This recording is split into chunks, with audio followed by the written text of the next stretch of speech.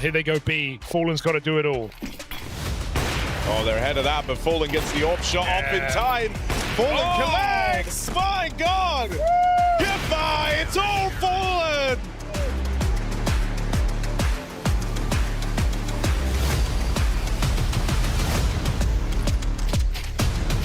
Nade finds huge damage out of Fallen. He's got low players laid out in front of him on the catwalk. Can Fallen farm up? Flashed in, teed up by Serato. Fallen cleans house. The professor is in and he's teaching Big some painful lessons. Fallen with the ace.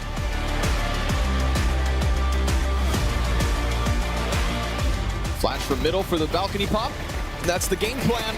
No, but NQZ in with the double triple headshots. Just like that, the fresh mag, not a drop of sweat on his brow. He loses control of the site. One. It is 4 beautiful ace. Wonderful holds. 19 seconds, they stall out Cloud9. Great shot from Holzberg, misses the follow-up. And look at this play from Icy. No one's watching it, but he's alone now. They all line up.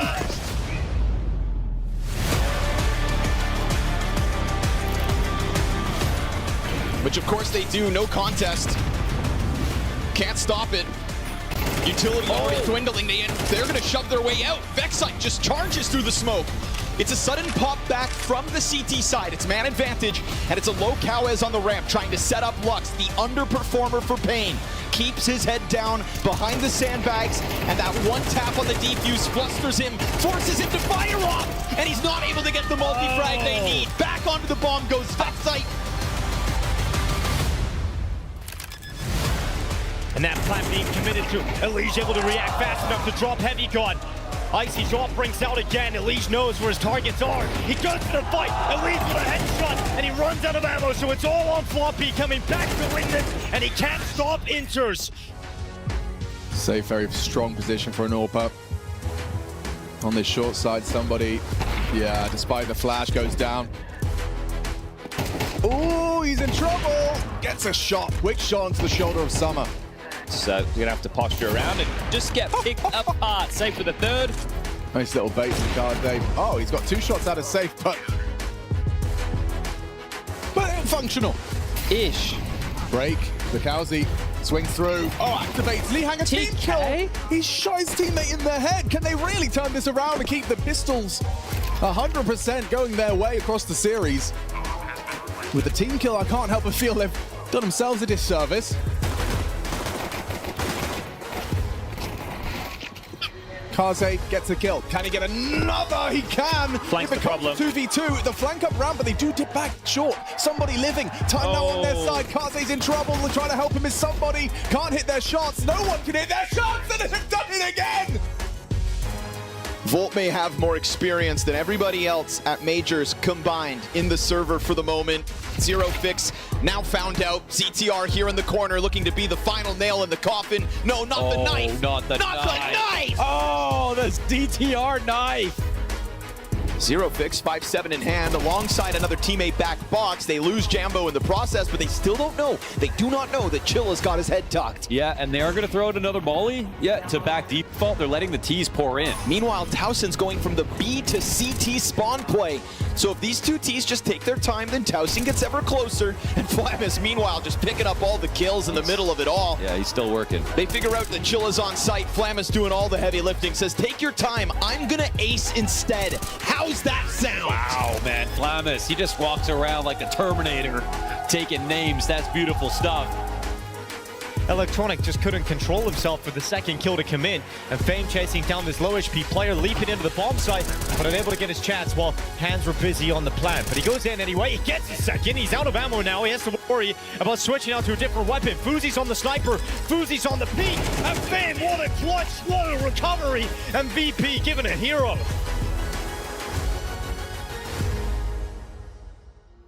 Highlights from the last 3 days. The Shanghai Perfect World Major is well underway, and we reach the final day of the opening stage. After 3 days of some epic Counter-Strike, there are only 3 spots remaining and 3 best of 3s today to determine who is going to be moving through to the next stage of the major. It's the pinnacle of our season. It is the highlight of our year.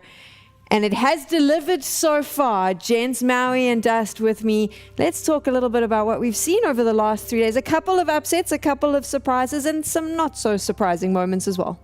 A lot of fun, a lot of big organizations being taken down, and some surprise underdogs who have actually shown up, sometimes on their home soil, sometimes seemingly out of nowhere. And I would say that this major, even the RMR that preceded it, it's been full of excitement. Yeah, I mean, I think the two favorites in the group, MongolZ and Liquid, took care of business and got their 3-0s. But after that, it's really been kind of, toss up in the air. But, the Brazilians fighting through 3-1. GamerLegion, what a crazy story they had with all their roster chaos coming into the RMRs, got through that and are now through the elimination stage. So shout out to Coach Ash and that crew. And now we got a bunch of teams kind of sitting on the bubble. 3 will go home and 3 will advance elimination stage today. Let's talk about 3 teams that have left us so far. We'll start with the hard conversation that always comes with the major.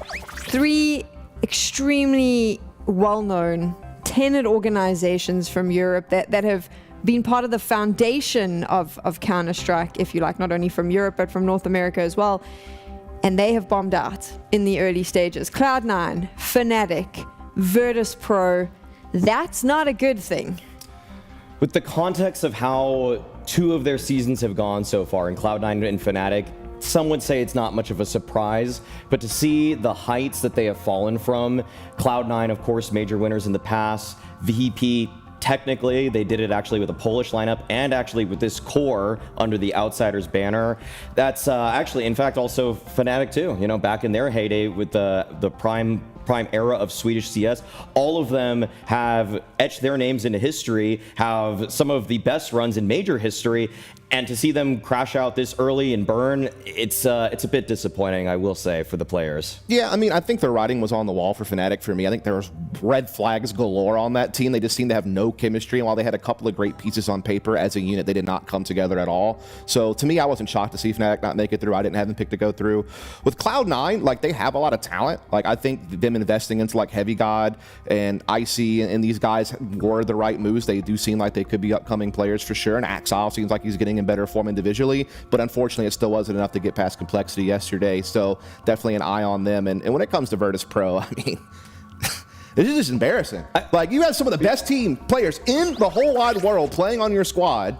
I mean, you look at this. I mean, this is looking at Cloud9 again. Axile, great. Heavy God, great. Icy, great, but just not coming together. But Virtus.pro, it's like you have Flit, you have Electronic. Yeah, I know we've all memed on Jame a time or two about how passive his op is at Jame time. We all know the memes, right? But there is still enough firepower on this roster that should have been able to progress into the elimination stage. And it is absolutely bonkers and embarrassing that they couldn't do it, and they need to take a long look in the mirror. The VP side of things, it's one of those teams where even though the results have been up and down, just this team actually never passed the eye test ever since they signed Electronic, who, despite the fact that there's a sad picture of him crying, there's a sad picture of everybody crying. Grow up, okay? Honestly, I don't really care about that kind of stuff.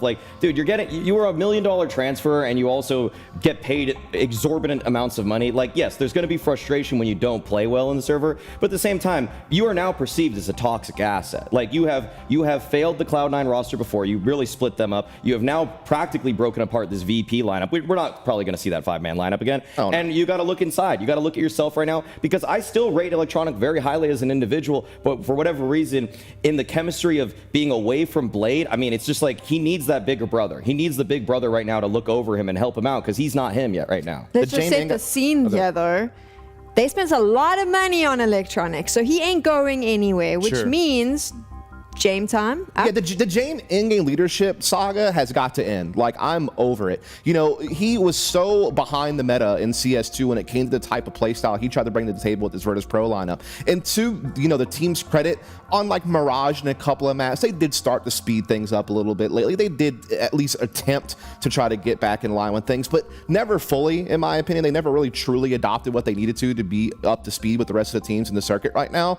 And on top of that, just forgetting the overall playstyle, the chemistry's just not there. The team play's just not there. Those micro situations in the mid to late round look sloppy. There's just no connection on this team. And yes, I think you're correct in the fact that electronic is probably something that you're going to have to stick with long term because of the investment. But yeah, a new IGL definitely needs to be in the cards, as well as an Opera, I suppose, since James fills both of those roles. And yeah, some heads are going to roll over there for sure. On the other side, you have Cloud9. So I remember when they picked up Icy and that roster change happened, it was the exact same time that Liquid picked up Ultimates. And the community sentiment was Cloud9 good, Liquid bad. How the turns table. I mean, looking at just how both Liquid and Cloud9 have fared since then, I mean, it feels like Liquid, they've kind of just... It seems like a broken clock kind of thing. They missed the last major themselves. I mean, like, Cloud9 made it to the quarterfinals. I mean, if you're contrasting the two, yes, they're like both fan favorites in North America, but also Cloud9 kind of had to ditch that a long time ago. So a lot of like little narratives to pick at, and not really all the loose ends tied up quite yet that I wanted. Yeah, I mean, it's an interesting one because with Cloud9, I do see the potential in IC in some games, and he obviously is new to playing at this level and being on a major stage and competing against the top-level talent. You could say the same thing about Heavy God. I mean, this guy was playing on Endpoint. He was playing against, like, kind of smaller tournaments, lower-tier European opposition. Now he's playing against the big boys, and so I do think that there is a transition period that will probably kind of happen for those two talents. I think it was a bright spot that Axile actually has picked up steam over the last few tournaments. It looks like he's kind of not quite back to his old self, but certainly producing a much better than he was when you look at the course of the early portion of this year. And so I think it will just kind of come down to, you know, how do things work out with Enters long term? You know, is Boomich the correct IGL for this squad? Do they just need more time to cook? Like, I'm not really sure. I don't want to make excuses for them, but I think if you juxtapose, you know, the story of Cloud9 compared to like what we've seen from Fnatic and Virtus.pro, it ain't nearly as bad, in my opinion. Yeah, I think C9 is actually like on a very gradual rise, whereas the other two are kind of just plummeting at this point. Last time we speak about those three, though, because they're gone. Yeah. They're no longer in the competition. We're going to focus in on the teams that are playing today. 3 spots remain. And let me tell you, there is something magical about that last game. Wildcard versus Passion UA. Who would have called it? During the RMRs even, I don't think this would have been called. And now, one of those teams, one of those upset teams, guaranteed to make their way into the elimination stage. What a story. They've both inspired their fans and even just Counter-Strike viewers alike with boatloads of confidence in terms of just the future of them. Today, obviously, one of them will have to end their major journey, but looking towards even the next season, I'm going to keep my eye on those rosters because I've seen a lot of potential out of Passion UA. I feel like Stanislaw has undoubtedly proven his worth as an in-game leader and a captain, like a captain at that. Like the amount of comebacks they've pulled off has been nothing short of impressive, and I don't think that happens with, say, a younger in-game leader. No shade to anybody that's coming up in North America right now, but I don't see any of those kind of untenured, unseasoned guys, like, say, like a Walco, who I rate decently, you know, in that space, but like, come on, when you got Stan next to you in a LAN environment like this, I feel like I'm just like, carry me, carry me. Well, think about this for Stanislaw. I don't think people take this into consideration as much as they probably should. This is a guy who slowly worked his way up in the North American scene throughout CSGO, eventually hit an all-time high when he became the leader of Optic, and they went on to win E-League, and they were, you know, second place finishes at other big tournaments. They looked like true contenders. Then they kind of bombed out a major. He decides to depart, go to Liquid, kind of back and forth on that one and how that played out. And then he kind of just got exiled to the Badlands. Like, we didn't really see a whole lot of him. I mean, I think there was like this attempted spot, like Danish mix with him and complexity. And like, then eventually he just kind of fizzled out completely. All of a sudden, he's made this crazy comeback story with a combination of young and you know, veteran players, and is now maybe going to make the elimination stage of a major. Really quickly, we don't need to hear why you feel this way, or just like your opinions. Passion or Wildcard, who's going through? I got Passion. I got Passion. I'm not happy about saying that, but I just think that they've got a little more in the tank. I think they're a little bit more well-rounded, yeah. Yeah. There we go. So the boys are going with Europe. Now let's focus in on our first game of the day. It is Europe versus NA as well. Big up against Complexity, and as you see Big on your screen right now, let's walk through how these guys got to this point. Big clan. A few months ago, adding Regon after the conclusion of Guild Eagles in the stead of Prosis. Supposed to be an upgrade on paper, had some serious growing pains, but at this tournament they're showing a new lease on life. In July they signed Toby back as the strategic coach, which has actually led to a direct correlation and improvement in Sursen's individual play, and many of the pieces have had to shuffle around, maybe even taking on new roles. Crimbo being moved to anchors, JDC becoming more or less an aggressive star player for this team, and they're looking like a ferocious team that has cleared the European Armor 3-0. They're trying to run with that momentum, but they're getting halted at this last stage in these BO3s. I want to rain on your parade a little bit, Mally, and I hate to do it. I really do. But yes, you were correct. They tore through the Armor 3-0. Marvelous. First couple of games of this opening stage, ran through those best of ones, no problem. But now they have hit a massive bump in the road when you look at their games against FlyQuest and FURIA, and it has actually gotten really scary because you're correct. Searson has picked up the pace with the AWP. He's one of the best operators in this tournament, actually, statistically speaking, which is kind of crazy to see. But here's the issue. tabseN's their best rated player of this tournament. That can't happen. That cannot be how things work. He's also Why not us? Why can't tabseN be the best? Let him have some shine, sure. Back a little bit. But here's my problem. Here's my big issue with it, okay? And I'll tell you why. tabseN right now is number 5 in the tournament for opening kills per round. Regon, industry success, in the toilet. JDC not finding openings either. This team is struggling in their last few games to be able to create space, to be able to get themselves into rounds. They're relying on tabseN's entry work, and actually searson is the one that's been able to have to get openings with the AWP, which is not normally something you want to rely upon on your T side. So I'm a little bit concerned about the recent form of some of these players in their last couple of games going up against Complexity team, who's actually been picking up steam. I feel sorry for Big because there is a part of them that I'm sure when they're sitting on the stage right now being like, we shouldn't be here. We should have been in the elimination stage. Like, damn it, there's a chance we lose this now, and we thought we were so close. So that's probably going through their minds as well. On the other side, we have Complexity, who, let us be frank, have not delivered, but we'll talk a bit more about that. We actually have an interview now with Pala, it seems. Mainly the Shanghai fans, how are we all doing? Yeah, let's quickly check in with Crimbo of Big. First things first, Crimbo, how are you doing? I'm doing great. Ni hao, guys. Crimbo, it's been an interesting road to get here, to say the least. It's your last chance to get to the elimination stage and top 16. What's the mood in the team right now? I mean, we are feeling great, confident. We don't see it as our last chance. We are confident that we'll win this game. And yeah. Stiff competition on the other side of the server in the form of Complexity. Are you as prepared as possible? And most importantly, are you pumped to try and get it done? 100%. We play to win, not to lose, like to be scared of losing. And we prepared as good as we can. And yeah, I'm sure we'll get this over the line.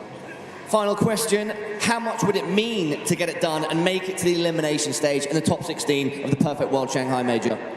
It would mean a lot because everyone knows the situation, what happened, and we deserve to be there, in my opinion. And yeah, to prove it and go there again would be a good confirmation. Crimbo, thank you for your time. Anything to the fans at home and in this wonderful arena? Why me?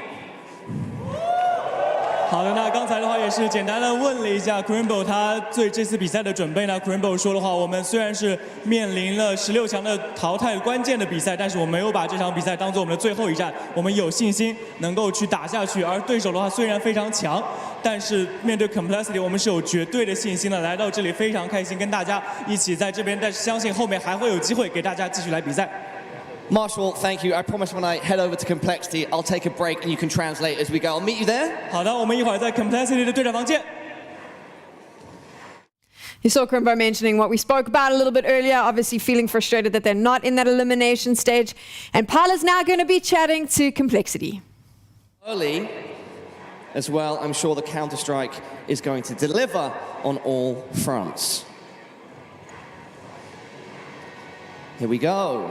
Hello, TC. Elige, do you mind if I jump in with you, brother? Great to see you. First things first, how's it going? Good overall, pretty early, but good. 今天虽然比较早，但是我现在感觉非常棒。 All right, Elige, it's your last chance to make it to the elimination stage in the top 16.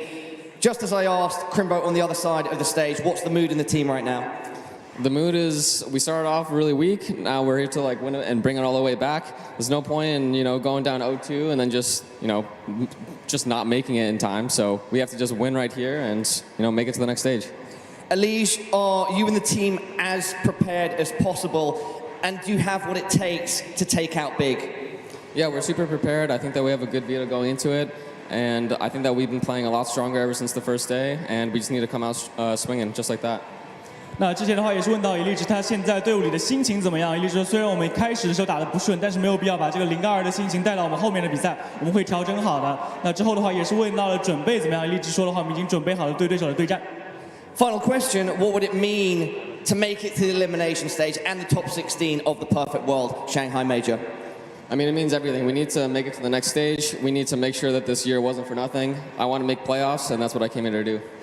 那最后也是问到了，能够如果拿下这场比赛对他们意味着什么？那它意味着这是对我们一整年努力的一个回报。他们会拿下这场比赛，然后证明自己的努力没有被白费。Elish, anything to the fans at home and in this wonderful arena? Thank you everyone for watching and everyone that's up really late in NA, everyone that came here early here in Shanghai. So thank you to all the fans. 感谢所有到现场来观战的比赛，也感谢所有在屏幕前面支持我们的北美粉丝。谢谢你们能来到这里来看我们的精彩比赛，谢谢大家。好的，那也是再次。There you go. I mean, Elish has pretty much wrapped it up. For the hardcore Complexity fans, we don't need to explain how they got you. The disappointment was there, and now it is all to play for because this is a team that the elimination stage, less than that, just will not stand.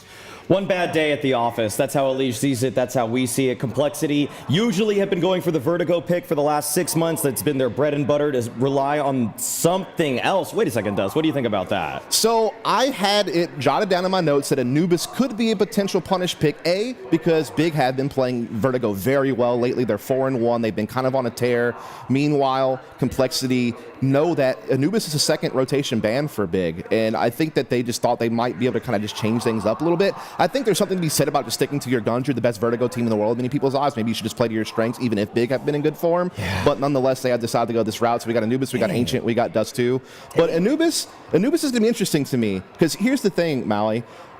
Big has made a big transition on Anubis where they have moved Tabson into the middle position, both on the attack and defense, when Crimbo used to actually be one of their defenders at middle. And that means that Tabson, who is actually their best rated player this tournament, will be going up against Elish, who's been absolute freaking superstar this tournament. And that's going to be happening on both sides of the map. So that matchup, Elish versus Tabson, that will dictate who wins this map, in my opinion. Are you surprised though, Maui? Because you seem a little bit shocked with what's played out. I'm just surprised you're hinging your entire season on something that's a slight surprise pick. I mean, like, yeah, Anubis is actually, when this map came into the pool, Complexity wanted to show the world that they would be first pickers of it. They moved away for it for probably 9 months as a first pick, but to bring it back now when the entire season is riding on this, I always feel like you should just be going with your pick. If you think you're the better team, go with your favorite map if it's allotted to you. So I'm a little bit surprised by Complexity. I will say this. I mean, are you surprised? I just want to interrupt you. Are you surprised? This defines how Complexity has played the whole season, where they have had this opportunity to showcase what they're capable of,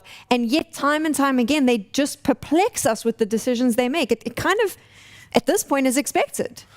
It is expected and not expected at the same time. Like, you're right, they will sometimes just kind of change up what we think is the norm. In a situation like this, yes, I had Anubis just like, maybe they would do it, but of course we were all thinking Vertigo. That was like big in our heads. But the other big thing that's scary to me about Anubis is they look terrible against FlyQuest and Passion. They lost 2 in a row on this. Exactly, that's what I'm saying. But I will say their openers were good. It was just about cleaning up those mid-round situations. That's the big key here. North American fans, I hope you're ready for the roller coaster you're about to go on. Big fans, I know that you are cheering them on. It is time. Let's find out who is moving through to the elimination stage.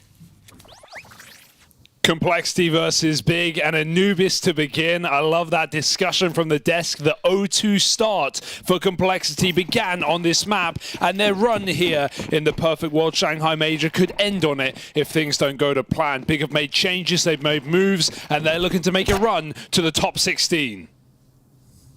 MongolZ has been someone to keep an eye on here for Complexity, and he started strong in the pistol. It's aggression on this CT side, and it will get rid of both Tabson and Regon. So Cole looking to get off to a good start. A CT pistol, super valuable here on Anubis. 4-on-2, Grim back of the site, and they'll go walking right into him.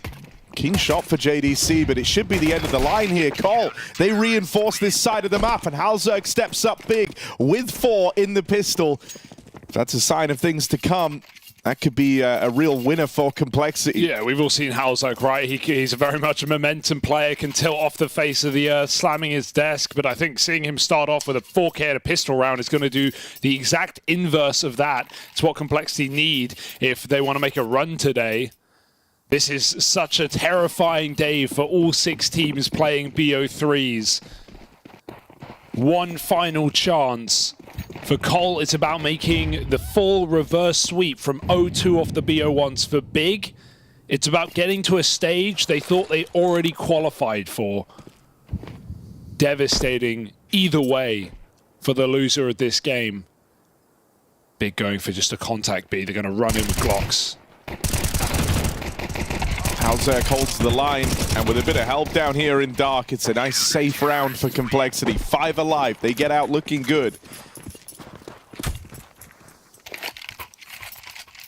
It kind of felt like this Complexity squad came into the major with a bit of baggage, right? They weren't looking like themselves. They looked really rough around the edges. Something that's nice, at least, about dropping down 0-2 is it kind of forces you to confront that early on, right? And they have since gone on this reverse sweep to find themselves in this position once they hit the BO3s. And even though you can make the argument, they're like, oh yeah, Big, maybe we didn't expect them before the RMR to be this good, to look this fresh, to make a run. For Complexity, the bar was pretty high already. This season would be 100%. A failure if they went out here in this game, to be honest. So, you know, caveats aside, 0-2, put down, doesn't matter. Cole need that top 16 to justify this roster. Got a B push here, an active CT Anubis, a map that Cole would like to play, and they're going to showcase it. Grim picking Regon early. That assisted flash for Searson, not allowed to be used. Regon just takes the fight, he regrets it. Elige re-pushing middle. Seeing Elige v Tabson in mid is going to be a lot of fun here in the CT side. Elige knows how to get involved. He has good flash protocols set up by his team. Cole happy to battle in this position. Tabson moves back in. Oh, but will they be able to get past the Liege down here in middle? Yes, they will. JDC, keen trade, but there's layers to this defense. Halzak hangs around, and that does offer up the kill for Tabson. Now a gap found for Crimbo in the meantime, but the bomb trapped out here in middle. The mollies burn Grim alive. And with Crimbo securing the path, it's going to fall to JT in this 1v2. Yeah, he's got good flank timing, but they're going to get that bomb down. Remain vigilant of all positions. It's not open for him. He's got a Molotov, but it's only going to work if Tabson stays on the site. Does he feel confident enough to move out of position? Yes, he does. JT, no kit right now. Tabson fake steps, goes back to default. Only one bullet needed. Tabson's the one to find it. 4 kills for the captain of Big. Comes up with that round. We wanted to see the mid battle. We get it straight away. That was a stubborn repeat for Halzak. He had the option to reset after doing damage and to maintain an advantage. He had Grim behind him. He just re-swings back in with an HE. That's probably a very frustrating round to lose if you're Complexity, right? Especially if you're JT, you're embarking on this big flank. You see that you're layered up in middle. You essentially have 2 waves, 4 players in mid. And you have that man advantage. You've got layers set up between Halzak and Grim. It would have been nice to see them just go through the motions there and play that out a little bit safer. But you're dead on. Halzak, stubborn in the peak. He is set up 7-1, so playing with confidence, sure, but it lets him down in that round there. Oh, a bit of an aggressive play for Complexity. They got the stair smoke down. But that's the thing. First stair smoke of the game. Big are going to respect it. They're going to completely concede water. And they're going to see if Cole make a move. That they do. Big respond by taking mid in suit. And Halzak's here yet again. JT playing ahead of the smoke. Halzak, how much can he cover him with this camera smoke down? He's going to spray away for 1. Second player moving in. Elige loses his life. Halzak, JT needs something rather, and he'll get a kill, but it still maintains advantage for Big. Cole might need to make a bit of a gamble here, right? A man down. They could crunch mid again. They're going to do the opposite. Concede completely. Splitting the defense, that's going to leave a lot of pressure on the individuals here. How's Floppy supposed to win this round? He's got an MP9. He might just have to play for retake. Hope they don't check his position.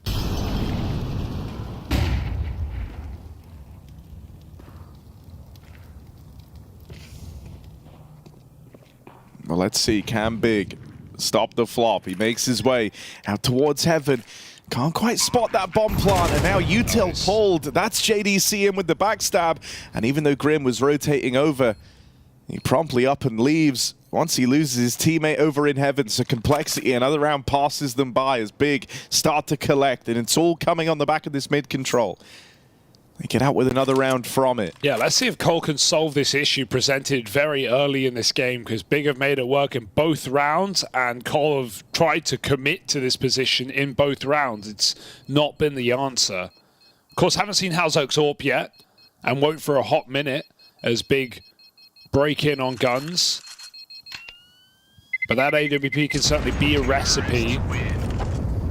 That being said, every round, double mollies for Big. Good utility. That's been the name of the game for Big for so long. Always known for their dry runs, for their XX, and for revitalizing the meta at times on many maps. This is a team that, as soon as Anubis joined the map pool, immediately took it by storm. Sure, the results haven't been great recently for Big, but they've always liked to play this map. They've always tried to bring some ideas in. And you can make that same case for Complexity on the other side, right? Always were keen to show they had the level here. But it's just, you know, you can't look past the fact that at this major specifically, it's been a rough map for Cole. I like that Cole are playing aggressive in the CT side, though. They're making a lot of contact moves. They've done it again, just pushing up on B. In this round, it's going to be too late, it seems. Big are executing. Triple Molotov down. But Cole do have that info early. They're just a prerequisite to save the M4 yet again, I feel. Damage would be nice. But no one's giving away diddly squat.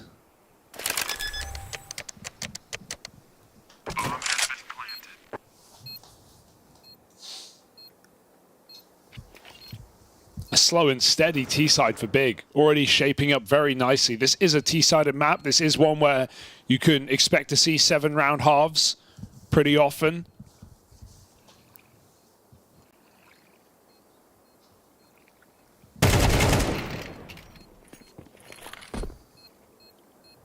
Oh, even one kill here for Elimination would be really nice if he could get away with a gun, but Sisson's clearing him. Oh, close for Elimination.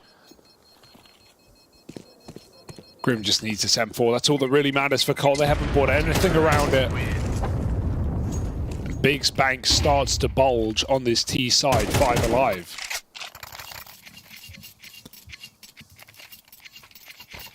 I think this would be just an absolute killing blow for Complexity to lose this map and as a result be eliminated, especially with how it went in those BO1s, falling to FlyQuest, falling to Passion UA, a team we knew loved to play Anubis, and upset as well themselves against teams like Spirit. Cole risk it all by not going for the map in which they're the best in the world on. Did they doubt Big?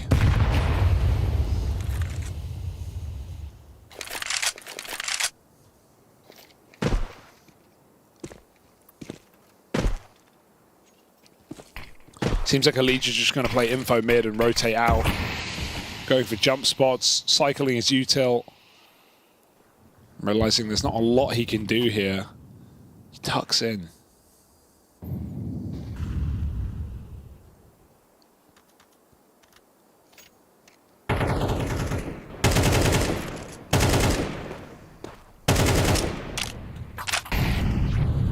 A very patient game right now. And a very unorthodox B setup. Yeah, I think the thing that's awkward here for Complexity, sure, they haven't run the risk of losing anyone early, but the whole map is a question mark right now. Eventually, they need to try and get some info. 40 seconds left on the clock. It's a flash play out in the middle. Elimination. What? He no didn't even idea shoot. How he wins that. He didn't even shoot. He took the flash to the face. Now Big just have to go. 20 seconds left as this exec looks to come in. This was meant to be slow and steady. But as Halzerg claims another, more damage done downrange, it might just be a bit of a non-starter here for Big. That bomb's going to cross in. One kill in the right place could end this round right now. Oh, wait. JDC cover provided, and Elige wasn't able to stop that bomb plant. One more out of Elige. It's 4 health on JDC. Flanked through lower. Grim will get the better of him. And so Complexity are able to deliver on that wild opening shot that Elige provides them down in middle. Halzerg's that guy, man. He makes super risky moves, but I love that. And given the stakes, given the situation, he right-clicks his one flashbang through the smoke and just runs through. That's a disgusting kill from Elige from his POV. Fully blinded. Don't know how he got away with that kill. But Halzerg putting the pressure on. He gets a kill, he gets a dink. He sets his team up to close the round. And they had no util there to play retake, so it's a risk worth taking for Halzerg. Enforcing on this B bomb site, Complexity holds strong.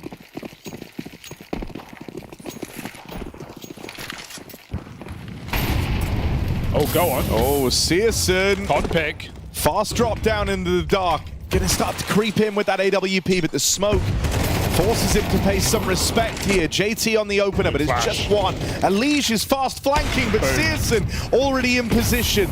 Rewarded for that aggressive play right off the top of the round, and you've knocked out a serious piece of Complexity there. Searson tagged up, but playing very bold right now is this guy.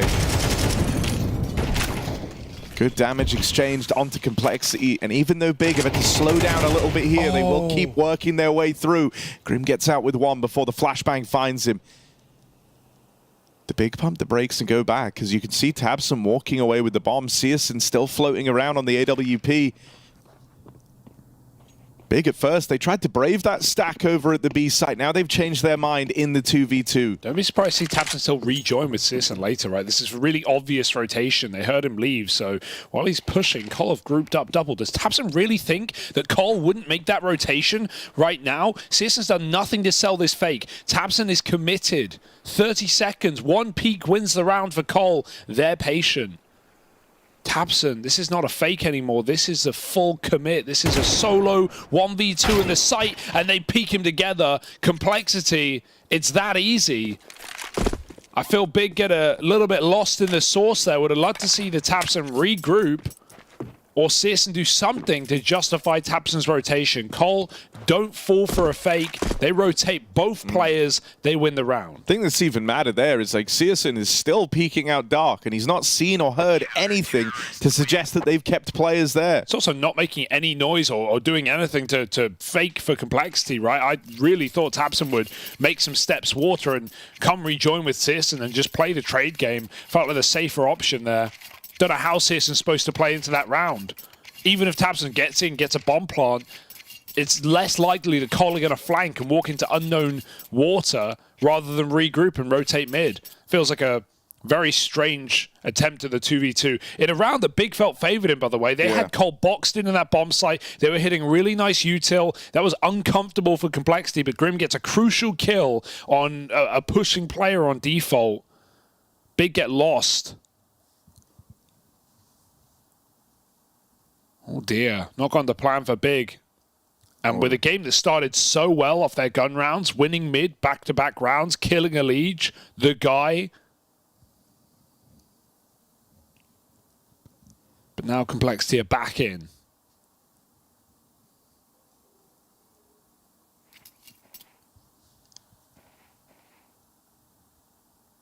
I mean, you know, and you look at kind of who's been delivering for both of these squads, it's a bit of a similar pattern. You have your, you know, more legacy-style players in tabseN being the guy, the captain, but also top-rated player for Big.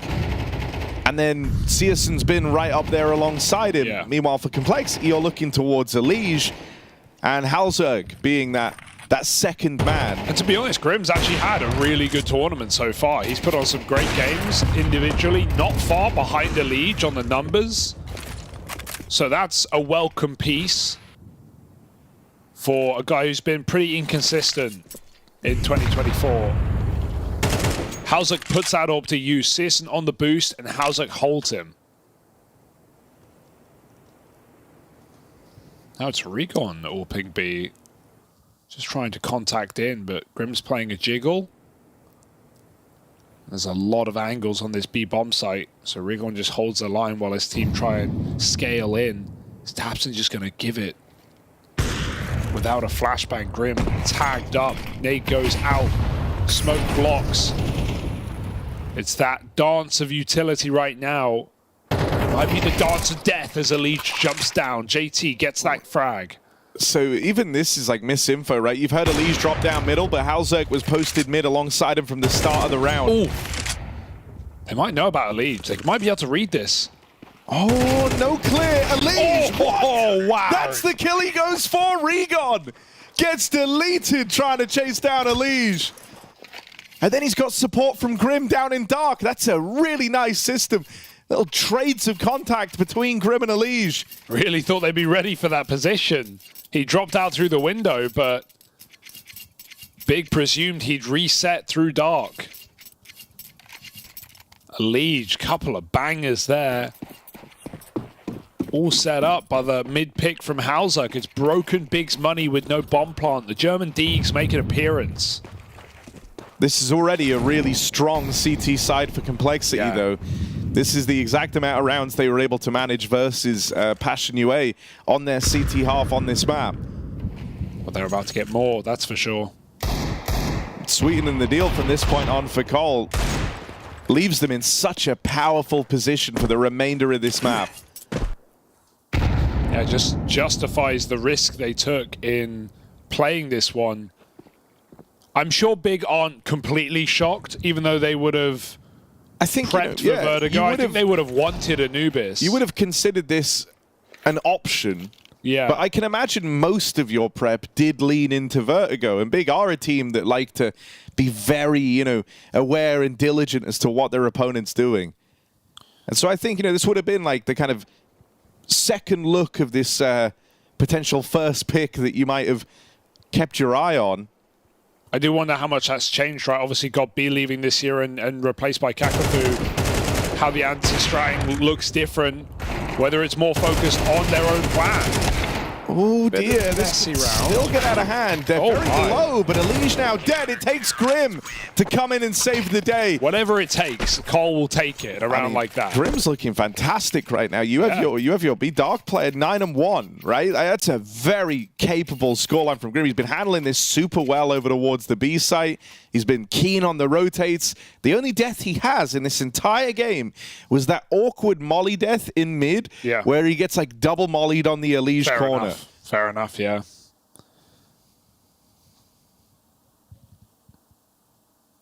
This is a pretty gargantuan problem for Big.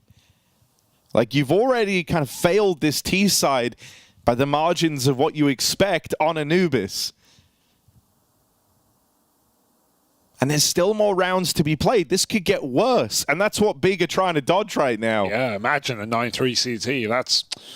That's brutal. And we've seen Cole do it from reverse, right? Not just 0-2 in this stage, but yesterday against Cloud9, man, they were 10-2 down.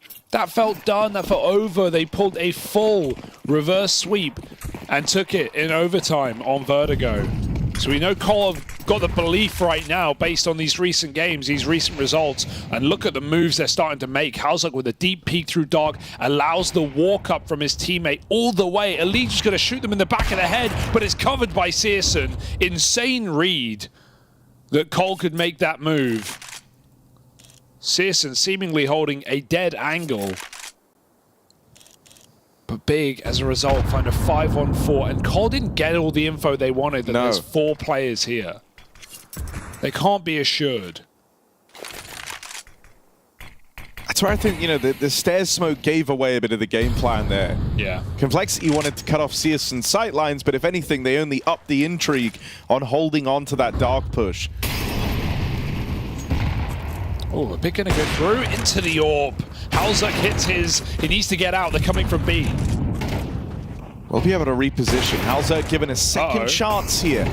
These shots keep missing. He's got 2 left in the chamber on the AWP. Grim lends a helping hand, and there's a Halzerk flick landed. just Tabson left standing, and sure, he gets past Grim, but there's so much more. Floppy, it's layered peaks from Complexity that seal the deal. If you're big, man, you're just disappointed you can't scale. You get a couple of whiffs from Halzuk. No one gets any space in that round. The mollies hold them back completely. The furthest big get is out onto jail. And Cole put him in the big house all right. Behind bars with 3 rounds on this T side. And nothing to show for it. No bomb plants in these lost rounds either. Cole, they're having to work for it, but they're putting up the goods. 2 rounds left on the half. Big taking an eco. Cole just coming in confident, farming, swinging into pistol armor as well. It's not meant to be that easy, but flashes from JT make it so. And JDC, nowhere to go in this 1v5.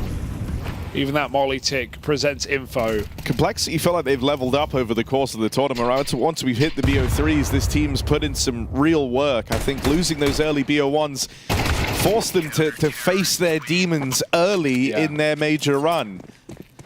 And now it's looking really good. Meanwhile, Big feel like they've slowed down. And, you know, we even saw this yesterday in the FURIA game. Rigon down the tail end of that series started to be a real exploitable piece for teams that are up against him. And here now, T side of Anubis, where he should be finding a hell of a lot of impact, 2 and 10. Yeah. Frequently being the first to fall for Big in his attempts at these openers. Absolutely. It's one thing when you put him as anchor on Dust 2 CT side on the B bomb site and he's you know, moving too much, getting caught off between positions, getting orbed. But T side Anubis, this is where Rigon should be finding those classic B&E entries, playing aggressive. But as Dust highlighted on the desk, all the opening kills are coming from Tabson. Even Searson at times when Cole forced the issue, they've had those 5v4s from Searson. Tabson's the only one otherwise to get these picks for Big in those early couple of rounds in middle.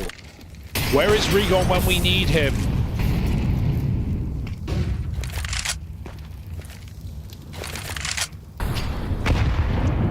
Big in mid, man down, losing Searson to Halzuk's AWP, who has absolutely won that head-to-head in this game. Picking him off the boost, picking him here. Tabson blocked by a Liege. They're playing tunneled in, boxed behind the utility.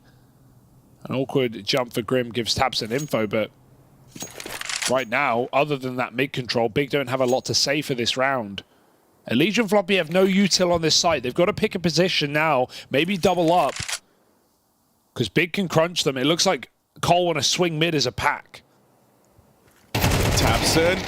Nice move. Charged out by 3. It's allowed Big to gain some space out through main, but look at the rotates. Complexity are already 3 strong here. Now they lose Floppy and Elimination, but JT continues offering up resistance. Time to shine. And right down the stretch, that dreaded 9-3 scoreline, just 3 rounds on the T side. It hinges on Rigon to stop that being a reality. Bottom of the board for Big, and it's not going to change in that 1v3. Complexity run away with this first half. 9 rounds on their CT side is remarkable. Yeah, I really thought we were going to have a game when I saw those first couple of mid-takes look really solid for Big, and Cole, you know, live and die by those mid-fights, putting 4 players there in round number 4. But after that point, they completely concede middle. They let Halzuk go for his picks when he wants. Otherwise, they're playing very heavy bomb sites. And even in that final round, a great display in the mid-round. They know Big are grouping for a split. They know Tabson has mid. They just swing him as a pack, and they take him out. At that point, Cole, the round is in the palm of their hand. A huge streak, 7 straight on CT side Anubis, puts this map in their pocket. One of the big what-ifs for me for Big in that first half is, you know, what if they had done a couple more of these mid-hits, right? It was where they found any success. And sure, Complexity had showed that they've been able to problem-solve that, but they did a lot of either these slower rounds where they would hope to be gifted something early from Complexity, and oftentimes they weren't. In the rounds where you saw them try to pick up the pace, Complexity would be making these aggressive moves. It felt like Big introduced a couple of extra ways to lose those rounds.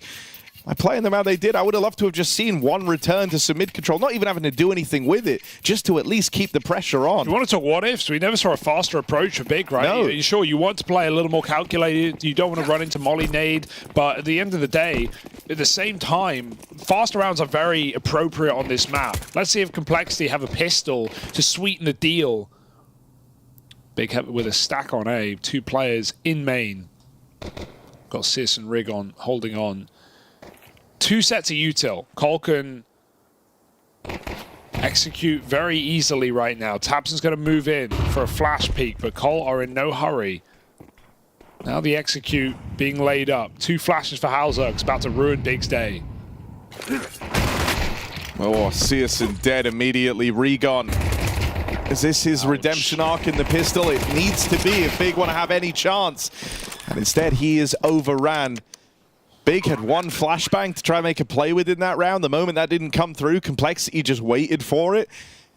They're in such a power position there. And so even though they walk into the 3-man A lean from Big, they get out with 4 players surviving. And out of desperation here, Big is still looking to give this a go. JDC picks up the first, but they lose Crimbo on a drive-by peek up in the heavens. It's just JDC, the only man trying to make this difference right now. 11 kills deep, but it's not enough.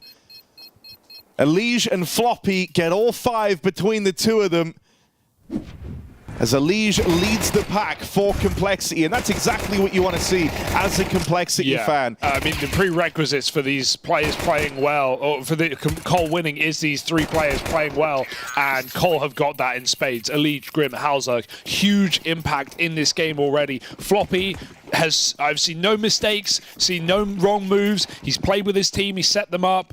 It's been completely the plan for Cole. There's been nothing to complain about in this game. And that is a rare thing to say for Complexity, a team that have been plagued with issues this year, a team that have dropped the ball,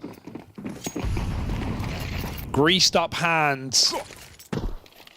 But right now, full execute on this anti-eco. Big may have a stack in CT, they may have a flashbang, they're not breaking through these guns. Oh, Floppy's even going to go and uncover this stack up in heaven. So Cole know what's coming their way. And even though Big have made this more expensive than you would like, money damage doesn't matter at this scoreline. Not at 11-3, no. Got to win the goddamn rounds. And right now, Big have 1 chance to stay in this game. It's a real treat seeing a Liege play like this. I mean, you've certainly felt the impact when he's had a series in which he started slow. That was even arguably kind of the worry in that Cloud9 game the other day, where they got 2 rounds on their T side of Vertigo. Elige felt like a non-factor. I mean, the whole team did, but he also never got rolling. It was only once that comeback started that you started to get a lot more mileage from him, and suddenly call it like a whole different beast. Yeah, that's a top 20 rated player 5 years running. So Elige, you know, is the big ticket signing. He's what makes this Complexity squad feel so exciting. And that's despite, you know, the trophies to go with it, right? It's very hard to be in those positions. There's a few players who manage to break through even when their teams aren't necessarily there. Elige is one of those guys. Top 8 rated player of this event, plus 30, despite the 0-2 start. So making the most of this. Look at the deep push in mid behind the Molotov. How much space Cole get? They're going to reset, re-smoke, try again. Right now, this round feels like it rests on tabseN.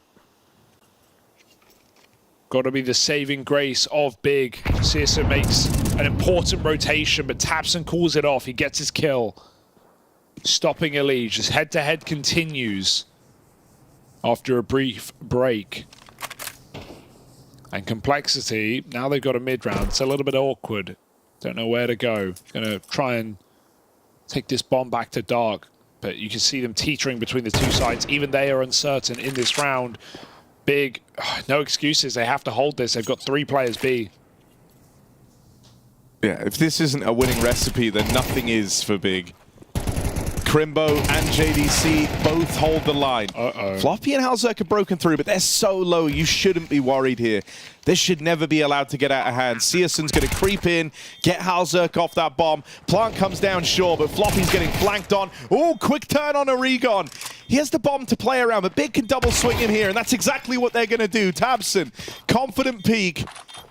And so that round is secured. It still gets a lot closer than Big were hoping for. Yeah, I think Cole are just happy they get a bump on. They get 3 kills. It makes all the difference, right? Between 2 and 3 kills in a round, it stops a team from building up economy, especially on that CT side. You need to keep 3 alive to actually profit in a round win. Otherwise, you're still in the hole and you're still on the edge of reset. And reset would mean map 2 in this game.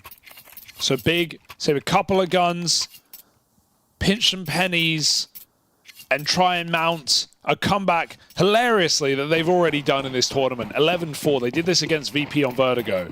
Part of the reason, perhaps, that Cole didn't want to touch that map. And I've got to say, the game plan has paid off so far. Oh, peak for JDC. They're all there.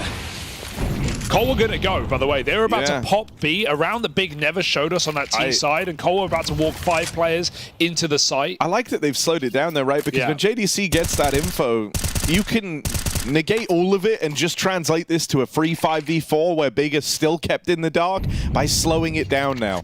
And that's exactly what Cole do. And again, we talked about the difficulties for Rigo on anchoring bomb sites, right? Not playing as much of a rotational player. Like, you put your AWP or you put Tabson as your in-game leader on this map. Well, here we go. Another true test for Rigo on 4-14, alone in A main.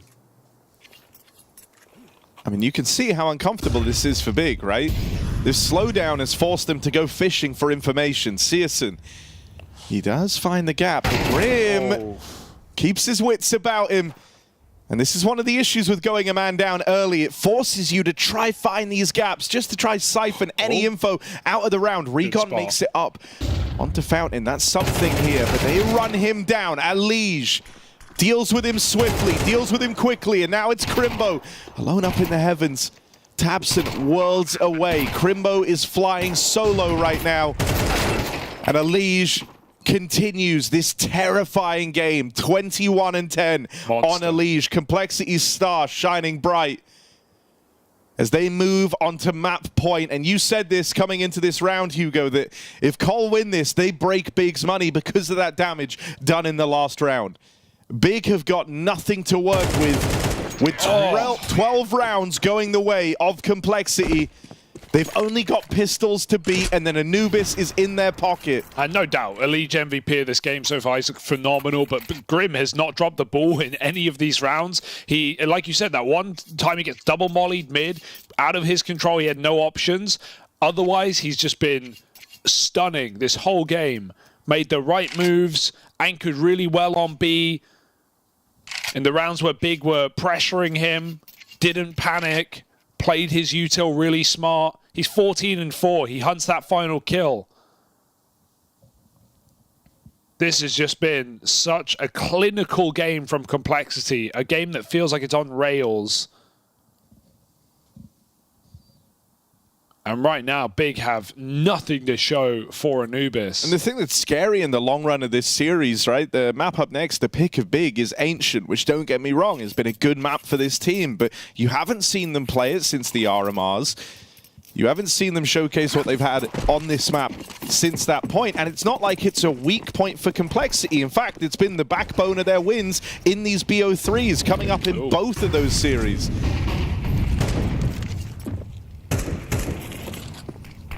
So Colin slouches on the second map either. Starting to spell disaster. Yeah, sure. You know, we're looking at Alige top of the charts. That's a great sign, but the supporting cast is all there, and this is something you were giving them credit for earlier, right? Halzerk has been making the sort of moves you want to see from him. It's not risk-averse. In fact, it's pretty risky, but that's the sort of flair you want Halzerk to bring, and he's been nailing it. Grim has been a rock, right? 14-4. That is the exact sort of scoreline you want when your CT side was so successful from your B player. And look at the gamble Big have got to make in a round like this, where they have triple MP9, they have no utility at all at the minute mark. They go 3A main. Now Cole might walk into this. They've thrown some early presence nades on B, so flash to A main, forces a swing. Searson gets his kill, and he even gets out. But yeah, if anything, you want a death to goad Complexity into this bomb site. Crimbo holds strong on B. Elige almost walks into the stack, but he might still catch him off guard late. It's a late A main push again. Big are getting desperate. Cole are here to punish, but Halzuk with 2 shots left in the mag has nothing to do, and Big somehow, some way survive. A bit of a mess. Yeah, I think that, you know, for Complexity, they want to try and, like, get the info, figure out where the stack is, what Big are doing in this low econ round, but that leaves them very strung out all across the map.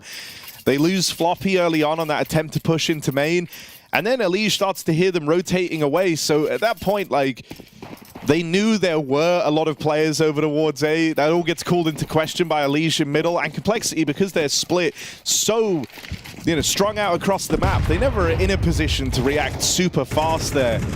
You kind of needed more from Elige in that moment over in mid, but there's still so much runway for Complexity to get this one over the line, to bring it home. For Big, that's the first step in a marathon journey towards this comeback.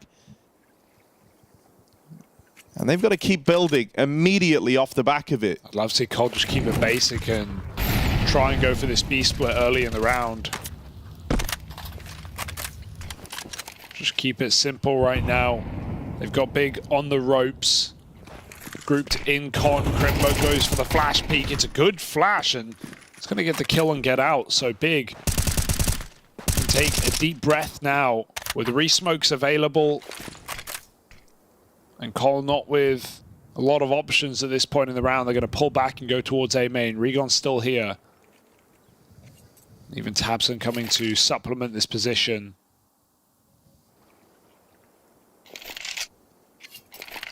To A main. Big start to move in.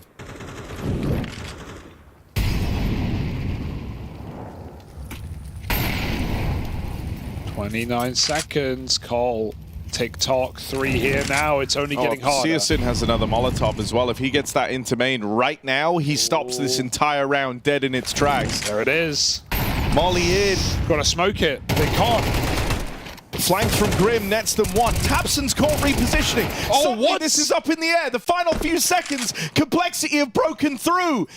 And they don't just scrape by. They get the bomb planted. Man advantage. Time to get set up. This could be a disaster for Big. They had all the pieces in the right place. They had a Molotov to disrupt the site here with seconds remaining. This is a round they have to hold on to. Anubis hangs in the balance.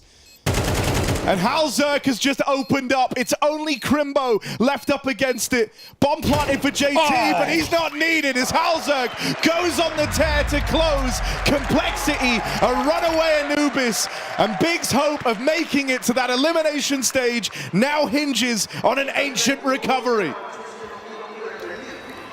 So we had a lot of question marks around the veto when it came out at the start of this. A lot of worry about the fact that Complexity chose not to go with Vertigo, their sort of favorite map pick, and moved into Anubis. We heard Elige chatting to Pala at the start where he said, we think we got a pretty good veto, and Elige knows stuff, because this looked really good from Complexity. The Bald Eagles came through, baby. Grim and Elige, the 1-2 punch, as always, as it's been all Major and RMR long. I love it. Not biased at all, of course. 2020 hindsight, full in force right now, but that was the ace up the slave already. That's just beautiful from Complexity to see that their preparation paid off in this sort of manner. This I know, like, you know, Hugo and Harry, they were spitballing a little bit. They were wondering, like, should Big know this is an alternative? It's like, yeah, but like, I was surprised. I thought Complexity was surely going to Vertigo. Losing 2 Anubises in a row for Complexity going into this match and then still deciding to pick it against Big, who have looked pretty solid on it in my opinion. I'm shocked and I am pleasantly surprised. Not something I can usually say about Complexity. Usually it's unfortunately disappointment. Whoa, look, okay. But this worked out fantastically. I mean, here's the thing. It bears repeating, even though we said it 1,000 times. Complexity can simultaneously beat the best teams in the world and also beat themselves, basically, yes. right? Yeah. And luckily in this game, they avoided beating themselves in almost every facet. They played every situation so very well, looked so much more coordinated. Their mid-rounds were much crisper than those 2 Anubis losses we saw earlier in the tournament. Yep. And it pays in dividends as they take a massive lead now in the series. And this is the problem with this team, right? They build you up to watch you fall, because we see this from them consistently. This is great. We've just seen what Complexity is capable of. But if we are to talk about consistency, they'll consistently you know, do something in the bed in the next match. The series ain't over. The series ain't over. Like let us have this. Complexity are the manufacturers of heartbreak on the assembly line. Like they know how to make it hurt. So I'm excited. I'm very glad that this worked out for them. Big's gonna punch back. I have no doubt about it. Sam, let us have this, okay? And look, you get to have it too because your boy JT's down there in-game leading and entry fragging and doing good work. So see, it's a win-win for everyone here on the desk. There's no need to put a damper on this one, okay? I don't bring patriotism into Counter-Strike. I expect a good performance and consistency. It was a good performance though. So what was it that Complexity was doing right? Much better preparation. We could even see in the very last round there, the way that they just drew the clock out, had a picture-perfect execute to finish things off right there. Misdirection was created. Understanding Big's rotations too. Halzerk, we have him here as the standout player. He knew exactly what Big was going to do every single round, it felt like. Every time he's posted up in angles, which are seemingly risky, peeking into that E-box area, but still just sniping them one by one. I haven't seen a game look this clean and easy for Halzerk for some time. Dude, yeah, Halzerk, you know, for us, he's kind of been like the third guy of the team, right? You know, obviously sometimes even the second. Sometimes the second too. But, you know, Elise is your bread and butter. And then Grim has had such a glow up lately, in my opinion. I think you've mentioned this. True. We've seen it throughout the RMRs of the major as well. He's continuing to pick up steam. But yeah, Halzerk is kind of that third guy that if you get all three of those people that we just mentioned all firing, Complexity becomes a team that can beat top teams in the world.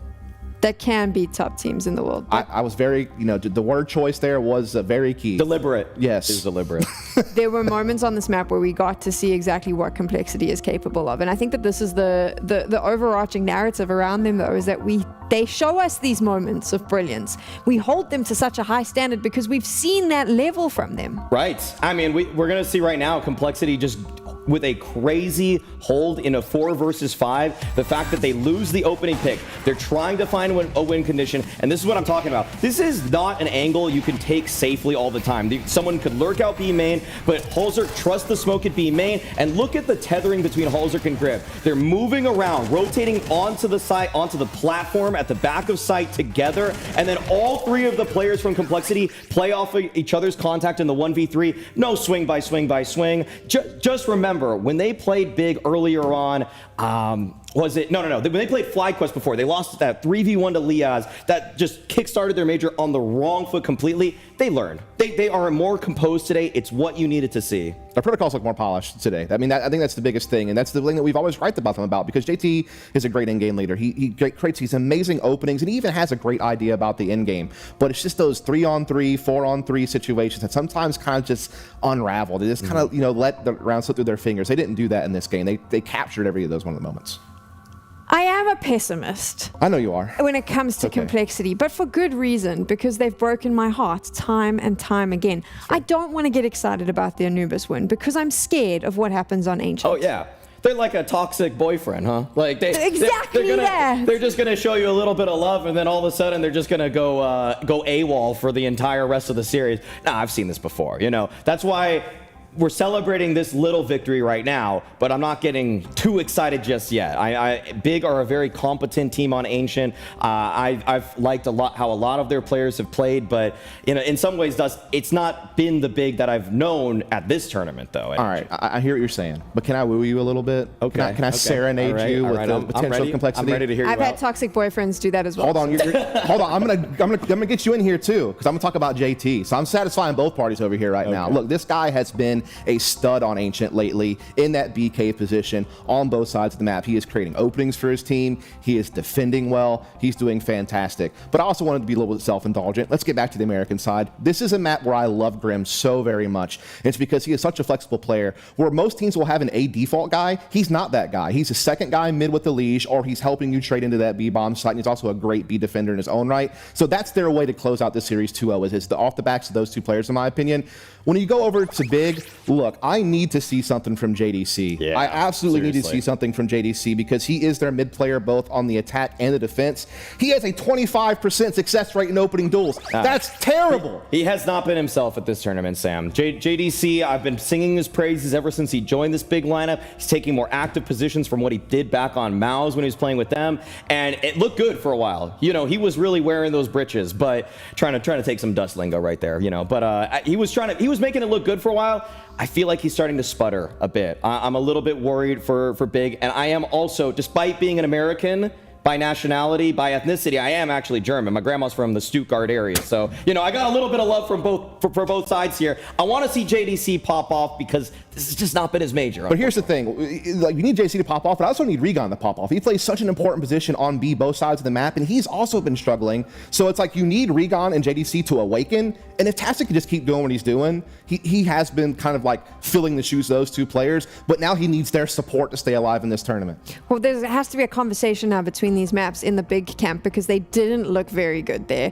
And exactly what you said, they didn't look awake. So that is concerning because if Complexity comes out with the same momentum, you're not going to be able to stop them. They beat him on this last time, though. Yes. At ESL Pro League, Big was able to defeat Complexity the last time these two teams faced off on Ancient. And actually, a little bit of a surprise star. I thought Regon was fantastic in that game. Regon was lurking up B ramp over and over again, testing Grim, testing JT, seeing what he can find over there, finding sometimes lurk timings, just walking all the way through B, realizing nobody was contesting him. They're stuck in cave, doing God knows what. And then he would flank the mid players, flank the A players. So that's a guy to keep my eye on because, again, he hasn't always had the best tournament. He hasn't always looked the best on Big, but he's learned a lot in his time playing with them on Ancient in particular. Yeah, and I mean, they're 5-1 in their last 6 games on Ancient, just in general. And last time they played against Complexity, they had a fantastic T-side of 8 rounds to build off of. So if they can kind of recreate some of that magic, there is still certainly a way to push us to a map 3. Let's find out if it will go to a map 3. We're going to take a break, and when we get back, Big and Complexity continue to fight for that spot in the elimination stage. She said she loves you, but she can't love me. But I love you.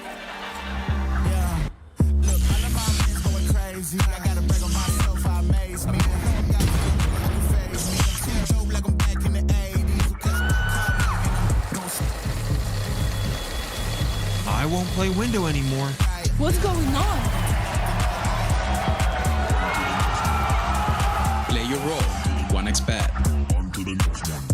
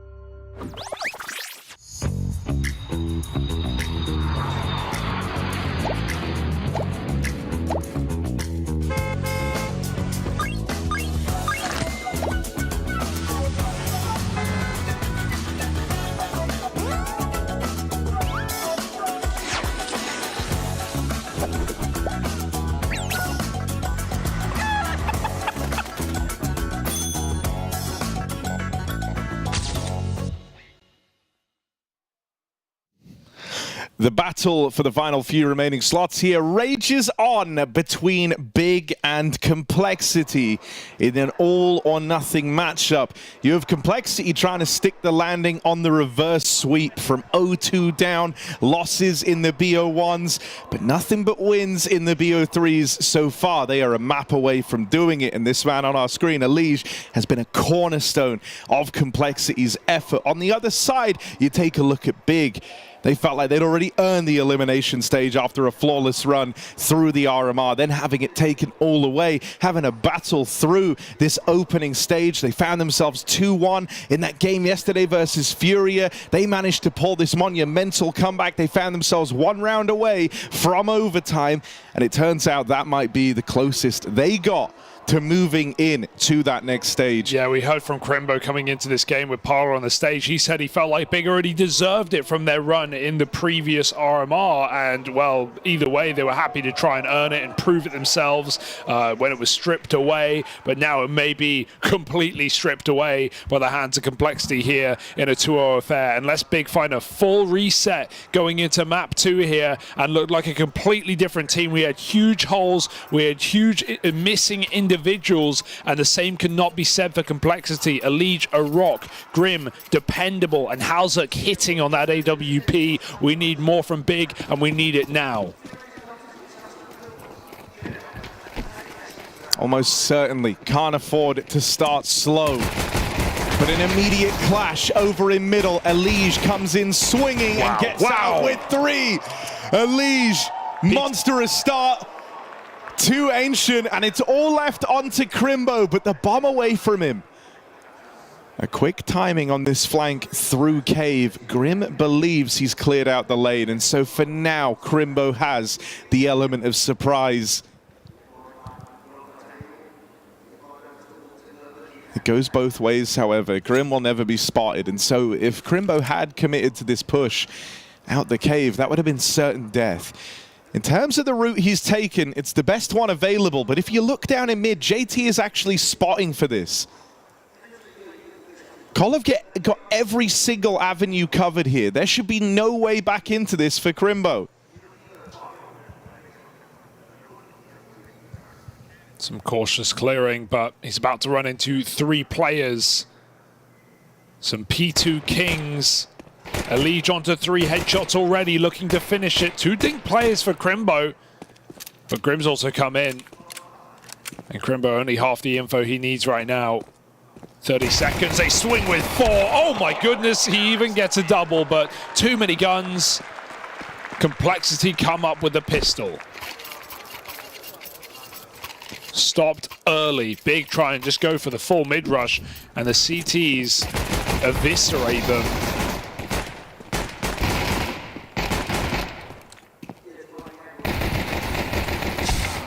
That's a terrifying quad peek.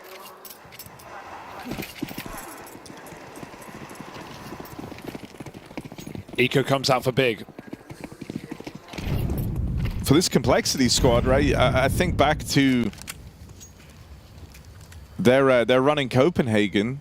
If you remember there, it was in the elimination stage they started. They went 2-0 up in the best of 1s, and then they were the squad that ended up choking and falling out with 3 BO3 losses in a row. Ouch. Here, they're looking to have tamed the beast early in their tournament run and look to legitimize themselves in the best of 3s heading into that next stage. That's where it matters, right?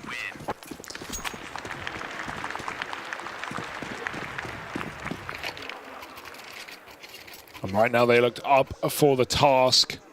Elige says he wants playoffs here in Shanghai. A player of a caliber certainly worthy, but the question has always been the team. Has always been the other pieces. Right now, after that Anubis, I'm filled with a bit of faith for Complexity, but they got to keep it running. Mid-take coming in. Big block with the smoke.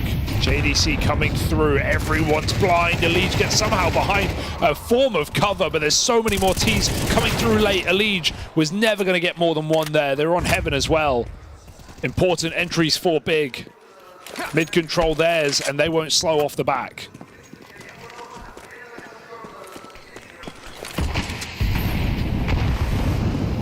MongolZ makes a risky move through the smoke down in CT. But wasn't given any chance to fight here. Ouch. Flash out, but he was full blind to Big's util anyway. And so getting past that double mid rush is huge for Big. Got bad news for Cole. Regon pushing through the CT smoke. They're not ready for this timing. Oh, he sees something. Grib holding down the line, and Regon gets that exit. So entry and exits. Regon does it all. And Big get back on that board for the first time since Anubis 2-1. But they were trading rounds early on that map as well, and Cole still swept them.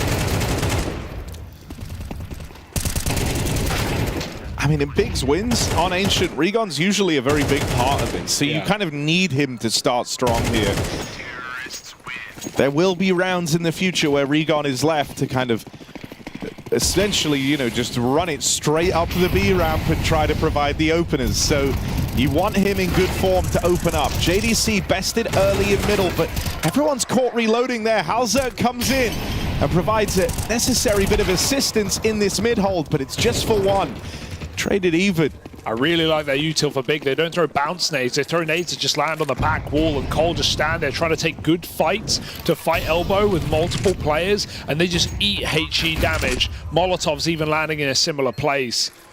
So Big get a lot of value from their util in this round, and they wish they had more to block this donut flank. Dink comes in, that gives JT a bit of room. He starts chasing off the back of it. Nice kill, good transfer, won't finish the job. What a position from Crimbo though, goes uncleared. 1v2 for Grim, gotta be quick. And repos for Crimbo, he could be anywhere right now. Trapped behind the big box, just comes in for the kill. Crimbo, beautiful post plant. You don't see that corner used every day. I mean, tonally, this one's already very different to that opening map, right? Big playing a commanding T side. On Anubis, one of our big what-ifs was, you know, they never played these faster rounds, these more up-tempo rounds.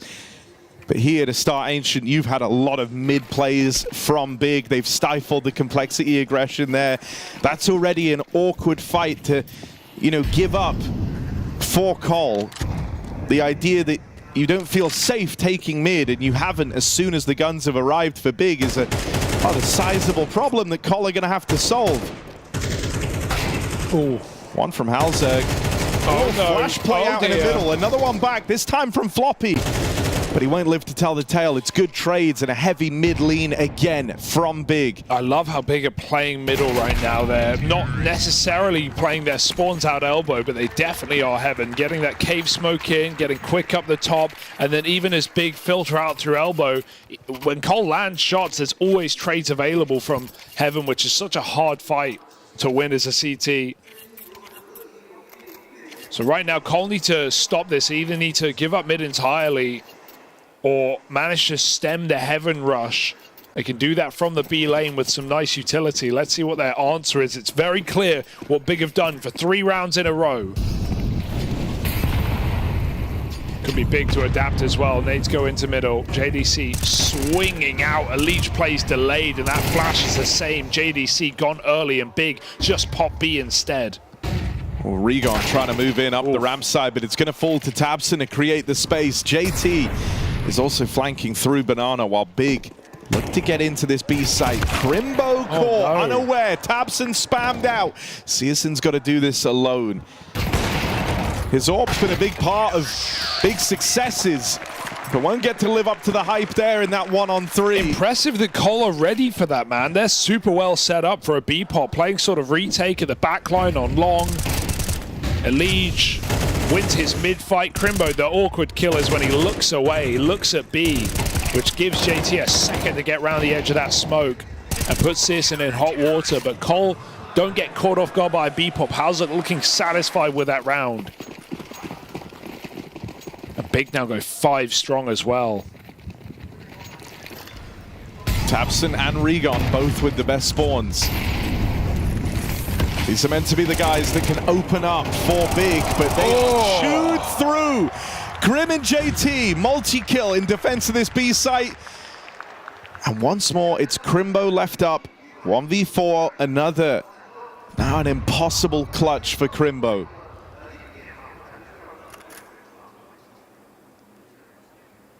Gonna go looking for the first incision, but Complexity haven't overthought these clutch denials, right? A lot of it is just they wait to get that first bit of info and then they're keen to fight together. Difference is here, Crimbo is fighting from the cave position where he's able to break apart these fights a little bit more, and he does have time to play with. Cole just shut the door with that smoke though. Don't want to give up an easy round here.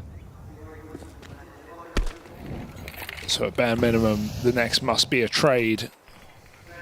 And they're just going to use everything they've got to block this B play. 38 seconds. They can just keep shutting down the avenues, right? Elige still has a smoke as well. There's a Molotov for Floppy. There should be no way back into this for Crimbo. Easy shot for Halzerk.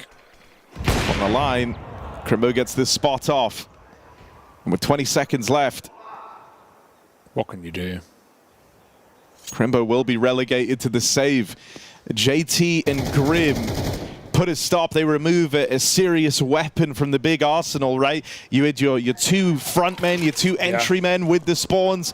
Regon's not having a quiet start here either. It's not like in the other maps you've seen from him where he kind of hits the struggles early and has to build out of them.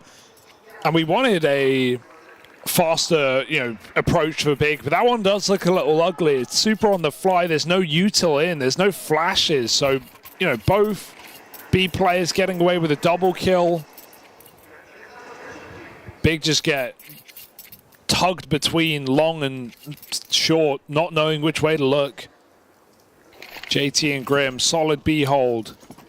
Big back to the drawing board and more pistols to play with here. As Complexity poised for a 2-0. We need Big to problem solve on the fly. And it's Cole who are playing different setups near every round. This time, deep cave, double A. Elige clears middle, solo. Risky move when JT smoked off in the cave. So as far as he knows, they could walk heaven, but Elige has done that instead. Climbing up, playing with his captain. Oh, the wallbang puts Crimbo on 20 health. He doesn't get a chance. Jumps up into the Hellfire. Regon gets another. JT, don't get overwhelmed here. He will have to give them a chance to grab a gun, but he's not going to let them get into B. Big smoke dropped by JT to stop the chase. And there's no Kevlar, so even though Big arm themselves, rifles favored for Cole. This is good timing on the info play for Complexity, right? Pushing down ramp because they're very resource intensive at B. But in just a moment, Floppy will be the one in the limelight for Cole. Dink early. These AKs starting to close the gap now. Here's that flank in through the heavens and Floppy holds his ground. It's just Searson left standing. But Complexity have closed the gap, crunching middle. They've rotated players back over to A. Only 20 seconds for Searson to play with. And Grim does not give him this fight in middle. Great play for Grim, he's got it. No way he loses that. Just ADing in the elbow. I'm loving how active Cole are being. They're not hurrying to make plays, but when Big go quiet, Cole start to sneak in. They nade push ramp, they get more info, they flank heaven. Floppy gets a spot in middle, then there's help coming out from Grim. Complexity are playing together right now. They're playing a great CT side, just as active as they need to be. Even Elige re-pushing mid there in the mid round when it gets quiet. Cole not playing scared.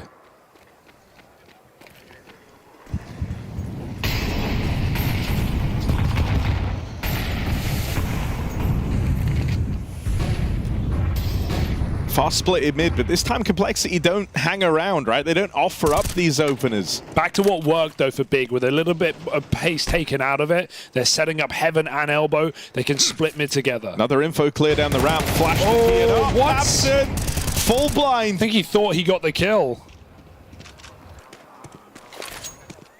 So Tapson falls early. You're able to do a bit of a diligence check of the lane as well, and so Now you know it's building up to be this A play. That's a lot of damage done by Floppy. Crimbo out with one, but it's another clutch that Crimbo is not in a position to win.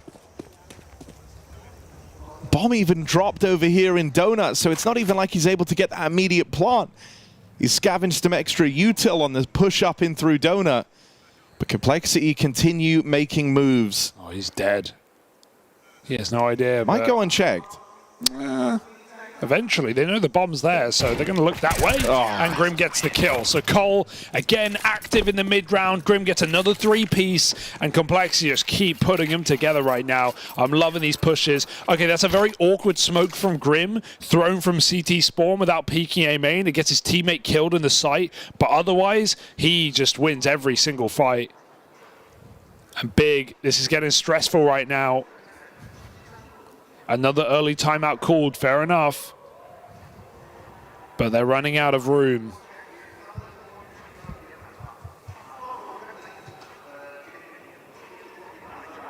I mean, you know, that feeling where you feel like you've already earned something, that you've already done the work, and in many ways feeling like there were times where you were even one round away. And sure, that was from overtime versus FURIA, but I think, you know, with how that series was going, it felt like Big had their second wind. Yeah. You know, that was a feeling that Complexity had to tussle with, thinking back to Copenhagen again. I think one of the reasons why Elijah said that he wants this team to make it to playoffs is because they themselves were one round away from accomplishing that in the elimination stage back in Copenhagen. They had that OT loss to Vitality.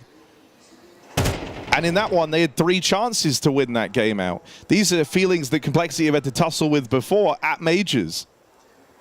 For Big, the kind of celebration was a clean sweep in the RMR, returning to a Major for this organization that have missed out on them for a couple of years now. And they felt like they'd already done it. They'd already done the work. They had it taken off of them. Then they did the work again, but it might all fall apart here in the all-or-nothing game. Ooh. Getting overran by the Pistols. Floppy stands his ground back in the spawn, but just for one. Halzerk, pistol pulled as he duels up into the heavens. What? Not the gun for the job. No. Tabson gave him the chance to leave. He gave him the chance to reset, pull that AWP out, but Halzerk really wanted to finish the job. Okay, Big, it's a bit of a round out of nowhere, around with pistols, trading out. Cole not able to get any multi-kills as they're spraying and praying. And so Big make the most of a bad round.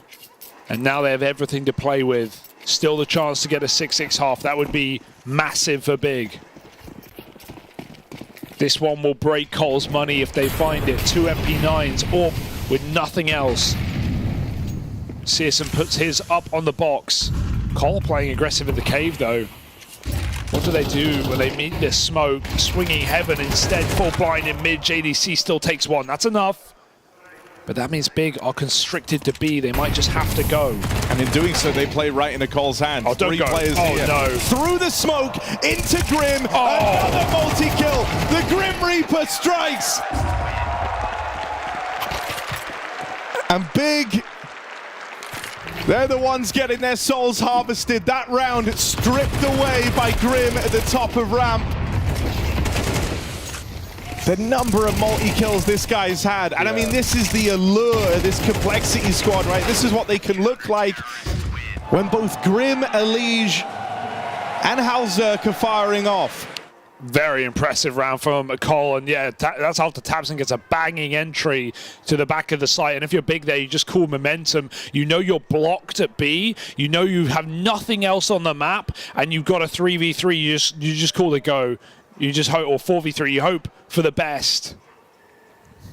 Just running into Grim in the perfect position to multi-kill. If he's anywhere else, Big can trade that.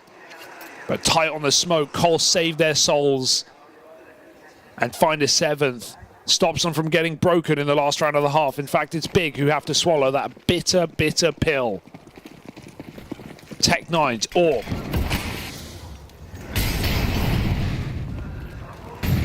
Fast Heaven yet again. Going for the cave pick this time. That might net something. Oh, the molly stops Grim from pushing. That would have been a 5v4, certainly. Grim was walking into that angle. And Cole continued to be active on the CT side. They start AA, they push the flank, JDC back in the head, and they again know they got big trapped in 4B. Yeah, JT has called a phenomenal game on this CT side. Regon has beat the timing, and Grim never got made aware. Managed to bypass the short player with the smoke down. And so can Big create something from nothing here? Searson seems to think so. Flash on the long side. They run down JT. Big started this 4v5. That's nearly the collateral, but Halzerk. Only the leg, only the tag onto Crimbo. Left to Floppy now in this clutch, and he can't get past Tabson in at the ramp. Big from nowhere, from a 4v5, sees every opportunity they're given with a big opener from Regon to get the ball rolling. It's a very brawly game right now, but I think Big realized, after that first map, we give them too much respect. They're going to be trading off each other really well. We kind of have to catch them off guard. We have to go for, more poppy plays and, to differing results in this game, but they get 5 on the half. Better than Anubis already. But is it enough? That's the question. Grim having a phenomenal game, 4 multi-kill rounds, 2 triple kills in the half. 2-0 on opening duels. Not been afraid to get involved down the ramp when required.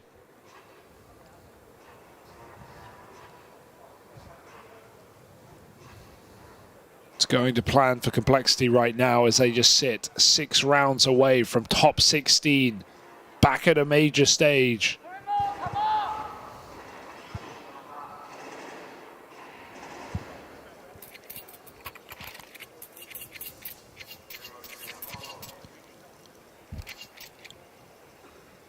Akin to Copenhagen again.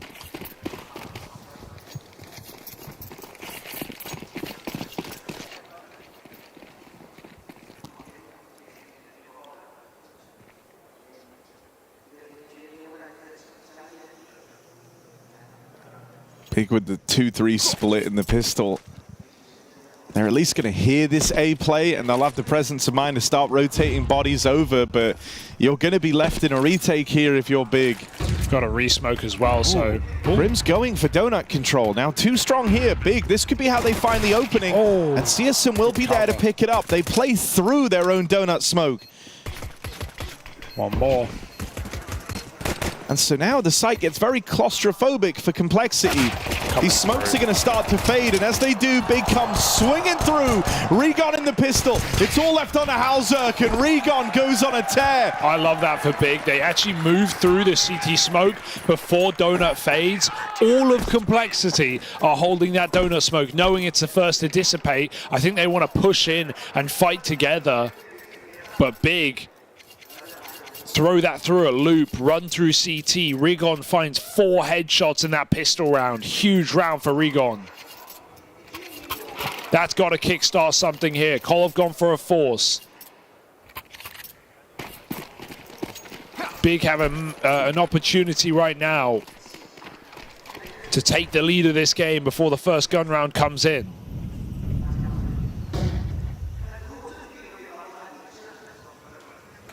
Cole no longer in control of this map.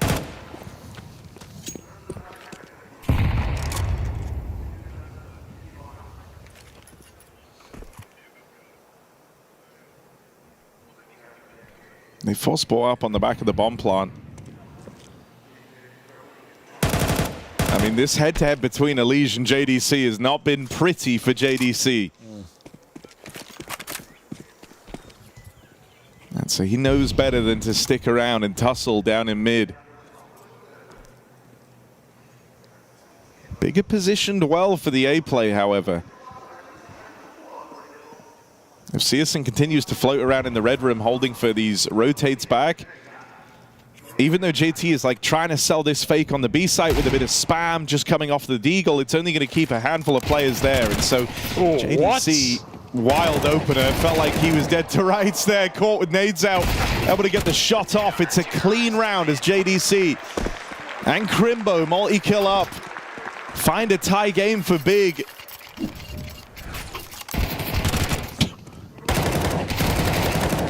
Felt like he was stuck there, but makes it work. Rifles show up for Big. Now have to continue to do so. As I said, lead on the plate here. Big gonna gobble it up. We got an eco coming in for Complexity. Gonna have to see JT lead them to a difficult victory here on Ancient, map 2 of this series.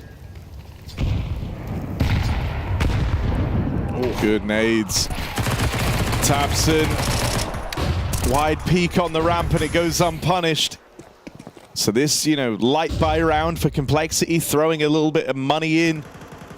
Looks like it won't accomplish much. They're going to have to hinge on the rifle rounds ready in the next. Still believing they could do something here, that Molly meant to try and force anyone from behind the site. Maybe even into the Tech-9s at Cave, but that just gets smoked off by Big. They've shut down this avenue. Cole even tried their hand at the boost there. Yeah, but it's asking for trouble. Yeah. You're just going to get spammed. They made noise and everything, so it all went so wrong. And that means that Big now know they get another flawless round here. Second 4K for Recon as well. This one a little easier than the first, but still impactful to keep Big's money in good standing on this CT side. Let's compare notes on this T side, right? Big went for a lot of mid plays off of spawn. They went for a lot of heaven splits, tried to mid round. Cole were extremely active when they lost mid. They pushed A main, they pushed B main. Let's see how Cole fare. I mean, I hope we see Big make some plays similarly, and they will. JDC fast up into the heavens, CS aggressive at main. There's a real freedom to... Oh, he's missed the timing on a player slipping by. Dead. Doesn't know about Floppy, and so that's a golden opener found for Complexity. It's crazy that he's holding such a wide angle that Floppy can beat to the right side, and he does. He just walks in straight away. Risky move from CS does not pan out. Purposeful gap, but obfuscated by the smoke. I mean, if you're JT, you don't feel any pressure to play through that. Not in a 5v4. JDC, back of Donut, can't wrestle with that Galil. Crimbo split on as Floppy continues to deal with that AWP time and time again on his push through main. tabseN and Regon are worlds apart, and JT, the captain's clash, he comes out ahead. Regon's left saving. Complexity on the board early to open up this T half. Now, heading into this round, I said I hope the Big come through with aggression because they have a bit of a freedom to do so, right? Because those first 2 rounds they win was so clean, they had a lot of extra money. It's not like Cole have won that round and now they've broken through Big and they can start streaking, right? There's still full guns for Big in the next round, including an AWP for CS. So this is a step in the right direction to tie the game up, but the battle far from over here. As Big are able to resist thanks to their early success in this second half. Yeah, no time to panic yet. Considering that's also not just some crazy pop call that Cole pull out and it catches Big off guard. That's really just Floppy getting great timing in main. CS gives away his AWP. Floppy probably doesn't peek unless CS misses that shot on his teammate, and he just punishes and Cole just play A off the back of it. And even then, Crimbo was very close to hitting that double kill, which would have completely changed that outcome of the round. 8 apiece. Elimination with his mid nades. But they're not respected right now. Big come fighting for elbow. Meanwhile, B fake being thrown in with a top ramp smoke. Complexity are creeping up. It's a nice smoke. Gives JT a lot of room and an easy fight to Regon. He takes it. Right now, Big is scrambling, panicking. They're even leaving the site. Caught in the middle of the open. CS still finds cover in time. Hits one shot. He's got no smoke for the Molotov, but he bounds out, calling for support. Crimbo's here. That's the bomb spotted, trapped in Temple. Crimbo pushes up to lend a helping hand, but for the time being, he's fighting out on an island. CT smoke blowing open. Halzerk catching JDC and Elimination finding one more. This could still get weird. They go and they fight Elimination while they've got him trapped over in main. And they know that Halzerk was last seen over at B, so they've got to consider a lot of options right now. But they're ready for all sides of the flank. Searson should start to check spawn on a timing. I was going to say, smoke almost doesn't help you here because you feel like it's clear. Okay, tabseN just uses it to his advantage, holds it. I was going to say, I feel like a smoke push is the best way that you can catch someone off guard in that round. Mentally, they discount it, but tabseN feels the same way. Uses his brain. What would I do? So big. They managed to, I mean, to be honest, Cole probably win that round if they go 2 seconds later, but they run in main at the last second, and Searson, who ran from Donut, was knife out trying to rotate CT, gets behind default in time. He's able to pick his fight, stall for Crimbo. A second's difference, that's all it takes. Break on the smoke, double entry for Big.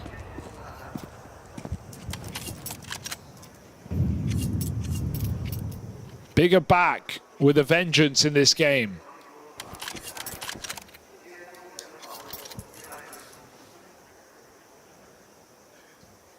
On all metrics, this is very reassuring for Big.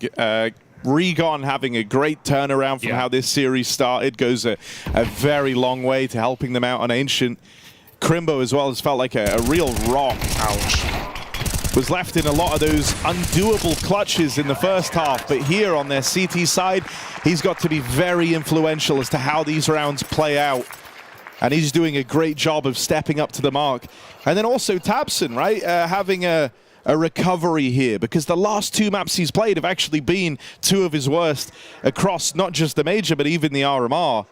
And that's after the back of him coming into this series as their top-rated player, looking really, really good. Fell off a bit of a cliff in that closing match versus FURIA. He opened up this series with a rough start as well. And you need him to be switched online. Well, now he's keeping up appearances from how he's done across the rest of the Major so far. Big are starting to pull ahead, and Complexity, this is the buy round that could make all the difference. They either break through now, or they need to start getting ready for Dust 2. Yeah, we've, in fairness, only seen a couple of things of Cole. It's really just been these A plays. They prefaced it with a B fake last round, as I said. Timing was a little bit off there, but still. Something different, break on the smoke, Elige denied by JDC, who started winning that fight now in the second half. A lot of damage done on the B site, JDC finishes it off. Good spam and grenades over the wall. That is a wild sequence from JDC, right? Starts with the kill onto Elige down in mid, jump up into heaven. That was Complexity's rifle round. That was potentially the last rifle round they get to play here on Ancient. And JDC ended it in seconds with a hat-trick on the mid-push. The score may be close, but if Cole win this game from this position, they've absolutely earned that top 16. It feels like a third map is destiny at this point. Big take 11, Cole try and save. And again, this save, it's the best play, but it also just puts you in that predicament of, oh, do we buy? Do we put money in? I'd like to see Cole eco for 12-8 and try and play, you know, the 4-round streak on the T side. But right now, there's nothing to say that Cole have got this T half in them.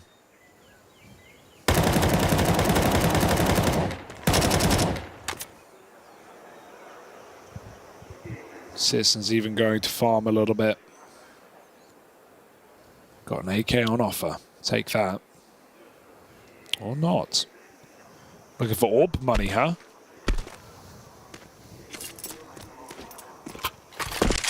Beautiful round for Big. Beautiful round for JDC. Yeah. Man of the hour there on the mid push. All the redemption arcs in this map for Big, right? Regon and JDC. I mean, JC was kind of the only guy doing anything last map. Regon, the antithesis. Crimbo's had some nice impact rounds as well. Can't be ignored after acquired Anubis.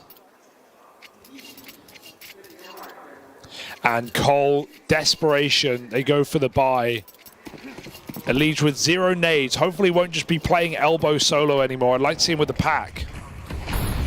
So it's up to Grim instead to put some pressure on middle. Big just play for 3B. Elige, that's more like it. Not burdened by the utility, just goes for the straight up fight. And now they're going to try and steamroll in on the back of it. tabseN can't hold the line. It's going to fall to CS2 on the rifle, who's bested after one. He's given Big a fighting chance, though. No. Swing out from JDC. Plant denied. No. JDC's the man to beat. They can't get past him.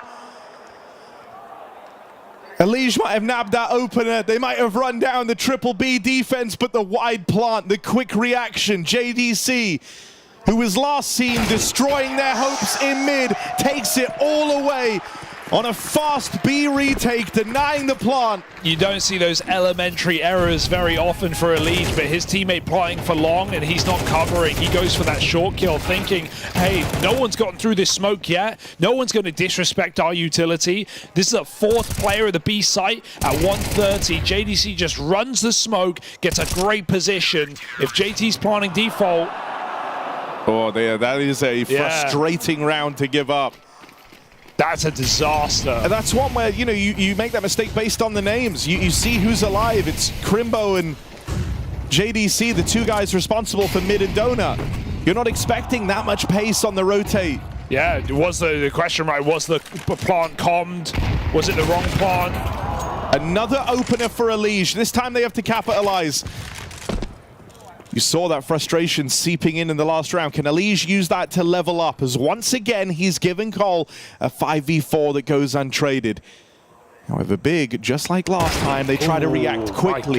There's no getting past Elige this time for JDC. It falls to Crimbo. They know he should be here somewhere. And so Grim, ready for the man up on the boost, has dealt with this A-hold. Big, they might have had miracles in that last round, the fast rotate, answering back in a man-down retake. But this time, there's no such heroics. tabseN and Regon relegated to the save. It's just quite, it's charismatic, isn't it? I can't even think of the word. The way that Elige just looks absolutely mentally tilted, broken, gone, and they just runs in and double entries. He at least harnesses that energy.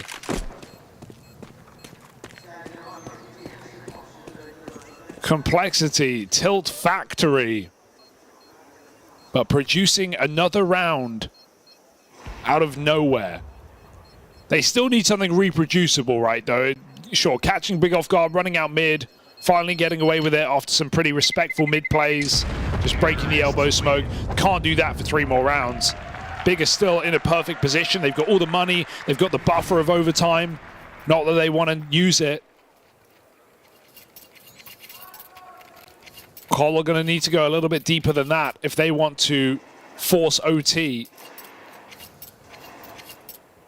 Important third kill for Grim as well. Again, finding impact on this T side. Clearing that A anchor out.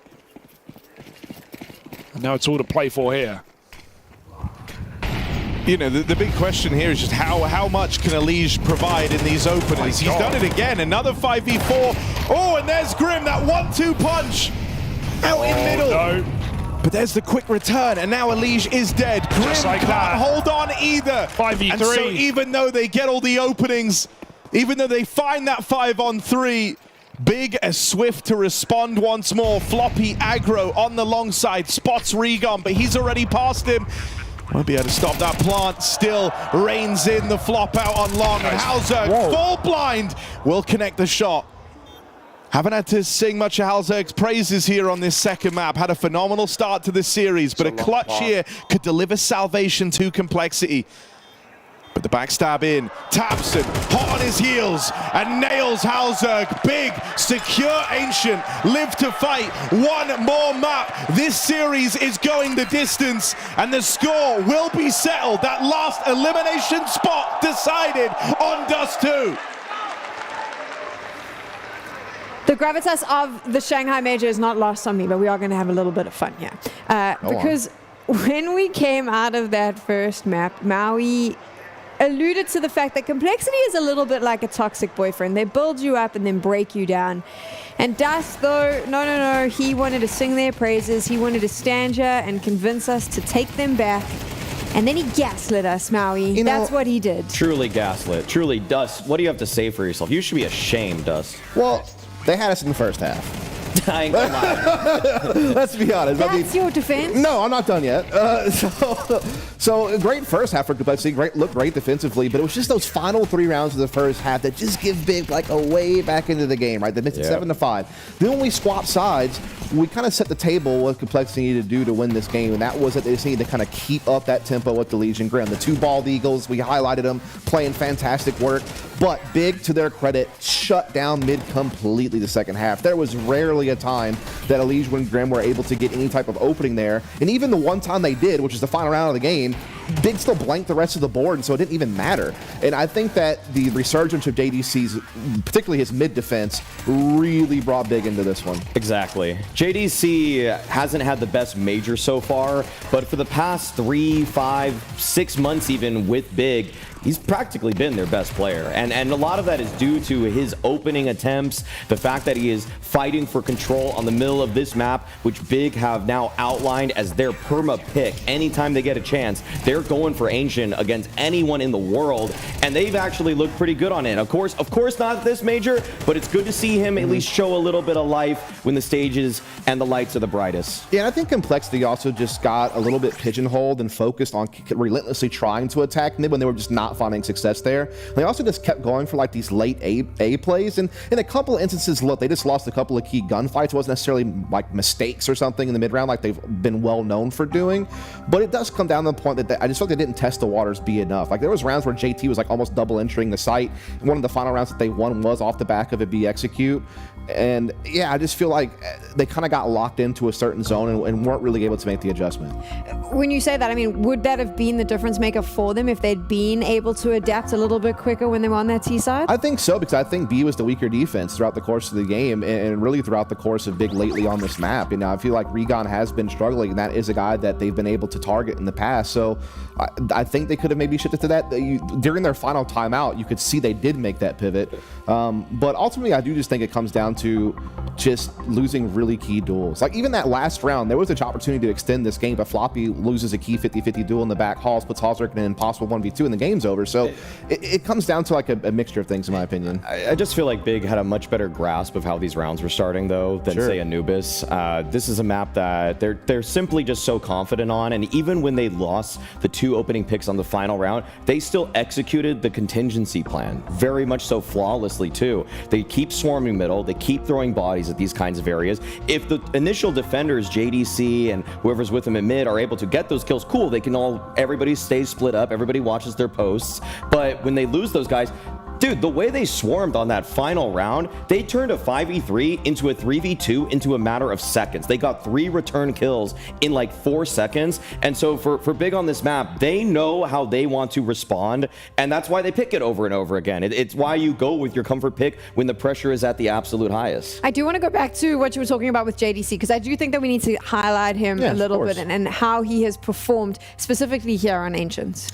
I mean, we've been talking about the fact that the Elige duel between him and at middle is just going to always be difficult because Elige is such a world-class player. But this time around, it just felt like JDC had his number in that second half. First half, probably actually did slightly favor Elige, but then I don't think they really looked back after they got onto the defense. Yeah, I mean, look, I spent a lot of time talking about what Complexity did wrong, but let's talk about what Big did right this game. That really was the fact that they limited the impact of Elimination Grim at middle. JDC and the supporting cast around him, the utility usage that they used at middle, that was clearly a part of Complexity's game plan, was to try to use middle to either, you know, open up opportunities for site splits or at least like force rotations in respect to lighten the load on the sites themselves. And they just really couldn't establish it at all. It got to a point that it was so bad that Elise was trying to force plays through smokes, and he got caught on it, and it wound up being like his downfall, honestly. So yeah, huge props to JDC. He was a guy that we talked about had been having his struggles throughout their last few matches, but he showed up big this time defensively in that second half. So many multi-frag rounds, shut down the entirety Complexity mid-game plan, and just tip my hat to him. I mean, bouncing off the back of what Dust said there, and to hammer home the impact of JDC, I actually think that you have a round that we can break down. I think it was around 20, if I'm not mistaken, around 19. Yeah, I think once we start rolling this one, we'll be getting into just how JDC, I mean, this is just single-handedly clearing out middle. You see the wealth of flashes, the wealth of utility. Notice the support flashes. Somehow it says JDC's blind. I think he was only like half blind at most there, but still continues for more. He's not just settling with the one pick, and that's kind of the change in mentality that JDC has had once he's reached this big team. On MOUZ, he was such a support element. He was constantly in the back lines. He would be the guy throwing the nades, but nowadays, he doesn't even just get the opening kill and peel off like, oh, we got the 5v4. He goes for the jugular in those kinds of moments. To jump up after Complexity know where he is, to continue forward, like that sort of stuff inspires confidence throughout the rest of the team. It permeates. We're now moving on to Dust 2. This is going to decide who makes it through to the elimination stage, whether it is Big or Complexity. We've had a chance to see these teams now on 2 maps. Where's your allegiance lying? Look, for me, this is like the middle of the pool for both teams. No team really waxes lyrical to me on this map, and I think it's because both teams struggle on the T side. You know, when Complexity played Big last at EPL, they only got 1 T round in the first half, and it has been a constant issue for Complexity to T side of this map. But I can say the same for Big. When they were playing that FlyQuest Grand Final in Atlanta, they couldn't get anything going on their T side either. It was probably the reason why they lost that series. So who can figure out at least something on the T side, I think will be big in this game, whether it's the JDC, you know, combo that we've been talking about over there on Big, or whether it's, you know, Elige is able to kick things back up. But I think it's also going to come down to defensive opping. You know, like I think these two oppers, Searson and Halzerk, have at times shown that they can do incredible work, and this is one of those maps where the op has so much impact. This map is even more than just tactics for me. It's about the legacy of a couple players that is being written here. Elige is probably there is a lot of talk about him leaving this Complexity team after the season ends. Wouldn't it be the cherry on top of being North America's best to get them to the elimination stage with an American core right here, right now? And also, tabseN, it feels like everybody has paid their dues to him at this point as the guy that is trying to carry German Counter-Strike single-handedly in some ways. You know, there's offers on the tables for him to go to these other teams. He stays with this core. He needs to pay it back eventually. They missed 2 majors in a row. They haven't been in any competitive semblance of a team since IM Rio 2022. Now you have a chance to at least get to the top 16. Both of these guys are storied figures for their countries. They both need to show up to me that they have a reason that we have, at this point, put their names in stone. Come down this road with me really quickly. The best player in the server is arguably Elige. If we look at this realistically. If he arrives on Dust 2 and plays at the level that we know Elige can play, will that be enough for Complexity? If he would have played like himself on that map of Ancient, they are already through the stage. So yes, absolutely. I don't know that one man can win it for you on Dust 2, just because it's such a big map and so many things can happen. And I think it will come down to, I think you highlighted it perfectly, it is tabseN versus Elige, and they will be clashing on this map. They play very similar positions. They should be meeting each other head to head, and it will be a real slugfest between those two on who can represent their country and who can get them to the elimination stage. So I kind of sized up your question, but I do think it comes down to Elige in a big way, sure. History is about to be made, and some players' legacies are about to be written. We're going to take a break, and when we return, we'll go to Dust 2. She said she loves you, but she can't love me. But I love you.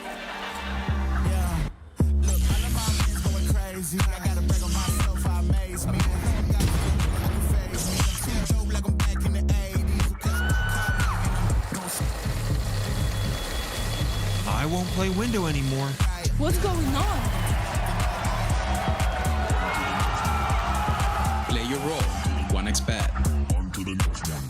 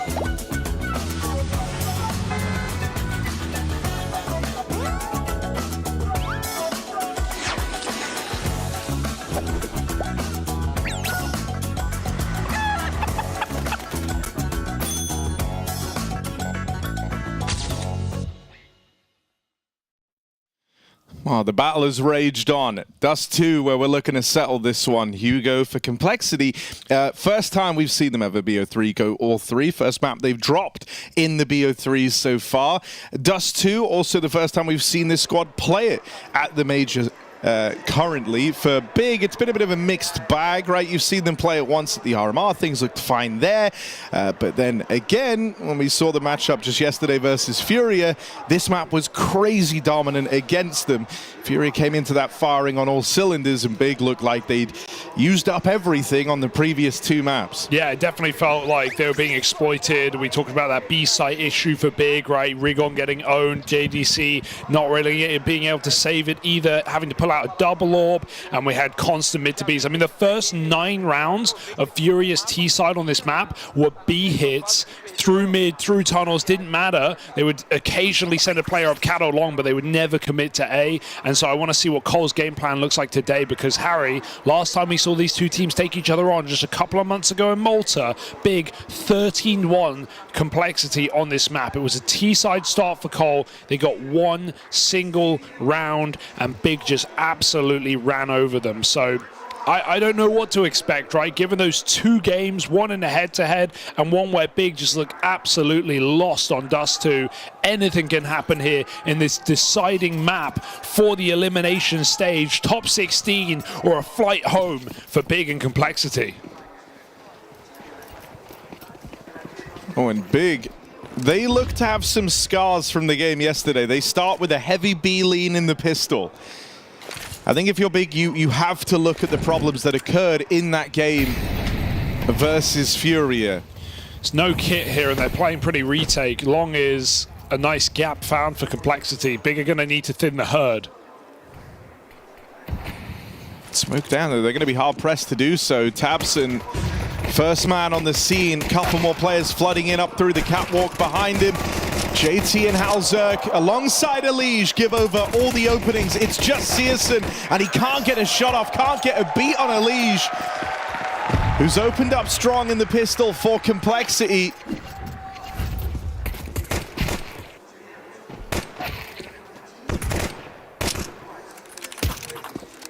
Keeping it nice and basic. Big don't. A little trick shot in there. Yeah, 360. Big believe it. You know, they send for long. They realize the map is very quiet, but not able to get a handle on that round. Some well-placed flashes as well to keep Tabson honest on the site.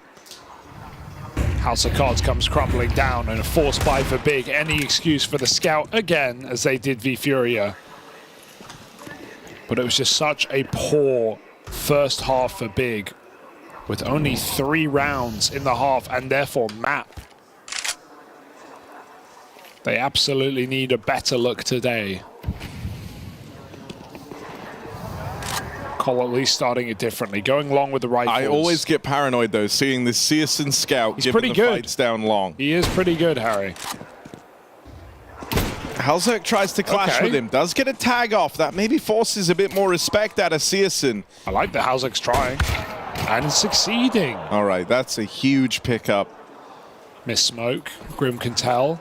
He's going to fight it. Just cross. And only some pistols here. Should be easy pickings for Complexity. Dropping in. Oh, bro. Alicia's starting this off stylishly. 360 in the pistol. Jump down 180 in the second round. Yeah, we saw that awkward B, 2v3 thrown away by Complexity at the end of Ancient. And Elige just went on a tear after that, running at them until Big eventually closed the game. It's bringing that same flair into map 3. Him and Grim side by side, as they often are. Wasn't exactly a vibe in Liquid, but this duo getting a lot more done in the Complexity jersey. And I think JT is already trying to lay the groundwork for some mind games early on, right? It would have felt very, very tempting to look to exploit the B site, seeing how vulnerable it looked yesterday. But you're making Big paranoid in these first few rounds about the other side of the map. And so the idea that you can just fix the problem with more manpower, with more numbers over towards B, won't be an early game reality for Big. Also, Rigon's not going to get warmed up, and you just know that every 3 or 4 rounds, Cole can just throw in a hard B hit. And even right here, for example, if they just do it, it's only going to be one player. It's not Rigon, it's JDC this time.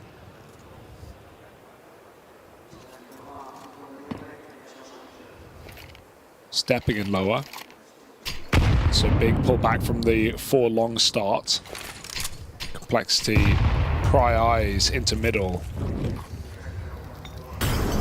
Cat flank. Attempt for Big. Cole might meet them there. Second flash. Realization. It's dodged by JT, but suddenly these pistols come in swinging. Floppy trying to recover, but even he is tagged up now down in the lower tunnels, and halzerk comes into this round with nothing more than a scout and a deagle. JDC's even pushed. Starting to move in through the upper tunnels. Not even like a timing will open up here where that B site is empty. Rigon has taken it. Damage done. halzerk brought down low with nothing but pistols. Big looking to upset early on. This is a big fall down for Complexity as the pistols deliver. Can't believe that works, right? Great round for Big. They play a flash on short. That's all they had in the round other than pistols. And sure, it blinds one player, but JT realized what was going on. He pulled back. He's re-peeking off it, and Big just nail him with 5-7s. JDC, a risky upper push pays off. And Rigon doesn't let them pick him once he gets out AK and B, so Big win an eco. They get on the board earlier than anticipated.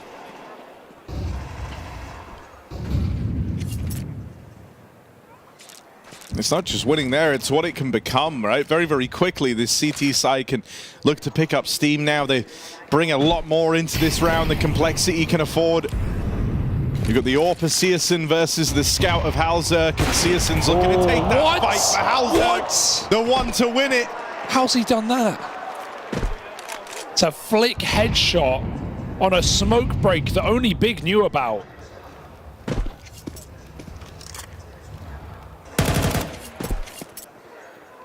Cremo gets the spot. AWP fires off over in middle. They know that JDC has now moved down and retrieved that. Rigon does a lot of damage on B as well. Floppy really low. They're running out of util. They have 1 smoke left on this entire T side. Mid to B is, frankly, their only option. But they throw out a left side smoke. Can get them out middle, but what's the end goal here for Cole? They're going to climb up. Meanwhile, clear in mid. Rigon making a nice active move. They got a good double setup. Cole walking into a trap, but they still get the kills. halzerk scout here. In the same way the pistols really upset in the second, halzerk has left Big red in the face. Rigon collects 1 for free, but I don't think you're ever going to be in a position to want to attempt this round if you're Big. You want that orb. You just want to live. I don't know if Elite will let you. Hearing Rigon run away. Cole will respect it. They want to keep their guns up as well. That's a shocking round to win. Big on a double setup on short, anti-flash. halzerk just hard clearing with Scout. That's not the entry gun right there, but he makes it look good enough. And Big had full info. Rigon re-cleared middle after they threw fake smokes. Somehow, it's not enough for Big.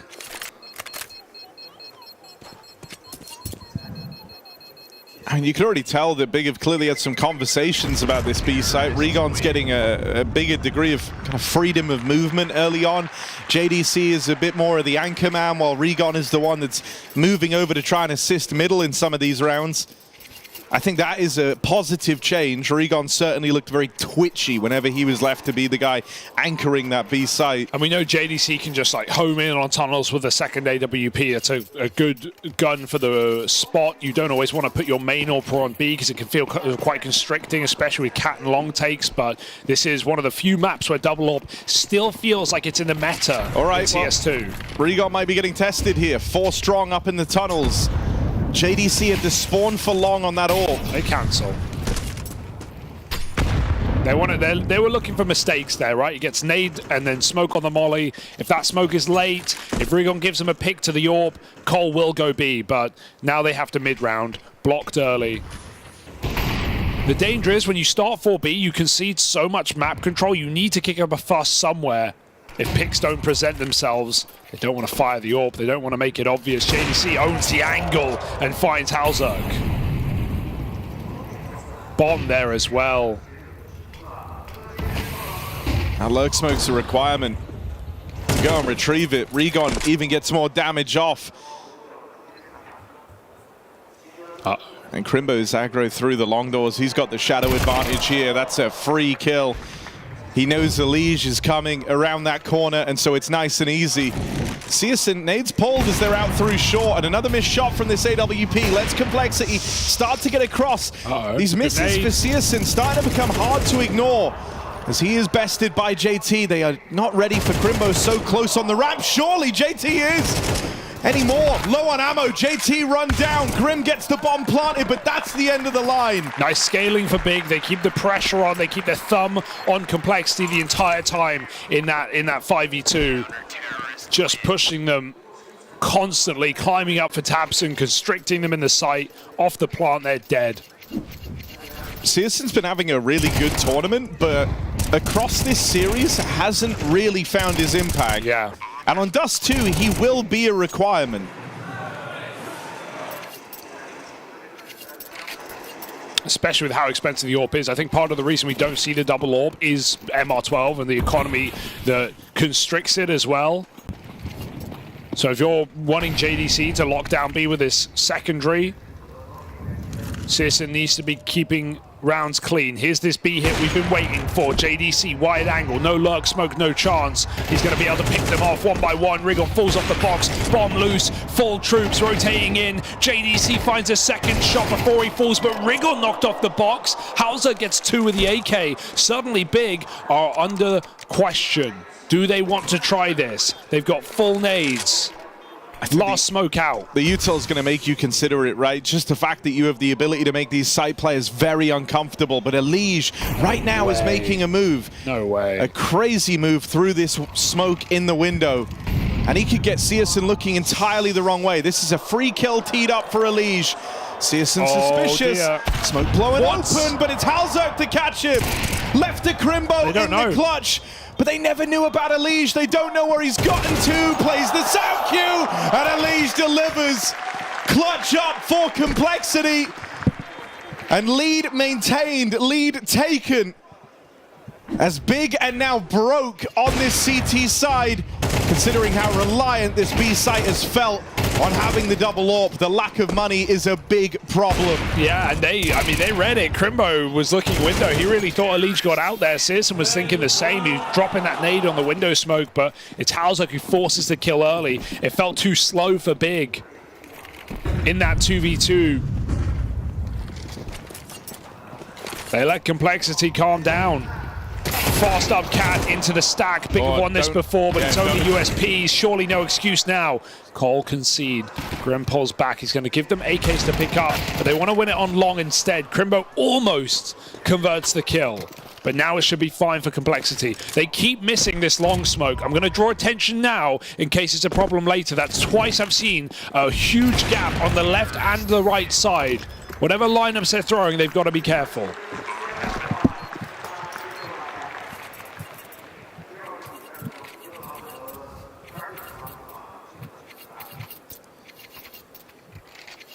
Well, in this round, they had enough money to buy one of their 2 AWPs. And naturally, it finds its way to their AWPer, Searson, who's still sat 0-6. Yet to pick up a kill to open up Dust 2. You know, when you're conceding that AWP for the B hold, putting it in Searson's hand, you need him to have results. Elige going for the long pick. Had the spawn to do it. Going to give that back to Halzerk. Searson flashed off the line. They are fast up through catwalk. If he shot there, that's a kill.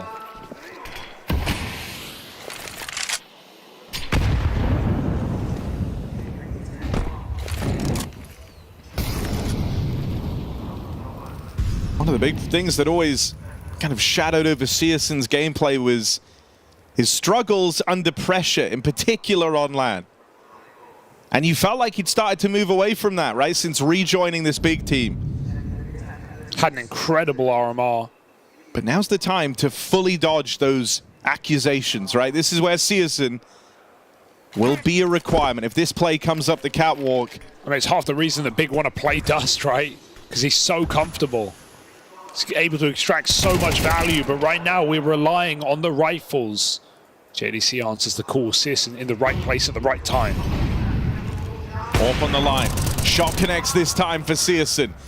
There's the first to get the ball rolling, and it leaves Big looking so much more complete in this A-site hold. And another from CSN's AWP. Nice supportive flashes there, right? Collar scaling. They don't have a cat smoke down, and Crimbo's just re-peeking off of long flashes. So set up well there by tabseN. CSN hits his shot.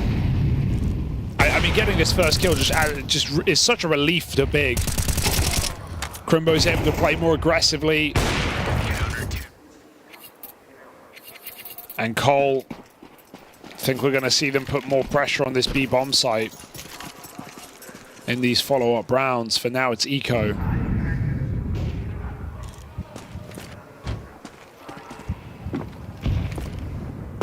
Oh, Floppy's dead. Oh. But is 7 HP really living?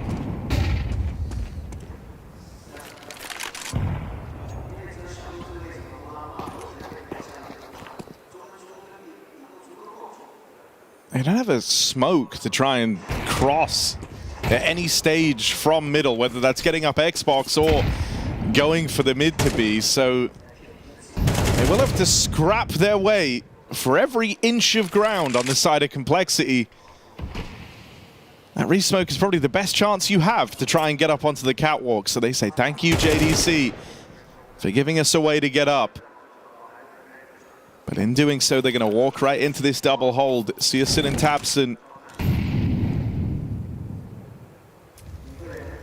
reunited in the big jerseys, reunited in this site hold. Smoke down on catwalk, they try to boost up over it. There's an attempt at the run boost, but it doesn't pan out, so it's nice and easy for CSN. First shot lands, pistols close the gap, but CSN continues to put up a fight. And so from 0-6 for CSN, he's now leveled out 6-all. Big 4K to stop the pistols flooding over. Suddenly, there's life behind this German AWP. That's a worrying sign for Complexity, but done the bare minimum on this T side. Would love at least one more.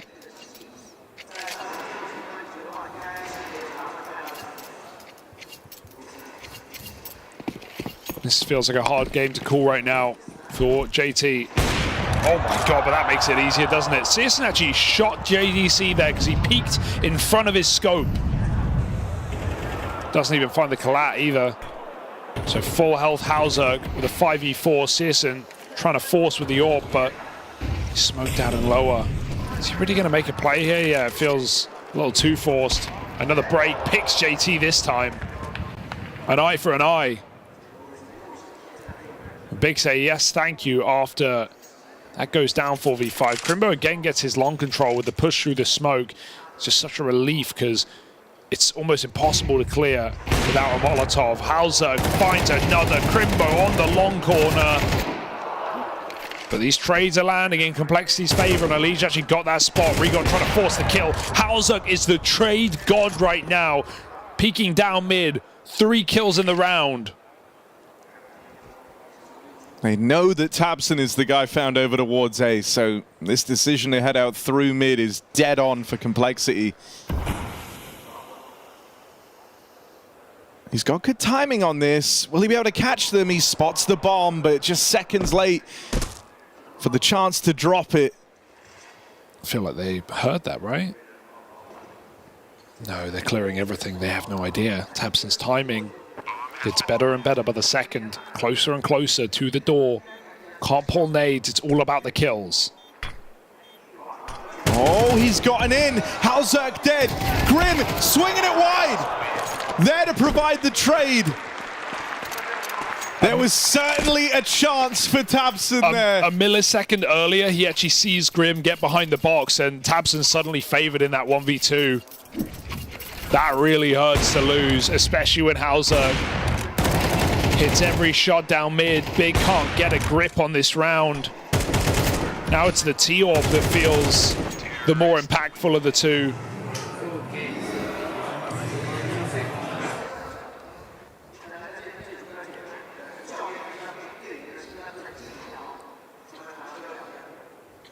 Very tight game right now. Cole with their first timeout, winning a clutch round on the B-bomb site. They know they've got Big on the ropes. One hit is a knockout blow, and they'll be on 3,400 max for the last of the half. Well, not even that, actually.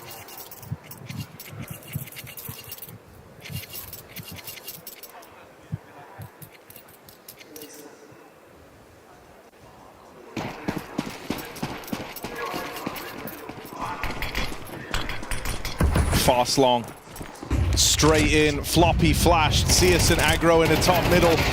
We'll get away with one before the trade comes in. Wild line for the AWP to be taking, but it's long where this round was fought or lost for Big, and they've successfully dealt with Complexity's push. Oh, Regon with the turnaround. Quick flick. Okay. Right in a Halzerk down in mid. B site's empty, B site's open. They're all the way in T-spawn behind him, but JDC's very much overcommitted to this flank. Yeah.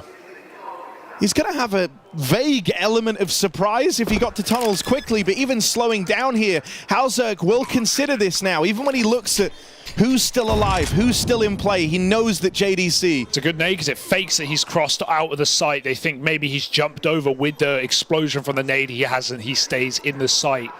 This is very winnable. Halzerk started this map in fantastic form. 1v3 now.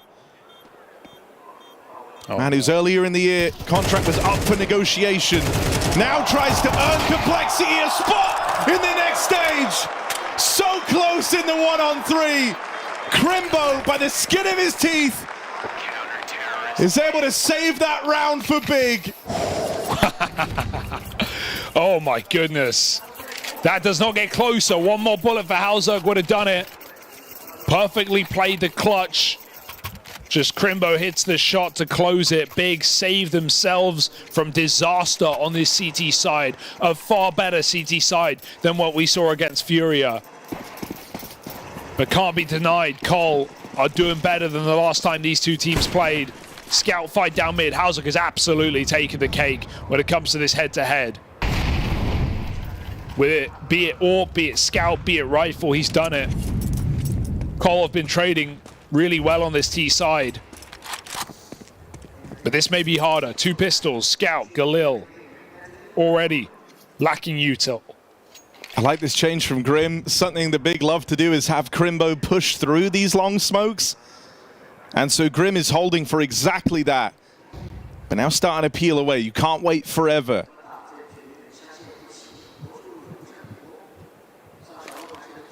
Meanwhile, Complexity once again look for this control over middle.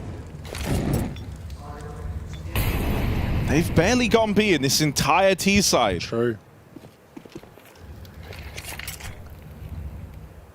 This is seeming like the round for it, right? They have nothing.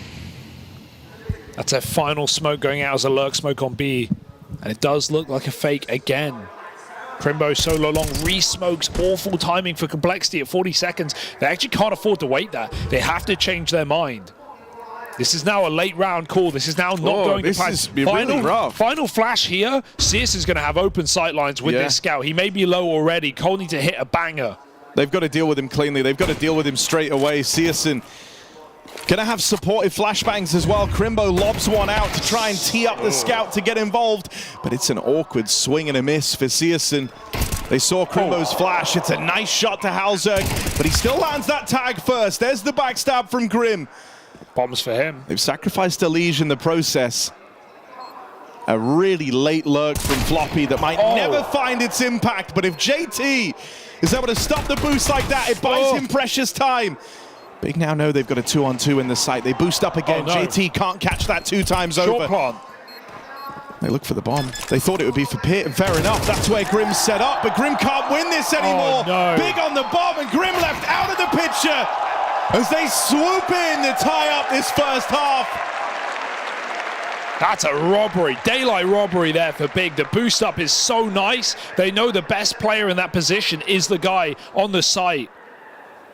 They boost up, clear goose, the flank whiffs it for Floppy. And Big piece it together. Some really nice retake rounds in this half. 3 of them coming out from Big.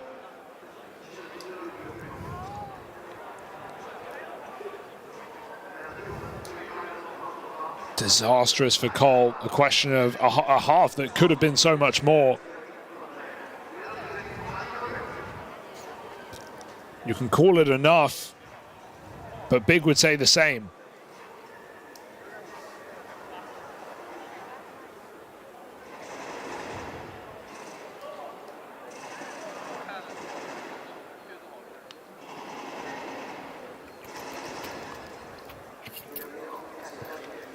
I mean, this is kind of uncharted territory, right? The major so far, you haven't actually seen Big play a T-side on this map. The scoreline against them was so dominant in that matchup versus FURIA yesterday that the moment they lost pistol, it was over.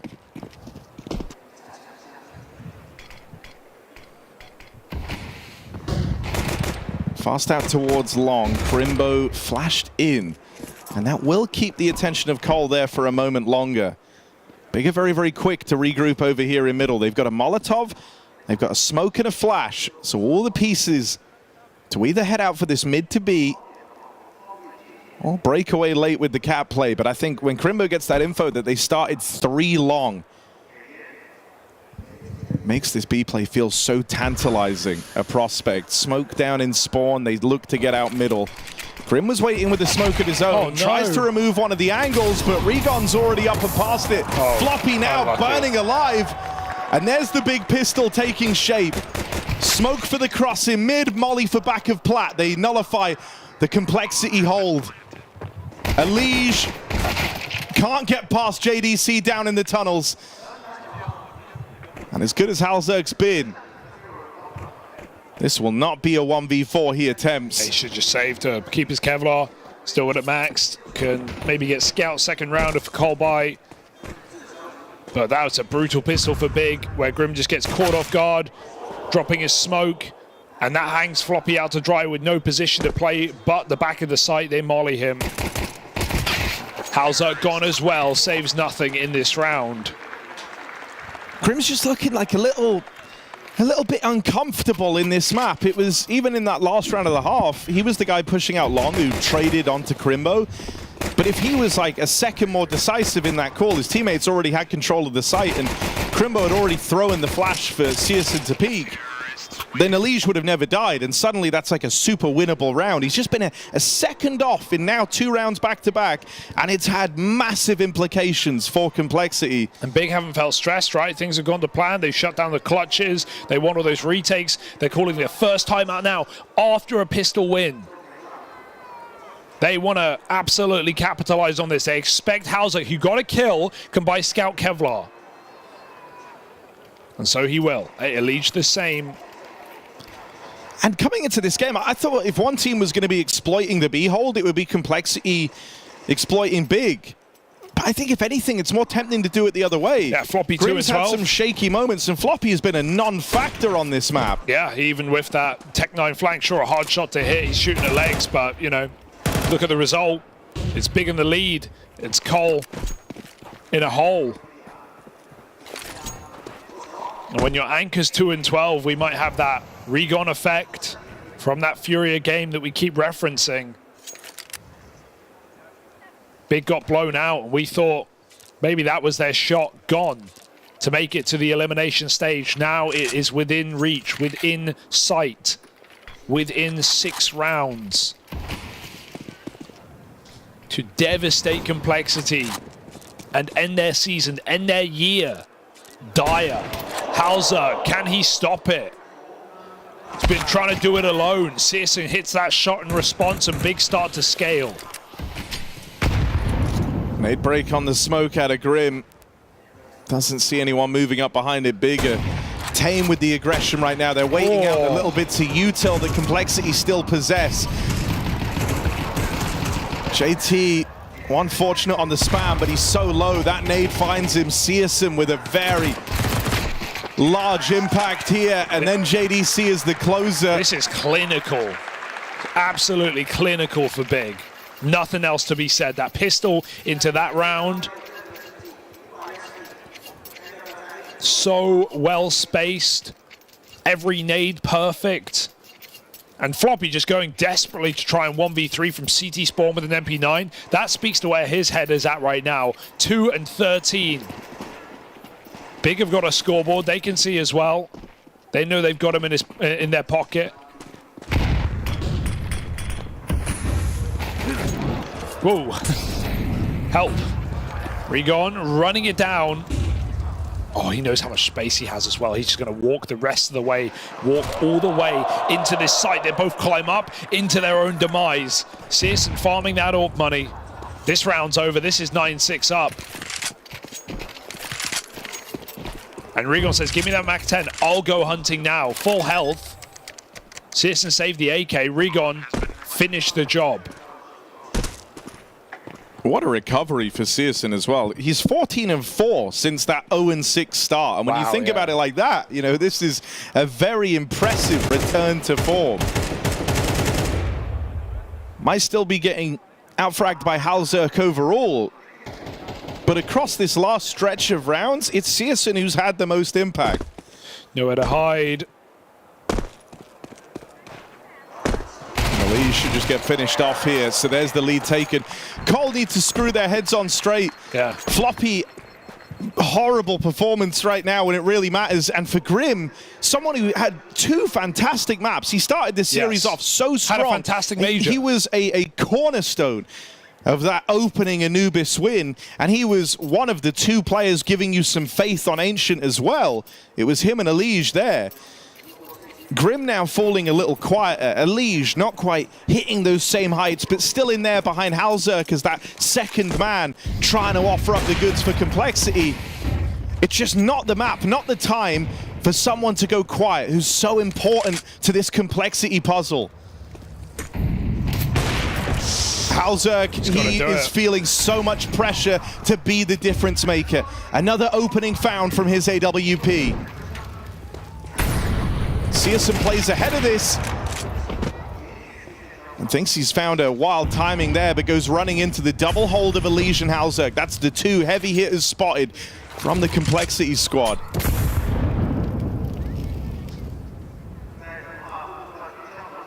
So relief for Complexity as Halzerk's orb barreled down the throat of Big.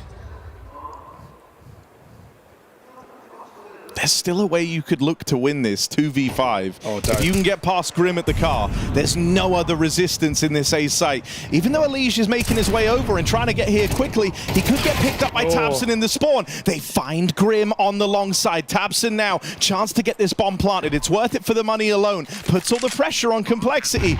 This was a 5v2 as that bomb gets planted. Complexity need this round. They are not going to have another golden chance like this. With Crimbo dead, it's just tabseN. And triple swung. Complexity don't crumble as they lose that 1A site hold. Just the fact that you're getting scared in that 5v2 and you see the positions taken, that does speak to the Complexity that we've seen drop the ball in big moments.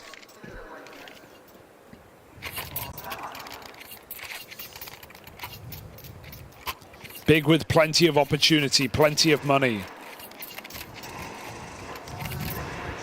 A team that's been absent from majors for years. An organization that has made runs to playoffs. Finally back. Trying to make their run all that bit sweeter in the top 16. After a 3-0 RMR. Blowing everyone out of the water. Big trying to earn that elimination stage. Rigon through the mid smoke, denied. It's insane what Halzerk is doing. One-man army right now. 7-1 in the opening fight. And sure, Searson's recovered well, and we were praising him for that, but Halzerk looking to take the cake again. Now rerouting, opened the round in middle, constantly keeping Big guessing as to where this orb needs to appear. Out on the long side, he joins up with Grim. This has been an interesting head-to-head between Grim and Crimbo over at long. The AWP firing off, tries to tee up Big to get out middle. This is becoming a real clash of these AWPing talents. Halzerk fast on the rotate, but no way to break this smoke open. Floppy, bottom of the board, but it was always going to be the case that eventually Big would come B. And this is where Floppy could look to rewrite everything. He's got to recover. JDC's shot in the back. And so Floppy falls first. What an insane position to take when you're having such a poor game and you're relying on just 50-50. You don't know which way to look. The boost is up. Big on the tower. Knocked down Halzerk despite the double opener. Big are in the picture. 3-on-5. Alicia's got to save the day. It's all too familiar. Taps and shuts him down. Grim too low to count. And JDC shuts it out. Big 10-7 off of a 3v5 disadvantage. I can't believe Floppy alone on B is sitting on top of the stack. Just 50-50ing his angle, just guaranteeing Big that opening kill. We know how hard that site is to retake. That is a tilter. That is the worst possible way to lose that round. It was always going to be hard for Floppy to recover here in this second half, being the B anchor, right? Like you end up in kind of one of two situations. You're either getting rushed at by far outnumbered opponents, or you're left in retakes. You're left playing very, very late, so it's going to be hard for him to get switched online. What really matters is in a round like that, where you're finally given a moment, a chance where you have to step up, is delivering on it. That's how you can recover this half. That's how Complexity and Floppy in particular can look to build back into this one. But you're dead on. It's a wild position to take, and not one where the margins for success were very high. I don't know how you can win this game from this point, right? Like, you need to go flawless in your next gun round onward. Big are hitting hard right now. They're making the most of every single round. Even that 2v5 attempt felt doable. Big are believing. Halzerk's moved over here to try and reinforce in this low buy round. His scout poised to stop a tunnel's play. Elige, bullied with util early on, is essentially knocked out of the round already.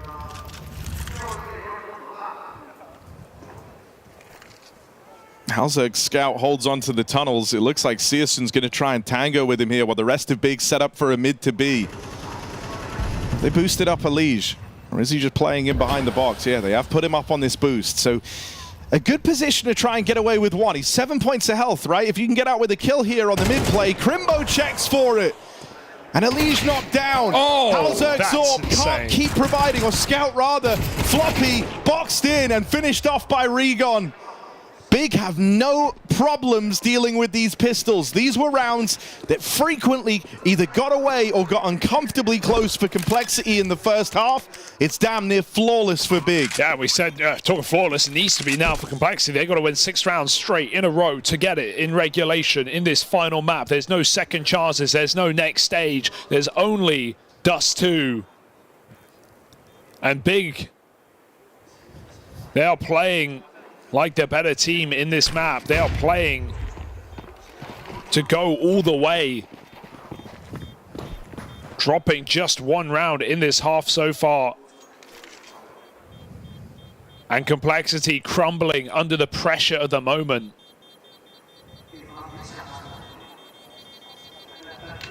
Grim gonna go in last second, try and get some kills.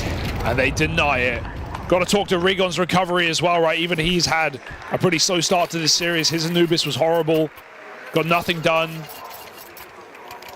Recovered very well. He's played some obnoxiously aggressive CS in this game, but I feel like it's just what Big have needed at times, especially on this T side. Walking through smokes, chasing a Legion middle, playing that mental game, pissing you off. getting in your face. It's the type of Counter-Strike you want Rigon to be playing. Yeah. It's where he does his best work.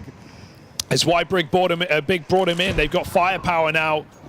Focus faces on Big, 11-7. No room for error in the Complexity camp.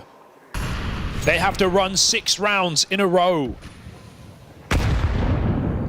And everything about this return to the rifles is about trying to shore up the B defense. They take lower control early. They've got a Liege pushed up on the catwalk. They're ready to fight and die for control of this B site and middle. JDC dead in the upper tunnels. That actually gives a route to retreat for Complexity. Yeah, I want to see Big just go long quickly, right? They know this AWP is here. They have a huge gap on the map. Grim's oh no! He pulls his knife out. They're all there! The molly pushes him. He had nowhere to go. He had to fight to survive. And now it's Big going for the site. He realized too late what was happening. Thought that was a molly to swing him wide into someone holding, but no, that was Big's opening move, their opening gambit. Elimination. Can he be the one to reel this back in? The Halzerk AWP continues to find success for Complexity. Is it enough? 21 kills deep on Halzerk. Another from that AWP. And now Elimination, this is where he's got to deliver. Tapson dead, it's just Searson running away. As Complexity withstand the fast reaction from Big. Halzerk is having a phenomenal game. In any other circumstance, this would be enough for Complexity. For Big now, this becomes a mission to dodge the might of that Halzerk AWP. Yeah, I know a pretty good site to take.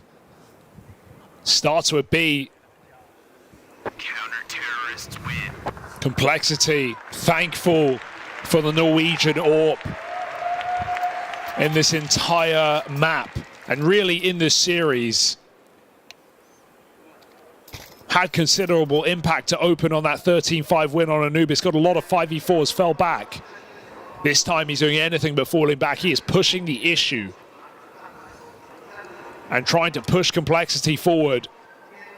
That's the thing that I think is so mad about him playing this well, is he's been involved in 9 opening duels. It's crazy. Obviously, it's Dust 2. You get a lot of these fights early on the clash in mid, but he's won it out. Bro, he was 8 out times in the 9 times he's looked for the opener. Think about his scout on T side. He was picking Searson, who had an AWP, who was breaking this or having the smoke broken for him middle. The thing that's so concerning is, like, if Halzerk does eventually lose one of these fights, one of these early attempts, you know, if Searson finally gets his lucky break and knocks Halzerk out of the round early, does it all come tumbling down for Complexity? Because Europa, he's not just winning you the opening fights, and that's leading to the round win. Halzerk is then going on to multi-kill. He is snowballing. Yeah, he's got the read. He's starting B as well in this round. Assisting Floppy. Going back to the long side, taking it with a lead, and JT tucked to the mid-smoke. It's a dangerous position. Once they take catwalk, they can see him down here and under. Floppy Halzerk pushing upper, and they've left this completely. There's the danger I'm talking about. Rigon with a snipe shot onto JT through the long smoke. Grim's caught off. The flash is perfect. And even though Complexity aggressed early in the round, before any of this happened, it was into dead air. Yeah, that mental timer is ticking away in the heads of Cole. They've got to go quick here. Floppy, there's a double up. From nowhere, bottom of the board. He's left this one even. They go back and try and clear him. Now they've seen 2 players down in lower, but this bomb cut loose in middle. Floppy and Halzerk on this push have bought Complexity much needed time in a 3-on-5. They might be able to stumble back to their feet. Barrel. If JDC peaks, Floppy's silence will give it away. But Elimination is getting aggressive. JDC gets shot in the back. JDC dead. It's just Crimbo. And even now, in the dying moments, Halzerk goes hunting. Don't want to die here to Crimbo. Don't want to give him a reason to give this round a look in. Halzerk dealt with back in spawn, and at bare minimum, that's an AWP retrieved. Crimbo lets him know about it. We have your golden gun. That is fairly consequential. Yeah, well, Floppy's found Searsons. He dropped it in lower. Dude, I didn't think there was. I did not think there was room for the Floppy redemption arc in this game. But that one round does have consequences. That's the nature of playing B in this second half. It's not like Floppy was ever going to ascend up the board and suddenly be their best player. But if in the 1 or 2 rounds where he's given a moment, he's able to latch on and save the day. That's unbelievable because Big would have been fine leaving that double lower, leaving Halzuk, leaving Floppy, but Floppy drops the bomb here. That's what loses the round for Big. It was a 5v3, it goes 3v3. It can still be fine for Big. They can still be favored if that bomb isn't in middle. It literally loses Big the round. Complexity. Do they have fight in them still? Crimbo taking the spawn, sitting in the Molotov, already 40 health. Halzuk's getting boosted in mid in the meantime. There was another chance at the opener. Very cheeky opening gambit. Playing the boost on Xbox. You can tell, like, the confidence Halzuk is playing with. Oh yeah, he calls a play, you say yes. I think at this point, like, that decision to go aggressive through the B tunnels likely comes from him as well. He was the guy leading the charge on the AWP. He is providing so much to Complexity right now. Big is still looking for that round to break through. And at any moment, it could come through. If they win, they break Complexity's money. That AWP becomes a distant memory. Into Halzuk's and so home. Halzuk on the line here, infallible in these openers, but it's just the one and done. Is that enough? Halzuk unable to multi-kill, and is that what turns the tide? Everybody falls, everybody dies. Grim dead on the long side. And so it's JT and Floppy. A desperate retake call, 2 on 3 versus an entrenched Big. JT tries to make the move, teed up by the flashbang, but Crimbo finds him. Floppy's been spotted. Floppy with the transfer, able to get the double, but Crimbo swings him wide. That could have been the redemption right there, but Crimbo stops it in its tracks. And he has been a nuisance all game long, has Crimbo. Crimbo slice, puts him on ice. We said it needed to be 6 straight for Complexity. They now have to fight for overtime. And Bigger right there, chomping at the bit, besting Halzuk after his pick. Floppy's redemption, too late to count in this game.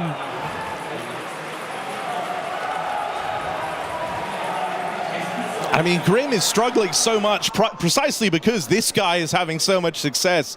They've been clashing all game long over at those long doors, and Crimbo has won it so many times. He's got Grim in a box.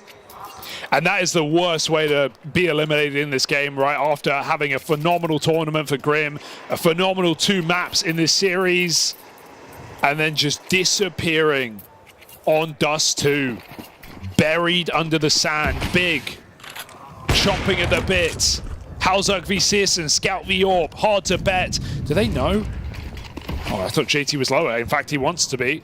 Resmoke comes in, he pushes late. JDC holding extremely passive. In the meantime, Big just fanning out. They are going to go Group 2B, take back those tunnels control in fear that JT has pushed this position. He has disappeared. Halzuk sees that smoke trajectory. He knows where the scout is, or the AWP rather, finds a tag. Pot shots.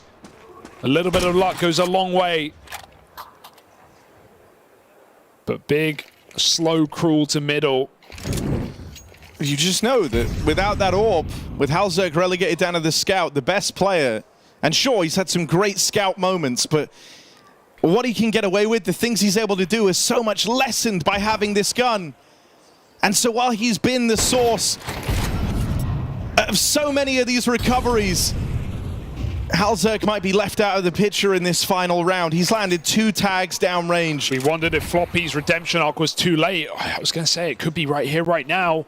But Big actually bail. 30 seconds, they climb back up catwalk. They go into the heavier side of the 2. But these guns are not good. It's a pistol on long. There's no lurker for Grim. He can't upgrade. He's irrelevant in this round. It's frankly up to a Liege with a FAMAS. Molly from JT buys you a few more seconds. This is a final second push out of Big. 15 left on the clock. Molly's rein in. JT forced wide. Elige bested. A site crumbles. Plant with seconds to spare. Grim never gets the chance to play. And Halzerk's going to get cut down on this rotate through middle. Big rally the troops. They answer the call. They earn this now twice over. Best in complexity. Going on a recover from this slow start. tabseN's got that resilience. And for Halzerk, 25 kills deep. This is the sourest of notes, as he will fall here at the hand of Big's captain, Germany's captain. tabseN has taken Big to an elimination stage, a feat not achieved since Rio all the way back in 2022. Big move on and complexity fall out.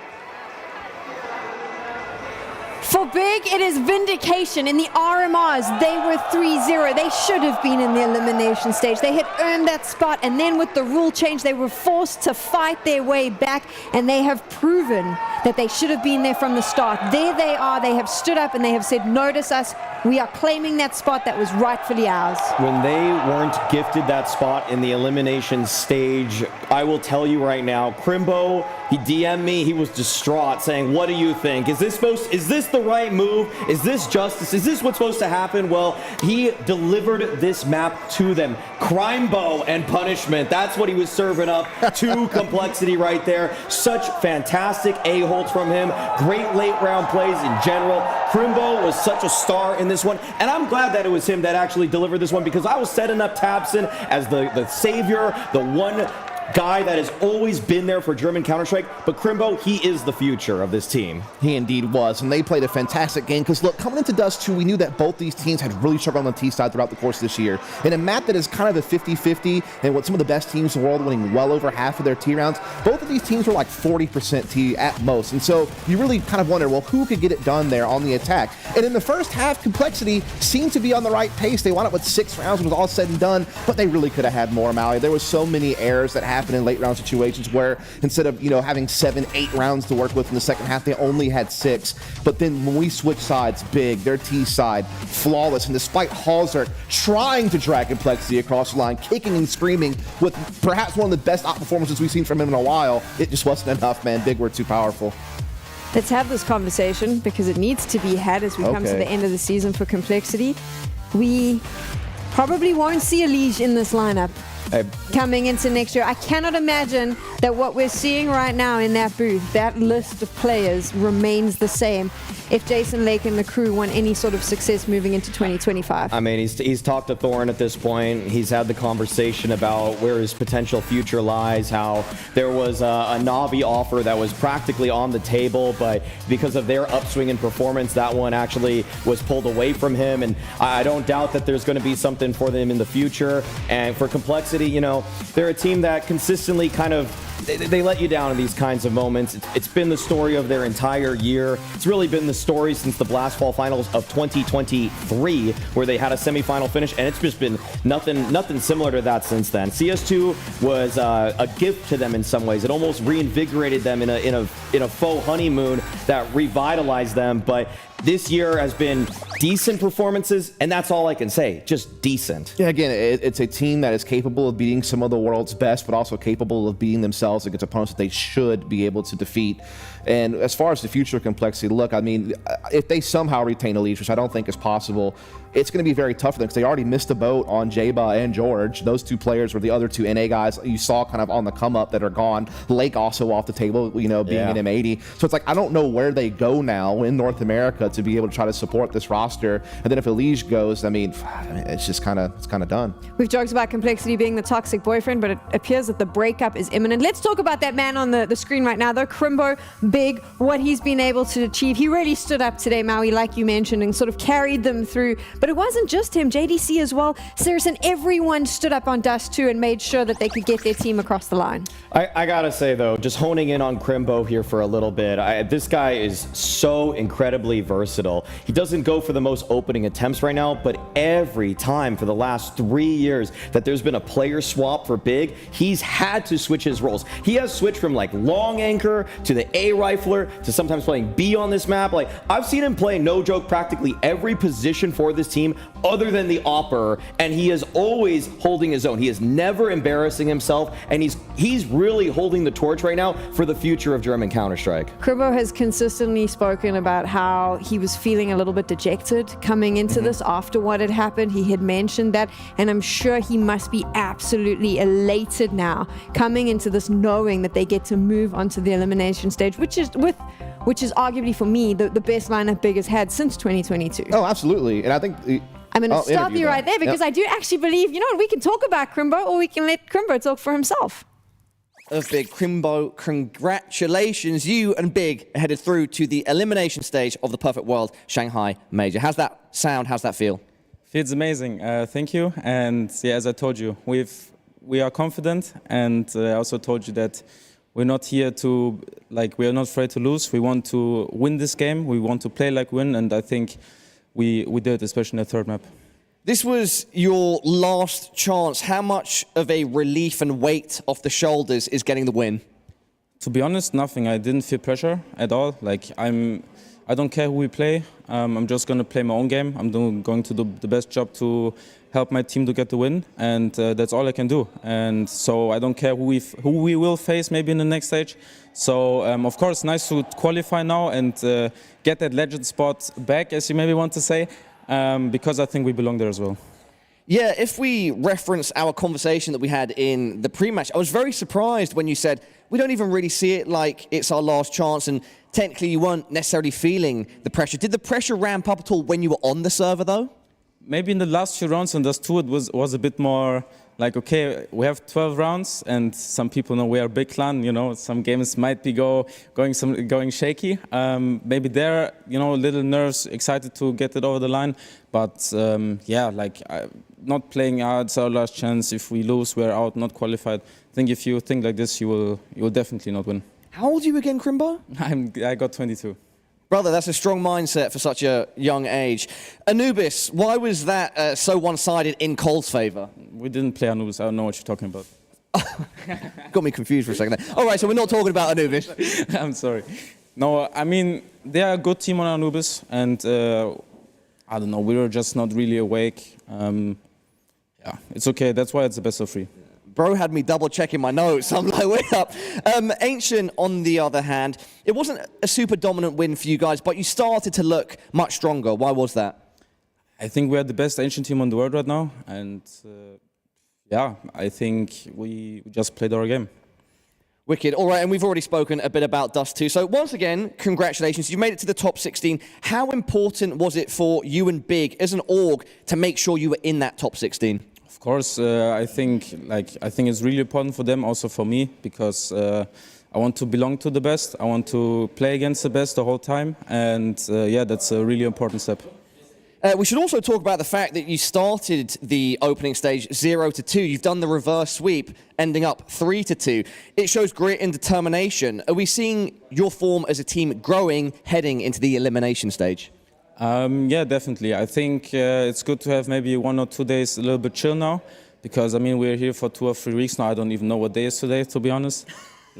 We played the RMR full pressure, then we went into the major, and we are just playing for 2 or 3 weeks. And I think I saw a tweet from Scrawny as well. He said the CS will only get better if teams are here. They are what you should what are you supposed to do? You're only boot camping, only playing CS, and I think it will be high-level CS major.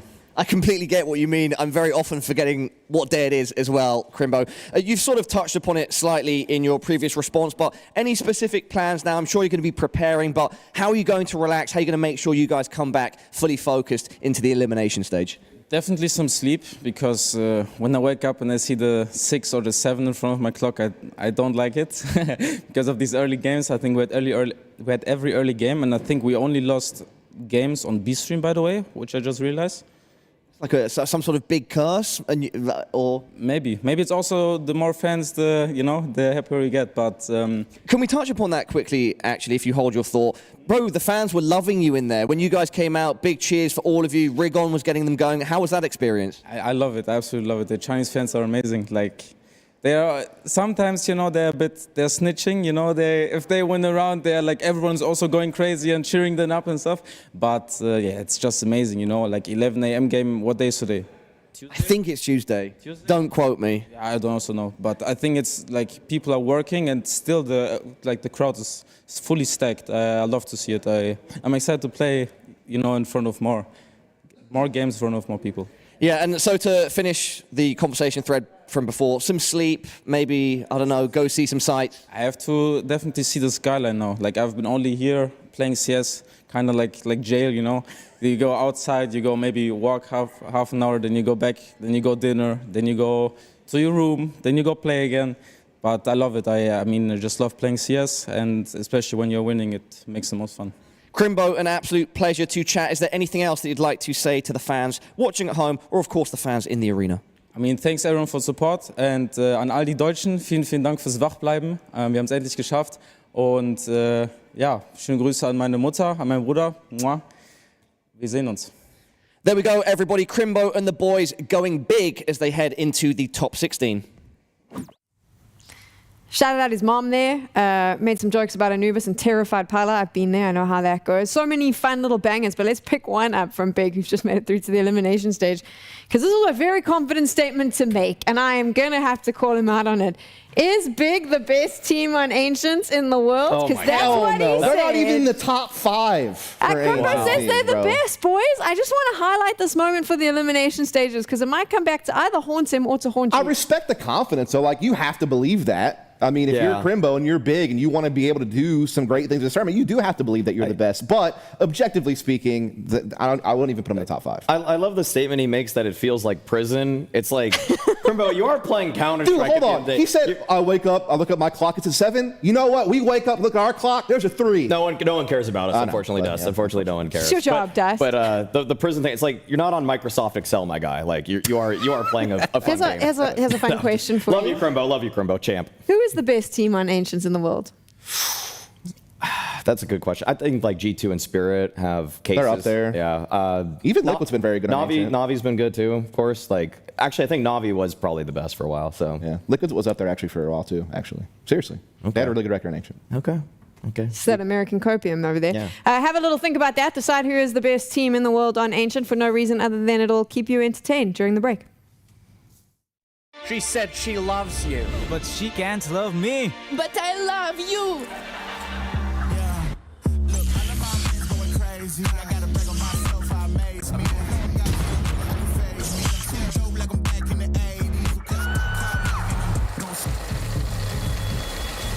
I won't play window anymore.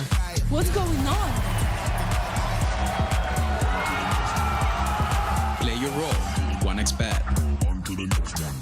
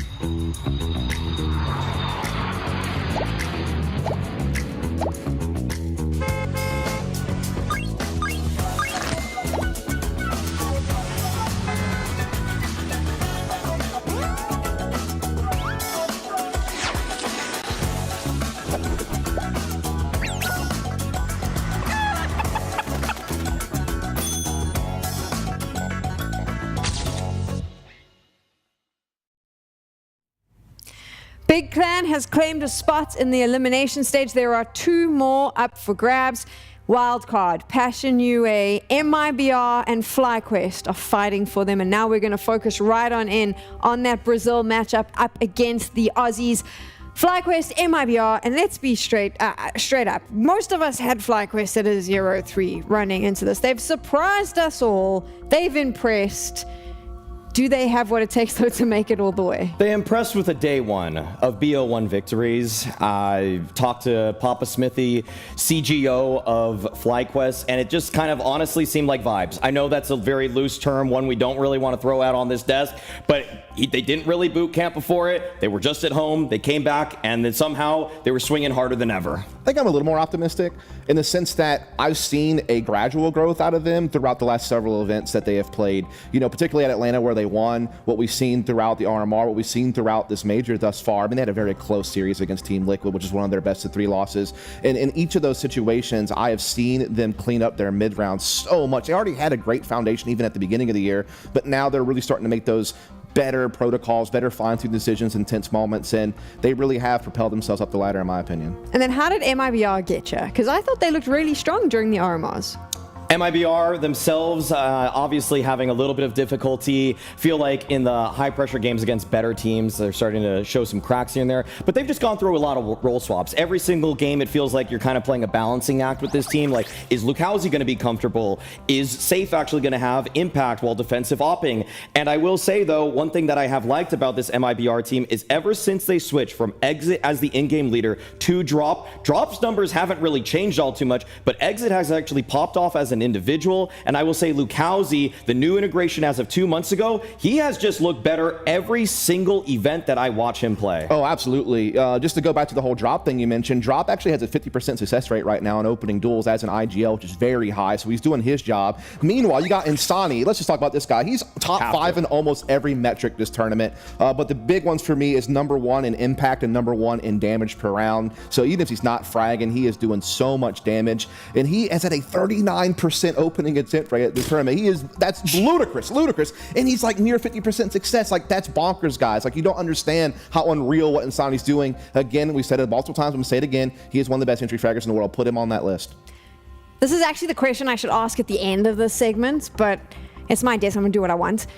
I feel like MIBR has this incredible group of players. When it comes to just pure individual skill in the server, surely they just outshine FlyQuest completely. If you go 1-to-1 on practically every single player on both of these teams, I have a hard time seeing anyone on that FlyQuest team that would reach or exceed their counterpart. Sure, INS is the star player of FlyQuest, but what are we comparing him to? Insani? Because Insani hasn't beat in those kinds of roles, those kinds of entry positions. Dexter maybe overdrop there too, but for the other guys, role players like Vexite, Liaz, and even Alistair, I would take the counterpart pretty easily on the MIBR side. Yeah, Made in Brazil just have such a potential of just being able to create split pressure because they can just put LucasZ and Insani on opposite ends of the map, and they can both have success creating space as well as just being very good defensively. Then Exit has become such a great extremity player. But you asked the question, like, going 1-to-1, who can I expect? Guess who it is? Alistair. Guys, Alistair has been critiqued so heavily for so long, and for good reason. But when you look at their win at Atlanta, when you look at their run through the RMRs in this major, he is one of the top operators statistically in this tournament so far. He has been able to pick up the slack when guys like Inns and Vexite have had a couple of bumps in the road so far this major. Now, I don't know if that'll hold. I want to temper it, but so far, so good for me. I was going to call you out there and say, but you know, the level of competition. And then I remembered they played against MIBR during Challenger, if I'm not mistaken. They also played against Liquid. They also played against Pain. You know, so like, he's played up against some pretty solid squads and put up some numbers. Like, I'm going to give him a little bit of credit where it's due. So what does FlyQuest have to do to beat MIBR? I feel like the things that Dust has touched on in terms of their mid-rounding, the cohesion, the finishers, they do look a little more concerted for FlyQuest side. And I think they need to look at the reference points that they have where MIBR has fallen in the past and try to replicate that. There are blueprints out there. Rare Atom were able to do the unthinkable and take a map off of MIBR along with several other teams after their brilliant 3-0 start in the RMR. And so there are these points of transition. MIBR, slow late rounds sometimes works against them. So FlyQuest, they need to find those times to strike. It's difficult to game plan against, but it is very feasible. Yeah, FlyQuest is a more balanced team. It is really what it boils down to. Like, not only are they capable of playing explosive with Dexter and ends and like just kind of pushing the issue in those directions, they are also capable of playing out a default, playing out mid-round situations, kind of working themselves into rounds. Whereas Made in Brazil, they're not as sharp in those moments. Like, they do really rely more on the fast-paced, scrappy play, just kind of loading up with all their players, attacking as a unit, just trade fragging through with people like Lukosi and Insani, whereas this team's more balanced. Let's do a vibe check. Oh, I can't believe I said that, Maui, with Parla. Fans, how we all doing? What a crowd, Marshall. Let's check in with Alistar of FlyQuest. Ali, how you doing, brother? Good, feeling good, ready to play. All right, Ali, let's keep it simple. It's the last chance for you and FlyQuest to make it through to the elimination stage and the top 16. What's the mood in the team right now? Everyone's good, everyone's calm, feeling, clear. Just sticking to our plan, not worrying about who we're playing, and just all eyes on the prize. 那就是问一下现在状态怎么样？阿里说现在状态感觉非常好。然后第二个问题就是来到了这次的比赛是最后一个机会进入我们的16强，是一个什么样的心态？那也是说到了现在大家都是非常冷静，就想要打出自己想要的战术，然后不在乎自己的对手是谁。Ali, you've got very tough competition on the other side of the server. MIBR are going to fight as hard as they possibly can to win this out. Are you guys as prepared as possible for that fight? Yeah, I think so. After yesterday's loss, we went back to the drawing board and discussed how we want to be playing. And yeah, we're just going to focus on ourselves, not really try and wig out, just take it each round at a time. Hopefully the crowd's behind us as well because we feed off that energy, but other than that, ready to play. 之后也是问阿里今天对手异常强大，面对 MIBR 队伍是怎样做准备的？那这边也是回答到，就是说昨天输了之后的话，会做了一些调整。最大的调整就是要打好自己的战术，不要去在乎对手是谁。当然了，如果现场的观众朋友们能够给到队伍一些支持，他们也是会打得更好的。Yeah, sounds like they're with you, Ali. Final question. How much would it mean to be the first full Australian team since 2015, almost 10 years, to win here and make it to the top 16? It's everything. We're here, we're ready, we want to make history today. Ali, anything else that you'd like to say to the fans at home and in this arena? Wa'ani, baby, I love you all. Thank you. 最后一个问题就想问到，作为澳大利亚战队，如果说这次成功晋级的话，将是25年来第一次晋级到16强的阶段。阿里也是说到，对，这就是我们为之所奋斗的事情。然后感谢所有的现场观众。好的，那我们现在让我们走步到 MIBR 的对战房。Yep, let's head over to the other side of the stage. Oh, Marshall, we're going... I think I'll go through the front. You go through the back. Sorry, guys, bit of a maze back there. Yeah, head on over to MIBR. I'll be looking to check in with the man in the middle, El Capitan. Is he aware that I'm coming? I just want to check with Coach Knack. Drop. Hello, sir. Just give us a moment. No, you're fine, Drop. I don't want to take too much of your time. First things first, it's been a long road to get here. It's your last chance to get to the top 16. What's going through you and the team's minds right now? Just play comfy, just feel comfortable playing, just enjoy the game, and yeah, that's all. 想问一下 Job 现在心情怎么样？毕竟这次比赛的话，走到这里来，终于来到了晋级16强最关键的一场比赛。那 Job 就说：“我只是想要打得舒服，打出我们自己的东西，然后享受这场比赛。” FlyQuest appear to be as prepared as possible. Are you and the boys as prepped as well? Oh, little facial expression there. I like that. What was that about? Yeah, I mean, I just think we're gonna beat them. That's all. 之后也是问到对手的话，显然已经准备就绪了。那你们呢？那他也是说啊，我们已经，我觉得今天我们就是来战胜对手的。Drop. Final question.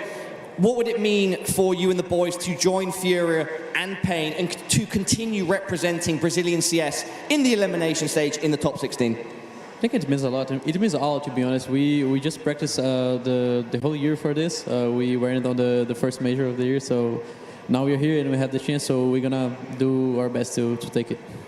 那之后也是问到了，能够跟 Pain 跟 FURIA 一起啊，代表巴西的 CS 去出征到淘汰赛阶段是一个什么样的心情？那赵皮也说到，这是我们一整年为之付出的目标。我们之前的 Major 没有能够成功，今年来到这里，我们希望能够拿下这场比赛。All right, Drop. Thank you for your time. Anything to the people at home and in this arena? Yeah, guys, thank you for coming. I know we beat Harry yesterday, and it wasn't a great day for you, but I hope you guys drew for us today. 感谢所有的粉丝来到现场和在屏幕前观看我们的比赛。我知道昨天我们的发挥可能不是特别好，但是今天我们一定会拿下比赛的。好的，那也是感谢两支队伍接受我们的赛前采访。我们把剩下的时间交给我们的分析台。 Thanks so much, Parla. And just to jump off something you said there, I've actually heard a rumor that there is a couple of gents we work with who also like to go through the back. Let's get into the veto now, because it is coming up in a little bit, and it's going to be pulling up. How do we expect this to play out? Permaban should be Dust2 here and Mirage. For the pick of MIBR, I would like to see them go for something like Ancient. FlyQuest, it took them till triple OT to dispatch of Drillas, actually, and they go with Nuke, actually. I like it. For the FlyQuest side, they've been liking Inferno a lot. That's what they've been going for a lot of first picks, and they will once again. Yeah, I really like this Nuke pick. I think it is a potential punish. It is a map that FlyQuest have been struggling on lately. It's probably one of their weakest maps outside of Dust2 and Mirage, which are usually a ban for them. So yeah, I like the pick. Inferno, not bad. We've only seen Made in Brazil test on Inferno one time since they picked up LuCozy, which was a win, but against Rare Atom. So gotta have to temper the expectations there. And then Anubis comes up as a third map, which it's like an okay middle ground, I think, when you kind of look at how these two teams play. Quickly, I just feel like this is MIBR looking at map stats instead of actually looking at the quality of victories, though, because FlyQuest just demolished Big on Nuke at this tournament, and Ancient, which they second phase banned, like FlyQuest only was good against domestic opposition on that map. They're not really good against international teams whatsoever. Either way, MIBR, yeah, I think Nuke is a possibility for them, but it's not my favorite pick for them. So how do you think that this leans? It's interesting because you basically have like raw aggressive skill versus well-balanced CS. And when I think it comes to their critical mid-round moments, I think that's where I give the edge to FlyQuest. But if I'm just thinking about like on the server, 50-50 duels, who's winning them, just the Insani LuCozy duo is just so fantastic. But I think on a map like Nuke, our first one, I am going to give, even though it's a map advantage for Made in Brazil, I actually like the way FlyQuest mid-round's better. So I'm going to pick FlyQuest in the first map. That's curious. FlyQuest as well for you and Nuke? I just don't think this was the optimal pick for MIBR, if I'm being honest with you. So I was going to say that this series, I would say MIBR favorite. I think I'd go very light favorites now for FlyQuest. I'm super surprised at how the narrative has shifted completely just based on this veto. I just like how FlyQuest looked on Nuke recently. Like, give a shout out to Yanko, by the way, on Twitter. He broke it down. But yeah, their Nuke looks pretty good, actually. Well, there we go. The casters are now changing their minds. Sorry, the analysts are changing their minds. I wonder how the casters are feeling coming into this. I think there's very valid points about this uptick in belief with FlyQuest on Nuke. I think Maui said it best. They're vetoing based on numbers, Mo, maybe not on what's actually happened in Shanghai. In the heat of the moment, FlyQuest looking to seize the day. MIBR, though, obviously featuring Insani, highest rated player at this stage of the major outside of the MongolZ players. So maybe sometimes it's just that star-studded performance that stops them. Time to find out. It's top 16 on the line and an instant opening for MIBR. Ooh. All the teammates and all the team play in the world can't save you from that kind of a ferocious start. Yeah, that's basically everybody getting a kill right there. Exit, the last one to need to contribute. What a team he's got behind him. 3 instant entries, everybody goes down. And yeah, it's definitely true that FlyQuest had such a strong Nuke. Their mid-rounding is definitely better, but yeah, it could come down to a player like Insani, who is standing so high and far above the rest right now. Yeah, best player in the server. Yeah, he wins like 3 or 4 rounds by himself in good matches because he has such an explosive playstyle, amazing multis, but MIBR will hopefully need a little bit more than that because FlyQuest might be, the most improved team at this point. We're looking at a roster here who were 0-2 down on the first day, obviously, and everybody knew that wouldn't mean they would simply win their next game. Or 2-0 up, you mean? 2-0 up, sorry. And then they wouldn't win their next game, just guaranteed. And when they lost to Liquid, they're like, okay, they have another couple of chances. But here we are on day 4. I think a lot of people could see this happening. But we got to say, this is definitely their best chance. The fact that Drop just kind of scoffed at the idea of FlyQuest being well prepared for the series when Paula was interviewing him on the stage. A bit of a smirk and just kind of total self-belief, of course, that him and his team are going to just maybe perhaps even trounce the FlyQuest squad. Yeah, I mean, when I look at MIBR, I just think scary. You know, yeah. Sani, MongolZ, it's scary. Full-blown exec comes in versus the force buy of FlyQuest with a 5v4, but it's a good hut smoke. It's well-timed, as is an opening of the main smoke to get a little damage in. So they tried to just pop in. They tried to see what's up. Instead, sent back for a second. That's fine, 50 seconds, but very interesting position here from Alistair. Ooh, boy. Nice peek deep. Yes, sir. And he's already gotten the dink onto drop. So this is huge from Alistair, trying to get more from it. Can't. That's kind of job done, I want to say. They're coming back with 4 players, but you got the 5-7 still upstairs. 2 players could get 1 tag dropped. They just kind of have to believe in the damage right now, because look at the positions. 1 smoke to try and get back into A site with. Drop could put that on main to hopefully section off the scout. Good damage versus Liaz. That nade, though, misses. Oh, it doesn't go in. If it had entered that doorway through the threshold, it could have been. Vexite doubles back. He's got a player up in heaven, too. Come on, the force. It's almost there, but it's not quite finished. Ince with the scout gets a chance, missed no scope. USP finishes MongolZ, and there's the exit from Drop. Able to get back into the hut. Scout falls down from heaven. It was just called. You know Drop's going to take some kind of early peek because he's low. Inns, will he be able to figure this situation out? No kit. Oh, the door's open, so he has to respect it. Drop goes T.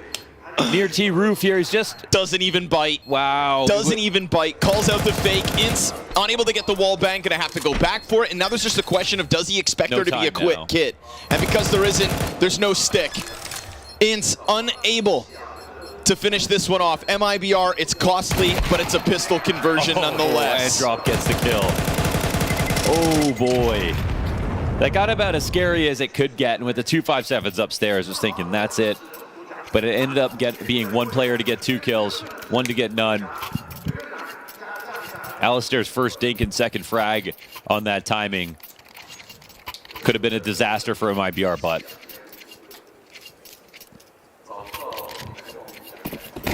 they've got a way out of the situation. They've got FlyQuest back on pistols.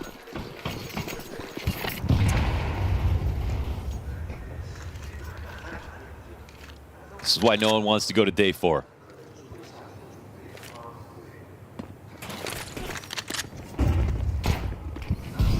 Trying to rush in with the flash to catch anything. Any other damage, I think, still just going to be so valuable with the way that the previous round unfolded. And these MAC-10s, expendable. Comes down from heaven to clear the board. All the while, Bomb, of course, setting its eyes down on the B site. So team play and rotations, is that enough for FlyQuest as the gun rounds are about to get going? You'd be a fool not to expect Insani to continue the form he's brought forward in Shanghai thus far.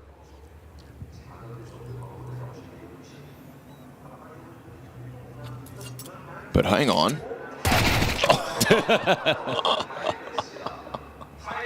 Oops. Very late pause here for MIBR, making sure that nobody goes down in the process. And so be it. It's looking like the right thing to do. Yeah. Eventually, you will find these last couple. Alistair actually ahead of the Molotov. Maybe he could blindside exit. Yeah, I mean, exit thought he had a gap here. Surely he doesn't clear this, right? Okay, there. He takes... Oh, he still dies. Not too shabby. Yeah, that's something to work with. Okay. You see how slow and respectfully that MIBR are moving around the map, even with just no armor buy coming out from FlyQuest.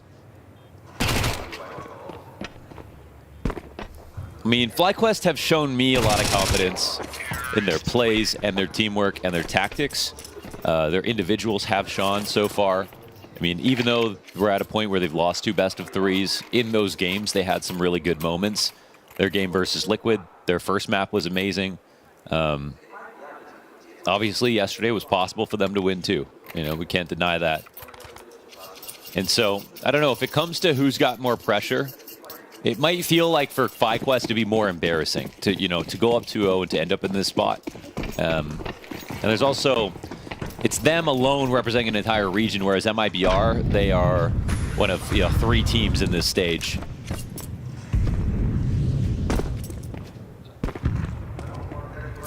two of which have already got through.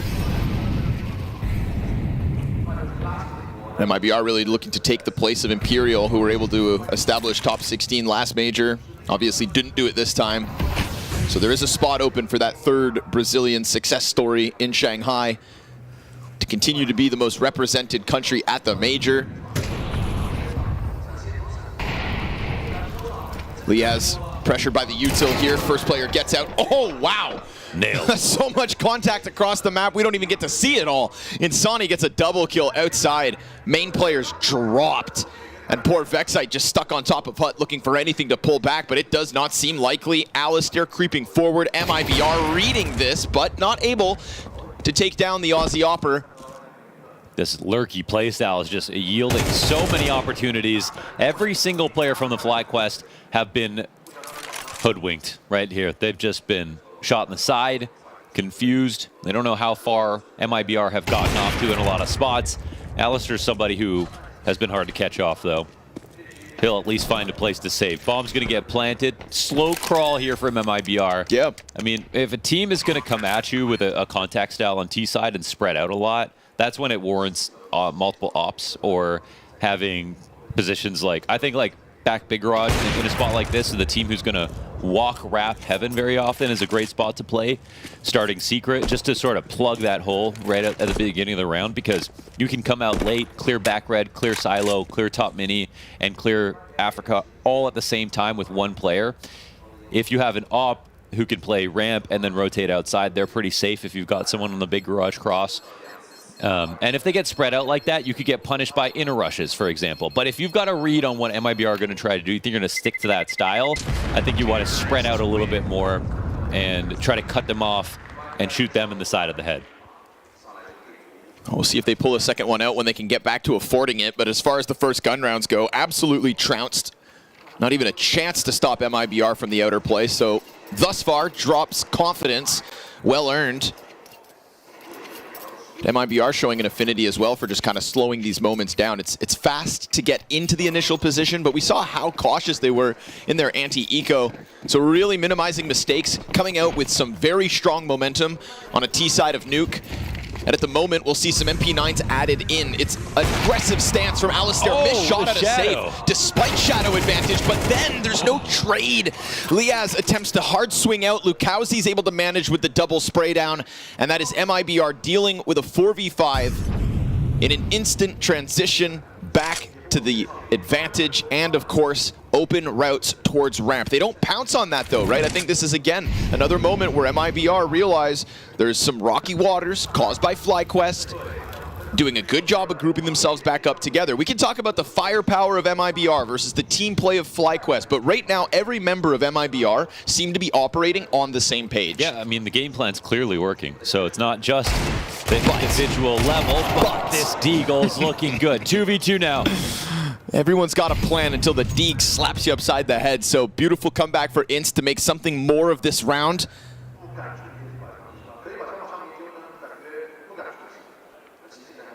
And that couples so nicely with the original 4 versus 5 that Alistair was able to establish with that op. And the MP9s have rotated down into the correct positions. 30 seconds to the clock. These AKs looking to get into the bomb site with 2 smokes down. Double doors seems problematic, but Dexter looks like he wants to pounce on this at a moment's notice. Unfortunately for him, Vexite went back upstairs, indicating the uncertainty here for FlyQuest. His spam through smoke is off the mark, and now MIBR more comfortable, slightly. They've still got to get off site, and the smoke's now fading, forces that issue. Excite's got this top position, easily held for him. The trade's good. They do what they have to. Ince is the X factor of the double deagle, but MIBR go up 5-0, and to that, there is no stress. Yeah, and they were slithering back into a perfect post plant. FlyQuest had to launch an attack at that moment, but there was really no way that they could get a better case situation out of those guns. It was just a little too difficult. So 5-0 start for MIBR. Now we want to see how FlyQuest are going to adapt. And I think this might be the perfect round to call something faster and harder upstairs, where FlyQuest might be more concerned about trying to stop lurks. You see already they're spreading out with 2 players in big garage, but Insani gets caught off guard. Vexite picks one off as well. And that will help out. Was that somebody running out of Squeaky? Either that or Yeah, it must have been. It's a death inside of the A site, so not only this... in the hut or in running out of Squeaky, it's hard to tell exactly. Yeah. There we go. So Vexite just took a wide swing on that, and that will take the edge off. I mean, suddenly it doesn't matter what your setup is, but...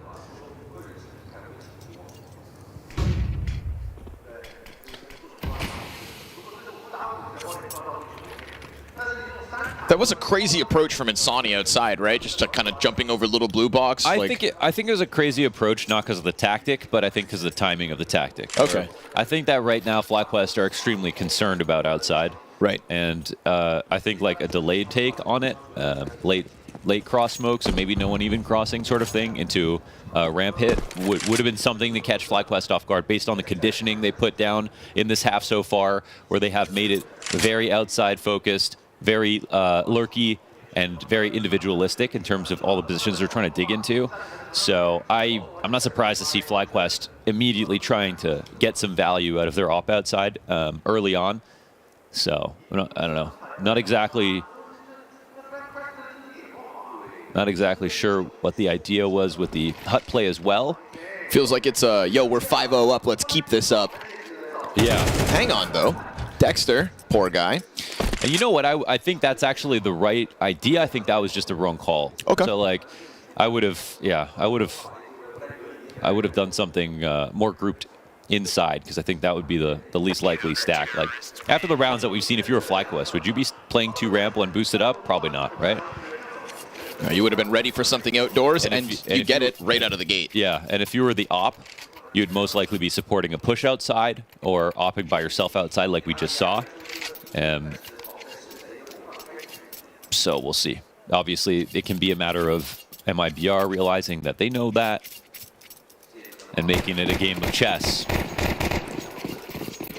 We'll see if they try to keep up that same outer tempo, or whether the one shot from Alistair last round slows it down a bit. Alistair again looking to just support Ints for a second, peels back very deep. Now maybe reading more of an interplay. Yeah, see this? No one outside now. Now they feel like they got their last round. Right. MIBR will change it up now. I think MIBR changed up. Oh, a little late. However, Drop gets that spam. That is... Thing is, there's still 2 players upstairs, right? This would be the normal thing to have. It's one of those gut-wrenching deaths for FlyQuest, facing the prospect of a one-off round win. Vexite stays up into the rafters. Ints looks to support it from back vent. And MIBR just going to hit the pause button for a second. You can usually anticipate Vexite top hut. He looks to change it up, and Ints is actually going to play inside of it. The value of playing here is that you don't have to worry about Squeaky if you are defended from behind, especially if there's some attention taken away from you. And Inns, if they don't go heavy enough towards hut, he can push through. So I think the setup is great if you feel the exec is coming. And here it is. And they never molly hut because they have to run through it. CT Molly ahead of him. He's looking for the push, and are they going to keep an eye on it? Because right now, Heavy Squeaky, they go out, and they're dropping right into Liaz. He's not able to hold it, though. It's 4 players strong downstairs. They just charge in, and a missed shot from Alistair. That's a disaster. If Liaz goes down empty-handed, it all falls on Alistair. From 0 to 100, MIBR throw out something different. The hut play could have worked if A's the intended target, but they just throw 3 bodies downstairs. The call is actually really nice for MIBR because they go for the hut setup. It's not an upper hit. It was just a full drop. Thing is, Liaz doesn't seem to get that communication in time. He hears them dropping in the vent, but I think he's still caught off guard by the speed of it. And I think to him, the last thing he heard, based on him walking towards the back of the vent, is get ready, it's probably going to be an upper hit. So he was going to move into sitting at the bottom of the vent, staring up, waiting for them to cross, seeing if he can get involved in that. Instead, MIBR come dogpiling down on him, and who leads that charge? The red-hot Insani. Yeah. I mean, full credit there. I thought MIBR were going to go do something upper after getting their 1 kill, and they read the adjustment on the setup perfectly. There were 2 players staring at hut. Mini guy wasn't even alive, right? Or was it Alistair wrapped around back up to heaven? Yeah, so Alistair had gone over towards ramp as we saw him rotate down, and Ints, who was in mini, went to vent for a second and then ends up being the hut player. Vexite takes heaven to keep eyes outer. Yeah. So definitely kind of peeling back from what was a more forward setup out of the gate.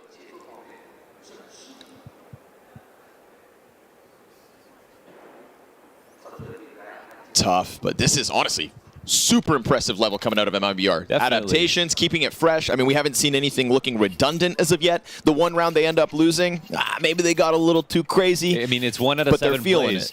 There is it's its own challenge to keep winning in a sense. Like, keep it fresh every single time. So if that's the one sort of misread in this map, write it off. They've had an exceptional game. And here they go barreling out towards Squeaky. There's a fight offered for Dexter. He does indeed win one. First frag of the map for Dexter. Alistair's op preemptively inside of the A site, and now a layer of utility goes down, but the T's look to keep the tempo up. You may be down 3v5, but there's a door to be reopened, or so there was.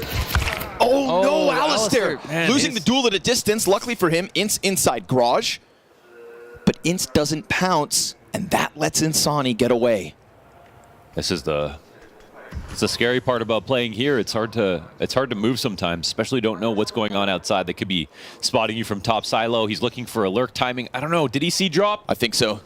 Calling another player in, but the main player. The shoulder spot is not good. Oh, he still wins the duel. Ince caught out, and it's a nice double here from Vexite. 3 kills on the round as he was able to hold Hut once again.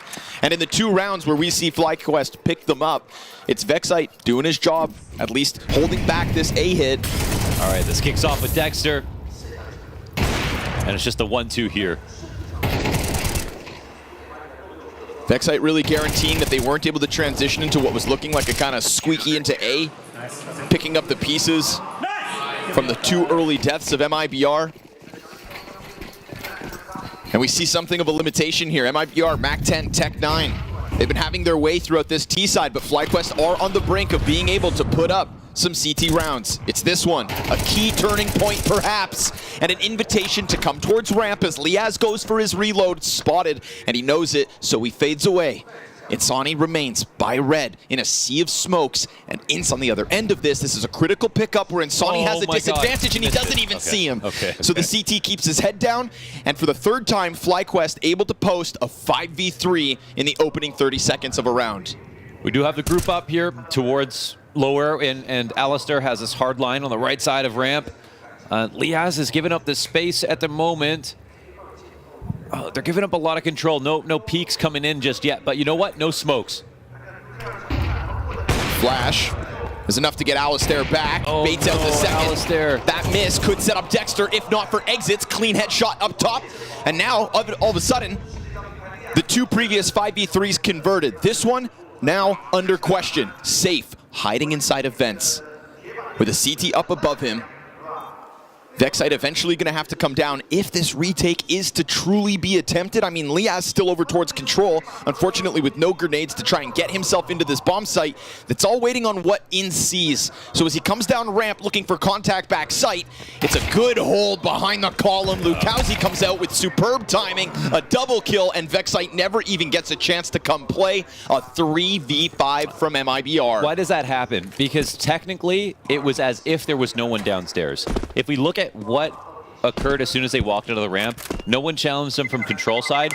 Alistair, when he didn't get his chance on the right side of ramp, had no way to find another opportunity to fight. If they had played more committed positions, if you had someone challenging from control side and Alistair fighting from the back of the site, yes, they could have died in that spot, but they're the ones who are up 5 players. Once they gave up the full control of the site, they're in a retake, right? You don't need that many players to win in a post-plant situation. Half the job there for FlyQuest was just to be a little bit more aggressive and not be worried about the fact that there's 3 players coming into ramp. When you have the op on the line, when you have control of control side, it should not be that easy to plant.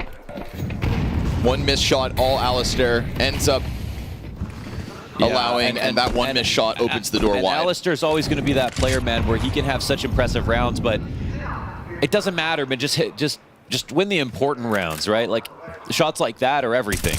It makes up for all of the analysis of the rest of the things that went wrong. Hit the shot in control.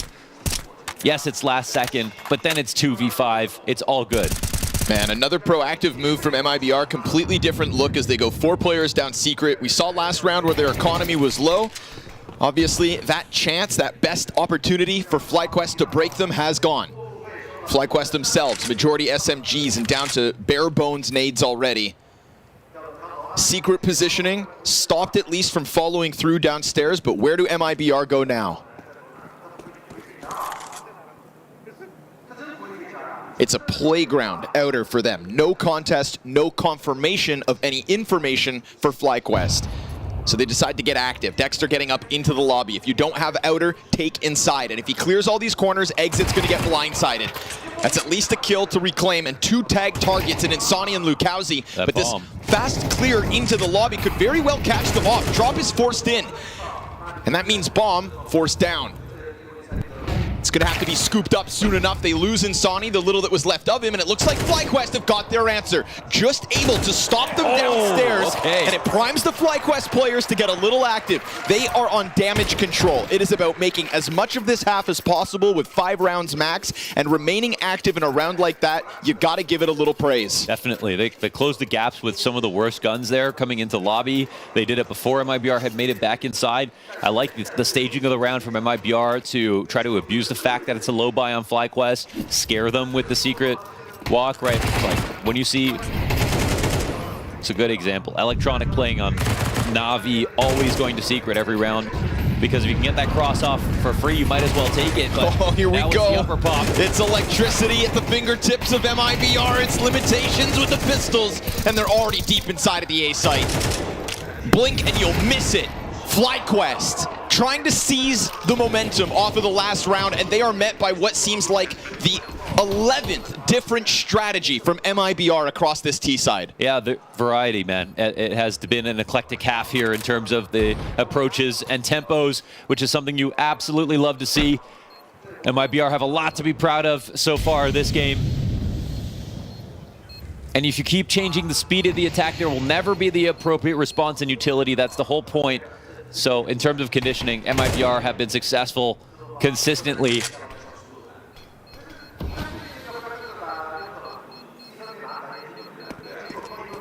You really wear down your opponent when you keep changing up, you keep shifting the gear. Now we're gonna lurk, now we're gonna explode. Oh yeah, there's been this really flowy call to the T side at the moment. Cannot help but praise it. This one, obviously, we've all been here, Rush A. But it's the fact that they come out after not doing it for 10 rounds, really. And they follow it up with some clean kills to boot. Just when FlyQuest think they find footing, they take a punch to the stomach. And it would be interesting to know if they had a good read on the money there, of course, like Tech9's coming out. True. On the upper site. Did they need to block better? The most limited round of this T side economically was the last, and MIBR still pull it out of the hat. 4 rounds best case for FlyQuest on their opponent's map pick.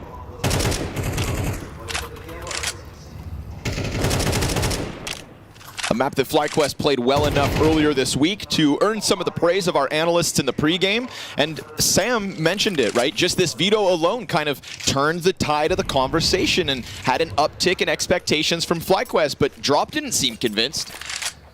Drop confident before this one goes live. And with this T half called, I understand. Impressive stuff from MIBR, looking to ice it out with a 9th. They saw the same things we did, you know. Everybody saw FlyQuest play big on Nuke. We saw how impressive it was.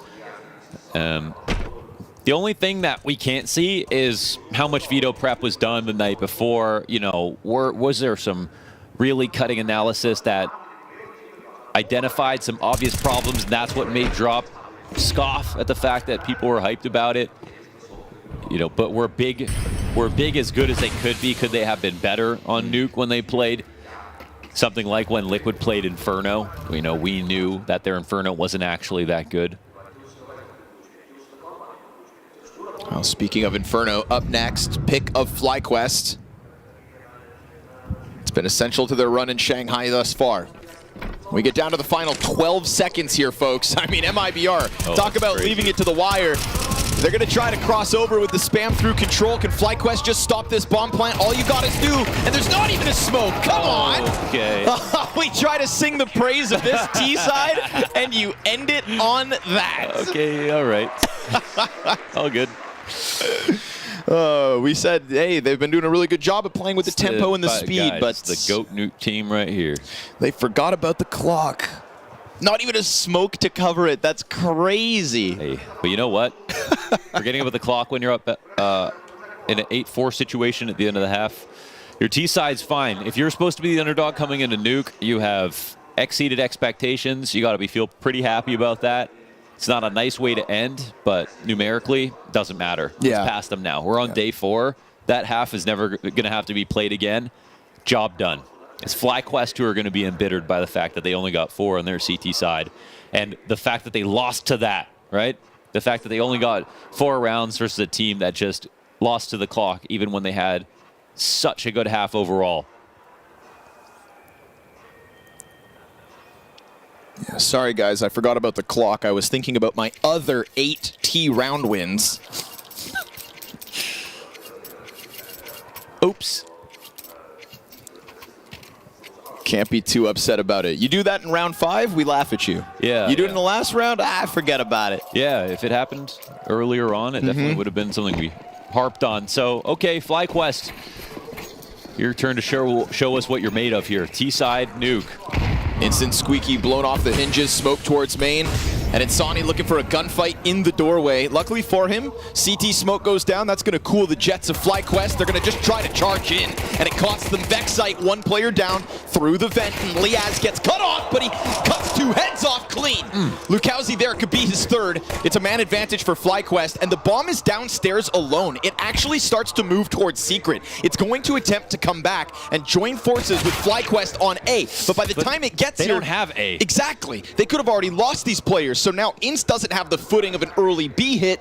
They're going to go for an outer wrap, which is heard by Safe. The bomb's now spotted towards Secret. This is getting so weird. Yeah, and there's a tag on the player who's going towards Heaven. He might think that he got by without making any noise to anybody, but now drop kills Dexter as they're waiting. They had Heaven for a moment, and that's why you'd want to take upper here, though.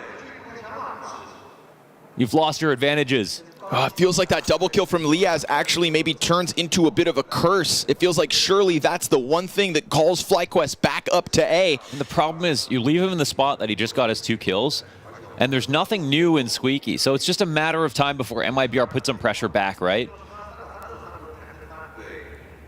I think the issue is obviously they wanted to adapt to the situation. They can't get Liaz downstairs. Sure. Bombs by itself. They don't know who else is there. So eventually Alistair is able to walk out through Hut. He was on the rooftop spotting. Nice. Beautiful. Beautiful shot on Lukowski. Safe. Gonna blindside him. And if Hand's busy, In's able to dive back to Hut, so it seemed. He goes for the Safe fight, down to 44. Eventually, Drop's gonna get into the engagement, but Safe wins it before he even arrives. Safe doing it on his own. 2 kills to his name in the 2v2 to close this, and MIBR's 8th goes to a 9th off second pistol. Yeah, this one's really brutal. This one's really brutal. The well was poisoned, right? It's a situation like how do you not think, okay, we've just taken out 2 up-rankers off this great 2K. Let's support him. Let's try to get upstairs. But if the bomb hadn't dropped already, it would have been a way better situation to try to do this.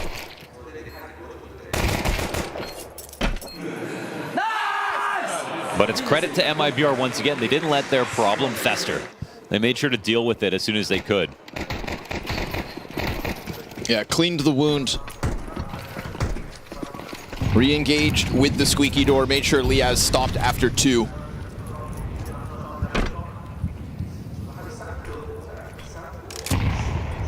It's really slippery vent. You gotta... Something. Here we go, charge forward with the lesser guns. The Force trying to shift the momentum.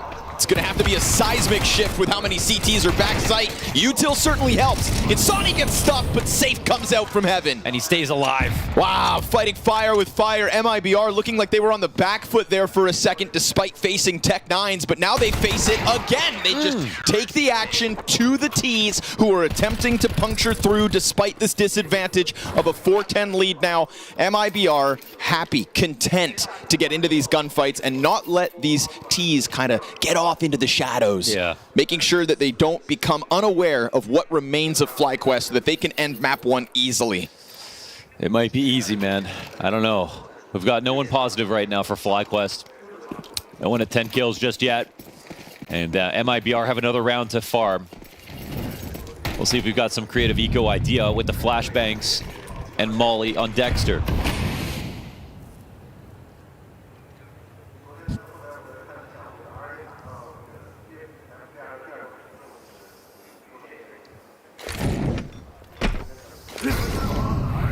FlyQuest better hope to God that Inferno's got something in store for us. Their nuke got laughed at by Drop, and so will this ramp hit. Nothing. Clothesline. Nothing. It's the full house between Drop and Safe. Ooh. For good measure. Can't let him get back up. I mean, Drop back in the pistol round when he wins the clutch as well. Round 1, starts shooting bodies. Well, he loses the round, but... or rather, excuse me, dies to the bomb. I mean, one last big idea here, and, you know, that's it. Dexter looks at this buy, and he says, as the captain of the team right now, we might not see AKs again for a bit. Try to leave it all out here. Lukowski, no way! Wow.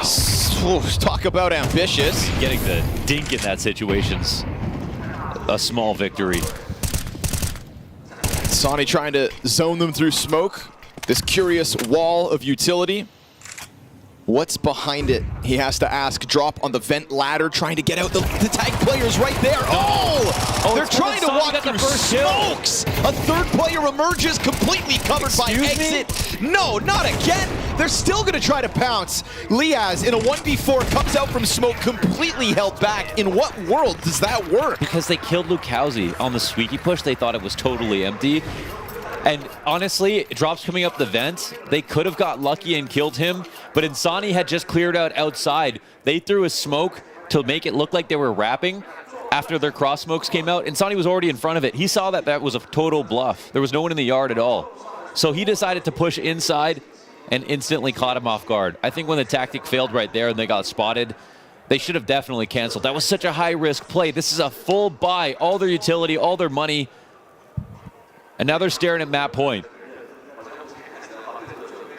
That's a crazy thing to put it all on. That's the one gun round you're going to get at this point. That's the one gun round you were guaranteed.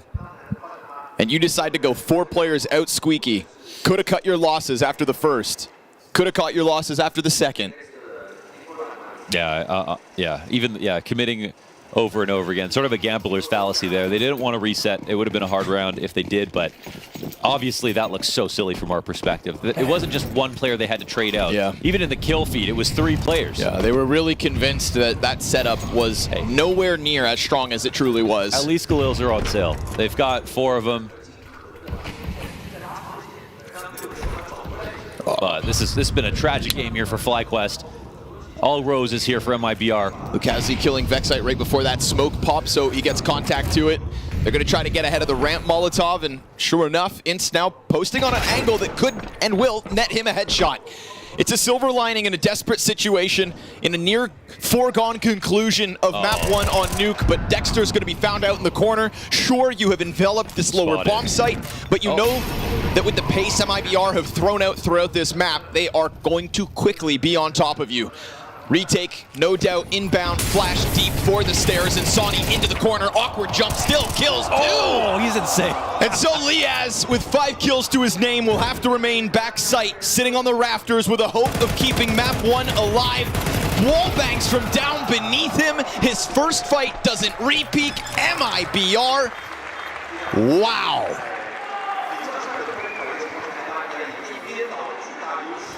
Wow. I mean, Scorny said it there. Wow. You know, they say it's always great to start off your morning with a nice, well-balanced breakfast. You know, you get a little bit of all your food groups and you just kick off your day. But sometimes you just down 2 shots of espresso and you send it. That's what Made in Brazil did today. We talked about it before the game even started, Maui, that we were going to see hopefully some well-balanced Counter-Strike like we've seen from FlyQuest in the past in this map, but we knew the sheer aggressive and superior firepower of Made in Brazil would have a chance just to bulldoze them. And well, it was a lot of the second one. Yeah, player difference here is where MIBR really thrived. That was never competitive. We also mentioned the fact that we like FlyQuest mid-rounding on this map. There's not a lot to mid-round if you're down 2 players in the first 20 seconds of every single round. Yeah. Now, MIBR, even when some of the rounds did slow down, you were able to see a little bit of that FlyQuest shine, what they've polished off at times throughout the season, the way they can get back into the rounds. But the deficit was always too great, too quickly for them, and they were playing catch up this entire time, Sam. The entire time. No, they had 2 guys with 0 kills through the first 8 rounds. Like, you can't have that happen on your CT side of this map. We spoke about the individual skill in MIBR and how it would match up to the teamwork of FlyQuest. I think maybe what we didn't factor in the pre-show is when MIBR's individual skill works as a team and hunts like a pack. This is what we've been waiting for. This is kind of the level that I wanted to see from this team for so long, and it's scary as all hell. When LuCaoZ is playing this well, when Insani's doing everything that we built him up to do, and when all of a sudden Safe is top fragging the server, it really is the perfect storm. Again, I'm not going to get too excited just yet. We just watched a series where Complexity bashed big on map number 1. It's early for these guys. Like, a lot of these guys, they're FPL demons. They're best at fragging out when it's 9 p.m., 10 p.m., maybe even 1 a.m., but they're not really always the best when it's 2 p.m. local time. So I do think that there's still a way for FlyQuest back into this game, but everything was on display, all the wares for MIBR. Yeah, just again, you know, we knew how much talent this team had, and they proved exactly who they were today. Great performances from the entire lineup, and again, FlyQuest just really didn't get anything going. 13-4. There's not too much to break down. You get hammered that hard. I mean, it is just at the end of the day a skill issue in that particular game just now. I was trying to figure out how to formulate this in a nice way, because I was going to be like, okay, well, what could FlyQuest do? And I was answering the question myself. I was like, probably click more heads and not die. That would help. Just not get blind by the initial flash, but even if you dodge that flash, be sure that you actually turn around and shoot him back. This was just explosive play after explosive play for MIBR. I think that when they went through this map pick, they probably had 7 designed plays for early rounds for themselves, a couple slow pieces that they threw into the midst of it, and practically everyone benefited because of all of it. They look very prepared. They do look very prepared, and here's the thing, we're going to Inferno next, and while we've only seen 1 game out of them with LuCaoZ on the roster, and it was against Rare Adam, one underdog team, they still looked really scary from an eye test perspective, Mally. I mean, they have the ability to, on T side, play split pressure, where LuCaoZ takes over BRN spot at B and can just pressure it on his own, and Sonny can pressure middle at the same time, leave both your options open, or you just stick them together and you just send it, and like they did here on Nuke multiple times, and you just get rounds done. So it can happen here again for sure.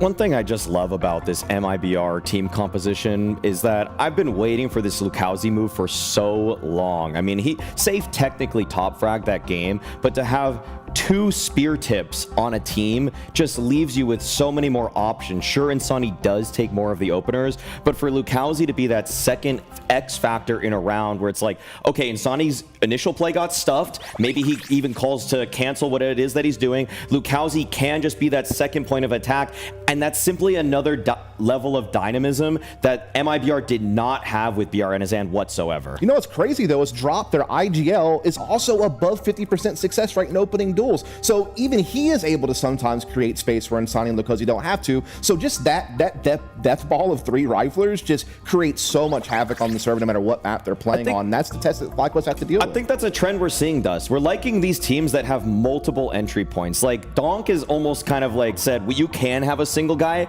but Spirit's kind of puttering out just as a team. This is like a more meta discussion, you know, just that if you just have that singular guy, that's cool and all. He can be your star player like Complexity with Elige, but it's really these teams that have had multiple weapons that can actually do a lot more damage, because at that first point of attack, if that guy says, guys, I need to slow down a little bit, there's other people ready to pick up the slack immediately. Teamwork was the winning factor. Who would have thought that would happen in a game with 5 players on the team? Wow.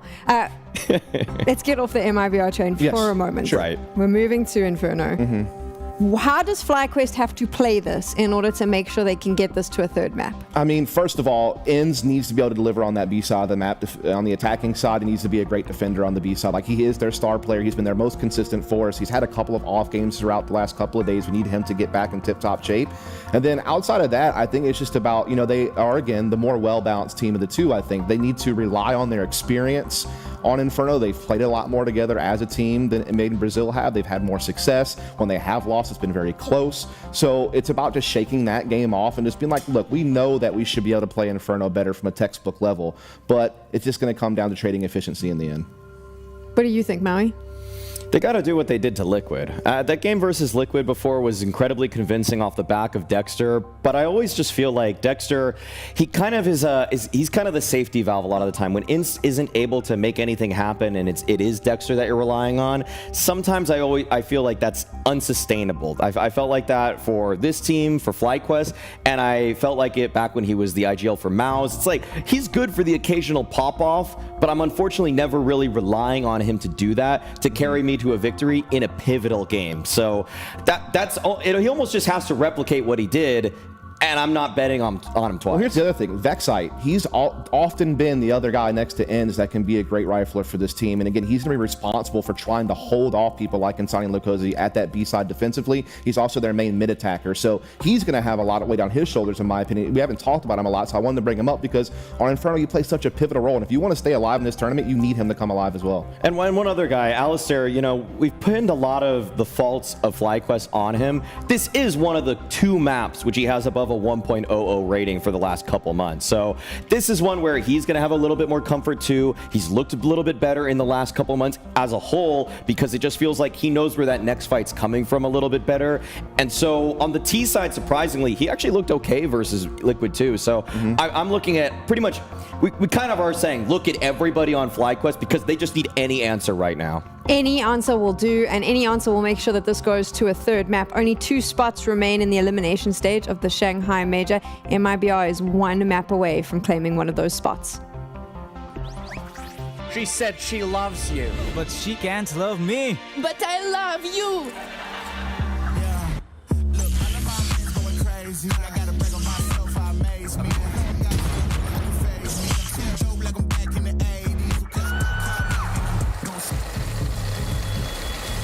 I won't play window anymore. What's going on? Play your role. 1xBet. On to the next one.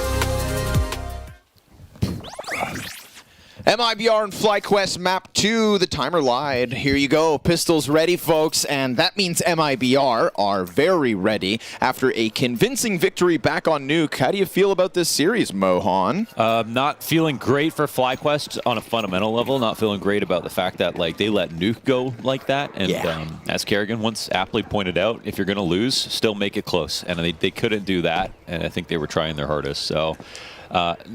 I mean, conversely, though, pretty excited about MIBR. There were some amazing individual plays that game.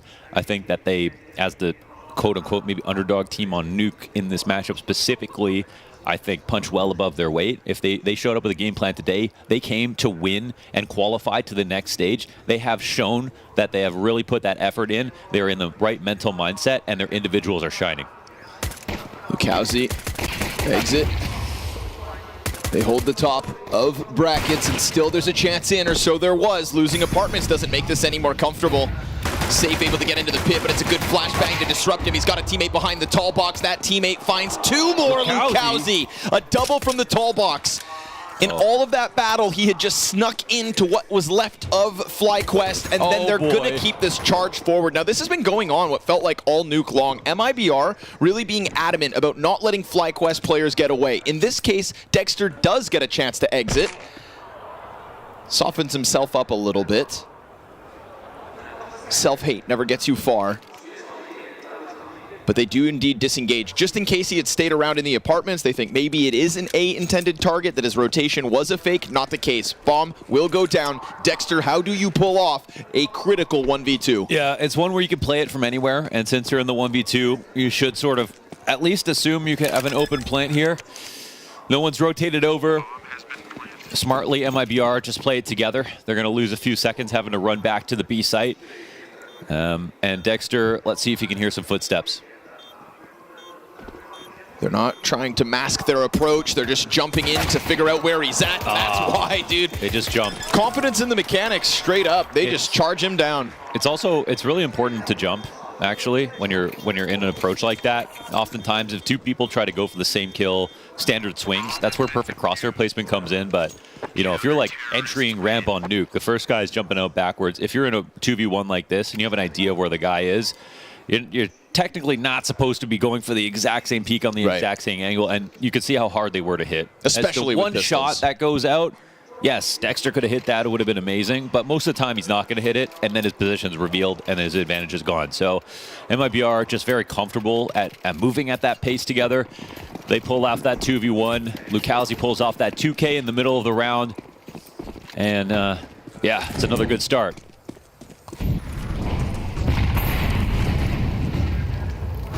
Pistols just continue to get swept away by MIBR.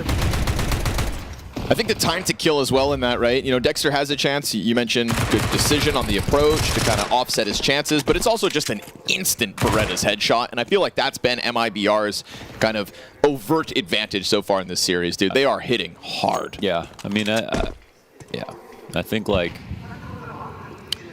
I don't know. You can really see when like a team is just focused on the goal. They're not really focused on the pressure. They're not really focused on like how it would look if they lose. You can see when a team is just here to literally win every round, and that's what we're getting out of MIBR right now. Like we saw one moment at the end of the first half on Nuke where it kind of exposed that they're actually not that confident in everything they do. They had the map control and everything, they lost time. But they were up 8-4. They crushed that second half. When it came to focusing on their crosshair and the round, they're present.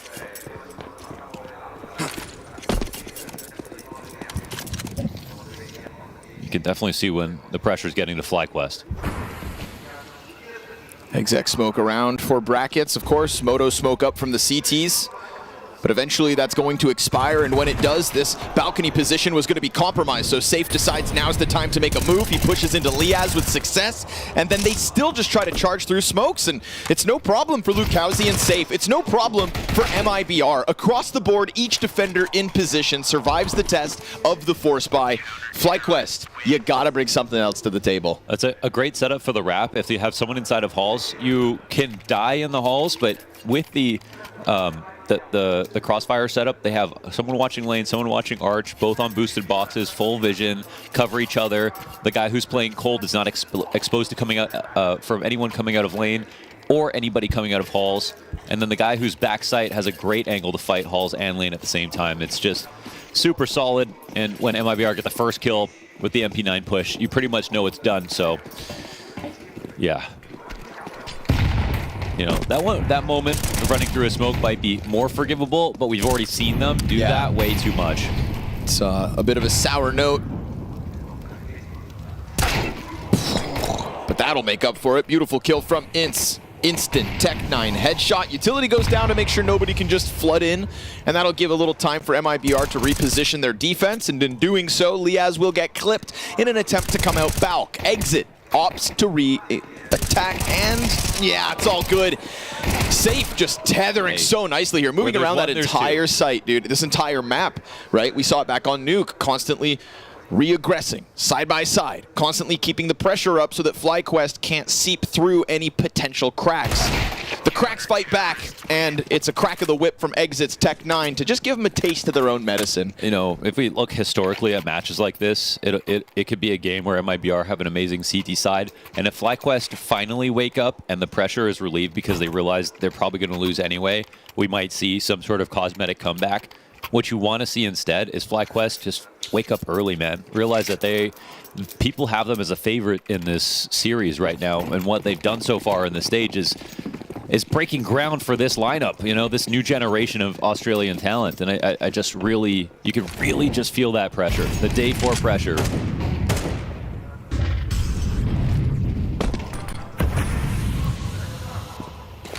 You know that everybody is watching this game.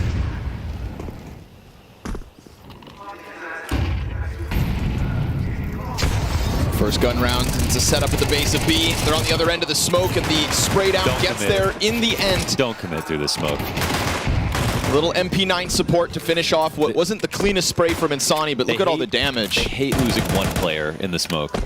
They hate when they lose one player in the smoke. They have to send a second. They have to send a third. At least they restrain themselves here.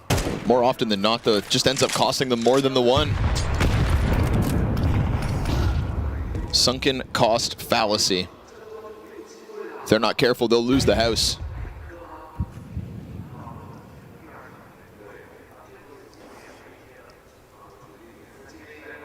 Drop, perfect place for the MP9. Ooh, barrel makes him jump the gun. A little twitchy there from Drop. Yeah, that was a freebie if you waited it out. So this is a good opportunity here for FlyQuest. Can't be understated. That early damage versus Insani softens up the B play, and safe. Not a single bullet of damage. We had sang his praise in terms of tethering off his teammates. This is a good spot, isn't Insani, though, best player in the server by far. At the moment, though, bomb still sits at the bottom of B. It's still not making its move. They're worried that Insani had actually pushed down into Banana, so now Exit gets caught off guard. Insani gets clipped back at B. The bomb does still, though, come to the last CT. Dude, it is sketchy, but it's a round win. And if you are FlyQuest, you give them a little of what they gave you. Okay. Yeah, it's a moment's a miss here for Drop, who tries to pre-fire on the peak, thinking that maybe the guy goes to the other wall, peeks towards me this time around. Could have leaned into it a bit more. You can't even really blame Exit getting caught by running down mid. Yeah. Like that was incredibly hard to get your read of, I think, if you're MIBR. Yeah, because that player's in there, that position so late into the round. So, all right, FlyQuest, nice. As soon as we get onto guns, they pick one up. And that was 4v5.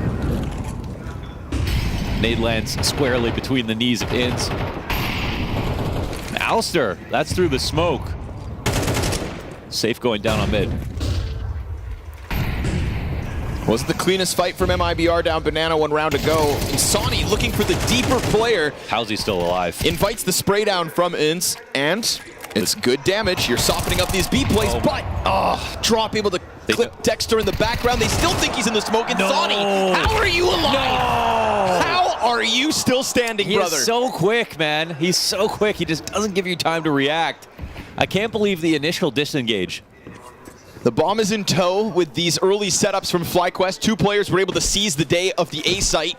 Lukowski spotting the bomb dropping down, but it is low HP despite the 4v3 advantage for MIBR. Do they think they have an edge in the retake attempt? Oh my god. They're going to go for the boosted moto. They just crouch walked a player underneath the smoke, and there's a real chance Exit gets this easy kill to Alistair. 10 health for him. He is stuck behind that pillar. They are going to send Insani out first, and that one gets held back by Liaz. It's a good pit anchor, and with the smokes up, with the positioning here from FlyQuest, MIBR have to write off their losses. They send Insani in and look to keep 3 alive as FlyQuest, awkward fights on B, but securing a second round here. Yeah, another nice recovery.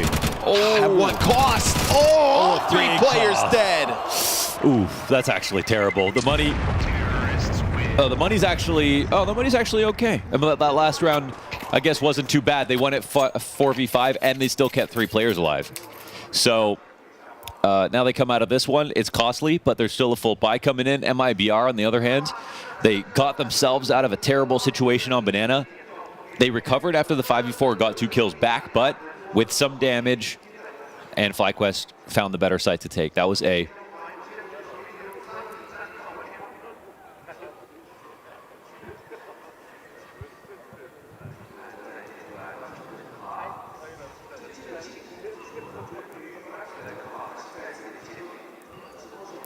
We're still going to have a strong investment here from IBR. After that round loss, too, they've done well with the money. MongolZ saving his gun certainly helps. Upgrading it, in fact.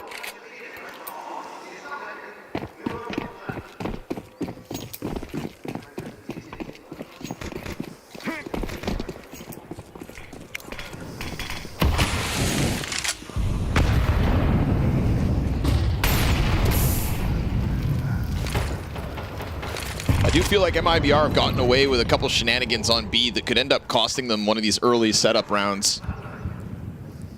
FlyQuest keeping the pressure up. Just ins on his own at the moment, but look at all that util damage, man. 3 players nearly half health already. And there has been a narrow margin between some of these moments in the opening 5 rounds. It looks like round 6 will be no different, to the disadvantage of FlyQuest. MIBR going to throw a boost up onto Porch. Towards A. Emphasis on short when it comes to brackets. But this continuous 3-player setup puts pressure on Insani. Luckily for you, known to deliver.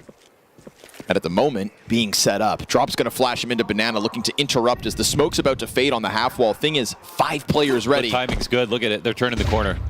They don't quite come around, so he's not able to capitalize with a kill. Doesn't confirm if there's even anybody there, but guess what? It's the whole pack.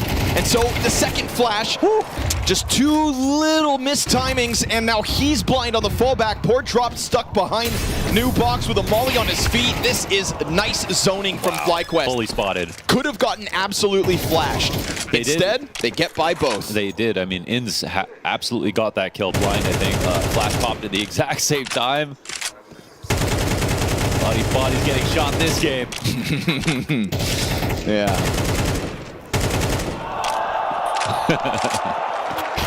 When it comes to the 2-2 games, we stop pretending to be friends.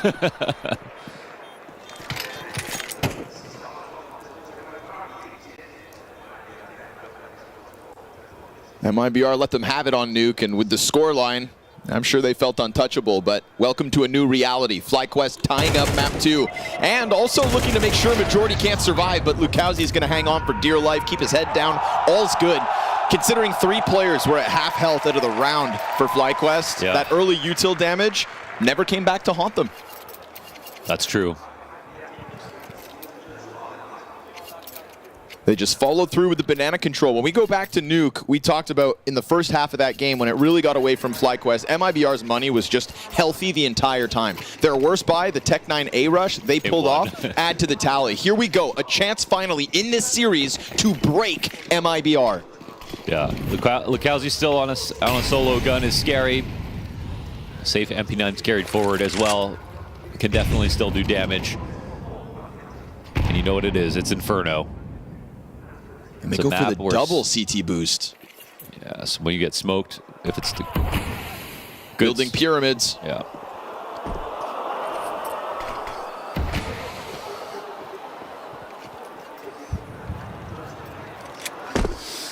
Oh, the smoke out early. That's interesting. I don't know if that looks like a bluff, but I think it might. They're like, oh, they smoked early, they missed it. They want them to come in. Also, look, with the gap on that smoke, it's a perfect invitation to go exactly where Safe's watching. Yeah. Come on in, boys. Water's warm, and they pick up a second. And there's another player here, Quad Insani, sitting, waiting with the P250. They're not going to forget about him. They do try to reboost, and in doing so, yeah, they end up losing it. FlyQuest able to recover. I think that smoke is absolutely a bait.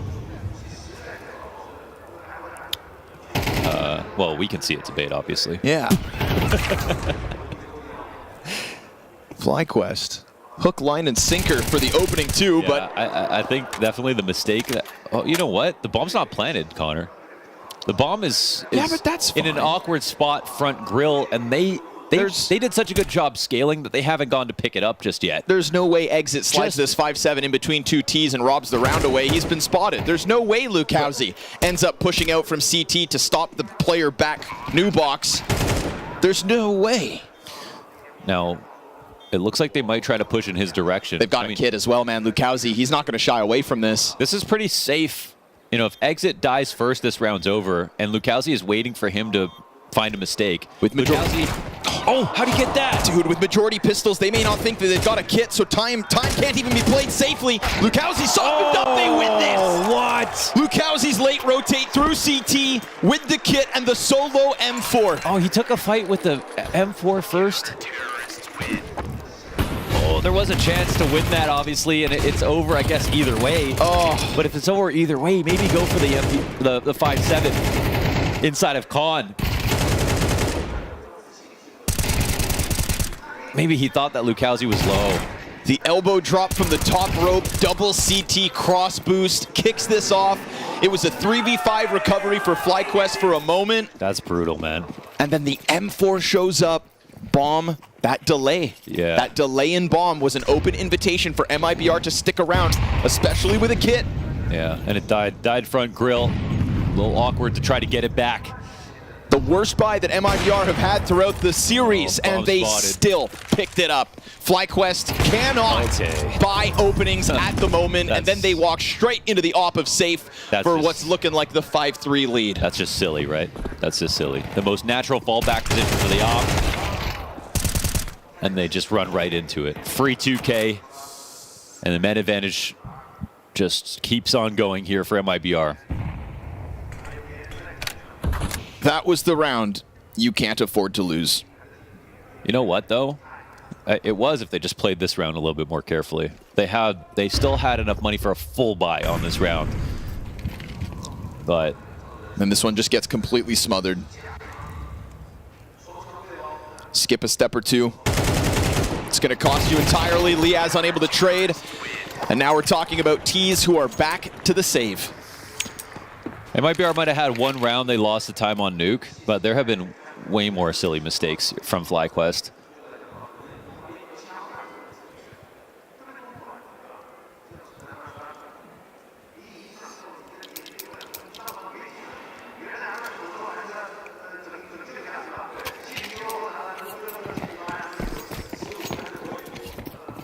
The pressure is real. Oh, I thought he knew Baby Shark too. I think that was Beethoven's third. Have you? Safe. All right. Going to demolish the very little that FlyQuest limp into round 9 with. There's still a Deagle out there on the field, a P250 for Liaz, but honestly, it's best to just feed the opper. Like $500. Enjoy.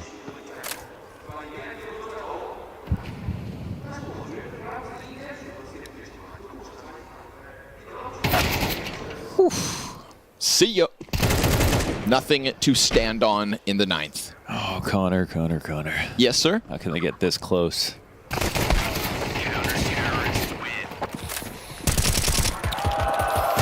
At least they didn't get 0-3.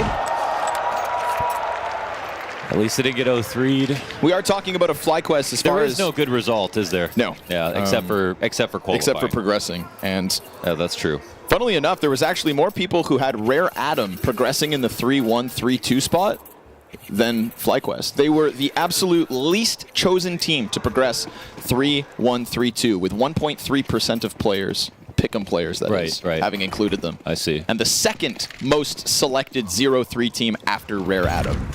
So exceeded expectations on an opening day, but it's a tale all too common at the Heartbreak Hotel that can be majors. You know what? This game isn't done, man. It's like, it feels like it is, but stop walking into op shots. You know? Stop walking through smokes, yeah. At least this time it does get traded, so there's a little life left in round 10, but then you get this individual duel towards top banana. And the tethering of the CTs, the tethering of MIBR, it is simply so much better.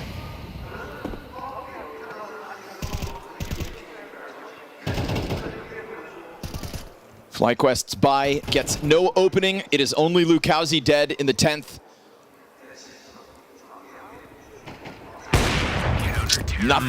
Nothing to find, nothing to pull on. Before this game started, I think I was leaning FlyQuest. Were you? Yes. Yeah.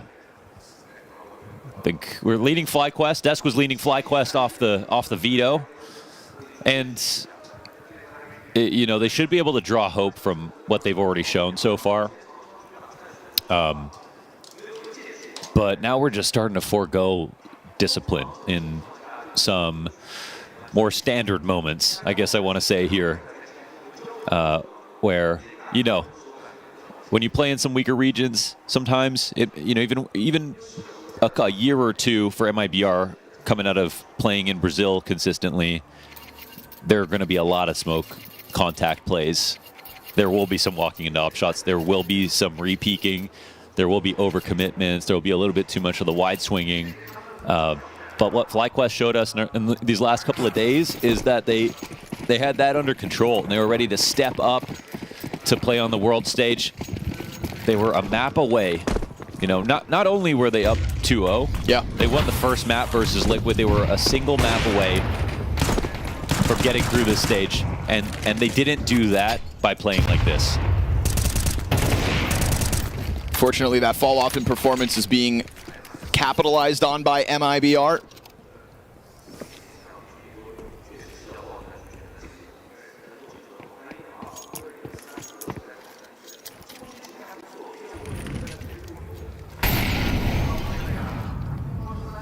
Tech9's into banana at the very least. A CT side that awaits them. A couple more rounds to be played, and it's Insani right into the middle of the pack with support from Drop. Nobody dies alone on MIBR. Drop able to bring down a second, third defender empty-handed. That's the difference here from Vexite. Is it enough? Smoke to try to get Alistair over. And he's just going to plant that first orange. Surely the 5-7 doesn't spam him down. Okay. All right, half's not over. Time to look alive. Low HP here for Vexite and Alistair. No op to use in the post plant, but definitely some good spots to play from. Yes. We don't want to talk about FlyQuest like their attempt is over. Some of these rounds at times uninspired, some of their mistakes glaring, but this time it is pistols to punish, to puncture through a B site and to keep the hope alive. Unbreachable, right? LuCaoZ slides up, gets the first, but back sight's held. Alistair's dead! And LuCaoZ's gonna post another clutch. His 12th and 13th frag, and a reminder to the promise that he brings to the server, that he brings to Brazil. Oh, they had the perfect high-low setup. They were just so confident. LuCaoZ was once again coming in from CT. They could have just dropped back into Emo. I thought that they'd be fine to try to trade here, but as you can see, it goes deep here from where Alistair is playing, and he doesn't swing out wider, you know, and I think his position was just called. Every single time FlyQuest seemed to have a moment of hope, it is shattered, smashed. And MIBR's individual level just makes it that much better. They're doing great. FlyQuest's moment of glory in 2024 would have been winning Atlanta. Unfortunately for them, the formula that put forth there has not occurred today.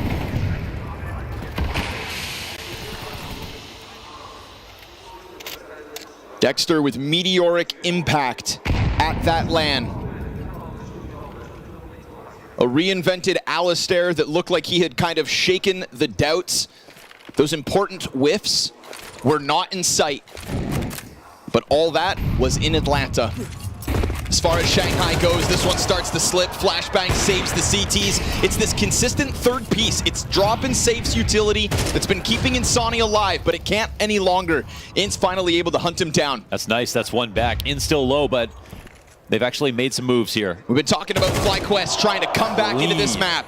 Every time there's a glimmer of hope, it's been smashed. And right now, Exit is in a prime position to rob yet another close round away. Liaz into the Moto smoke. His utility clear of the approach, but the top truck player popped, and Exit keeps his head down. He will get cleared by Liaz, but with nothing else to play for, MIBR, this 2v3 retake will be attempted in a moment once that second player arrives. Safe keeps up some pressure, carving an early path through the brackets as Ince goes for that apartment's rotation. He's low HP to try and play a post plant, but the bomb is planted along the far wall. He'll have to super wide swing all the way out and exposed if he wants to try to cover. And no nade, so oh, surely. He can't. Safe, anticipating it. There is the apartment's play. Drop's gonna have to clear corner up close. They're down. FlyQuest, so many close calls, and finally a fourth. But now having to bank on a CT side on their map pick. Yeah. It's that or it's elimination. Yes, and you know what? There's nothing else to do today. This is day 4, all eyes on you. No other games in the world happening. It is a chance to perform a comeback, and you have to do it. At the very least, you have to try. You know, the only thing that you're going to regret tomorrow morning is thinking about the next day. You've got to focus on now. It's only 4-round lead, right? You played your best CS, you knew it, your teammates believed in each other and the calls from Dexter, and you kept your discipline in check. You know you have a chance, so really comes down to focus. MIBR have all the belief right now. They've shown us everything to give us, to earn our praise, our compliments. They're punching up. They were doubted. They've already succeeded on Nuke. They just have to keep doing what they're doing. They turned heads back at the RMRs when they were able to best Complexity in a best of 3. Securing one of the first 2 spots in Shanghai for the Americas representatives. An RMR that was shook up at a stage of the major that has had the Americas region painted across it as of late at the expense of European representation. MIBR looking to lock in another spot for Brazil. There is not a moment of self-doubt for the Brazilians in the server today. Not yet. A second pistol demanded of FlyQuest. 2 more rounds that could have been on close calls, but weren't for the Aussies. And Dexter's gonna make first contact down Banana. Yeah, he's a solo spot. It's a dangerous one. Pushing it back, he plays it well though. Exit's gonna maintain flank control, but there is this pack of players prodding down the middle of the map. FlyQuest trying to get in behind what's looking like a likely commitment from MIBR. Flash. Beautiful from Safe. Again, the utility tethering between the Brazilians is just so good. And then they go through. CT smoke can't hold drop back, and Dexter gets turned on. Every step of the way, MIBR are better. That's the nastiest round so far. Ooh, they get the gush off on Dexter the whole while. Exit, perfect communication at the bottom of Banana. The flash is a pop flash, ready for him to reaggress. As soon as they're about to turn the corner, they know the retake setup. Their timing's extraordinary, and Exit comes out ahead on 2 kills. That's one where you don't go, oh, FlyQuest, why couldn't you? That's when you go, MIBR, you guys are sick.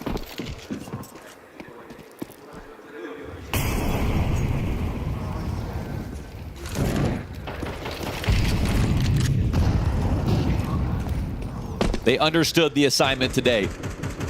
And drop scoffing before the game start makes so much more sense now that we see him in action.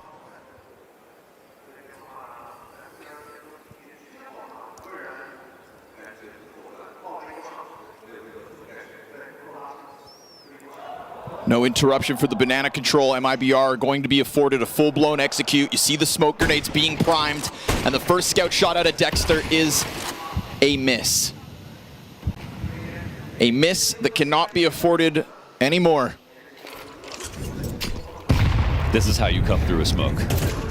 But they did miss a Molotov, so That is a bit more room for Vexite to wiggle within. Dexter, it's a one and done. 5-7 from the pocket. He anticipates somebody going over, not the case. Rotation from CT for Alistair to try and gain vision, but it's instantly taken back from him. And Lukowski will remain perched above the CT retake smoke. There is nobody blocked by that banana util. MIBR sit inside of this bomb site, awaiting what remains here of FlyQuest. A mere 4 rounds away from top 16. Lukowski confident to just hold this coffin smoke. He can feel that they are coming at him, and they will try desperately to emerge, but they do so with some success. The Nubox player sprays away, and Exit ends this, his 12th and MIBR's 10th. Okay, close call. After image flash nearly helps displace the aim enough for FlyQuest to win that retake, but not today. MIBR 10 rounds, they survive that anti-force buy, and now FlyQuest are once again without money.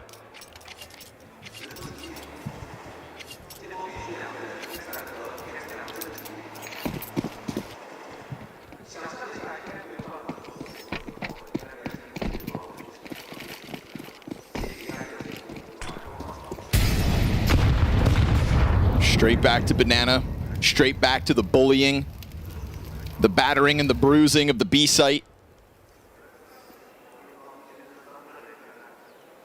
And Sonny left over to his own devices. Just don't get killed by pistols. We haven't seen rounds like this get pulled off by FlyQuest. MIBR have been excellent in terms of avoiding it. It has been clear since the get-go of Nuke that their approach on these sorts of rounds was to minimize mistakes, and off of the Insani entry, B-site is now clear for the taking. Ints will emerge through a smoke, held by Drop again and again, and although he falters, so be it. Bomb to be planted on B. The form that MIBR brought out of the Americas, RMR, was one that had the pundits talking. In anticipation of the actual major, some had them to progress. Pain and FURIA take those first 2 spots, and now MIBR seek to join them.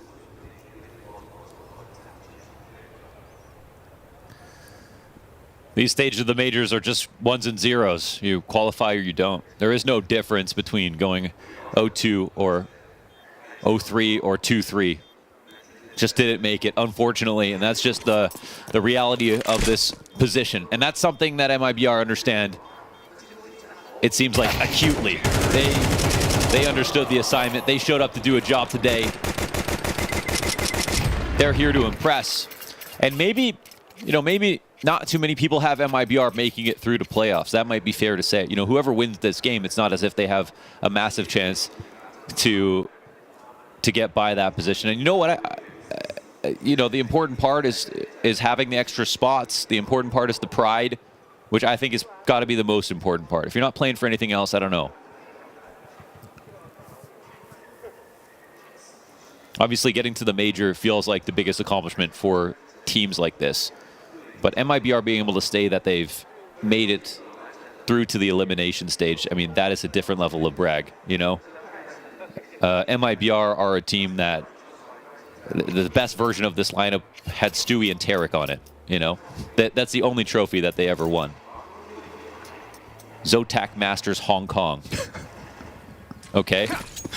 Since then, they have been in a rebuilding phase. That was with Fallen. You're pulling out the ancient scrolls for this one. That's the only scroll that this team has ever seen. So, and in a sea now of great Brazilian teams. Yes.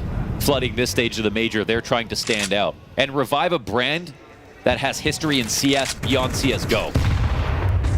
A gun round for FlyQuest to try and hold them back, but all series long, you have not been able to hold back MIBR at all. Drop takes damage towards A site. They do indeed lose Lukowski, who was trying to get active over towards the arch wrap. But this B site, is it enough? Can Vexite truly hold this on his own? He's got an incendiary, but he keeps the gun out. In the possibility of the pop, the flashbang's good again! And there's the spray out from Ince. He wants to keep the pressure up with util, but that has afforded a crossover from safe. Bomb, though, still back on Banana and incredibly low. Drop, it's a desperate attempt to get through unscathed.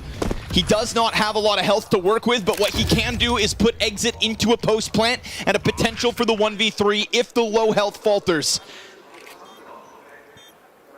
And Incendiary still on drop. If he wanted to slow down the retake, he could have. Oh, but Wild Blind! He tries to set up Exit. And Exit has HP. Now, does he have the lineup? It's a standard plant behind the smoke at the moment.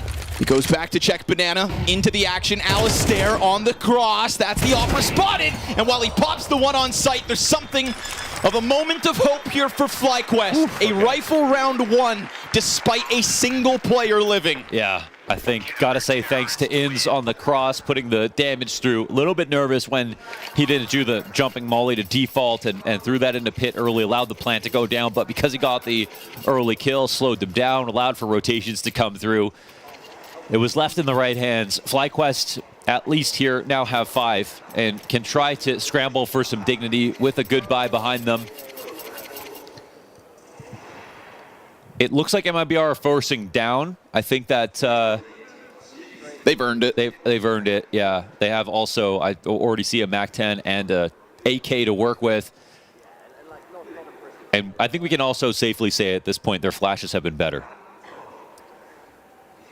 Yeah, we see another moment of it. Vexite trying to climb up orange, just gets caught. It's genius or madness when you come through a smoke, and MIBR have come through a smoke many times. But I would say 80+% of the time, the player they first see is blind. Whereas when we saw the same thing from FlyQuest, it was just the easiest 2K spray down on 2 players running through a disadvantaged situation that you could have ever seen. We had sang the praise of MIBR earlier in this series in terms of tempo change. Let's see if this majority MAC-10 buy features exactly that. Lukowski caught on Arch in the early opening seconds, but it looks like Banana's going to be the hit. Dexter's got to be ready. He's not. The MAC-10 completely tears him apart. Keep running. Flesh from bone. Oh, that's all you need, is it? Absolutely smothered. Off of the back of the only feels-good moment for FlyQuest, that 1vX that once was. It is a short-lived moment of respite from the pressure of MIBR. Oh, man. Attempt your save, cut your losses. That's what happened on Nuke, right? The one time they got into a lower buy, they did an upper pop and smashed it. They literally kept it as simple as possible, and this is where they're terrifying, right? This is where they've got the entries that will absolutely knock your socks off, and yeah. You know they're going to try to come hunt this save. This is going to be a critical save. They'll throw themselves at it. They've still got SMGs to lose. All 3 players looking to hang on, and it looks good. Ince hangs in. Oh, and gets himself a second. Nice. But it is the slimmest of silver linings here as MIBR take to a 12th. I think in any other situation in the middle of a half, like, we don't even have MIBR hunting because they are spending almost all their money, but now they only need 1 round, so it doesn't matter. They could have had the easiest setup ever versus FlyQuest, but FlyQuest retain their op. They have a full buy. It's only terrible in the fashion in which they lose right there, but, you know, right now, you've got 2 players. Oh, nice pressure. Ince isn't going to shy away from it, but it also is an open invitation for the follow-up of Made in Brazil.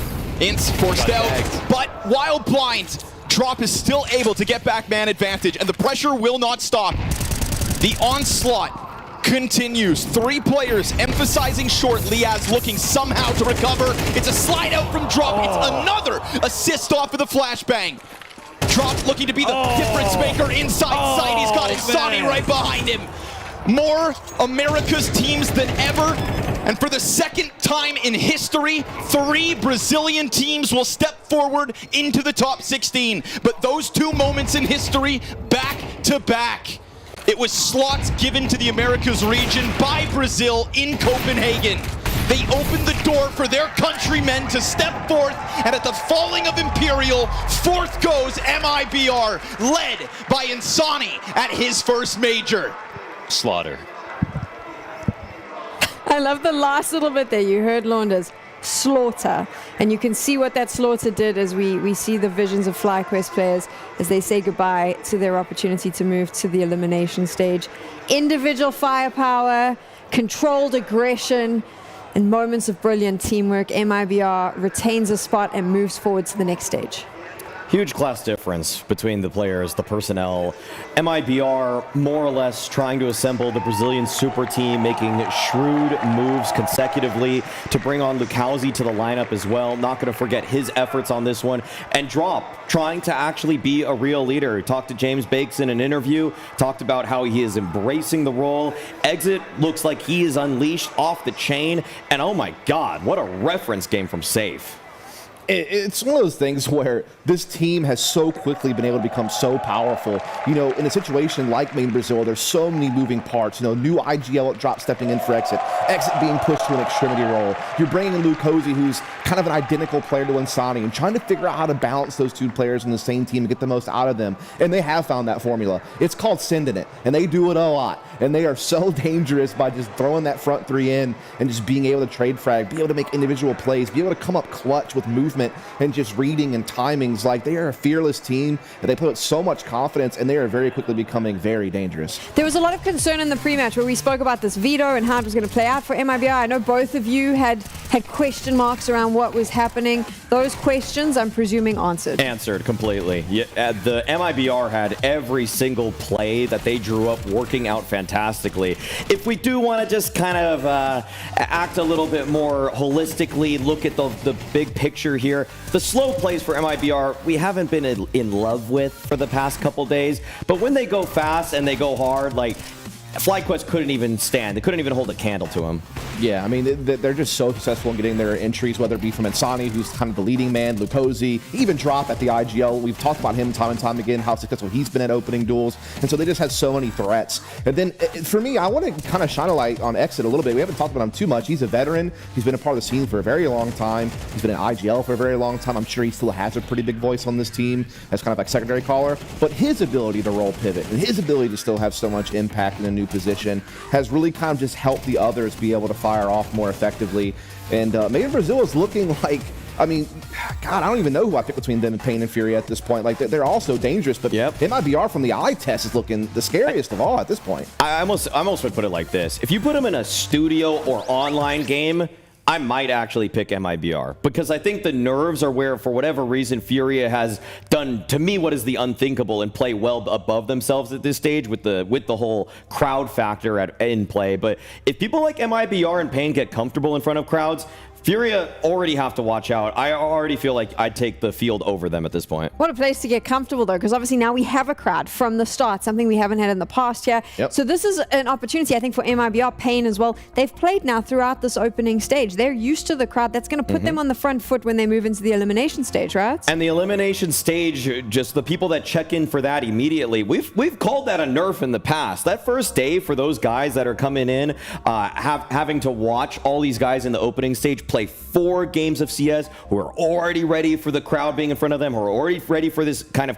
hyper-competitive environment. This is going to be a boon for people like MIBR, who have shown their hand at this point. The strats are out there, and everybody can actually prep for those at this point, but nothing really prepares you for the crowd until you're in front of it. Yeah, absolutely. And I just think it's awesome that for the Made in Brazil organization, it's been a long time since Brazilian fans get excited about a name like this. I mean, sure, they had a top 4 finish with their old lineup this past season of EPL, but there's been such tumultuous periods for the Made in Brazil brand throughout the years. And so now they finally have another team that is making a push in a major, showing their grit, showing their skill, and really look like a fairly complete team. It's just the mid-round slow play could be tidied up for sure, but give them more time. That's the biggest thing for me, is they just get progressively better each game in my eyes. Exactly. And even though they, on the most recent season of EPL, attained a top 4 finish, they still pulled the trigger on the LuCaoZ move. Yep. That takes guts to see a team that looks to be progressing, and they were actually steadily getting better. Their ceiling has just increased dramatically. Like, LuCaoZ on some of these retakes was unbelievable. The way he's just able to swing into the bomb site. In some of the other games that he's played actually at this tournament versus VP, for example, I just see such incredible diligence with every angle clear. We now have a chance to hear from Drop as he moves through to the elimination stage. Pila's with him now. Sort of chuckling there because Drop just told me the plan today is, I don't know, maybe stay at home and watch some demos. Drop, that sounds a bit boring, mate. You've just guaranteed a spot in the top 16 in the elimination stage of the Perfect World Shanghai Major. How does that sound? How does that feel? It feels great. I mean, it was our first goal, of course, when we just came here and we just went 3-0 on the IMR. We were just like, okay, maybe we can go to the second stage, and we did it. It wasn't the way we expected. Of course, we were looking to go 3-0 or 3-1, but 3-2 is kind of scary. But now we're feeling good, but there's a lot of sticks that we need to fix for the next stage. Drop, given it was your last chance to get to the next stage, how much relief are you feeling right now, and how much weight has come off you and the shoulders of the team? Well, I would say a lot, because if we just lose here, it would be like hard for us, because we just changed our roster before we came here, and it was like a change to do better here. And if we didn't, it would be like a bad feeling for us. So I'm pretty happy that we could go through. Let's talk about the maps. I mean, you absolutely dominated FlyQuest across both, and I want to reference our little moment in the pre-match. So when I asked Drop about prep, if you remember, there was a little smile, a little smirk, which showed a lot of confidence. Can you give us a few more details now about what you were feeling in that moment when we were speaking before? I think the way we play is just a counter for the way they play. We were just feeling comfortable when we were doing our preparation. We were just like, okay, we're just gonna wreck them. If they do this, we have this prep, and we just saw yesterday's game against Spain, and they were like not showing a good CS, and we were like, okay, we're gonna beat them, guys. It's like we just play without pressure. Let's just try to have some fun, and we're gonna have some fun and smoke them in the server, and that's what he did. Had you practiced against them at all, or? Yeah, kinda. Sometimes we practice against them, and it's not very fun. I mean, they're always trolling. They're just running and shooting us, and it's very, very hard. So it feels great to play them in tournaments. Very dominant showing in your final best of 3 of this stage of the tournament, the opening stage. But yeah, as you mentioned before, you had to fight to get there. 3-2 is your end score. Considering you had to fight so hard, does that show promise heading into the elimination stage? I don't know. We'll see. I mean, we showed a lot of things that we need to fix, and now it's like we just lost some games that we didn't want to lose. I mean, not that way. It was like against MongolZ and against Passion. It was like a smash for the other side. So there's a lot of things that we need to fix, and I hope we can work on this and show better on the next stage. Drop, we have to talk about Brazilian Counter-Strike, Brazilian representation in the next stage of the major. You join FURIA and Pain. How does it feel to be representing with the rest of the Brazilian field in the next stage? Oh, it feels really great. I mean, I would say we are the top 3 Brazilian teams right now. So I can tell you which one is the top 1, 2, or 3. I mean, all the 3 are doing pretty great recently. So maybe the next stage can show us who is the better team. But overall for Brazil, I think we're growing up as a region and as a country, of course. So there's a lot of talent. So if we can work it out and keep it going, we can maybe win some trophies in the next years. Drop, final couple of questions. Yeah, we touched upon this a bit before, but any other plans other than watching demos to rest and prepare for the elimination stage? Maybe me and the boys, we're going to hit the gym. You're like a real stickler for the rules, or staying locked in? I don't know. We'll see. I mean, all of the boys, they have girlfriends and they're married, so they don't want to go party too much. It's just me and Insani. So sometimes we just stay with them and we just enjoy the way they like to enjoy. Nice one, brother. Congratulations once again. Best of luck moving forward. Anything that you'd like to say to the fans watching at home, and of course the fans we had in the arena? Can I say it in Portuguese? Okay. Salve galera que tá no Brasil assistindo, pô, são acho que 4 ou 5 da manhã agora, tá ficando cedo já. Bom dia pra vocês, né? Muito obrigado geral que acordou aí pra assistir a gente. A gente conseguiu o resultado que a gente queria, claro que não no 3-0, não no 3-1, mas a gente classificou no 3-2 e conto com a torcida de vocês pro próximo stage e é nóis, tamo junto. Beijo, mãe, te amo. There we go, everybody. Drop and MIBR getting it done, heading to the elimination stage of the Perfect World Shanghai Major. 3 Brazilian teams on their way to the elimination stage representing South America there. And now let's talk about the very serious conversation that comes up with only 1 spot remaining. Pick'ems. Dust, you're safe because you just chose the highest ranked teams. You know, you can hate all you want, but I have 7. And a lot of people out there didn't even get close to 5. So, you know, I'll take it. What a boring way to play that game. Maui, how are you doing? No, it's just so boring to win, isn't it? I needed complexity to win, actually. So unfortunately, they let me down in more ways than just my allegiance to them. But no, yeah, I'm reading this right. Yeah, I needed them. MIBR should get a check mark for me right there, and then. Yeah, unfortunately, complexity, I took the L, Passion UA there as well. I'm just going to say, though, with Drop really quickly on that interview, I want to say the guy's become a captain. He's actually become a leader at this point.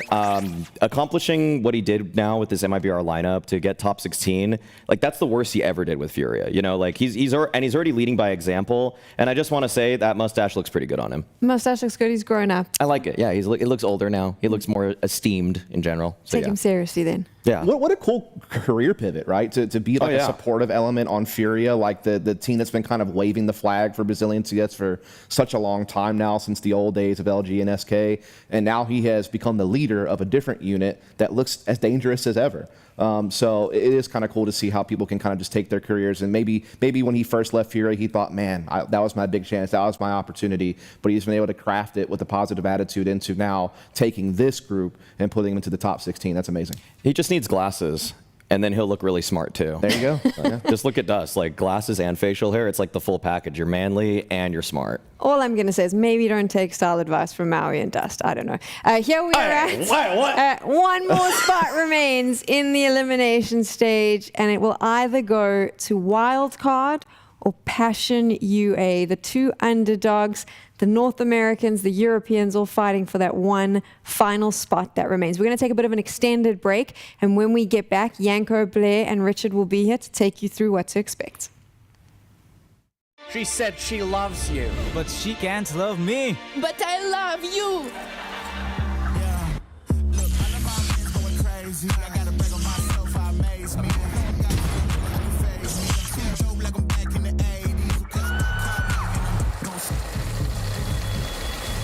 I won't play window anymore. What's going on? Play your role. 1xBet. On to the next one.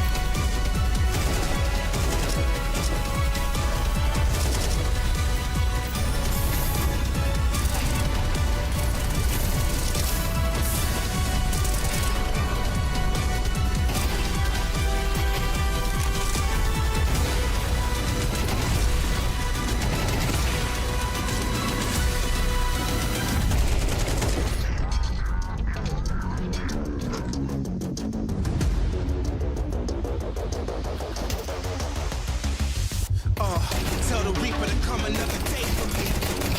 Yeah, you gon' have to wait for me. Now I'm awakening, breaking these chains that you made from enslaving me. Realizing your reign is just make-believe. Just a man that was made to bleed. There's nothing more you can take from me. Rage overtaking me, you should be afraid of me. No king, no law. Nothing can hold me at all. Love will be drawn. No king, no law. Nothing can hold me at all. Love will be drawn. I give my life to the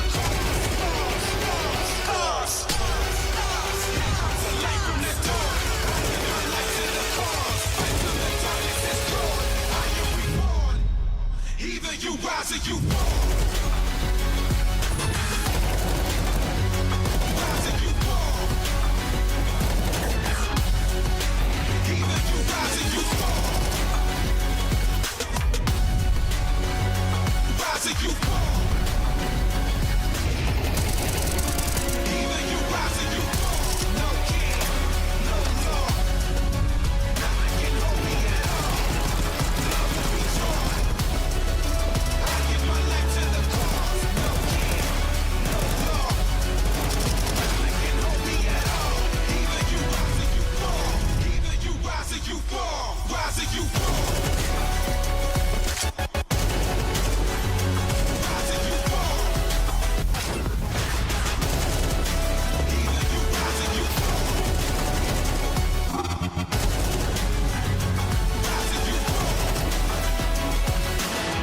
Tell the reaper to come another day for me.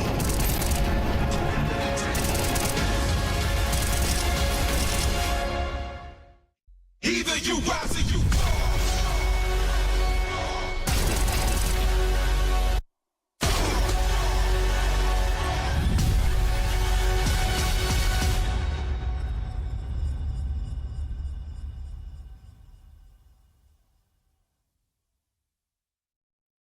广西有着歌海之称。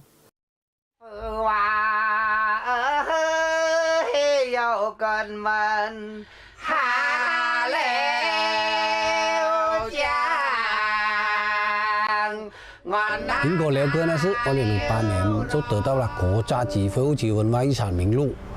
我叫陆胜宏，我对这个流歌是爱歌如命。我在这辈子一直跟流歌几十年，是相依为命了。这个流歌呢，在我们苹果呢有根呢，原来这有古老的有那歌书，有歌书传下来。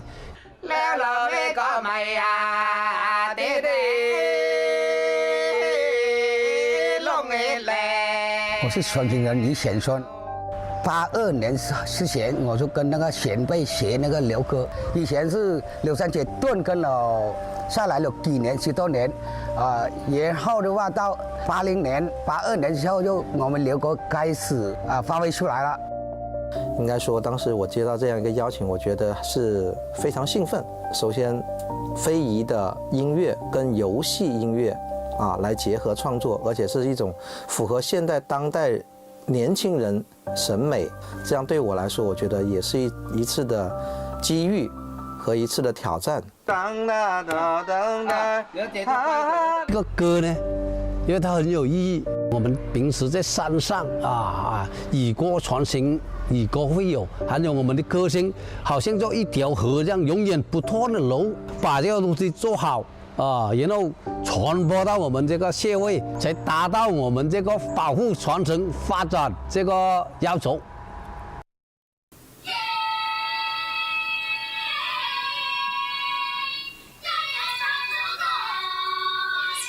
马山三声部其实是在08年列入第2批国家级非物质文化遗产名录的。我们4个都很有幸的成为了我们国家级马山三声部民歌传承人的徒弟。因为它流传的地域都是有典型的喀斯特地貌，所以我们演唱的时候，它的演唱风格是比较宽广嘹亮的。咱们马山三声部民歌还有一个特别有特色的地方，就是声部超越这个现象。耶！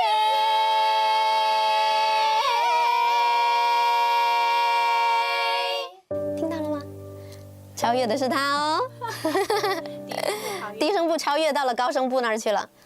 既保留了原始的这个非遗的民歌的素材，又要在这个素材里面衍生出新的发展的旋律也好，动机也好，它的音乐形态也好，怎么能让当下的人去能接受？这个将是我们创作里面的比较一个难点。那么今天我们唱的这个民歌，它是用广西民歌的这个旋律的元素，加上现在比较潮的一些电音做编曲，让了这一首歌焕发非常潮的一个感染力，让玩家在享受游戏的过程中，也可以听到我们广西民歌的一个魅力。绝了，绝！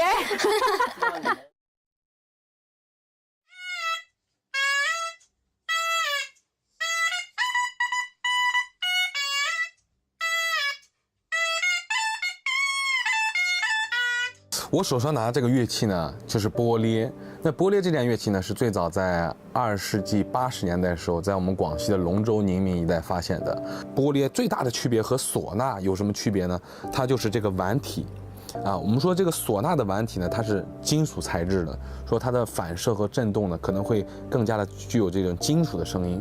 那么木质的碗体呢，它相对于说唢呐来讲，它的音色就会柔和很多，也会甜美很多。我们说这个波列呢，它和电子音乐交融起来之后，它碰撞出来的火花，我们就感觉像一种是化学符号一样，突然像火山喷发一样。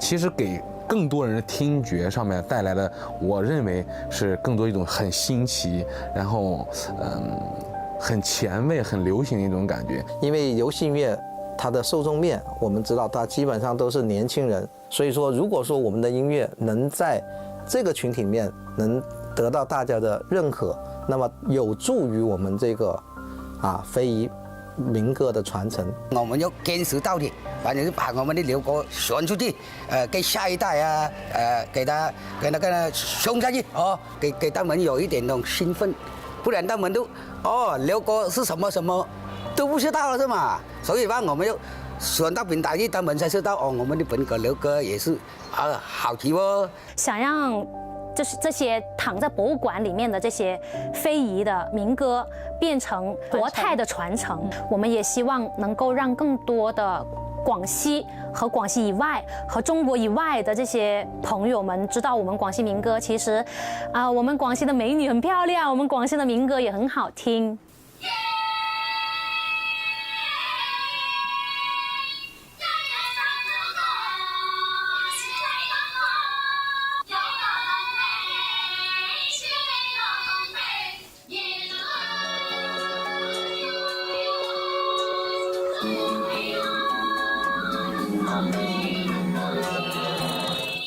It's the Perfect World Shanghai Major, and we managed to get a Chinese team through to the Major, and they did it in style as well, and that means I get the awesome opportunity to talk to Child King from Rare Atom.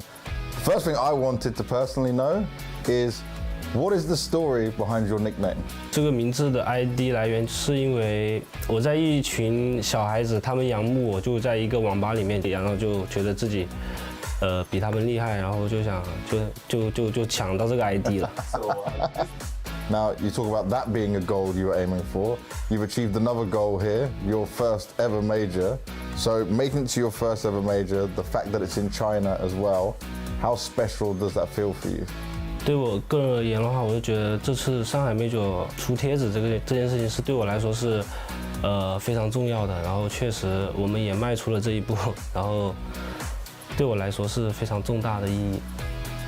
If you win the major, do you go from Child King to Adult King? 有考虑过，因为我在外网的时候有觉得就是别人觉得这个 ID 不好，然后但是我也有想过改 ID， 但是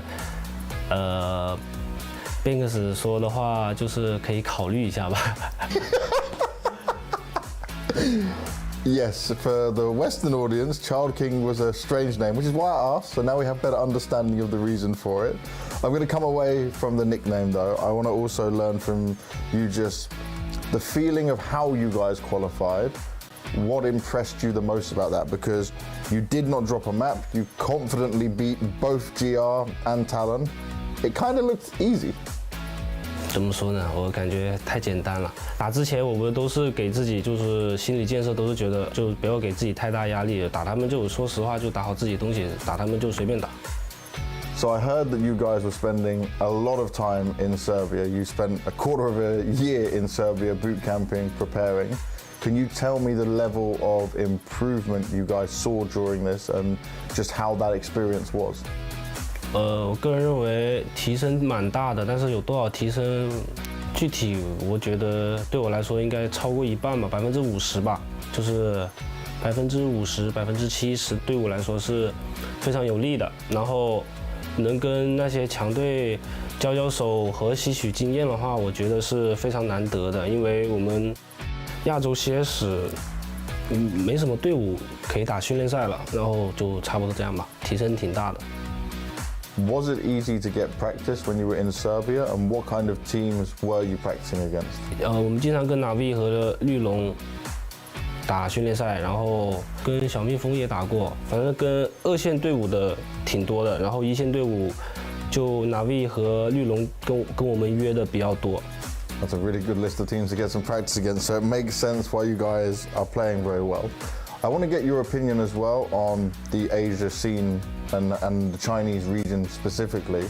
Who do you see as the best team? Is it Rare Atom? Are you the best Chinese team right now? We've got Tyloo who's like trying to make their way back up. Lin Vision, they weren't able to qualify here. And if you are the best team, how close are the other Chinese teams to your level? 我们队伍跟他们队伍其实实力挺近的，就是如果说真的打的话，也就互爆，就谁也第一不了，反正就是差不多这种，就差不多实力相当。You have a very interesting dynamic within the team of a mix of older players with experience and then some younger players with yourself and Li Hang as well. But then obviously Kaze, Summer, somebody are quite a bit older than you guys. How is your relationship and like things you have in common outside of Counter-Strike? So when you're not playing? 就是其实没有代沟，就是我们相处的很融洽，就是也没有因为就是年纪大，然后我们就是跟他们有代沟，就是很开心，反正就是怎么都合得来。Now, could you help me and the fans out here understand a bit more about your team and tell me maybe who's the funniest team member, who's the one who's very serious, who's like the older brother? Just explain the chemistry in the team. 就是小鬼的话就是比较幽默，然后西歪的话就比较和谐友好一点，然后阿航的话就比较搞笑，卡泽的话就比较内敛一点，然后我的话都差不多。So you made one goal come true, you qualified for the major. What's the next goal that you guys have set for Rare Atom? 下一个目标就是尽我们最大的努力，然后达成下一步吧，就晋级吧。For the Chinese community and the fans, what was their reaction to you guys as a team? What messages did you get from them when you qualified? 我收到了很多我的朋友、我的粉丝、我的好兄弟们的那些贺词，就是我不是消息已经爆炸了，就是嘣，太多消息我回不过来了。Too many messages. That's a good problem to have, especially when they're nice messages as well. Now we spoke about your boot camps in Serbia, but now you're in China. All the top teams are here as well. So what is Rare Atom going to do from now until the major? How are you going to get ready? 我们会约一些强队，然后锻炼一下最近训练的效果吧，然后去准备这个下一次比赛。And lastly, before we end, anything you want to say to all the fans out there? 有，就是感谢你们一直支持我，反正我也是会一直打 CS 的，不要让我抓马了。Hell yes, that's what I want to hear, my man. Thank you very much. That's wrapping up. Speaking to Child King, learning a lot about Rare Atom. Positive signs for the Chinese scene, positive signs for a Chinese team as we go into the Shanghai Major.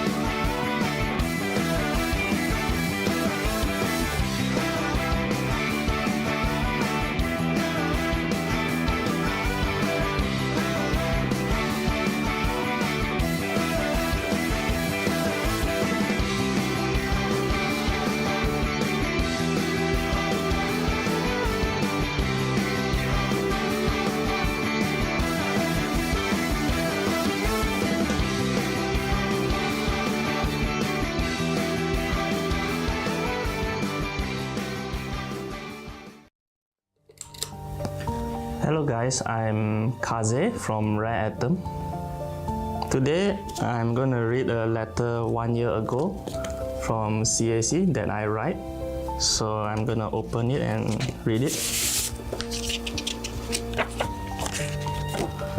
What I wrote in the letter was, hello to the only K God. I hope you will not miss your shots often in official match. Hehe. During last year in CSGO, I often miss my shots a lot and become a meme in China because everyone says I always miss my shots in CSGO back then. So compared to this year, I did think I improved a lot. I'm becoming more stable as usual for now. It's been 5 years I haven't made it to the major, so I would definitely say I definitely improve a lot to make to this major.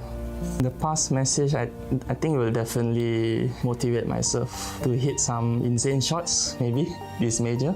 I would say, yeah, definitely will be great to play in front of my home crowd.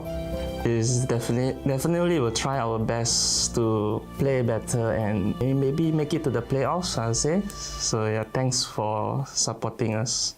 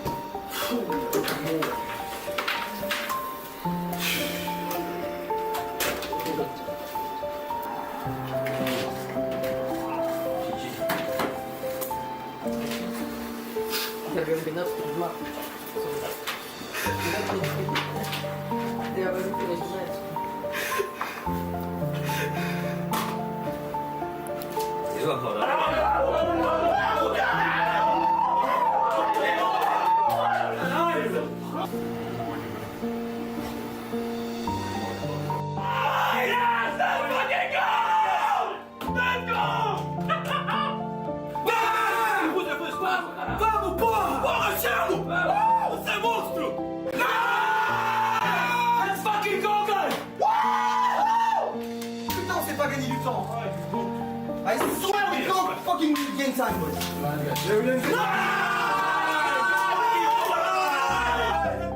You crying?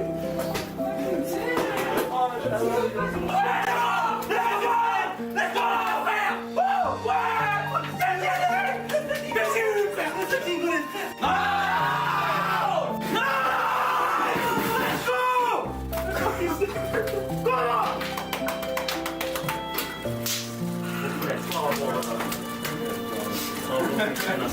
First sneaker on.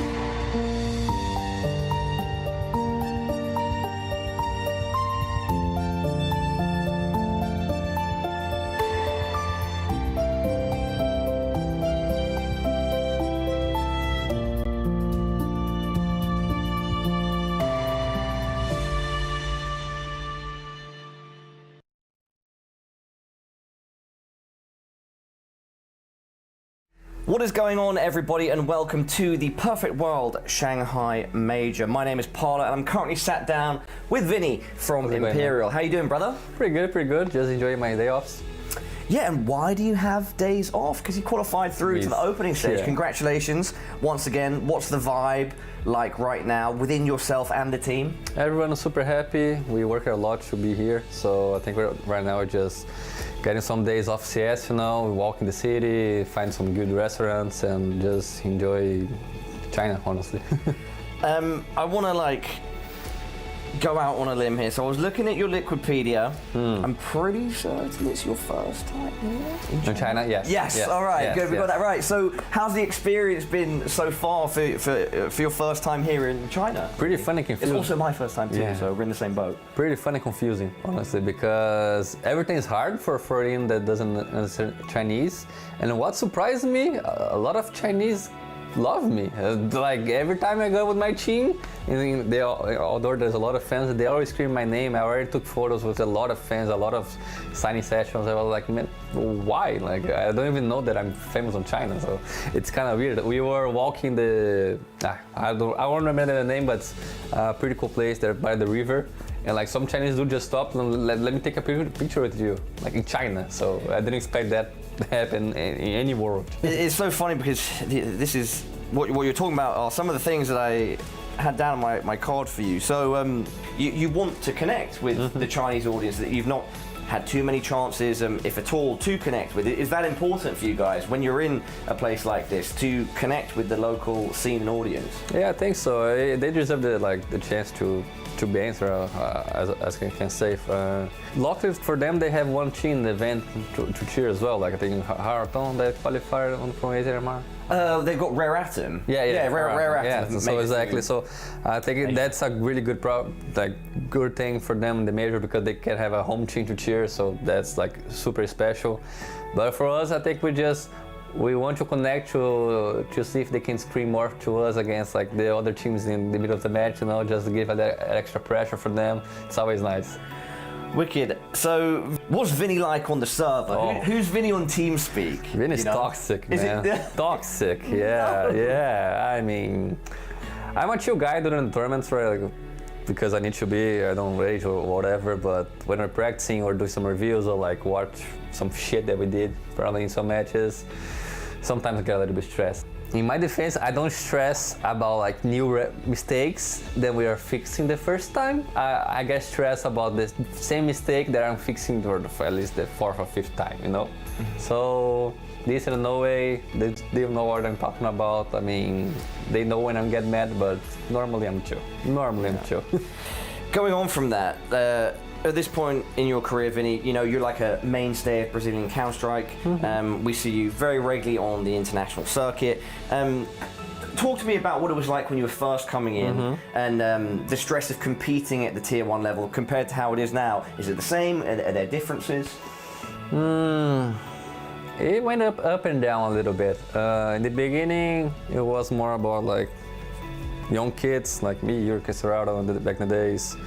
Believing that we could face the top teams, reaching some finals, losing some finals, and we're like we're almost there.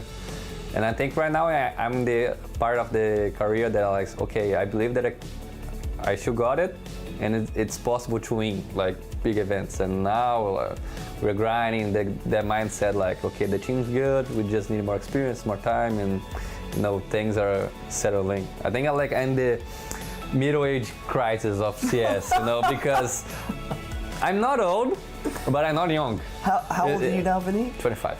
Okay. So like for CS, I'll leave my age out of this conversation. Exactly, but like for CS, it's like MongolZ 18, Beach 20, Donk 17, 18, whatever. And like they're already reaching finals, so like, okay, maybe I'm too old for this shit.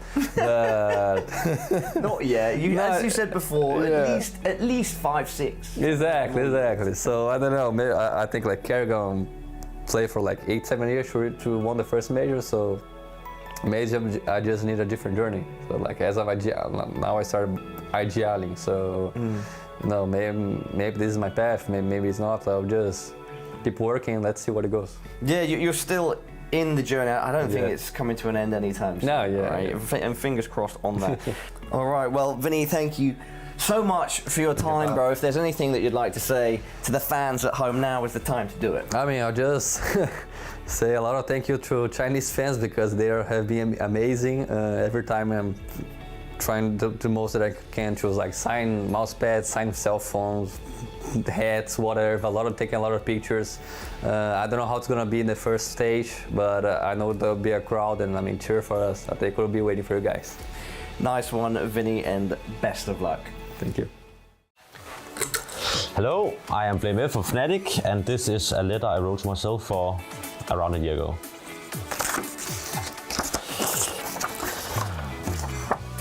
Hey Benjamin, I hope you get to prioritize your health and fitness, that you're eating healthy, and most important of all, that you keep focused on your on Counter-Strike.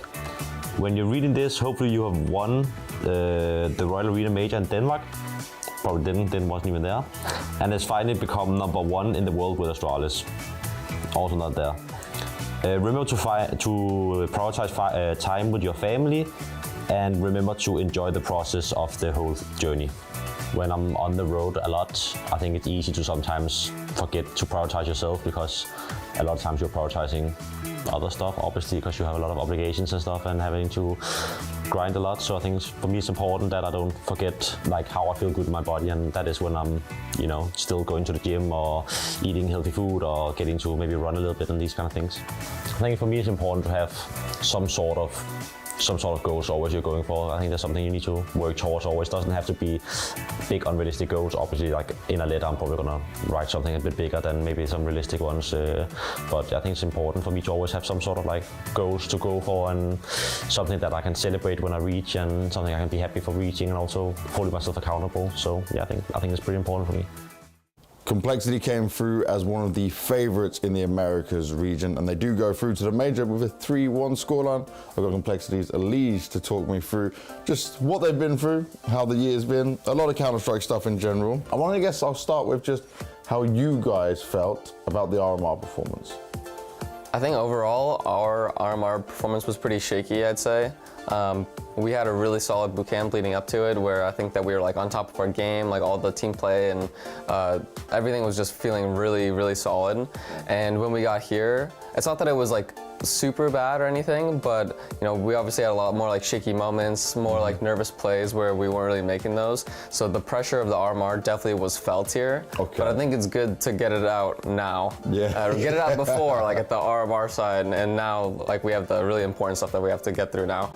Now, you are a man who's definitely been through this many times of qualifying for a major. What is the feeling like this time? Do you ever get to the stage where it's like, no, I should be doing this, I can't be too happy? I'd say right now it's just like keep up the grind. Like for me, like it's gonna be a grind, like it's gonna be really difficult. I think that this major has a lot of like question marks up in the air of like who's like the actual favorite. Yeah. So I think that this one's like the most upsettable, I'd say, compared to like a lot of the other majors. But yeah. In terms of this bootcamp in particular, was there something which you noticed? Was there something that you saw of like a positive change in the team? I would say overall our work ethic was really great, and I think that our team play was really good too. The way that like we were playing off of each other, and like I like to say like piggybacking off of other people's comms. So like one guy says like, I'm gonna go do this and that, and then like some other guy's like, okay, well like while you do this and that, I'm gonna do, you know, X, Y, Z. So it's like flowing naturally. Yeah, it's a very nice flow, and I think that we had a very consistent flow of team play throughout most of the boot camp, and it was a very good like learning process of, you know, I felt like we learned a lot every single day, and our level increased very quickly. Let me try and make it a bit easier for you then. Is there maybe one thing that you personally look at that is like the biggest blocker right now for you guys to be a playoff contender team again? Right now, I think that we are playing really, really good in terms of like our practice and like what I expect for the team. I think pressure is probably up there right now, since I saw what we were doing during the boot camp, and I think that we have a really good chance of playing like at a high level. And then the second would just be, you know, consistently showing like a good floor. And I have actually pretty high hopes for that because of how well the boot camp went, and I saw like how great we were playing, how we can play off of each other. Yeah. So to me, it's the number one thing is getting through like the pressure and having that pressure level at the RMR for NA not be the baseline for this going forward for the rest of the tournament. And again, you just mentioned pressure. The thing I want to slide lastly on that is, if that pressure does start to creep in again, do you feel like you guys are better prepared on how to handle it? Do you have some, I don't know, keywords or something, to be like, how we get out of this, how we snap out of it? Yeah, I think during the M80 and boss games, the team was saying like stuff that was really helpful for it. Like there was some comments that I was able to actually say that I was able to like relieve some of the pressure of the guys, and I think now that we kind of have identified that if it happens again, I think that I know what I can say, so it's within my power is like what I feel. Cool. If we feel the pressure as a team, then I feel like I know what I can say. I think the team knows what they can say as well, since we were like, yeah, this was really good, like what was said during like this match.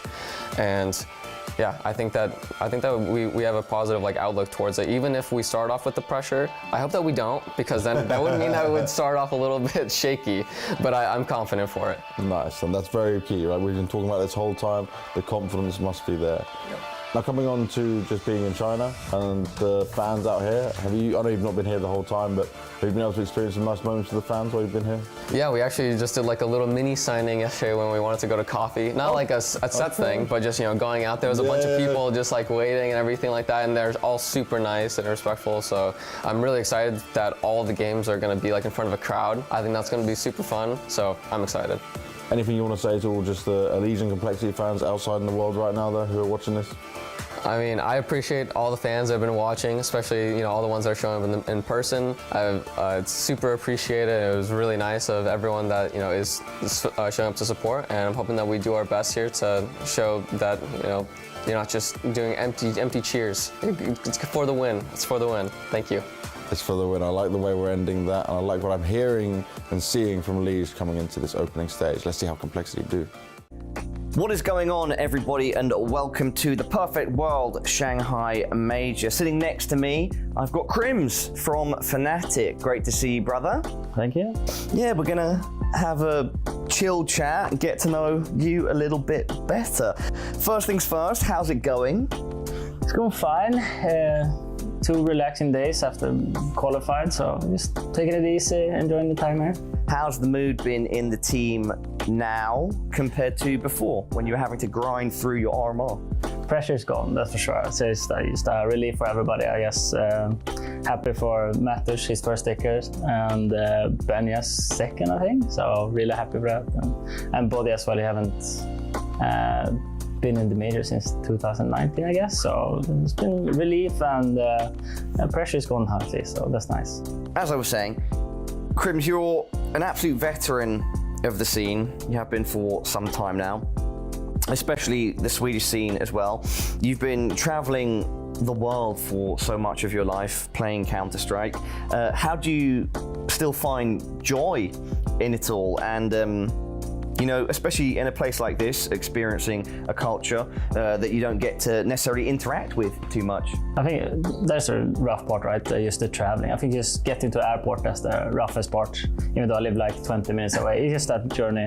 As long as you're on the plane, then it's all good. But I think I always liked competing throughout my whole life. I think that's just what drives me, to be honest, like progress and stuff.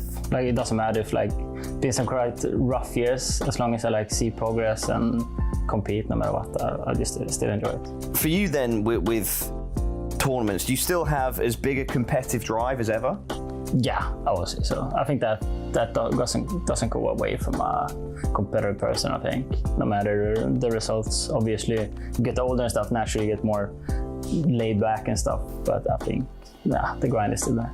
Is there some secret to the longevity of Crims? What is it that's making you or allowing you to still compete at the highest level? In my way, I think just be very consistent what you do in game and stuff. The competition. So how far do you think you and the boys can go? I think the pressure is all gone now. I think the RMR itself is more pressure than the major itself. So if you just can keep the calm and minimize the mistakes, I think we could shock some teams actually. Like I've seen us play very good in practice and some games as well. So I have my high hopes. It's a commonly referenced thing by players that RMR, there's more pressure than than the major. Of course, there's still going to be a lot of pressure. Still a major. You're in the opening stage. Like, nonetheless, with the pressure relieved of that RMR burden, do you think that will allow you and Fnatic to play your best Counter-Strike yet at this tournament? Yeah, I think we could play way better. I think individuals, PlayMF has been playing insane as an individual, helping out in the team as well, but you can always, like, in the RMRs, it's so hard to explain to anyone that has not been here, but it's a special type of pressure. It doesn't matter if you've been here. Now it's my 17th major, sorry, but not 17 RMRs, but I've been to a couple of few, and it's just a different thing. It's impossible to describe. You just need to be here and compete to feel it, but I think for sure we can play way better. All right, Crims, thank you so much for your time, bro. Is there anything else that you'd like to say to the fans watching at home? Oh, thank you for the support, and it's been some rough couple of years, but yeah, glad you're still with us. True legend of the game. Everybody give it up for Crims. I think if we ever have do we have a Counter-Strike Hall of Fame? If we ever have one, he's going to be a very early entrant. Appreciate your time, brother, and best of luck. Thank you. Here they go B. Fallen's got to do it all. Oh, they're ahead of that, but Fallen gets the off shot off in time. Fallen collects! My God! Woo! Goodbye! It's all Fallen!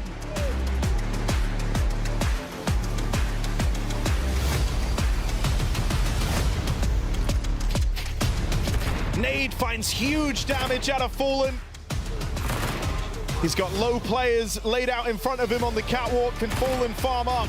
Flashed in, teed up by Serato. Fallen cleans house.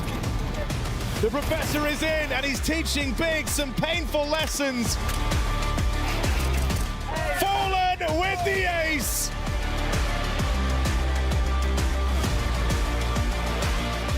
Flash from middle for the balcony pop. That's the game plan. No, but NQZ in with the double triple headshots. Just like that, the fresh mag, not a drop of sweat on his brow. He loses control of the site. One. It is 4 beautiful ace. Wonderful holds. 19 seconds, they stall out Cloud9. Great shot from Holzer, misses the follow-up. And look at this play from Icy. No one's watching it, but he's alone now. They all line up.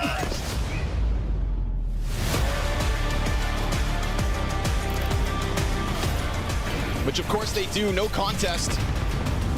Can't stop it. Utility already dwindling. They're gonna shove their way out. Vexite just charges through the smoke. It's a sudden pop back from the CT side. It's man advantage, and it's a low Cowes on the ramp trying to set up Lux, the underperformer for Pain. Keeps his head down behind the sandbags, and that one tap on the defuse flusters him, forces him to fire off, and he's not able to get the multi-frag they need. Back onto the bomb goes Vexite. And that plan being committed to. Elige able to react fast enough to drop heavy gun. Icy drop brings out again. Elige knows where his targets are. He goes to the fight. Elige with a headshot, and he runs out of ammo, so it's all on Floppy coming back to win this, and he can't stop Inters. Safe, very strong position for an AWP. On this short side, somebody, yeah, despite the flash, goes down. Ooh, he's in trouble. Gets a shot, quick shot onto the shoulder of Summer. So you're gonna have to posture around and just get picked apart. Safe for the third. Nice little bait from card, Dave. Oh, he's got 2 shots out of safe, but functional. Ish. Break. The Cowsey swings through. Oh, activates. Lee Hanger team kill. He shot his teammate in the head. Can they really turn this around and keep the pistols 100% going their way across the series? With the team kill, I can't help but feel they've done themselves a disservice. Kaze gets a kill. Can he get another? He can. Flank the problem. 2v2. The flank up ramp, but they do dip back short. Somebody living. Time now on their side. Kaze's in trouble. They're trying to help him as somebody. Can't hit their shots. No one can hit their shots, and they've done it again. Volt may have more experience than everybody else at Majors combined in the server for the moment. Zero Fix now found out. ZTR here in the corner looking to be the final nail in the coffin. No, not the knife. Not the knife. Not the knife. Oh, this DTR knife. Zero Fix, 5-7 in hand, alongside another teammate back box. They lose Jambo in the process, but they still don't know. They do not know that Chilla's got his head tucked. Yeah, and they are going to throw out another molly. Yeah, to back default, they're letting the T's pour in. Meanwhile, Towson's going from the B to CT spawn play. So if these two T's just take their time, then Towson gets ever closer. And Flamus, meanwhile, just picking up all the kills in the middle of it all. Yeah, he's still working. They figure out that Chilla's on site. Flamus doing all the heavy lifting. Says, take your time. I'm going to ace instead. How's that sound? Wow, man. Flamus, he just walks around like a Terminator, taking names. That's beautiful stuff. Electronic just couldn't control himself for the second kill to come in, and Fame chasing down this low HP player, leaping into the bomb site, but unable to get his chance while hands were busy on the plan. But he goes in anyway, he gets his second, he's out of ammo now, he has to worry about switching out to a different weapon. Fuzi's on the sniper, Fuzi's on the peak, and Fame, what a clutch, slow recovery, and VP given a hero.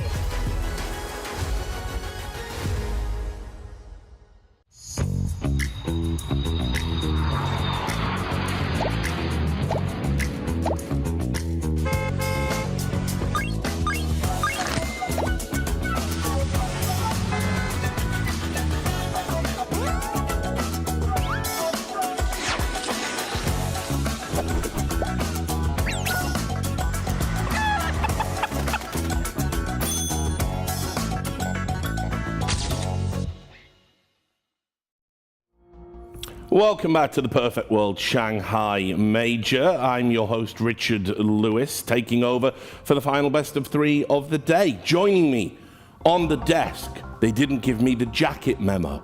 We've got Blair and we've got Yanko. How are you doing? I'm doing great. Feeling great final day, and it comes down to the final game, and what a game we have. Indeed, it's an absolute banger. Yeah, the final game before the guardrails come off, Richard, and two teams that I believe no one expected to be in this position, but two teams that have played some really solid, great Counter-Strike, actually. So excited for the matchup. Yes, indeed. The two teams we're talking about, Wildcard versus Passion. You could sort of set this one up as almost like a celebrity showdown, because with Passion, you have a professional football player with Zinchenko as kind of the founder of the organization, plays for Arsenal. And of course, on the other side, very different career path. You have Amaranth as the kind of co-owner, investor, co-founder, etc., of Wildcard. So two very different people. Yeah, absolutely. We know Dust is going to stay up for this one, and big Amaranth fan. I know some people would call it a David versus David matchup, but I don't think that's really fair, Richard, because they took down some Goliaths to be here, right, and to be in this position. I think for Passion, right, just the youngest team here, right, their first real LAN was the RMR. Right now they're on the stage as well in front of the crowd, and it hasn't phased them at all. Kept playing the same and delivering some great Counter-Strike. For me, I'm looking at like someone like Stan, I'm looking at Sonic, and for me, if I had to bring a movie analogy, it's kind of like one of the later Rocky movies, so like a Rocky 4 or Rocky 5. We don't talk about Rocky 5. We don't talk about Rocky 5. And then on the other side, for Passion UN, it's kind of like a cool running story. A bunch of kids, you don't expect them to make it out of the RMR. They get it done, and every step they surprise. But for me now, coming into this matchup, it's crazy, because on day one of the RMR, they're the massive underdogs. Coming into this particular matchup, they might even have a slight edge as being a slight favorites here. Yeah, I've got the thing with this is I don't know what kind of night Passion have had, because there were chances against GamerLegion. You know, they kind of got blown out on a map, and then it's like, okay, we've got a good series here. They came back into it, and then it was a bit tame to finish it. And it's really hard, because I think GamerLegion, with all of their let's say rookies on the lineup, you know, newer players. Passion for me had a real chance to already be there,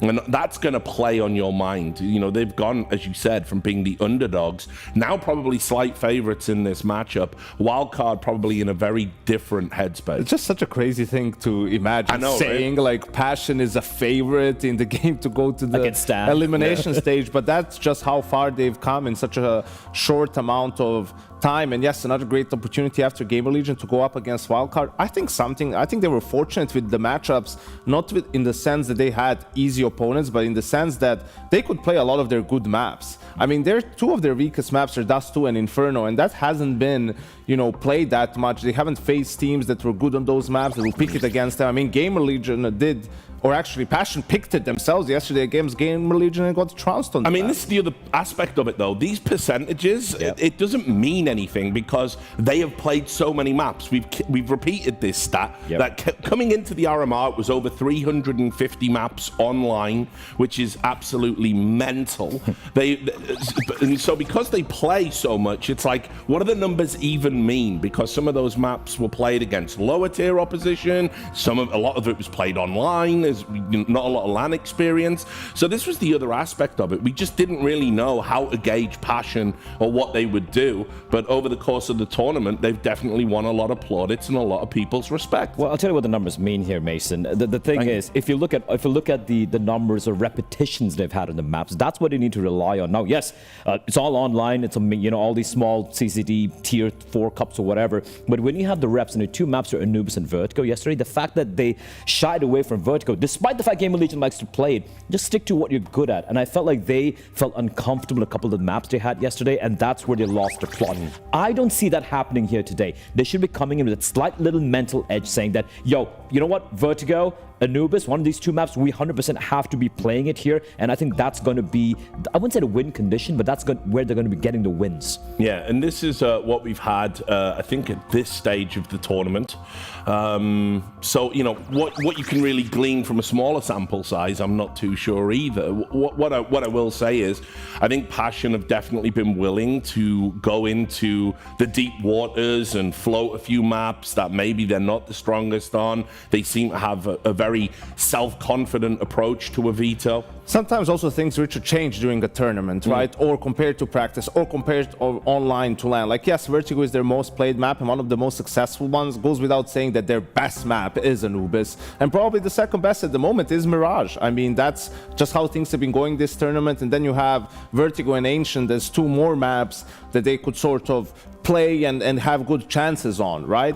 Against Wildcard, they're not going to get Mirage. That's going to be the permaban of Wildcard. And then Wildcard, yes, they will get Anubis, but then in the second stage, Wildcard can get rid of whether it's going to be probably Vertigo, and Ancient is this one of the 2 maps in any case. So they'll have to dig a little bit deeper Passion in this one, and also because Wildcard can easily pick either Inferno or that's 2 most likely Inferno. Yeah, and it's also like, you're talking about Anubis, like if you're Passion, you look at the game that Wildcard had against VP yesterday, where they completely demolished them on Anubis, and you can be like, oh no, these guys are good at Anubis, we probably should shy away from it. I don't want that mentality coming in here. You still have, you still stick to your guns. This is your best map by far, and that's what you need to play. We saw what happens against Complexity, for example, back in the beginning, right? So 100% they should be just sticking to their guns and play it actually a little safe, because you are the slight favorites here. Yeah. Well, let's talk about Wildcard. Let's set up their tail of the tape. Obviously, we've put a lot of attention on Stanislaw, but it's not without cause. It's not unjustified. It's not just some lazy narrative we're throwing out there.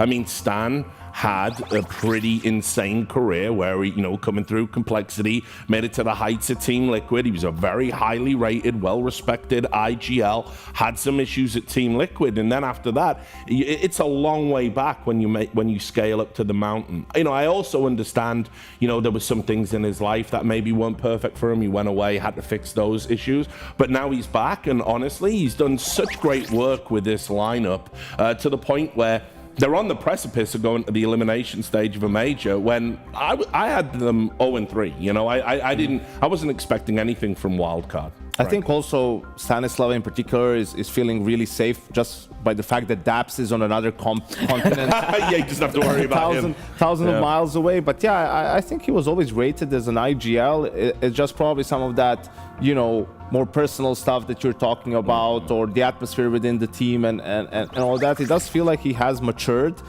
since some of those days, and I think you could tell already at the RMR. I mean, their T sides have been really, really strong, and it's there where they do their best work, really. Like they were able to mount comebacks on the T side against Pain on Nuke is one of the early ones that comes to mind. So absolutely doing a great job of leading this sort of a hodgepodge mix of a team. I mean, it absolutely is a motley crew, right, coming in. Oh, But the no way doubt. he's able to somehow kickstart this miracle run, you can say. And we all love a good old-fashioned American comeback story. And that is what Stan is embodying here. And I mean, I kind of do. Especially the movies. Yanko doesn't. Yeah, Yanko just likes all French art movies, all the depressing ones. But no, jokes aside, the really impressive thing for Wildcard so far, as Yanko pointed out, their ability to come back despite being down, 3-5, 3-6. They're always able to grind it back a round at a time. And against a team like Passion, we're sure they've had incredible runs so far. They have great synergy and whatnot.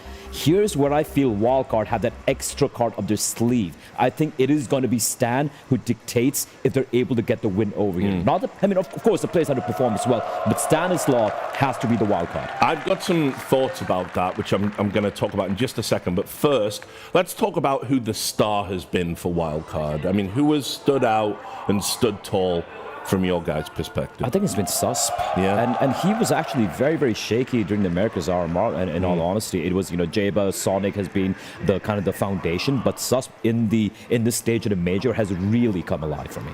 Yeah, I'd have to agree with that. It's been more of the riflers doing the work for Wildcard, and the opposite team being Fuzi. I think his story is really interesting in the sense that he couldn't even make the major first, through the European RMR, NIP and all that. Then you had him trying the Asian RMR. That didn't really work out. Goes to Americas, finally gets it done, and now is one game away for actually making the top 16 at the major. I mean, he was in Rare Adam of all teams as well, so he's had a crazy career. I'm glad you brought it up, and I just want to quickly touch upon this. We're about 1 minute from going to some interviews on the stage. Fuzi, as I believe we're pronouncing it this year, he has been inconsistent as generous, I think, and you cannot get away with that at this level of Counter-Strike. If you talk about the one very evident chink in the armor for the side of Wildcard, it has to be Fozy. You're going up against Jambo, who, despite the losses they had yesterday, he is by far the star player. This guy is a machine. And then you look at the side of Fozy, where he just sometimes disappears. It can't happen today. If that happens, this one's done for Wildcard. Yeah. It's a bit strange because he hasn't been this inconsistent. He played on a higher level prior to this tournament. So you're hoping that it's just, a couple of bad games and that he'll be able to turn it around because, especially with the way that Passion plays, your opera needs to be on point. Yeah, I mean, and look, I've seen him in a number of situations where, he's kind of in that, the Draken kind of zone where it's like, well, never mind about that. We'll take a trip down memory lane in a moment. First, let's go over to Banks with an interview on the stage.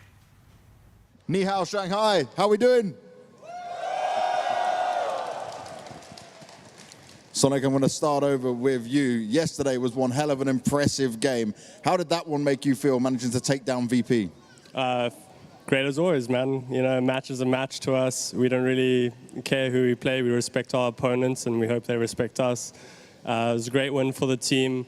I think a lot of people maybe stopped doubting us a little bit after that, which is great. And I'm really happy with our performance as a team. It's something I probably wouldn't have imagined a couple of years ago that I'd come back to. So I'm very happy and hope today you guys get to watch a great Counter-Strike match.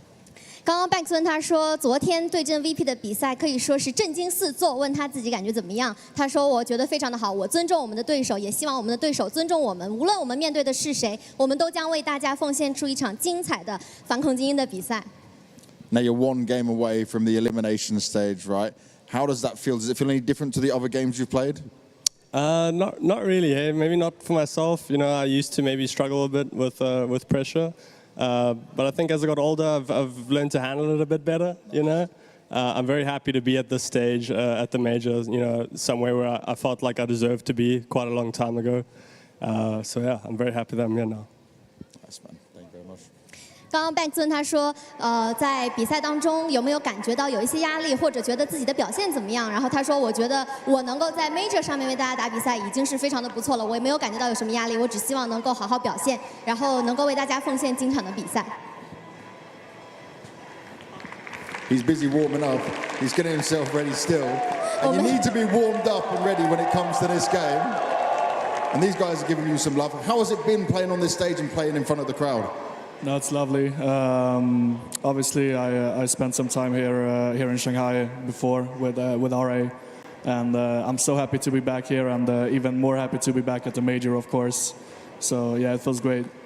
半克顿他说，在我们现在现场这么多观众前面打比赛，感觉怎么样？他说我感觉非常的好，因为之前我在 RA 的时候也享受过这样的粉丝的支持，然后现在我跟 Wildcard 一起来打 Major， 我其实觉得我回到了我熟悉的地方，然后也希望大家能够支持我们，给他更多的鼓励。Now, how has your preparation looked for Passion? Because obviously it's an up-and-coming new team overall. Yeah, I mean, I think we respect them. They're a team that they know how they want to play. They want to get their duels in. They rely a lot on their individual skill. So not that much you can do to prepare for that, obviously. But we're just gonna try to go on the server, try to play our game, and try to shoot back. Like maybe embrace those duels and show who's the boss. You know. Ooh, I like that, man. Good luck. Thank you very much. 派克斯他说觉得今天跟 Passion UA 的比赛有没有信心？然后他说，当然了，我觉得我们就是开始比赛之后，我觉得我就会进入状态，然后我也希望我能够向他们展示谁是最大的 boss， 然后希望今天能够好好打比赛。让我们把掌声再次送给他们。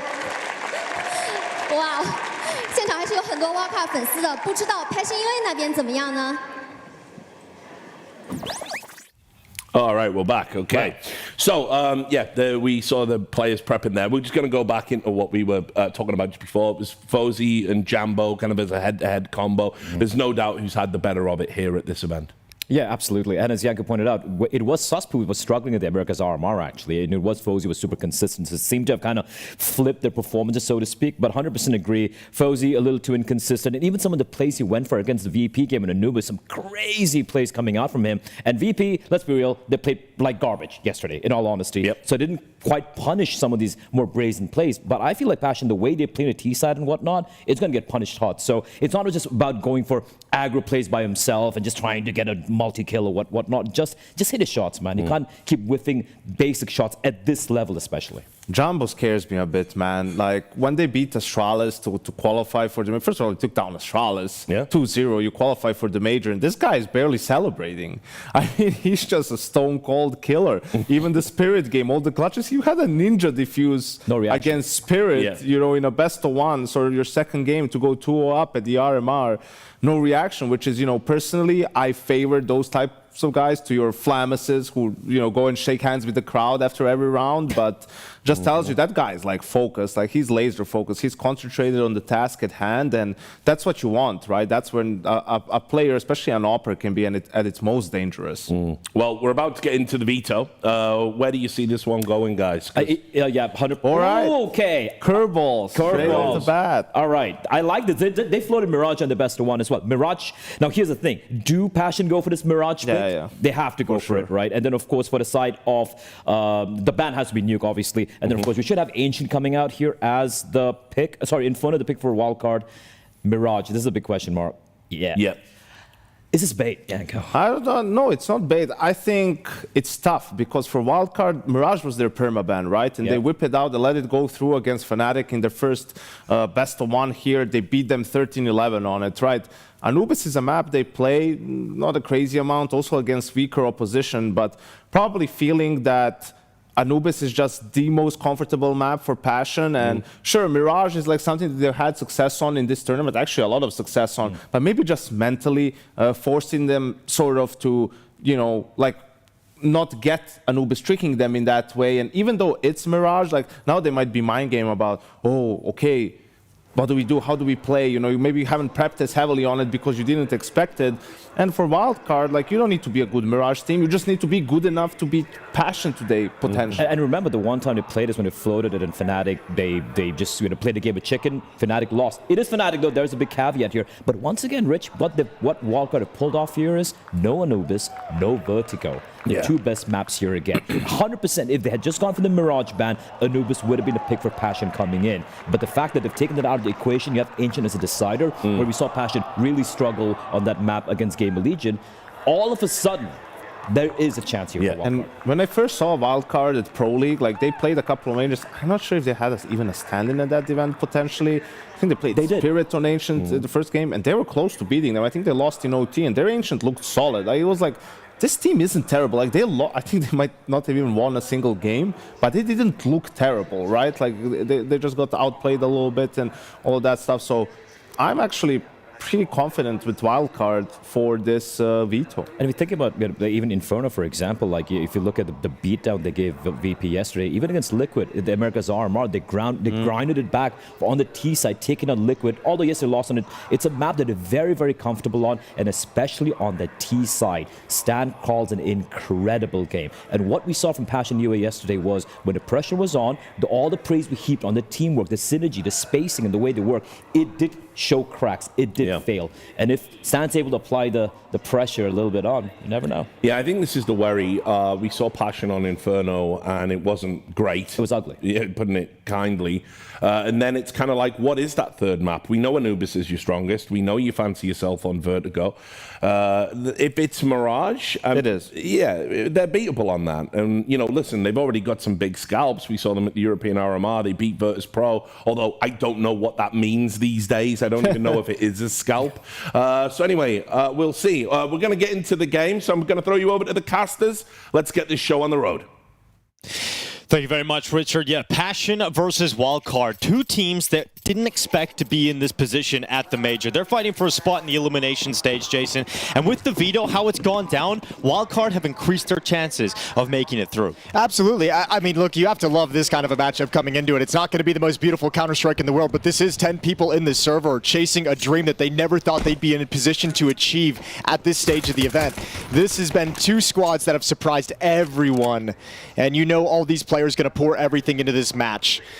Pistol round, we're going to have Wildcard moving in towards Halls slowly, creeping up, and it looks like a pop coming in. You have Susp over in middle with the flashbang. It's executed. Here's the push. Sonic to dive out of the balcony, down into the pit. Chilla taken out. He's in a long-range fight, but Zero Fix held behind smoke.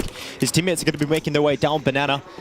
And we'll see Fear leave the site and come through CT spawn. So Wildcard have plenty of time to settle into this post plan. And with that headshot from Fuzi, it is looking very unlikely that we see Passion get back into this. Yeah, but that's information. One player's very, very deep down alt mid. So yeah, this retake really doesn't feel like it's coming in. Now Fear does have a flashbang. He could try and activate someone, but Passion just going to give this one up with not a whole lot of utility, with no kits. And that's a very easy pistol round for Wildcard.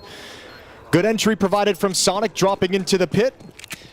And that's all it took. Bomb site wide open and just a checkmate right out of the gate tactically. Now, they lightly touched on it as the death segment was ending, but Inferno was played yesterday for Passion. They lost 13-6 to GamerLegion, and I think the most famous round was, of course, the Baby Shark round, where they're playing the bells, and GamerLegion looked like they've just given up, and they somehow find a way to win the round with pistols, Jason. A lot of Glocks in the mix in that round, and I think that is a perfect encapsulation of how weak Passion's Inferno was. They lost 13-6 in the end, and we've always been talking about Wildcard since the Americas RMR about their strength on Inferno, the fact that they beat Liquid in their opening game. They nearly beat Liquid here at the Major on Inferno. We know this is a map they're very comfortable on, so it should be smooth sailing for Wildcard in the opening map of this best of 3. Yeah, I mean, if yesterday's match against Virtus.pro is any indication on Inferno, they completely destroyed and dumpstered them on this map. And the T side, the big trademark of it is how aggressively and how good they are at trading and how assertive they are at taking these bomb sites. Virtus.pro didn't even have options to retake sites.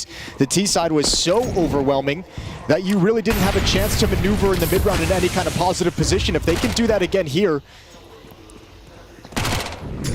they might find themselves in the top 16.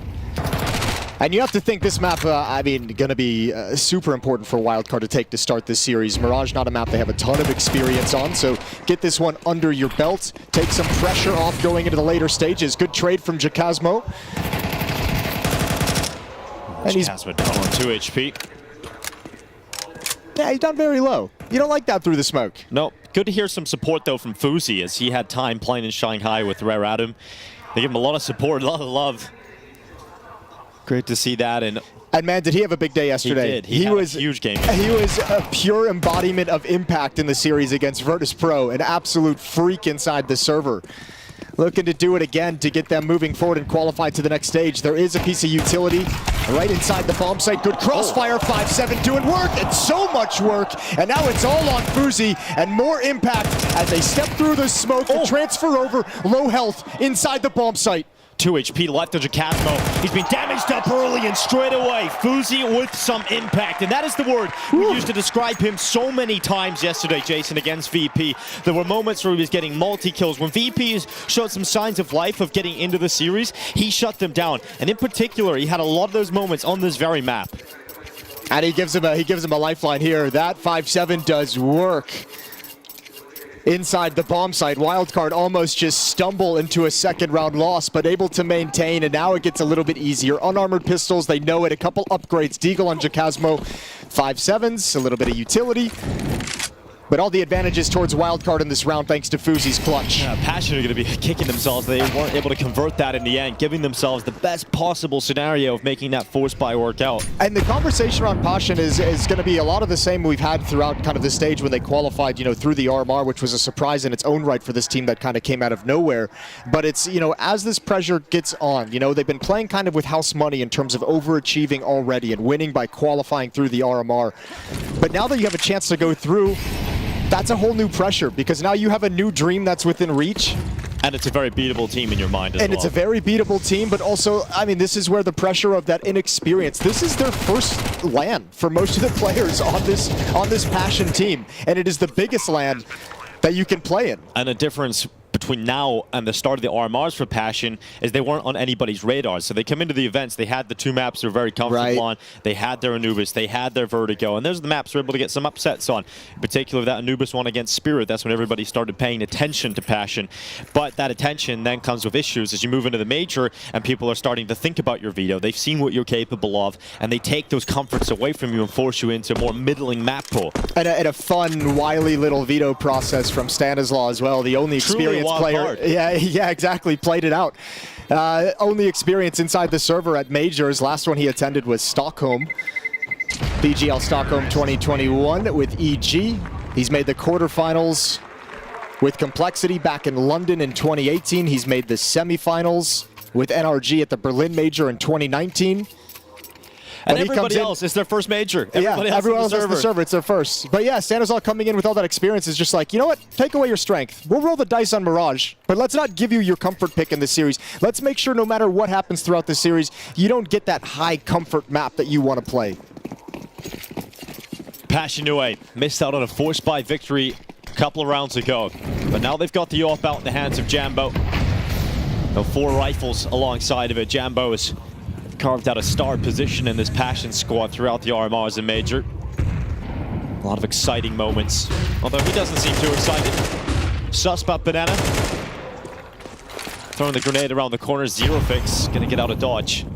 Takes a little bit of damage on top, but relinquishing control of top Banana and dropping into the B bomb site where there currently are 3 players positioned for Passion UA.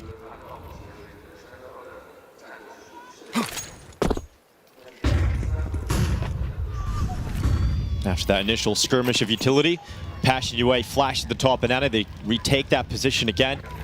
And just over a minute left. We talked about Fuzi's impact for Wildcard. If Passion want to have a successful day, well, I was going to say Jambo's going to be the guy you're going to look towards. Your point there, yeah, he really did.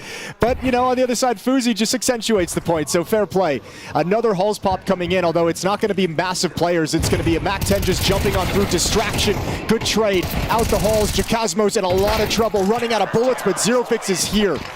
And a nice hold from Passion as they hang on despite Jambo being picked off. Yeah, well, Wildcard still have a lot of money, so a buy's going to be coming back in, but Passion picking up their first round despite losing Jambo in the clean fashion that they did is a positive sign for the defense. Wildcard in that first gun round really kind of changing things up from what we saw against VP yesterday. We saw a lot of those really aggressive, fast-paced plays up middle. We saw a very brawly engagement over in Banana round after round. This one's a little bit more slow-paced, so looking like they want to show them a different style, at least early on, and maybe use those faster pace changes as the uppercuts when they feel it's necessary. In the mid-pick, and Jambo this time will not be denied. He does not take up the passive position as short. He goes aggressive, he gets the pick down mid, and a 5v4 to play with for the defense. Oh, that's a tough give back, and at least Fear is able to trade. But 2 for 1, and Banana brings this to an even 3-on-3. And if Chilla makes this one, if he makes this move, oh, dangerous. Sonic, asleep at the wheel. Oh, completely asleep. And now knocked out. Chilla gets rid of him, patching up an extra player, and the final commitment for Wildcard into this B bomb site. But it's Stanislaw that removes Jacasmo forcibly from the back of the site and puts that bomb down. So a 2v2 and a retake required here of Passion. Yeah, but Jambo's going to have to be patient because his teammate Chilla's far, far away, just coming in through CT spawn right now. So seconds burned off the clock, and Stanislaw slides into it. I thought they'd at least let the rifle go first, and now Chilla's got a 1v2. He's got plenty of utility in a kit. Chilla sprinting, no secret where he's coming from. Nice. Great utility. Can throw that into Jaba, force him into the open, and try and isolate this into a 1v1 fight, but could not connect the bullets when given the opportunity. And Stanislaw drags his team back into this round victory. Yeah, all up Banana. Some good pick down middle for Passion, but this is a devastating round to lose all of your economy. And that op, Jambo getting aggressive in the 2v2, being the first point of contact, doesn't allow him to save the AWP. So they've got to take a timeout. That's a big weapon they'll be missing. They can buy up some rifles, but going to be missing nades and utility. Already in a tough position early on in this T-half, and this is the moment. This is the round. If Wildcard wins this, that snowball starts to get a little bit bigger, and it can start rolling down that hill and just growing, and then it becomes unstoppable. Yeah, VP struggled to stop it, and they've got some of the most experienced players we had in this stage, and Passion is on the other end of the experience spectrum. And Team Liquid have their struggles too. Yeah. A lot of teams having an issue containing this surprising wildcard squad. I'm assuming Sonic was looking at the radar. Had to have been. Just like maybe a glance at the monitor or his teammates' monitor rather, or the mini map, something like that, because he just did not react. Let's check out Amaranth's Twitter feed. There we go. Up mid. Fuzi's going to lead the way with the MAC-10. Full control for Fuzi. Well, with Fear being down on 4 HP, he now becomes the foundations to a boost.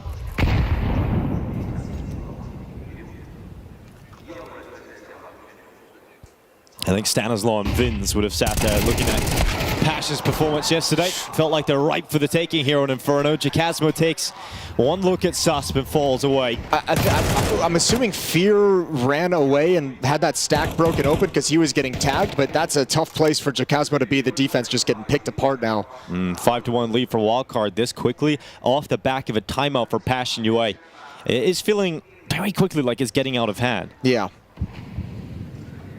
You think about some of those missed chances. You think about the 5-7s in round 2 with a force buy. It could have been a round victory for them, but Wildcard winning all of the close ones. Well, think about what we heard out of Passion, and specifically Fear and Jambo back at the start of the RMR when they had those day 1 upsets over Virtus.pro and Spirit, right? Those kind of shocking upsets. And the interview that they were giving after that fact was like, there was so much adrenaline that they weren't used to from winning clutches, winning big moments, having big rounds in those games. They could feel their aim get a little bit shaky when that adrenaline kicks in, and they really had to find a way to calm themselves down. I imagine in a game like this, when you're playing for elimination or qualification to the next stage, regardless of the fact that you are playing with house money and you've already kind of won in a way, that adrenaline's coming right back. And the difference being, Wildcard may not have experienced themselves at this level, but they certainly do with their in-game leader, whereas Passion, the same cannot be said. Well, and you just have more experience at lands, right? True. Understanding the environment, it's a lot easier. Yeah, the stakes are higher here, but once you get into the game and the rounds actually begin playing, the stakes in your head sort of disappear to a certain extent if you have that LAN experience, which they certainly have well over this Passion squad. Well, there's a stack going on here at the moment of the B-bomb site. An interesting boost being deployed just above the CT smoke. Fuzi's head's going to be detected. He thought he was safe creeping close to the smoke, that he wouldn't have been detected by the regular boost, but in fact there was 2 players towered on top of each other and a heavy stack of players for Passion towards this B-bomb site, and that Deagle strikes into action. The Blaze unleashes Hellfire with the second kill picked up. Sonic and JBA move into position, and they're going to reconstruct this boost again. Zerofix had a chance, but damage done to Sonic. Wildcard still in with a chance in this round. Oh, JBA has the bomb though, and he's actually kind of stuck over an emo. If they try and force this, maybe a chance for Sonic to even things out. If they play this patiently, 35 seconds on the clock, maybe they can force this young squad into a mistake. The flank coming in for Chilla, who's just asking them to pause and wait, but there's got to be risk taken somewhere. Good defense provided by Sonic as the bomb gets planted, but Jeba has to get out of there and into some form of cover. When he gets into second oranges, it's a decent enough position with Sonic playing for the pillar in the corridor. He's gonna peek into the open, Chilla taking down. A momentary reload here for Sonic as he drops into dark, but he talked about the lack of pressure as he's gone older and he handles it alone. Not sleeping this time. Beautiful sequence and another missed opportunity for Passion. Put themselves into a 3-on-1. Or excuse me, I should say a 2-on-1. And Sonic still able to stand his ground. Good clutch and Wildcard keep building.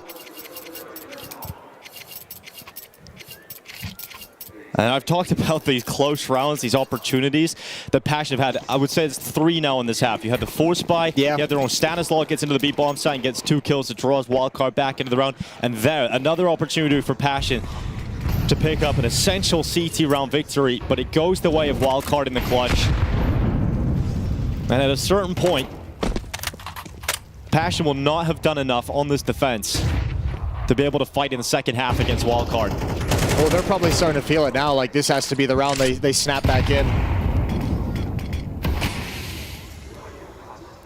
Another smoke towards the mid-ramp to hold Wildcard at bay, at least for the moment. Stanislaw's got his team on a bit of a tighter leash than what we saw against Virtus.pro yesterday, and it's working wonders for him.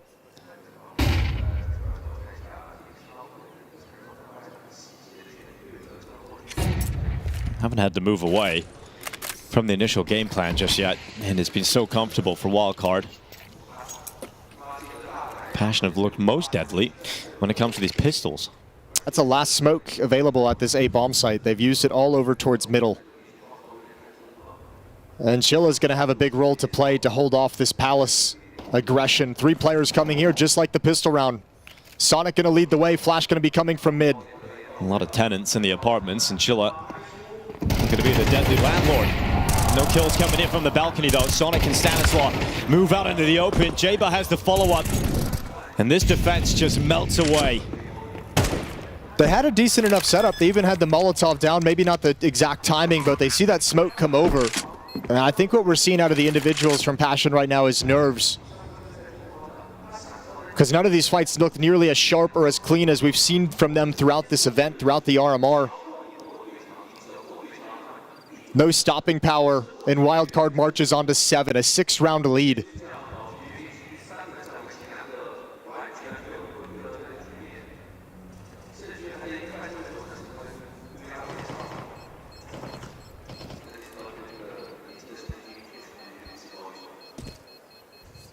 I think it's fair to say that coming into the series, once you see Inferno as the first pick and you've seen that performance from Passion yesterday against GamerLegion, this is no surprise. They've got to hope that they can pull this back on Mirage, and as the desk were highlighting, it's not like Mirage is at the top of their list, right? But at least they do have the fact that Wildcard haven't played it very much at all. Yeah, not at the top of their list is a nice way of putting it. it is the veto. Yeah, nowhere close. I mean, that's kind of the fun part about the next map in the series is, like, on some level, I think Passion, if this keeps continuing and they can't find a way to recover in the CT side, I think the conversation for them for the rest of the Inferno becomes easy to take some pressure off them, which is like, guys, we're getting destroyed on this map. Let's make this goal easy. Let's build ourselves back into this game and series. Let's individually get a little bit comfortable. Mirage is up next. Let's play ourselves into a position where we feel comfortable in this scenario going into our map pick, a map pick where we're going to be massively more experienced than them on, and then handle business there. But think about a lot of their best of threes as well throughout the RMRs. They were often winning the first map in the series, right? Yeah. So they're able to carry that energy in, that excitement, and not have to dig deep and pull yourself back into the series, whereas this is a new challenge presented to them with the stakes as high as they are. And all for Jambo remains in his hands, but his teammates, their weapons diminished to SMGs on 2, a 5.7 for Chilla, and that one premium rifle in the hands of Jacasmo. And yeah, they're fortunate there was no push there from Wildcard. Yeah, he's lucky. When his vision comes back, he's like, oh, thank God. Yep. Nobody pushed up middle. Him and FURIA have had a couple of engagements in the first 8 rounds of play so far. Yeah, you can say engagements has been a pretty one-sided battle, though, hasn't it? FURIA coming out on top the majority of times, and with Wildcard, it is a very slow, contained style today. This is, I think, Stanislaw just kind of knowing the situation of in terms of we have the economic control of this game. We obviously have a massive lead. We don't have to do anything crazy here. We don't have to descend into that brawly style that sometimes is a coin flip. Let's let them spend their utility. Because at this point, I think on some level, the inexperience of Passion, they're going to be a little bit afraid to just kind of take heads-up fights. You can see the way they're re-smoking this mid-ramp constantly in the gun rounds. They just want to delay the fight as much as possible, which means in the late rounds, Stanislaw and Wildcard are going to have all the advantage in terms of utility. Fear's got nothing. Jacasmo has one flashbang back at triple. Jambo's rotated over, but again, no utility to activate the AWP. Jacasmo just waiting, burning off of the coffin. Smoke will come in to protect him for the time being, but there needs to be a big round now from someone on Passion. 17 seconds left. Stanislaw moves into the bomb site. Jaba's taking Jambo down, but there's no CT smoke. And so that kill from Fear throws a spanner into the works. The bomb has to be picked up again, and Jaba trying to get it down just about. Confirms the plant. And this has to be Passion's. It must be Passion's if there is to be any defense. And Sonic once again looking for a clutch. He goes into the peak. He sees Jacasmo close and he runs. He fakes the stepstone as he wants to come back. It's a defuse, it's a stick, it's on the other side of the fountain, but Jacasmo's come off it and Sonic isn't buying it. He does not think he's going to hold it, and Sonic with another clutch in this first half. So god tier Sonic has been. He's gotten some critical openings, but the two clutches are everything now that he's provided. And this one outplaying Jacasmo, you could see the frustration thinking he was going to peek. If he just sticks that, he wins it. But obviously, he comes off it. Yeah, you hear Sonic rotating back around towards coffins. You think he's going to peek at some timing. And a rough situation to be in. Another clutch for Sonic and Wildcard. Yeah, well, think about Sonic's career. He said just before this game in the interview, saying that he didn't expect himself to ever be in this position. Back at a major, looking to qualify for the next stage. He went off to pursue studies and education and has come back and is now about to be 9-1 up against Passion on this opening map. Great opening kill as Jambo goes down again, and the star of Passion has been quiet throughout this entire first half. Yeah, well now you're seeing Jambo feel like he has to try and really make something happen. He's obviously had a quiet game. His only kill is a peek down middle with the AWP to kill someone in small pit.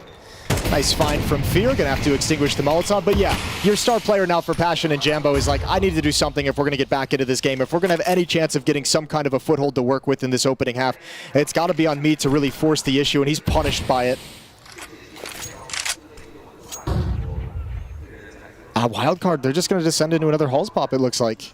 I mean, it's been successful, although this time you can see Passion is like, look, well, we don't mind losing this round, but let's not lose it to a Halls play. Doubled up in pit, very strong defense.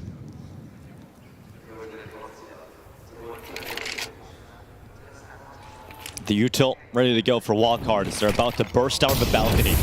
Chilla burns into the open, taken out by Jaba, but will it allow Zero Fix to have the element of surprise, or will they check him as well? Jaba is meticulous in his clearance of the site. The Wildcard get through again with zero defense posted by Passion UA. Great awareness from Jaba and Wildcard as well, just looking at the scoreboard and realizing there's an A defender that's still alive, probably sitting around somewhere, and not rushing into the plant before they clear everything and make sure there's safety. And once again, Wildcard just massive superiority, and now they're on the hunt. They got money in the bank. They want to take Fear's AK-47 out of his hands. Sonic gets caught looking the wrong direction, but now the rest of Wildcard know where he is. Ooh. Fear, so nice shooting, but this late in the half, it really doesn't matter all that much. He's going to hang on to the AK, at least for the next second. Goes back to Jaba, cuts him down, swings into Fuzi, and loses it right at the end. But a 9th round collected for Wildcard, and that was a big round where Jaba is the highlight. And I think from a scene in North America that we've talked about, one of the biggest problems is a drought of new players coming up.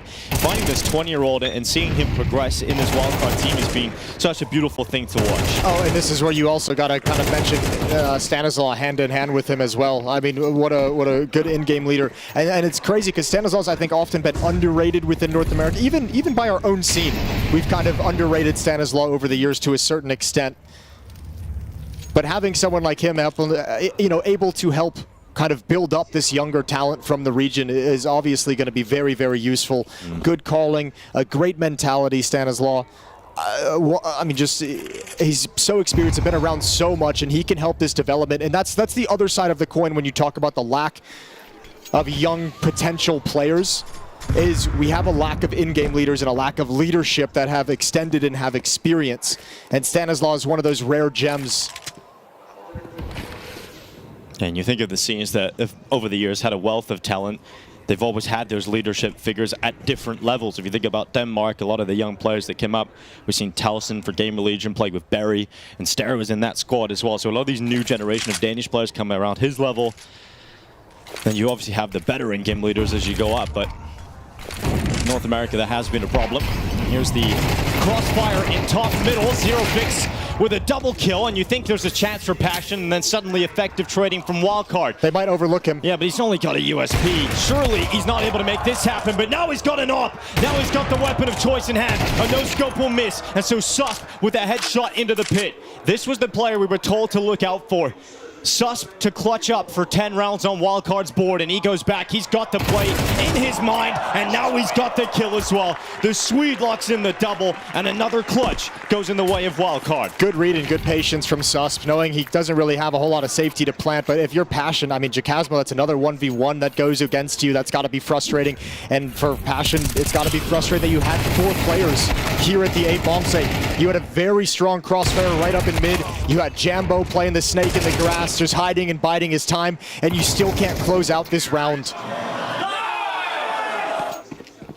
That whole idea of kind of playing yourself into the series, playing yourself into the second map, it's not going well. I'll tell you that, Dinko.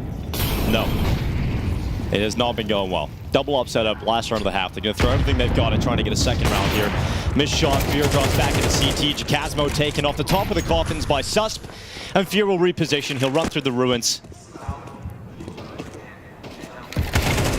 Great shot onto Fuzi. Defensive smoke thrown out, indicating that he could play aggressive. He could like to play around that smoke, and that'll be something Wildcard have to consider. And with Zero Fix and he killed through the smoke, it's one of the better looking rounds here for Passion. The plant goes in. They've heard those footsteps, surely. Well, Fearless as he moves his way through the smoke. Sonic lurking, but he is certainly heard, and they force him into the open with utility. And they get the pick. Stanislaw with another kill down CT, and his job all half long was to build a case for this T side, and Passion have no defense. They got nothing at all. That is a complete dismantling of Passion. And Kane, we've talked on the inexperience of the players within Passion. Kane is that sole kind of bright spot in terms of experience at these levels, a major winner himself. I'm not sure anyone has any experience that can give you a good conversation to be having at this halftime.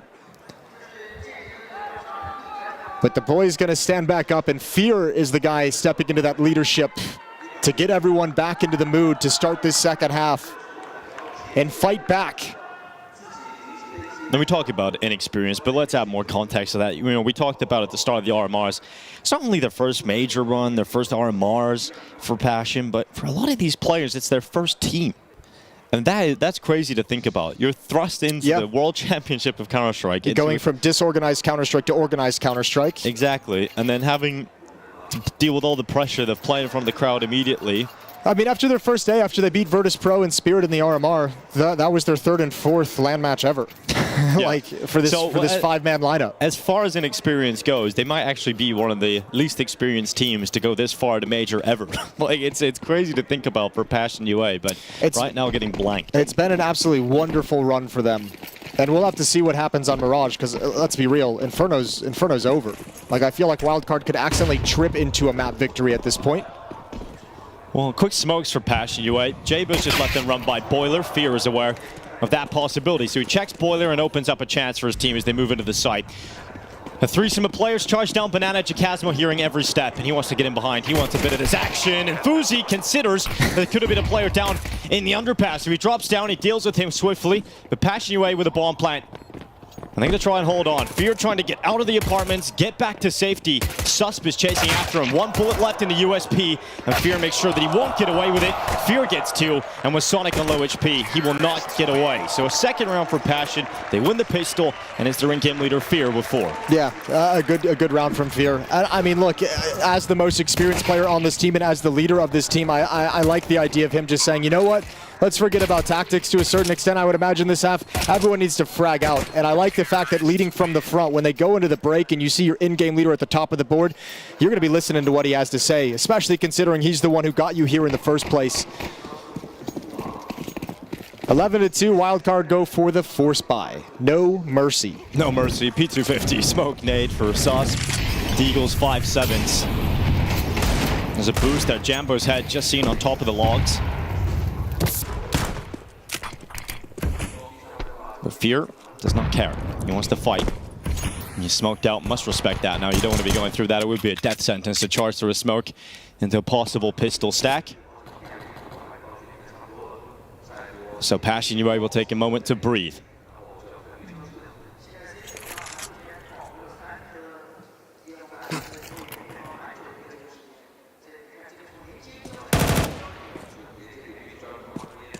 Rifle spotted on Rap side. Stanislaw just smoked the B main entrance. But Passion is encircling this A site. Reinforcements very far away, so the Deagles need to have impact. One player now known over in Halls. Stanislaw tucked into the bomb site. There goes Jeba in the pit. There's the peek from Stanislaw. Can't get anything done. And Passion have found themselves a 3rd round. And Fear just waiting. Big shot from Sonic coming out. But it's just 1 from the Deagle. And Fuzi's going to make his way through the apartments. 5-7 in hand. Maybe he'll get 1 extra on the way out here.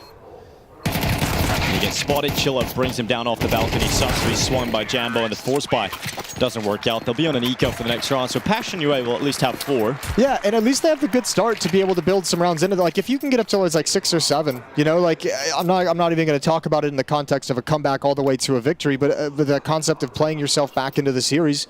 You add 3 more rounds onto the scoreboard, and I think you can leave this map as Passion saying, like, you know what? We got our ass kicked in the first half. We recovered a little bit. We got things going, and we started playing the Counter-Strike that we know we're capable of, and let's carry that into Mirage, where we have the advantage. All charged down mid, make it nice and easy, nice and quick. But a kill has come in for the CT side. Should be cleaned up by the rest, though. We see J-Bot on 2 HP. He's just prolonging his life. He comes out of the balcony. He actually got a good shot. He actually managed an extra kill. He pulls it off right at the perfect moment. Picture perfect from J-Bot. 2 players are low, so I don't much mind Fuzi just sitting here on default and hoping they can get another pick. So they send the high HP player up first. And they get to deal with Fuzi. So Wildcard now returned to a purchase, and the obstacle once again erected for Passion UA.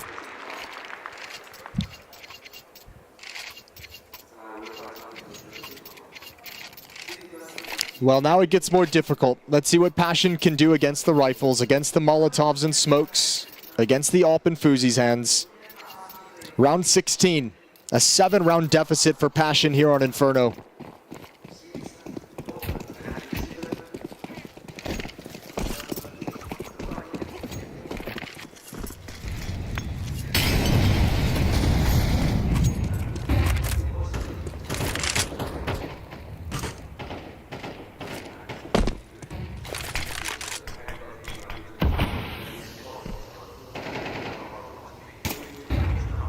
Fuzi's confident. Goes into the mid pick. It wasn't too far off. But he's sticking around. And now the bullet should encourage him to fall back. There's that confidence against Passion that he's feeling at the moment with this kind of a lead. Around. Yeah, keeping track down mid. He's going to back off as that smoke starts to clear. There is pressure on the B bomb site. Sonic and Susp to defend. They've got smoke, Molotov, and grenade. But that's an awkward peek from Sonic, and now an even worse one from Susp, swinging into 2. And Wildcard are going to have to save this. And there's a sprint over from Fuzi, and that smoke's pretty bad. It's very bad. It's terrible, but he misses his shot. Oh, but he gets another chance, and they're peeking him. They're giving him opportunities. A re-smoke comes in, but again, it's deep. And so they've moved the rifle ever closer with Passion not having that bomb planted. Oh, damn. That shot was required. Fuzi blasted away. All right, now here's the thing. We've kind of harped on the inexperience of Passion throughout this game, and for good reason. Obviously, extremely young team, but Wildcard, while they have experience on individuals, not a whole lot of experience in LAN as this 5-man unit, right?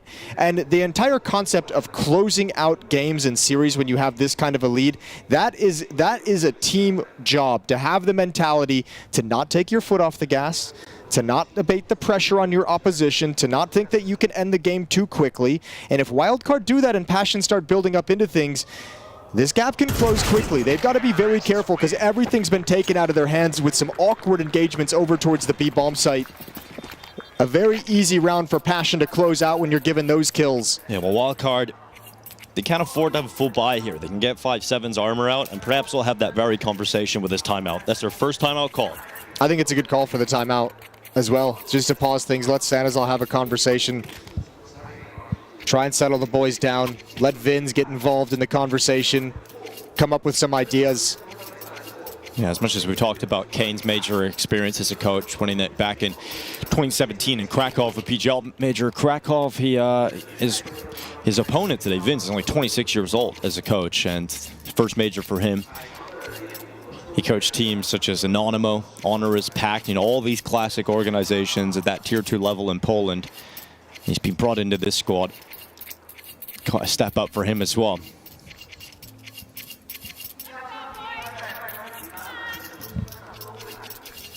I think there's just like one Wildcard fan out there. Yeah. Just having a great time. Turning up every day, though. I know, turning up every single day. Loyal. Positioning right beside that crowd mic. Dedicated.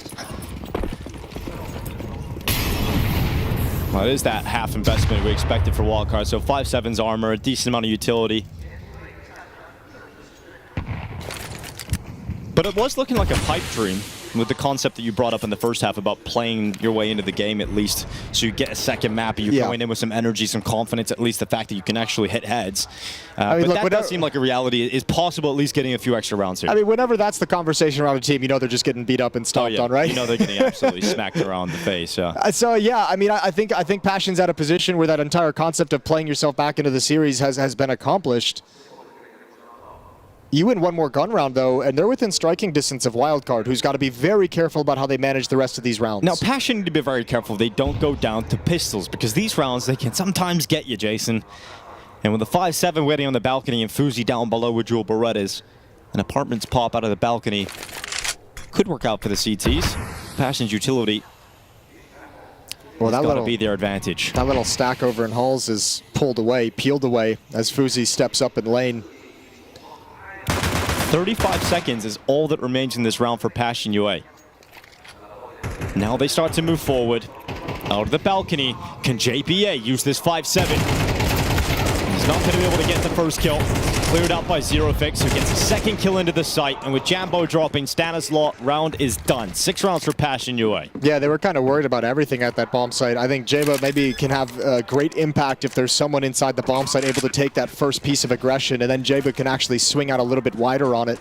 11-6, though. Passion have brought themselves within 5.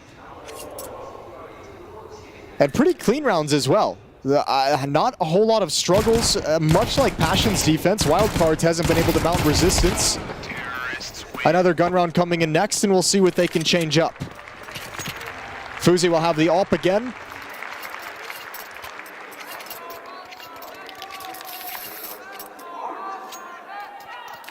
Five rounds in a row for Passion. All by elimination. And Wildcard get the AWP out. The last gun round that they had on the CT side was 2 players going down at B, and immediately the round felt done. Yeah, Passion, I mean, they played that round very, very slow, right? They didn't give up any kind of picks. They didn't really give it a whole lot of looks or information. That was kind of Wildcard. I think they were trying to start setting up for a late banana take and just sort of stumbled and limped into the fight rather than anything all that convincing. Fuzi was doing this, though. Yes. Aggressive, confident peeks down middle. He's going to play long side this time and drop that scope a little bit further back. JBA is using a very thin gap. When he spots information in the apartments, he'll drop that utility, and Susp will drop one. A second headshot collected on Jambo, and now they have to move out. The last-ditch effort, but the bomb is dropped at bottom banana, and that is a massive problem here for Passion. So is the AWP. So is the AWP in Fuzi's hands. If he comes back and just holds mid as they try and cross over in to get the bomb, he's got one. And destroys Chilla. Yeah, his collateral lined up, just not enough damage to bring down the second player, but it's good. It's good enough, and that will be a 12-6 scoreline. Map point reach from Wildcard here on Inferno. Just letting Sus off the leash. And he grabs him into a deadly bear hug with a double kill. From that point onwards, no way back into the round for Passion once the bomb goes down.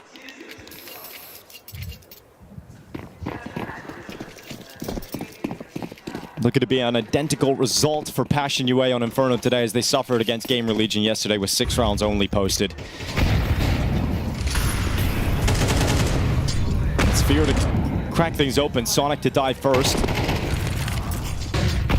Sus wants to get out of there, doesn't want to be committed to the sandbag with no support from his teammates. Oh, a headshot over the top of the half wall. Jambo jumped up.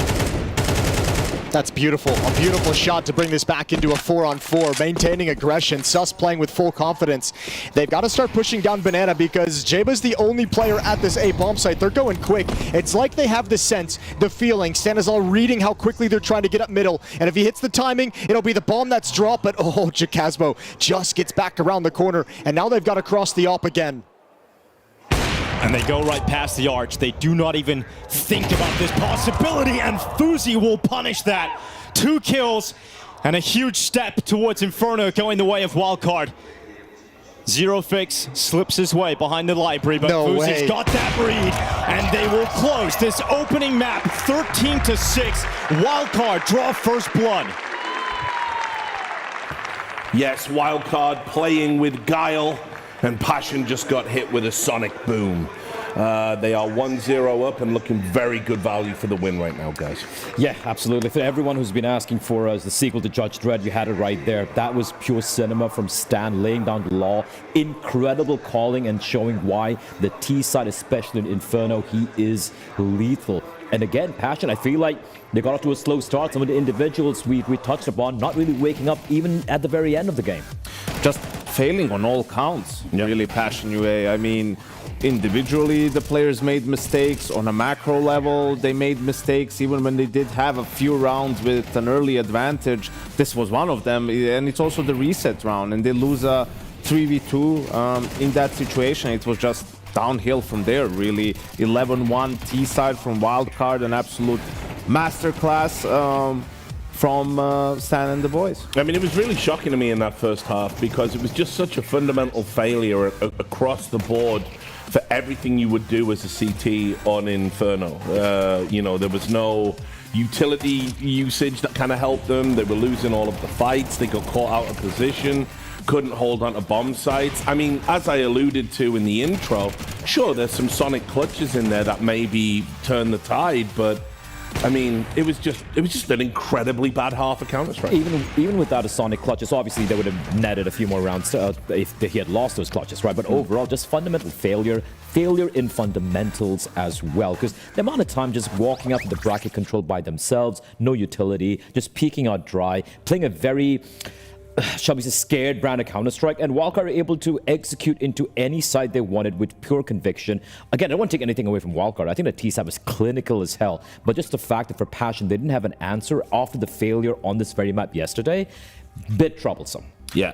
The terrifying scoreboard as well, because if you look on the Passion side of things, you know, Fear had to kind of take the game by the scruff of the neck and take over, and he was fragging out. Jambo, who we talked about in the pre-show, you know, it just didn't really get going in the game. And he is Passion star player. He's been one of the stars across the totality of the RMR and this major so far.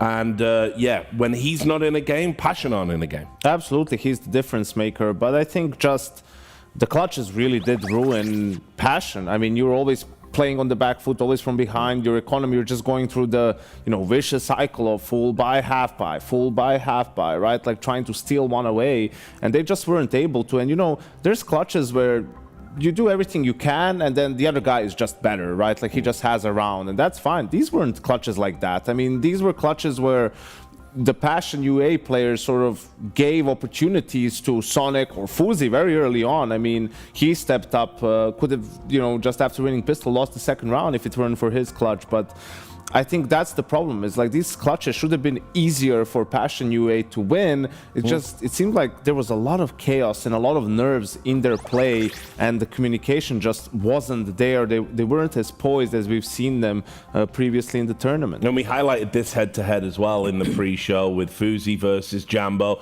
Still wasn't necessarily sold on Fuzi. There were a couple of misses in there. The difference is that when you have two other players having pop-off games, as an AWPer, you can sort of you can fail a little bit and it's okay. You can make mistakes. I think he was getting most of his kills as well via the rifle, right? And as long as you're chipping in and not being just a weight for your team, that's good enough. For Jambo though, Matt, this is the worst I've seen from him, I think, ever. Yeah. Even if you saw it there, it's only 2 kills on the CT side. Funnily enough, one of them is an opening kill, gives them a 5v4. I think that's actually the reset round, and they just lose out in the end. They can't convert around with an advantage, but yeah, just sort of made it look nice in the second half, in garbage time, so to speak. But the worst performance we've seen from him so far at the whole major circuit. And you can even see desperation coming out from him, where I think it was Sonic, as always, just holding mid for that short position, and he just like dry walks up with the AWP, gets his head ripped off. It felt like there was a time where he felt like he needed to do a little too much.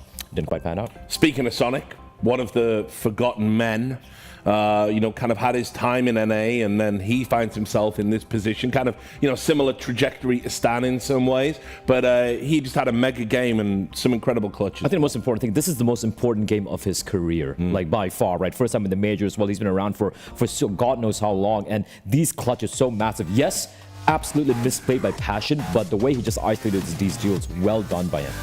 Yeah, first one was from Fuzi, right in the second round that we talked about. Then the Sonic rounds come in, and these are all like 1v3, 1v2, 1v2 again. It's like, this is a bad peak. It's like, you either peeking together, or you just wait, like you need to play it better than that. You just give him a free kill. And I mean, you lose 3 clutches like that in MR12.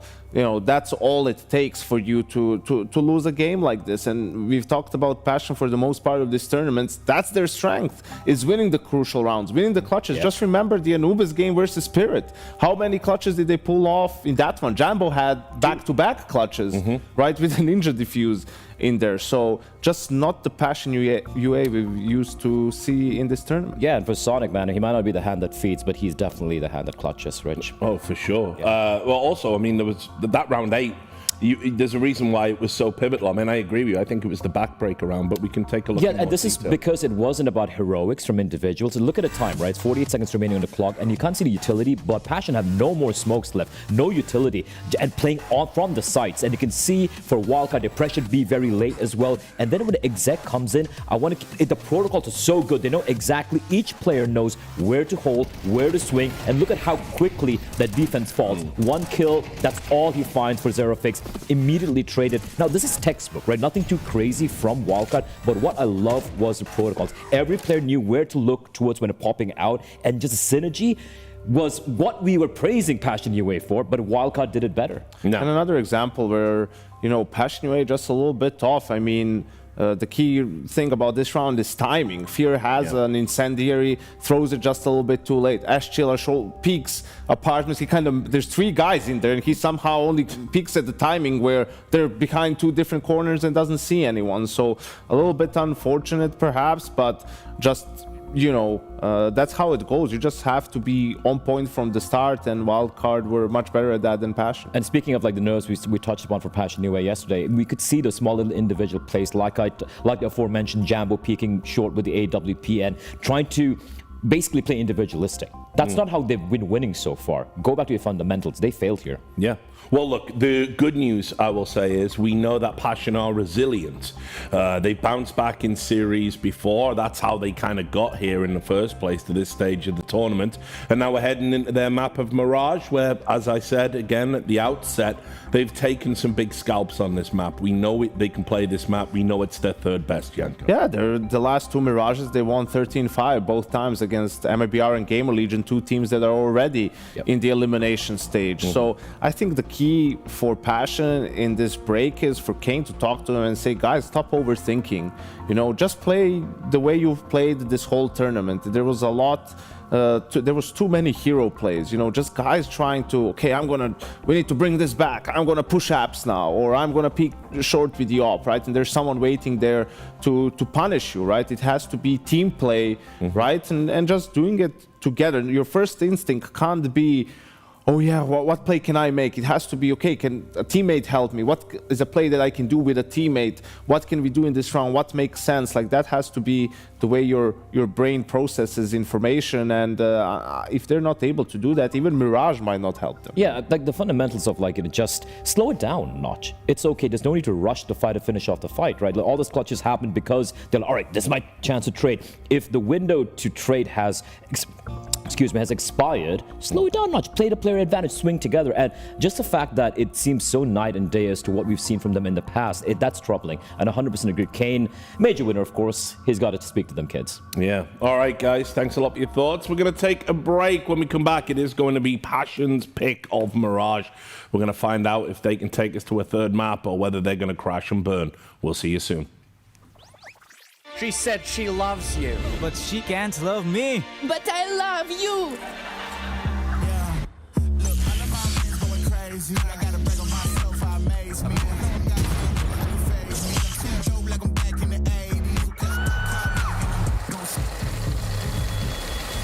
I won't play window anymore. What's going on? Play your role. 1xBet. On to the next one.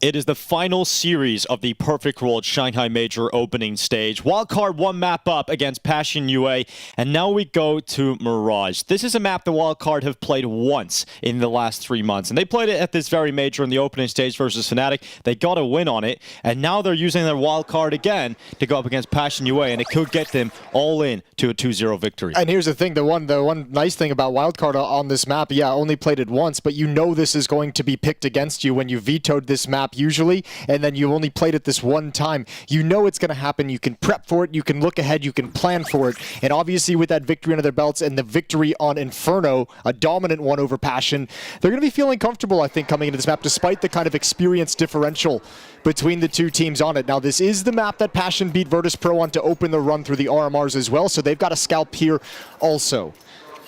But they've got to recover this inexperience. They looked flat. They looked a little bit nervous. It was like they got into, it's like they come into the series, and this might have been the first time throughout this opening stage where there's like, oh, we can actually truly qualify to the next stage. And that adds a whole new pressure. And it's a whole different level of pressure and mindset that you have to be prepared for. But they did start working themselves back into Inferno. So let's see if they can pick up where they left off. Now Zerofix flying out middle. Multiple players already in position in mid, applying pressure towards Fuzi, who's not alone. He's got J-Ba on that swing out, but Fear to trade it back. And Sus doing what he can, but Fear has got a double kill, and he was the player fragging for Passion, even in a losing effort on Inferno. And it's back and forth, and now the Palace play from Chilla, stopped by Sonic, out for the back of triple, and Passion UA stalled out. Good trades, good rebuttals from Wildcard, and a nice read. Fuzi and Stanislaw hustling over to the B bomb site to beat the rotation. Fear stepping into the halls. You've got Chakasmo left in middle. And I mean, in a 2-on-3, you need to be able to join up with these two players. This is not going to be free access to the bomb site.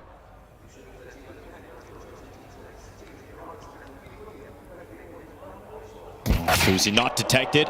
And Fear was completely fixated upon the bench, so Stanislaw gets an easy kill from below that van and leaves Chakasmo in a 1v3. We wanted to see Passion have a great start if you wanted to fire themselves up into this series. Well, they've lost the pistol round now. Despite having decent entries and opportunities, it will go Wildcard's way. Nice setup from Wildcard as well. Even with the early gush onto Fuzi over in window, they had a flashbang set up to be able to pounce. Two players coming off catwalk. Fuzi able to kind of just jiggle and be a point of danger that Passion has to consider in window. Con player coming in as well. Sonic watching the A bomb site. A good little trap set up in the middle of the map, and Wildcard get a start on the right foot yet again.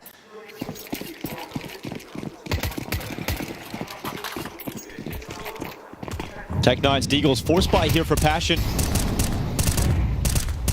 Even without the bomb plan, he's gone for the force. And it's worked out early here. Chilla to catch Sonic swinging into the open. And this might open up a chance for Passion to move into the A site with some speed behind him. Chakasmo's Deeg has cracked the skull, but Stanislaw, 3 kills on top of the wood, lined up with that USP. And he goes back for the swing, but Jambo this time his Deeg will connect.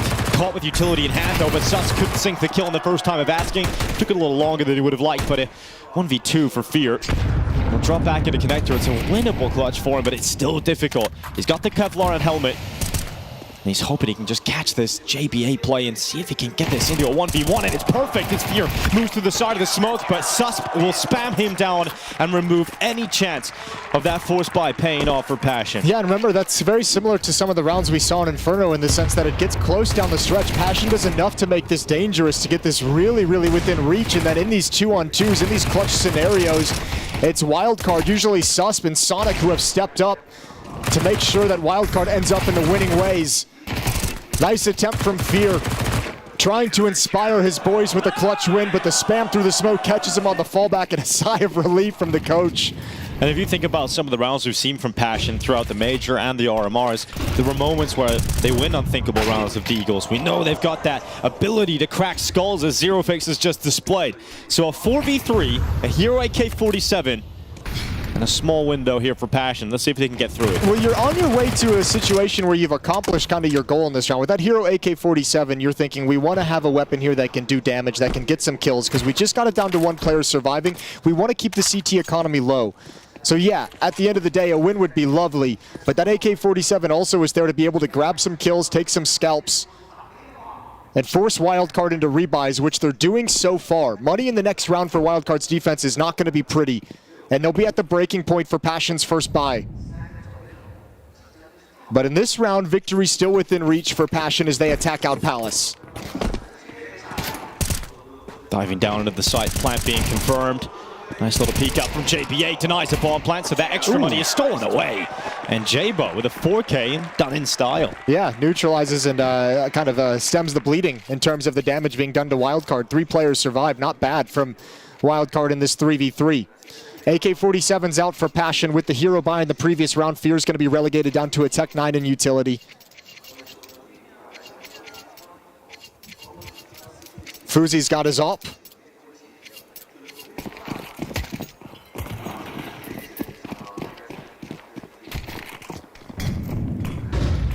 Fuzi going for a peek, blinded, held away, so he's got Sonic's rifle just at the top.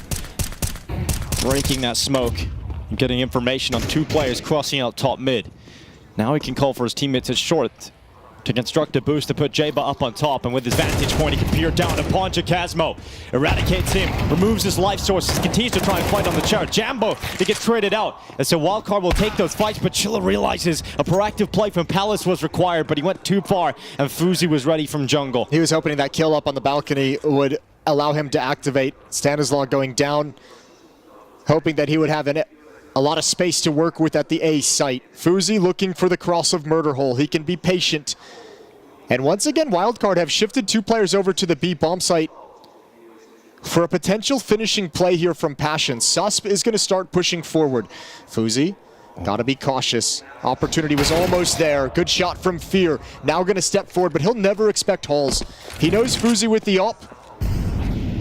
And going to back away back to Catwalk, but all that information is gathered by Susp. So Wildcard know exactly what's happening. Great movement, jumping his way around. Hardcore parkour for Fear. A shot from Fuzi, and Fear to the kill. Now 1v1 up against Susp. He's had some close rounds so far for Fear. Passion need to win one of these early close situations. And Fear is the leader to bring them that.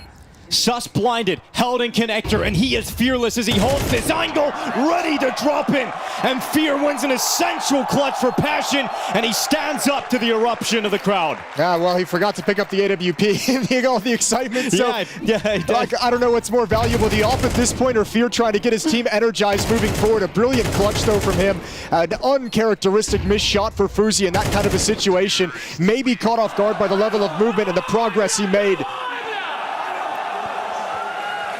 I think he realized right at the end. Yeah, the op was there.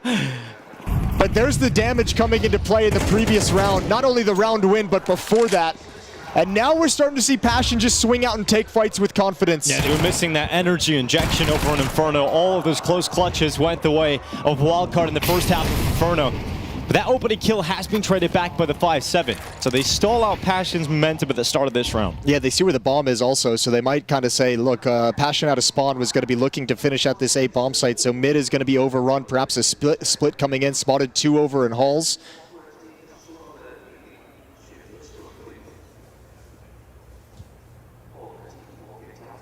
A lean towards middle. They want to go for a late clear. And JBA with the jiggle, grabs the scout, sees nothing's home. Susp, the lone defender of the B bomb site, smokes it out, tells his team to maintain this stack on the A side of the map. Trusting the smoke will hold Passion at bay if they do finish at the B bomb site. It's going to be 3 up ramp, 1 lurking palace, that's Chilla.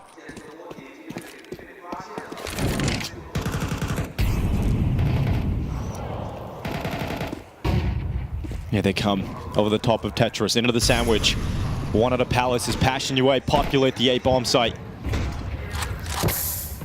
Plant is being confirmed, and J-Buck couldn't do much from jungle, so he's forced away back behind cover, and Passion fall into very solid post plants. I wonder if they want to go for this. They do have a smoke, but they've got no kit. J-Buck's very, very low. They're going to test this. The 5-7's moving into the bomb site, gaining a lot of space. Yeah, they got space, but there's so many players you got to break through when it comes down to actually sticking this defuse, and the fights come in. Oh, Jacasmo! That is not the cleanest spray. Eventually taken out, but Zero Fix certainly keeping it clean. And a quick double. The lineup was there for the 5-7, but Jambo was the insurance policy inside of Connector. Passion UA lose many members, but a second round picked up off the back of Fear's clutch. But it's so nice that they don't get buried in some hot start from Wildcard like they did on Inferno. Here Keeping they're their head fighting above water. Yeah, and now they get the economic advantage. Now they get to control that aspect of the game. AK-47's picked up Fear with the MAC-10, and Wildcard relegated to unarmored pistols. So a chance for Passion to tie things up early.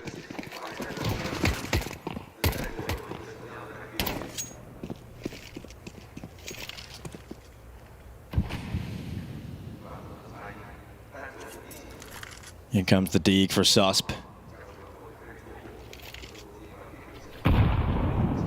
Stanislaw alongside Fuzi makes their way towards Jacasmo. Chilla to peek out to protect him, but plenty of blue players now swinging into the open for the CT side. And they're being picked off as Jacasmo got a double kill. Jambo's got the rest.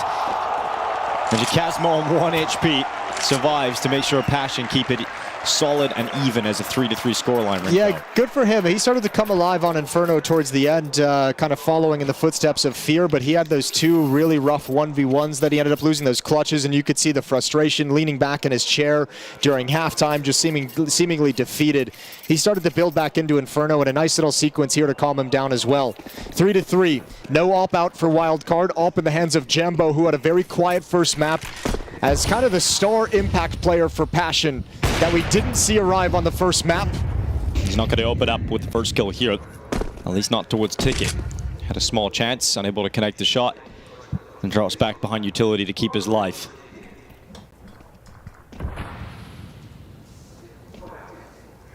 Fear waits for the peak of JPA, a small pixel.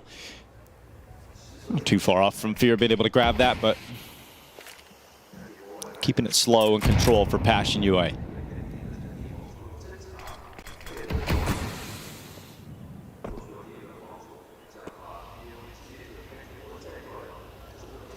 Head spotted, Jambo over the top of the smoke. Stanislaw to clear him out, but the follow-up trade from Fear is solid. Fuzi's got a big job to do to stop this Palace walk. It's happened a couple of times. There's the shot. That's going to give indication to Sonic underneath Chilla as well. Yeah, he's got the teammate down underneath the wood. That's a solid position for Sonic to use.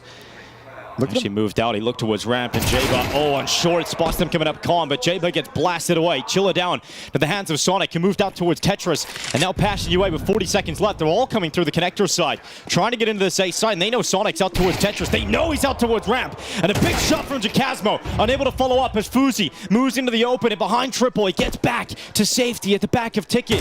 25 seconds as he walks into the open. Zero Fix sends his health to 0, and Sus comes up through Con. Fear knows that this is the position he's got to watch, but his teammate goes down, and Fear again with some impact here for Passion. Yeah, you see him coming alive. Fear leading the way, but some great shots from Jacasmo and Zero Fix in open space. Now you're starting to see the things that got Passion to this point in the tournament, just destroying Wildcard, and maybe the inexperience on Mirage for Wildcard as well coming out. Not playing as safely as they necessarily could have in this situation. Fuzi sticking around very, very long despite the bomb being dropped, despite having a teammate over in Con. And it's a one-round lead for Passion. Finally, something for them to be happy about. And Wildcard would have known that this is a possibility. They would have known this is the likelihood, right? Yes. The fact that you let Mirage through, you make sure that's the price you pay from getting rid of Anubis and knowing you're going to have to go to Mirage. It's not going to be as smooth sailing as Inferno was. You're not going to be as well versed in these rounds. You're going to have weaknesses, and you are going to allow Passion into the game. Yeah, it's the risk you take by going elsewhere in the veto. I'll say as well, Wildcard still have a very strong T-side also, so Passion need to rack up as many rounds as they possibly can. But coming into this map with new life, and that's the first step, that's the first task they had that they've accomplished. Because individually looking much, much sharper, much more confident than they did on Inferno. Third map would be Ancient if they can take us there. Sonic waits for the cross. You see 3 players and some speed as the pack of Passion move their way together. But that 5-7, clinical from Stanislaw. He gets back into connector. Passion's done that a couple of times. Just the straight kind of bull rush towards top mid and swinging out with multiple players. They've done it in gun rounds as well. Might be something Wildcard looked to take advantage of. This was a really nice delayed flash peek from Stanislaw. One tap to the dome of Fear. And now building upon it, but staying aggressive and giving it right back. And staying aggressive because the trap is coming in from his teammates. He wanted to be prepared to swing and fight with his players coming catwalk. But that gets broken up and busted. Good tag on Zero Fix. 2 very low players. Look at the position of Jacasmo though. When Fuzi and JBA rotate back, he's already got tons of space. And JBA going to an information gathering position top mid to listen for the footsteps, and I think he got it, but this position is just so strong.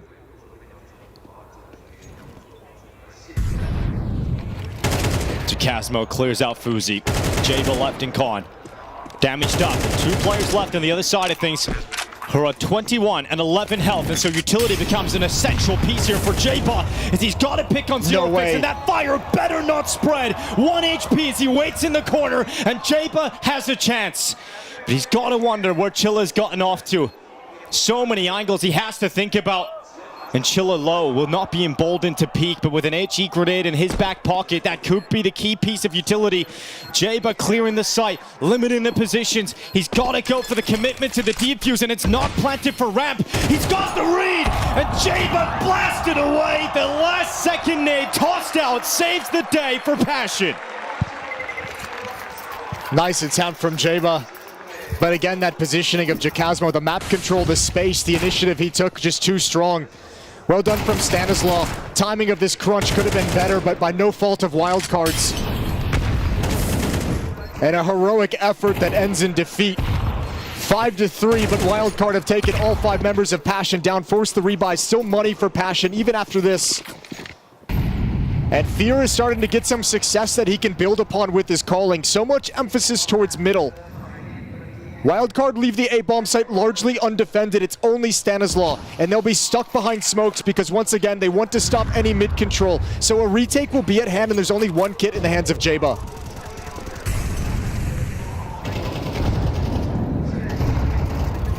Passion overwhelmed the A site, 0 defense to stop it. Look at all the utility. Yeah. A volley of utility tossed in. It'll start to fade away soon, but its effects have been felt. Passion only with 1 kill though, as Wildcard battling their way back into a position where they can feasibly pull this retake off.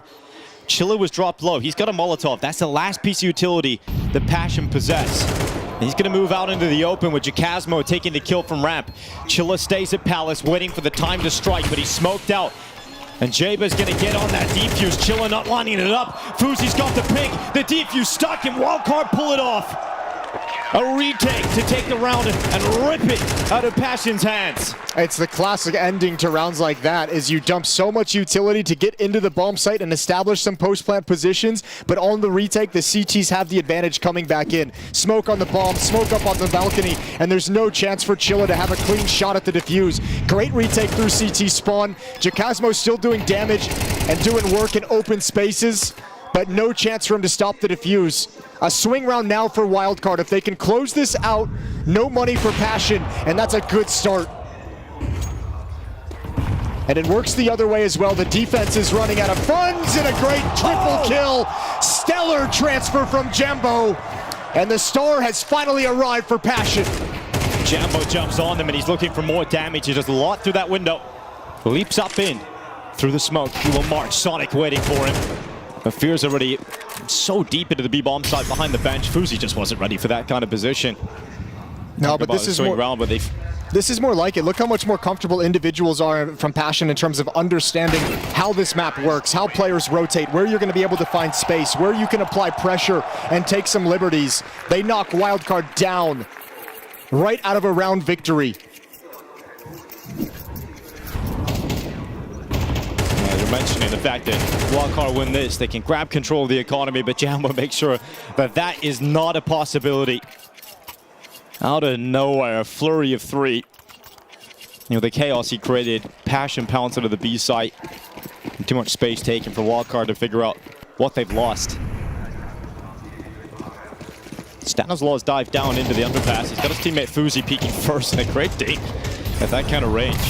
Stanislaw making it work, but they know exactly where he is, and there's no escaping, and so Chilla waits for the re-peek. Jacasmo stops Susk from finding success in the B apartments. Passion in control.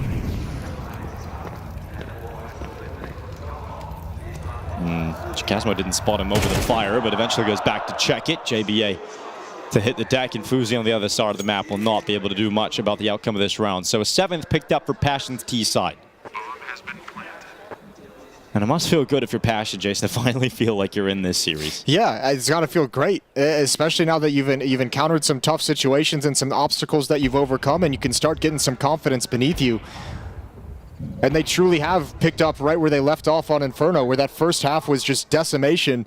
What, rattling off 5 rounds in the second half to get a little bit of flow beneath you, and now Mirage coming into your map pick. Looking good. 7-4 going into the last round of the first half.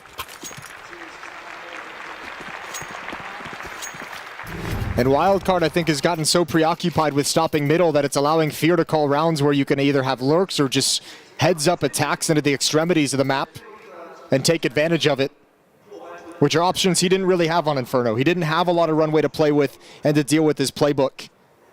We're having to lean on the timeouts a little bit more here for Wildcard.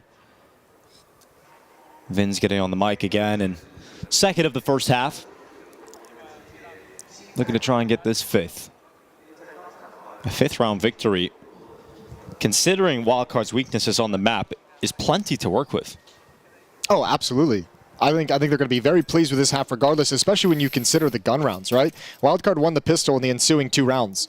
Since then, it's just been destruction. It's been 7-1 run since the opening 3 rounds of the map off the pistol. Just once the rifles have come out, Passion have been able to handle everything thrown at them.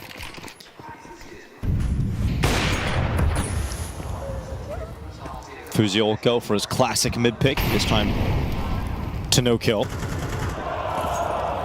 Fear starting things off, and they're actually just calling to go, so they go through the utility. Passion, they're just charging into this B bomb site, and Jaba's in full panic mode, looking at short, but he comes right back and looks at the apartments and rips away Passion's hopes and dreams.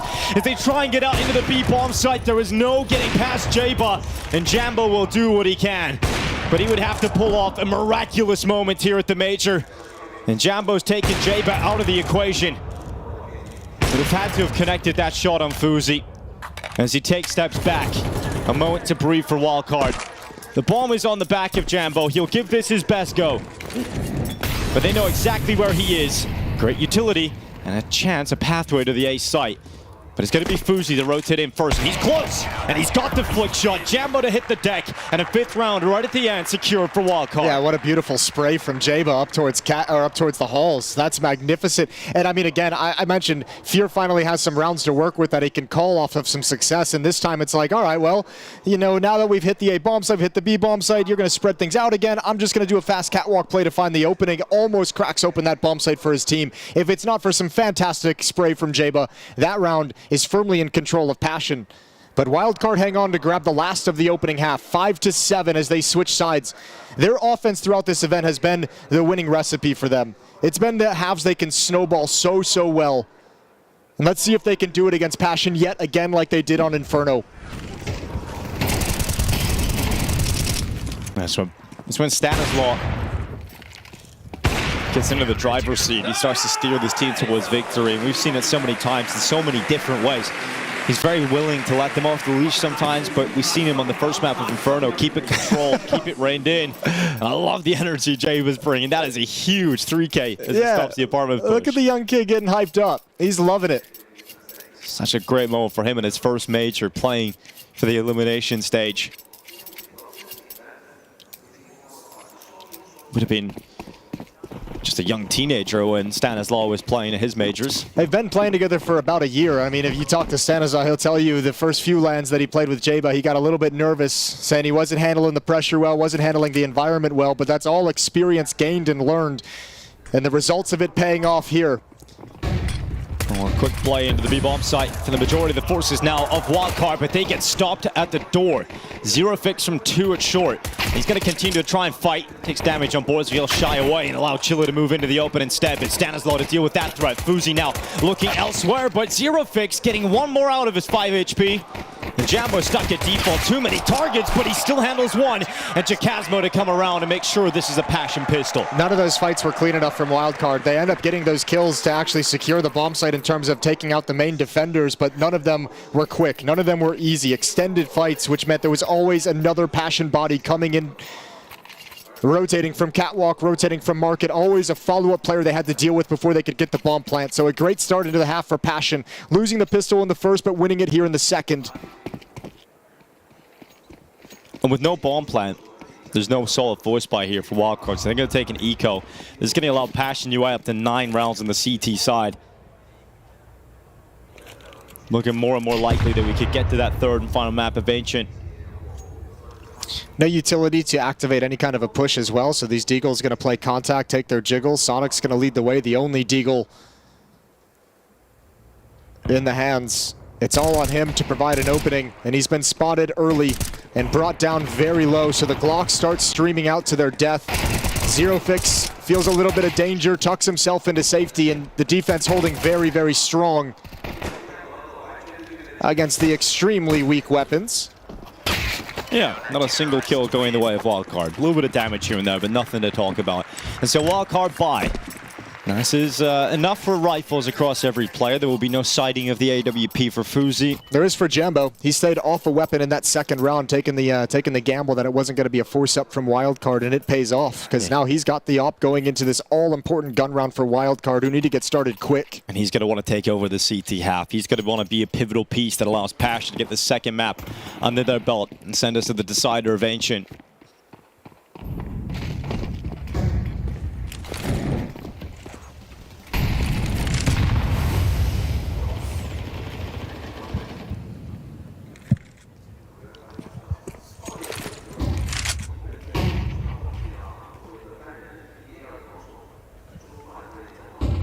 Jeba and Susp and B Halls. Fuzi and Stanislaw back mid, going to be joined up with by Sonic. They want to turn this into a split towards the B bomb site, and this push might be exactly what the doctor ordered. Smoked off for the moment, so Fear's just going to maintain his aggression. And Wildcard taking mid control might put them in an awkward scenario where timings are getting screwed up, but there's the push from Fear. Susp has that, and now Jambo's op is going to ring out. And he's got to go big, and he's got himself a second in the apartments. Plenty of pushes from multiple sides, and Jambo, they get by his crosshair, but he's still fragging out at short. Jaba leaps out, and Jambo brings the op out, and he brings it home for Passion. 10 rounds secured off the back of their star. This team's going to hit a new level when they have Jambo showing up, and it's some good signs of it early on in this half. This op ringing out, quad kill early on. Beautiful shooting, handling Catwalk, maintaining angles up towards Halls, and closing things out when they descend to the ground. 14 and 10 for Jambo. All signs on Mirage are that Passion have finally arrived in this series in the second map. And Ancient looking more and more likely as a deciding factor for the final spot in the elimination stage of the Shanghai Major. Stanislaw on the charge out with that Tech 9. It's the speed behind this play for Wildcard, but Jacasmo waits behind Triple. First kill is easy, second followed up. Couldn't quite get 3, but the damage has already been felt. And taking the wind out of the Wildcard play. A bomb plant is secured. But really shouldn't be much more than this for Wildcard as Passion look to spur themselves forward into the retake. Fuzi, good kill through CT. Actually got away with his life and back around the corner again. You don't want to let this one go if you're Passion. I mean, surely he can't create something out of this. There's no way he can get another one. Surely not. Fuzi goes into the open, and yeah, Fear is able to take that angle, make sure Fuzi doesn't get away with murder, and so missed shot from Sonic, yeah, a couple missed shots, and eventually Zerofix to drop him down. It's funny though, seeing him, he was just assuming he was going to get that one D on the first shot. Yeah, that's it, that's the one, no. That's the shot I wanted. Oh, dang. 11-5, Passion handled the pressure of the half-by round. 2 rounds remaining for them to close out Mirage.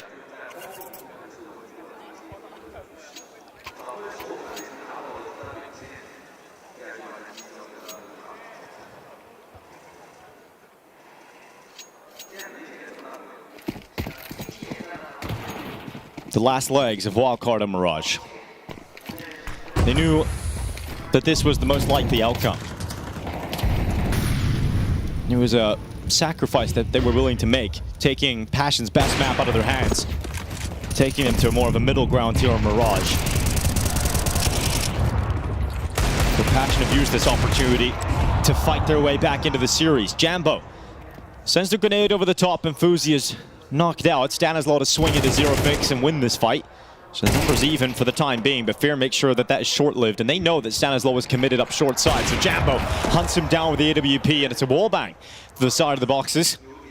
And it leaves Jaba and Sonic in a 2v4 that looks almost impossible to collect here. A risk taken, though, from Fear. Yeah, unnecessary risk, but maybe he's also feeling he wants some information for the team, so that could have been a huge benefit, stepping through that smoke and seeing everything was wide open. Still going to be a very tough task for Wildcard, although they have a 2-on-1 at this bomb site. Jambo's all positioned on catwalk to peer into the bomb site, but nobody's there to help Jacasmo in this initial engagement. He slides out into the bomb site. Jaba and Sonic stepping up to the plate, and he's going to be out in the open. Oh, good shot on the first, and cannot convert the second. But a 2v1 in the favor of Passion. Sonic had a couple of clutches on the first map. He needs another one here. Can the South African step up? Climbs onto the stairway. Jambo in his sights. Chilla takes a few steps back. Sonic to fake the drop. But Chilla was not close enough to fall for that trap. As Sonic starts to figure out where has Chilla gone, but now there is no secret. He is coming through CT.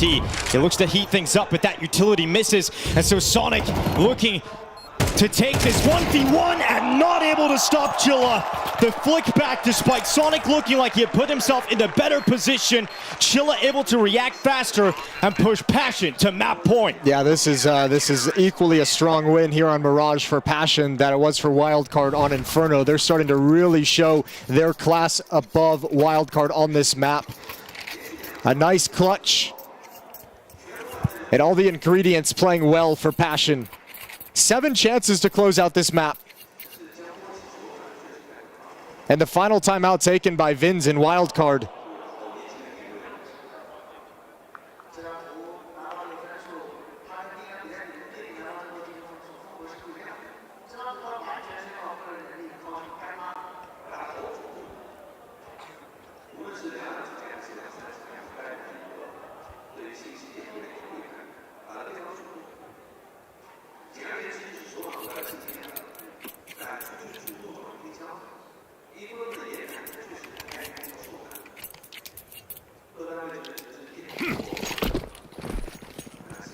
Passion UA, mere moments away from taking Mirage and sending us to Ancient.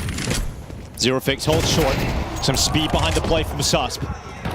Wildcard have thrown everything they've got at this. Susp to go down though. Great response from Fear. And Passion not losing control. Yep. Not losing control at all. Fear gets a second kill. Stanislaw takes a risk through Khan. Fuzi to move with him. And Wildcard put themselves into a 3v2. Good call. Every indication from Wildcard was that it was going to be a fast play up catwalk to attack into the B bomb site. So the A defenders from Passion kind of get lured into a false sense of security, like they're going to be safe. Stanislaw stepping through the smoke to add another kill on top of it. And that's the defense. All the strength of it taken away. The foundation ripped away. Gemma doesn't need to go for this. A very low percentage clutch, but no kit on his back either. Yeah, I think just going to see what happens when this smoke fades, but he might lose this op. And money's not exactly pretty on the Passion side of things. No, it is not. But that's pretty. Great no-scope for Jambo. He's starting to move now, but yeah, lack of kit is a big problem here, and he's got plenty of util to back away alongside that AWP. So he'll take the no-scope. He'll take that extra kill. And he'll tuck himself in the corner to save the AWP. Wildcard finds some life out of the timeout. Faster punch into the middle. That little flashbang from Stanislaw, that timing of it is absolutely perfect for that catwalk peek. You could tell he felt like he had the advantage seeing Susp come through the smoke, but did not expect that flash to pop as soon as he got into the engagement. 6-round lead.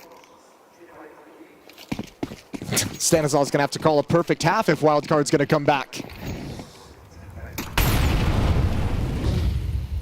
I'll find out if that is capable, and if Stanislaw rather is capable of doing so. I mean, he's had some great T-sides so far at this tournament. Ooh, rough start for Jaba. Yeah, that isn't going to help the matter at all. He's down to 17 HP. Yeah, steps into the Molotov, spam through the boards as well.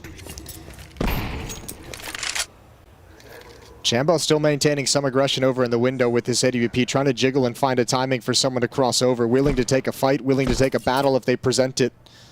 Now going to relocate and change his position.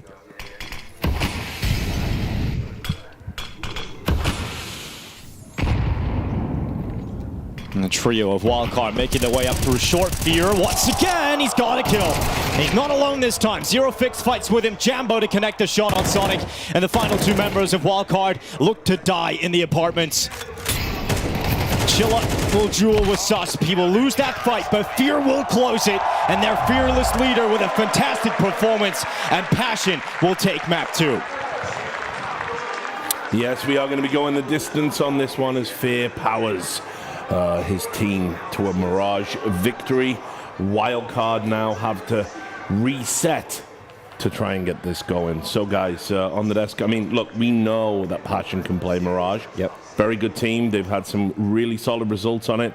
That trend continues, and in the end, Wildcard just weren't able to get going. I mean, this was a risk inherent in Wildcard floating Mirage, right? They were like, all right, you guys are probably going to pick this. We might have a few things planned for you guys, but yeah, it didn't quite pan out. Passion, one thing I've got to give them credit for, once they turned it around mentally, it felt like everyone woke up. Jambu especially, I had my doubts. I'm like, is he going to recover from map number 1? Yeah, he absolutely did. Yeah.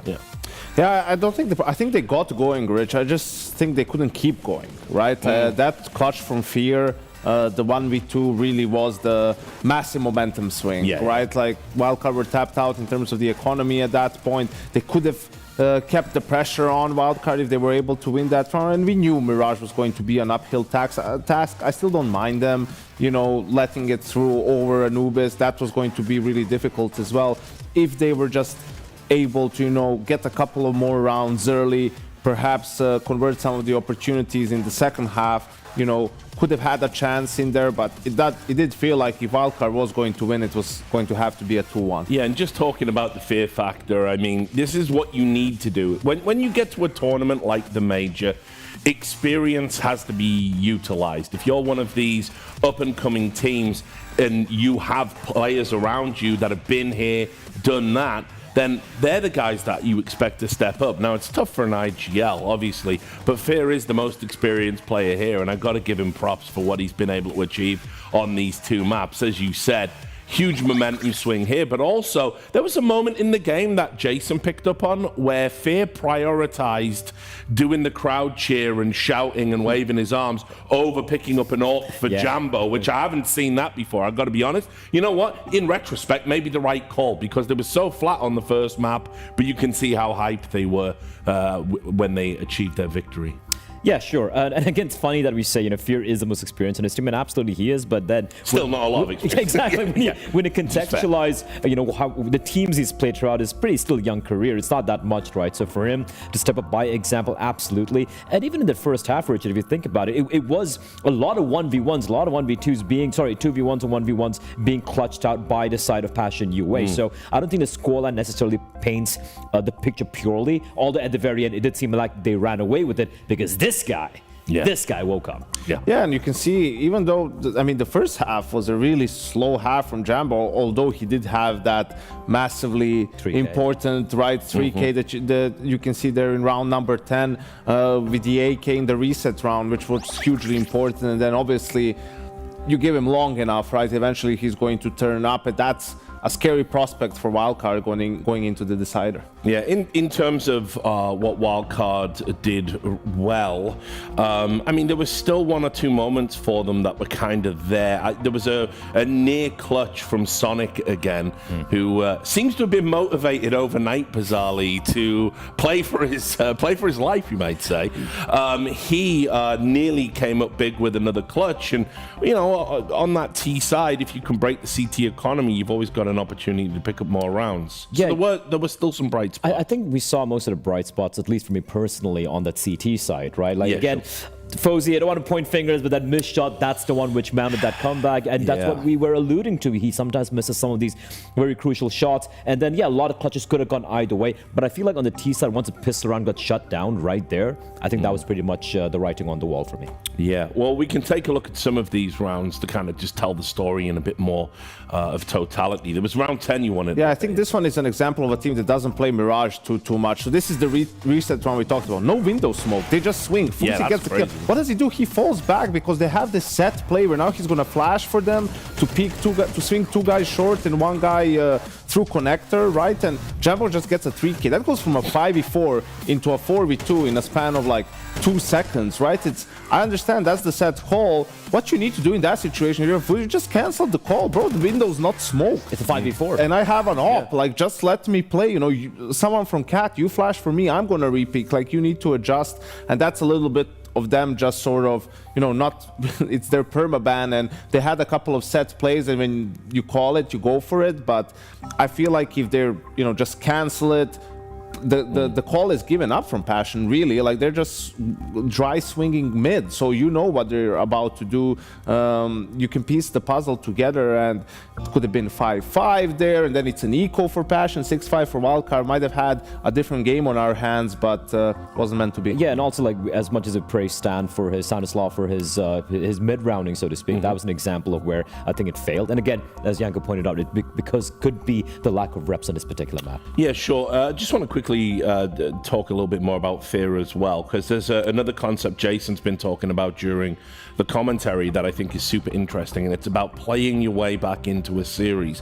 There's a concept in snooker called table time, which is that even if you're losing, you take time over your shots, you stay out there, you try and take as many shots as you can, because eventually you're going to get your eye in. Now, what Fear has done here, and you're seeing his highlights on screen now, Fear basically was the one player that showed up at basically the first 3 halves of Counter-Strike that they played, but now Jambo is warmed up. Now the other players are warmed up.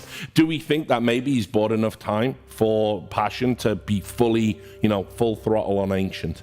Yeah, it appears so, and not only Jambo, but I feel like Jacasmo as well, a player that we haven't talked about that much. He really struggled on Inferno, a couple of poor decisions in terms of positioning. He's the youngest on the team, right? He's like 17, I think. Yeah, probably, and couldn't connect on some of those kills, and here it was a completely different phase. So I think that was an absolute necessity for Passion, not just to win, but for some of these guys to wake up and start playing more of their game, what we're used to seeing from them, because on Ancient, Wildcard, there are no slouches on the map. And I just want to touch upon Ancient right there. Like yesterday, if you look at how they lost in the CT side for the side of Passion UA, it's just the fact that they were playing from behind every single time. It's like GamerLegion, ZTR just had the read on them, and he was just out calling them all the time, mainly because towards mid, what Passion UA did was they weren't battling for mid. They were playing way more scared inside a donut, all the way to the back of red, and that was something that GamerLegion abused time and time again. And by the time they're like, all right, guys, we need to fight for mid, at the very last few rounds remaining on the CD side, that's when GamerLegion, all right, we hit B right now. So he was getting out called and just calling from behind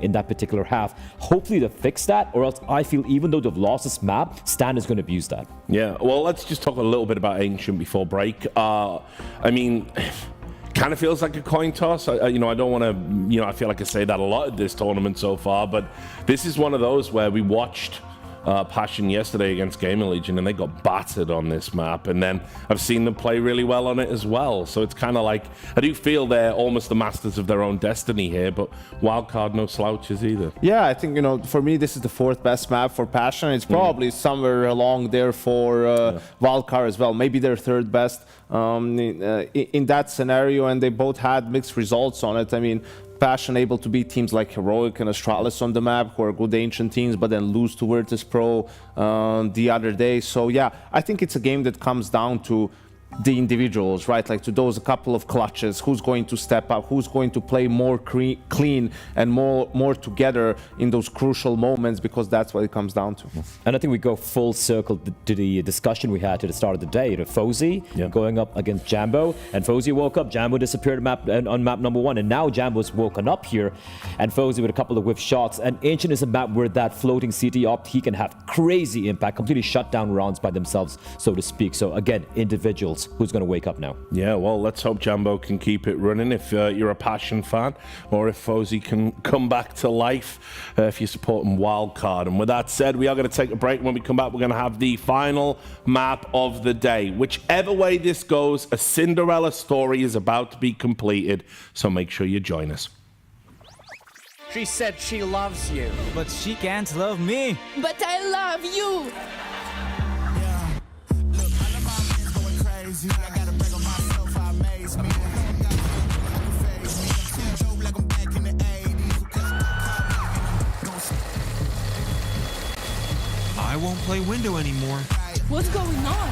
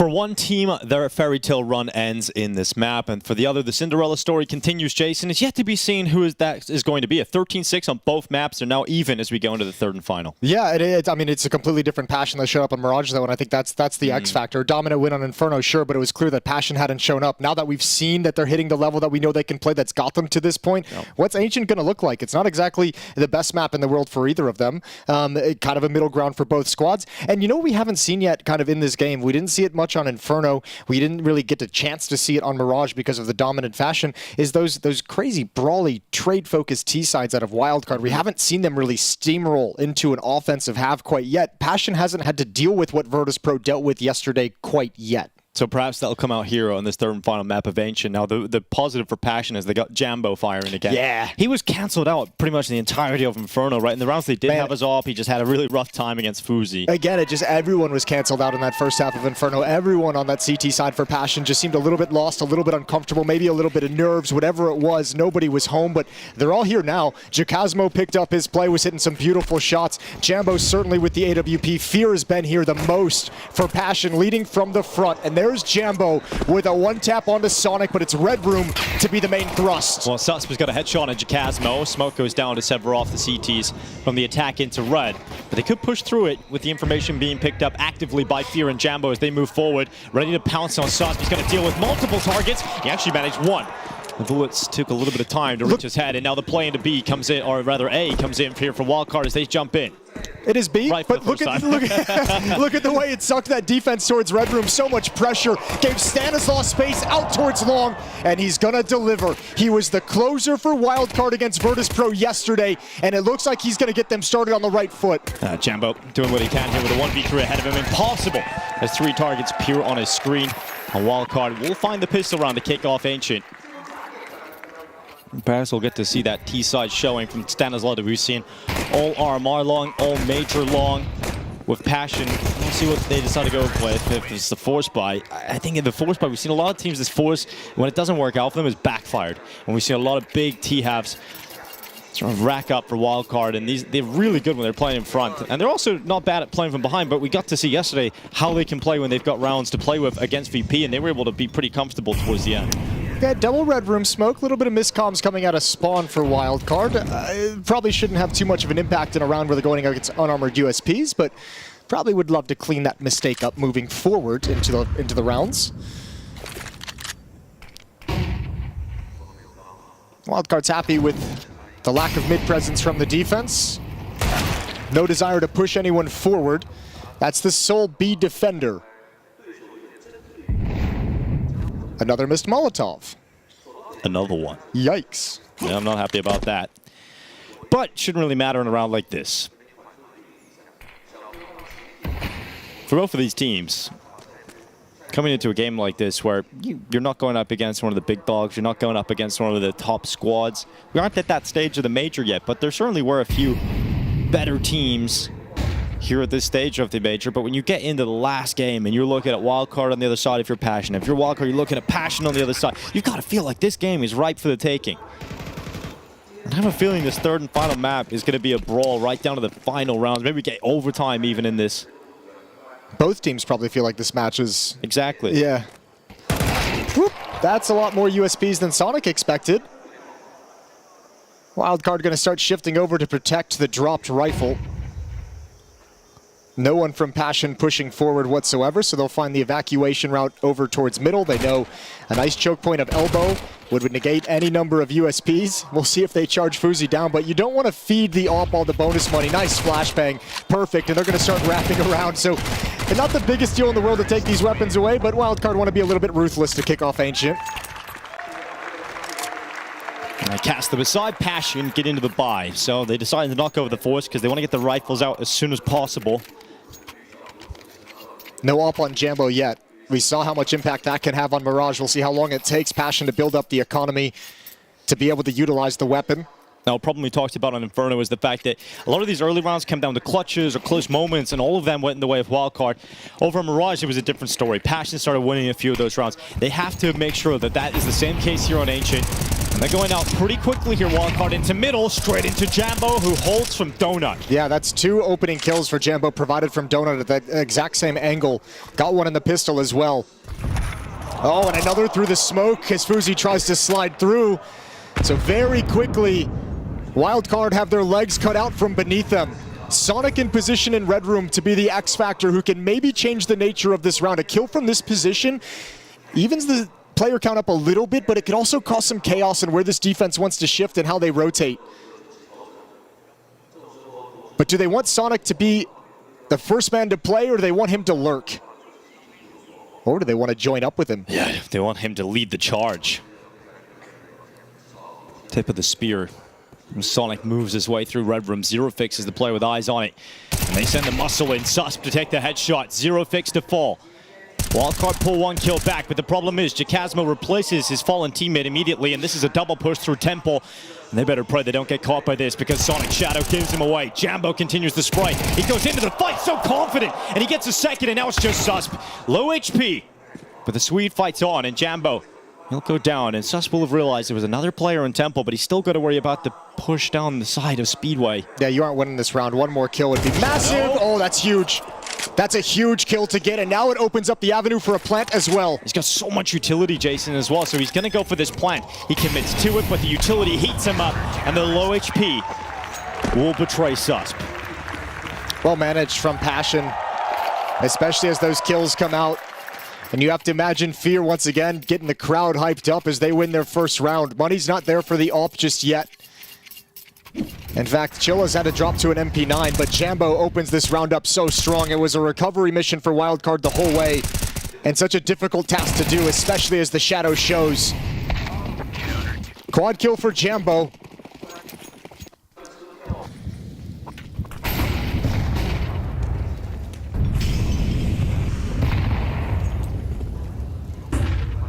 Wildcard gonna gather at the bottom of B. They're just gonna push in, it looks like. Now Jacasmo is gonna be the first player detecting that information. Great headshot, goes out again. Realizes there's a lot more presence than he would like to deal with alone, so he calls his teammate out.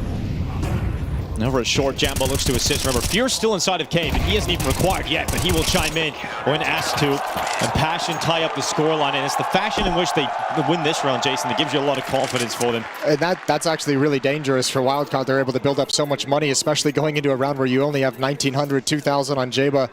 Man, I don't know what you do here if you're Wildcard, but this is a great opportunity for Passion to get a strong economy rolling in the early stages of this third map, and that can be such an advantage.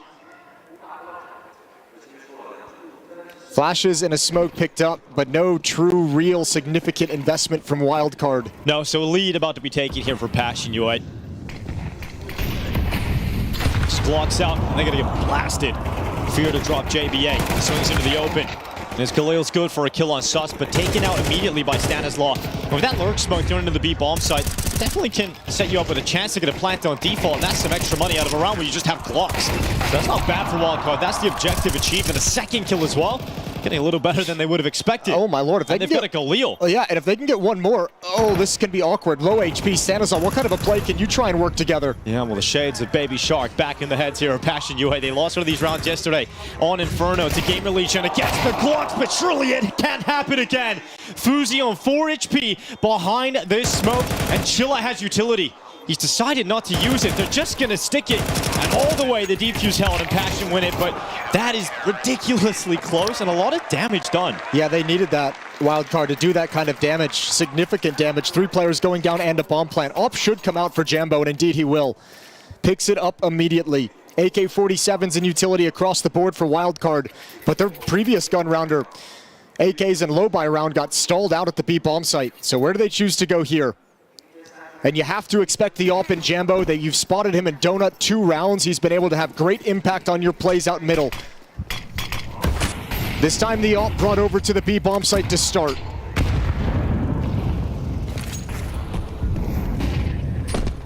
Some speed for Stanislaw to get up towards heaven. Zero Fix about to put under some pressure, so he doesn't want to stay committed at Donut. And Jacasmo going for the bottom B-ramp push. Susp is ready for that kind of play. And when there's one, there's usually many, but Fear wins the fight in return. The Donut Jewel goes the way of Zero Fix. Spots Sonic going in, but he ran out of ammo. If he had one extra bullet, Sonic would also be dead. And so now with 3v3 instead of the advantage for Passion. And the bomb is coming late A main. Chilla has the iron goal, but Fuzi with some moves, jumps over the bullets, and comes back to the fight. Maybe an early fight there for Chilla coming out of Temple. Molotov'd off now, so Jambo's going to have to be patient. Fear has the AWP with low HP. If Jambo cannot create something, he's going to have to do it on his own. That AWP will be forced to save.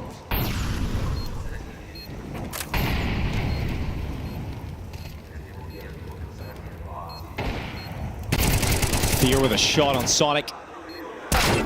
A nice block kill from Fuzi, and there's no other option. Fear must fall away. Yeah, Fear actually did a great job to find that kill over in Donut and give Jambo the opportunity to perhaps find the kill and go for a 1v1. Wildcard get their third. And the AWP goes down at the end. Fear probably regretting that he takes that angle and looks for the frag. Fuzi hunts it down, recovers the AWP. Tied at 3. And the economy now swings in the other direction. Passion can't do anything with the early advantage they gave themselves. Good heads-up look from Susp. Around the edge of the smoke, and there's the trade game that's been so effective for Wildcard coming in this round.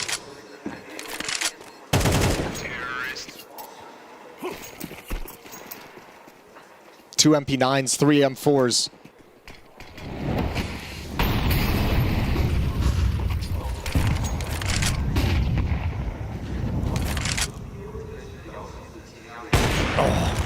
Fuzi going for the flick, but actually he's gonna go. He's just gonna go up B-ramp. He's got his teammates behind him to make him feel emboldened. And Jacasmo gets absolutely annihilated by the acceleration from Wildcard. What a read. What a read to take that kind of a risk. Huge push. Likely got information that there was a cave push, and Fuzi just wins this round on his own. Passion has to back away. No funds to rebuy. That B bomb site lost far too quickly. Nothing for them to do here in round 7. So Wildcard take a lead. But Passion will still have resources moving forward into the next.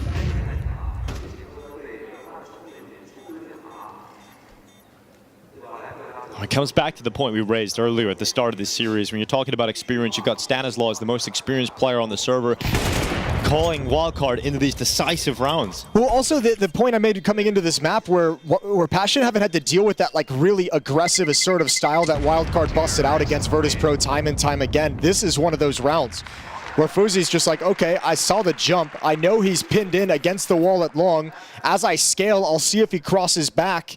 But sensing an advantage due to prep, due to knowledge of how they defend, due to information passed from teammates, whatever it was, he knew he had a really vulnerable player pinned down. And Stanislaw pairs up with him to dispatch the defender. Great way to get an easy round win. Swap the Galil out to an M4. And a timeout taken by Passion.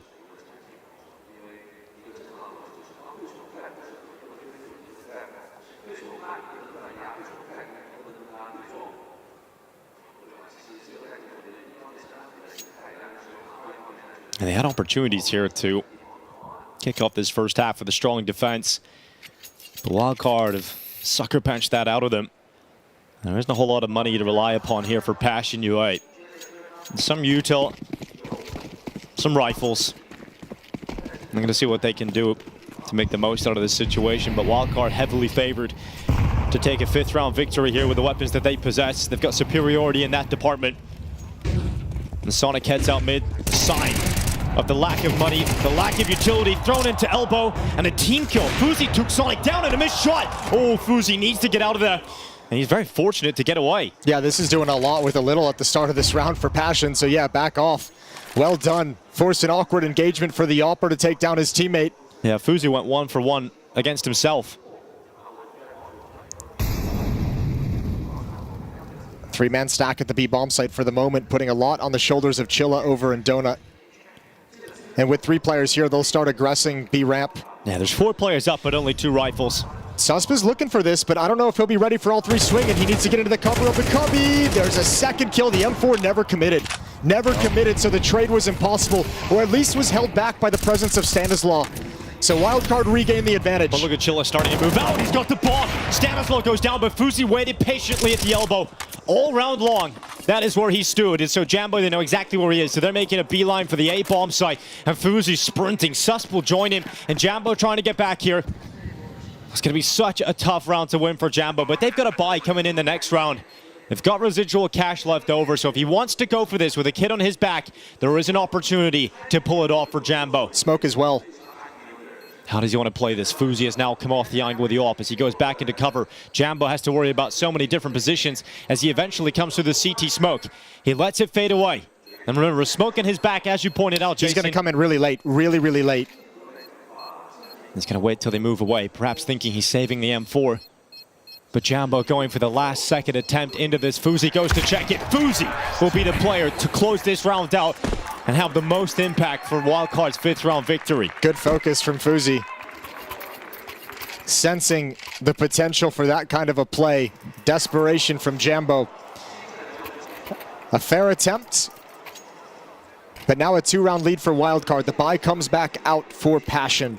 I think Jambo's considering a glass cannon up and decides it's better to go for the M4 with utility. Yeah, so it's going to be frustrating for him not being able to get that AWP in his hands at this point of the game, but he'll go for the util, help the team out, especially in mid. They know how important that utility is. Oh, here they come through elbow. Wildcard sending Sonic out as he so often has been. And they've blown the smoke, but they didn't detect Sonic getting out towards the boxes. He'll reveal his position regardless by sending some shots to the smoke.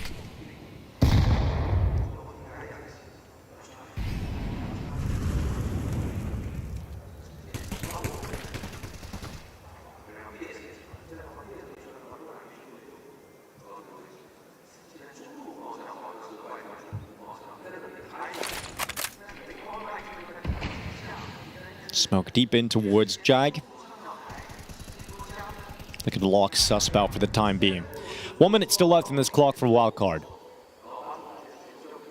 They're all starting to move outside of the B bomb site.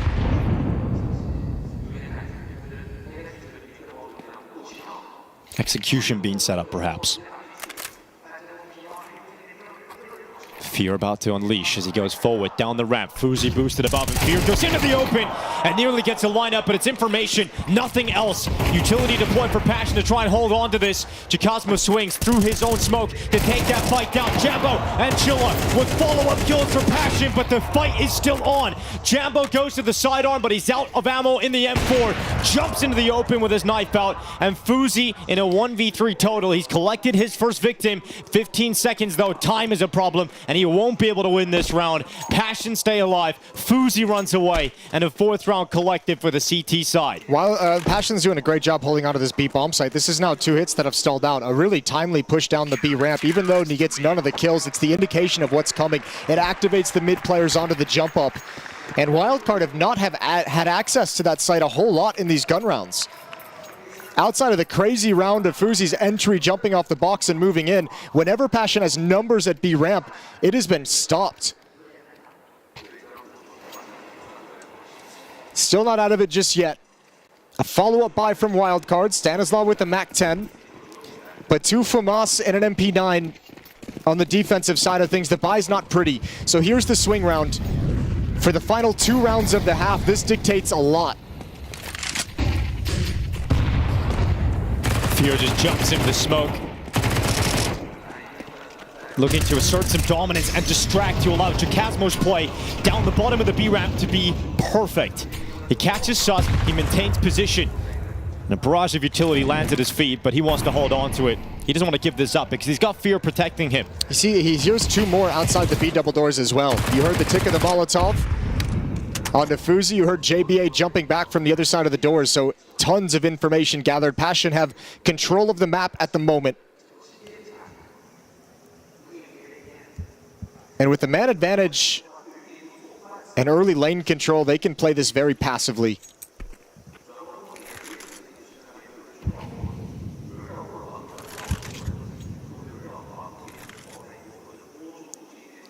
Smokes deployed by Wildcard to take mid. They'll take the fight in Red Room if it's there, but they want nothing to do with anyone aggressive at lane. Donut smoke about to fade. Red room spotted out by Jambo. Sees everything, and they're going to continue marching forward.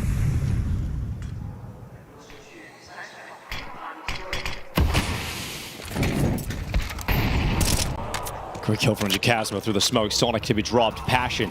Another step towards tying up this scoreline. 20 seconds. Time has been a problem for Wildcard, and it looks to be again. As they try and get by Jambo, it's not going to work. And Zero Fix knows they're coming towards him. He's even got Chilla out of Brokey. Zero Fix and Jacasmo will close the final 2 kills. Money is gone for Wildcard, and Passion are in the better position towards the tail end of this first half. Yeah, I don't know what you do if you're Wildcard. You could see Fuzi snap out an AK-47, sold it back immediately. His teammates got no money. Most of them hovering around 2,000. So you just want to spend these last 2 rounds force buying. You haven't been able to really explode into the B bomb site in any way that would give you confidence you can do it here.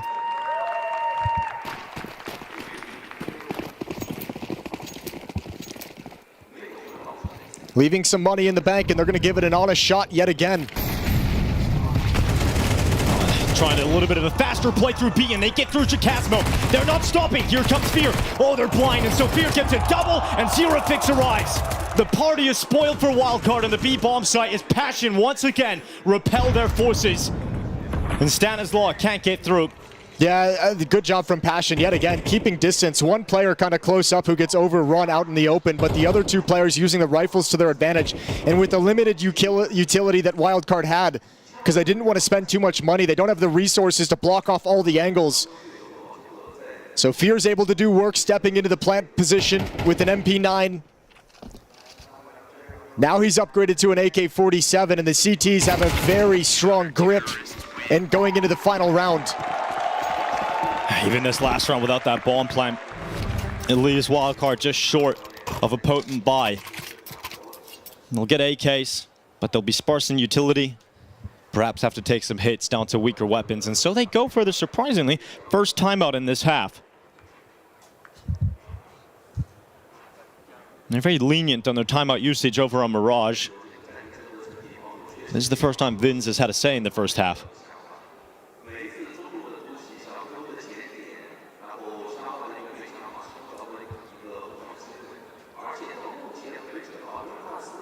Both of these teams became the story of their RMR in their region. Yeah, shocking qualification from Wildcard in the Americas. RMR going 3-0, toppling Team Liquid in the opening Team game. Liquid in the opening game. America's RMR. And obviously Passion with a more dragged out affair in the European RMR, but being equally impressive and having to go into that final day playing the 2-2 match. Finding their way into the major. Well, they've been here before, Jason. The deciding map on the last day of the stage. Missed smoke from the CT side. That instant elbow smoke was off the mark. It's gone very deep, but Wildcard not trying to take advantage of the middle of the map right now, so doesn't really hinder them just yet. Oh. Stanislaw gets blasted by Fear, who is having such an integral series for Passion. He has just been so good. Yeah, I don't know, between his play and in this match and in his interviews he's been giving throughout this run from Passion as the sole level of experience for this team, and even that's not much to talk about. Hard not to be a fan of Fear's game. No, he's been so impressive. So impressive. And now looking to get the job done and move his team through into the elimination stage, but Jambo holds off Jaba.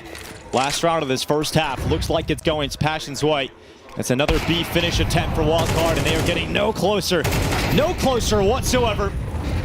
Just sus, and he'll do what he can, but his one measly kill at the end of the first half. Passion dominate with 4 in a row, closing out the first. There's that Jambo effect. Man, he really came alive on the second map, and it's continuing here on Ancient. Tough task as Wildcard switch sides, and they had a little bit more of that style of wanting to be aggressive, of wanting to play the trade game, of wanting to be really assertive in their moves, but just repeatedly shut down on the B bomb site. Very little success.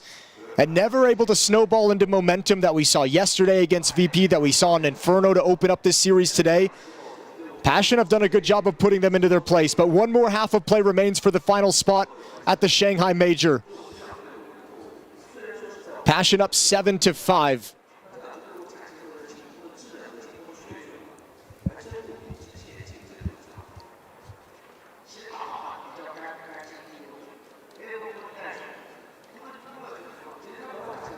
And what a stage to start performing your first LAN matches with your first proper team, Jason. It's so crazy to see Passion in this kind of position, especially after getting blown out of the water in the opening map of the series, crawling back into it, and that big performance on Mirage, and now Ancient to finish.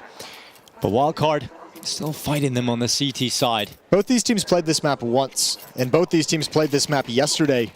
And similar losses, 13-10. Virtus.pro beat Wildcard in their series yesterday. 13-9. GamerLegion beat Passion yesterday. And we've got a fast Glock round towards Donut. Stanislaw bounces the flashbang. It's perfect. Oh, they all line up. He can empty the magazine, but only gets the one kill for it. Wrapping around. Good find from Stanislaw. Add one more onto it. He's still alive, and he's still going for more. He's giving them a man advantage. He's giving his team away, but it's fought back. The man advantage no longer with them. Sonic on the boost. The dual Berettas rattle away. He's still alive, and Zero Fix asked to clutch, and 0 bullets as Sus bangs him through the smoke at CT. Stanislaw causing so much chaos in Donut. Flashbang drops right in front of their faces to steal away 3 kills in that bum rush with the Glocks. And Wildcard have their second pistol round of this third and deciding map. Yeah, the fact that Passion are leading with losing both pistols, and they're going to have to do it the hard way. They're not giving this early buffer, and they're not getting the force buys either, right? This is another eco they're going to have to take, so you don't have a chance to extend upon this and break Wildcard's money, so you're letting them into the start of the second half. Uh-oh. Java, careful. Behind you, the Deagle picks him off. Jambo steps through the smoke. No second player to cover that jump up. So Jabo really overexposed. And I know you're going up against unarmored pistols, but being in a 4v5 at this stage, at this map, in this deciding map, that's going to make you very nervous in this round.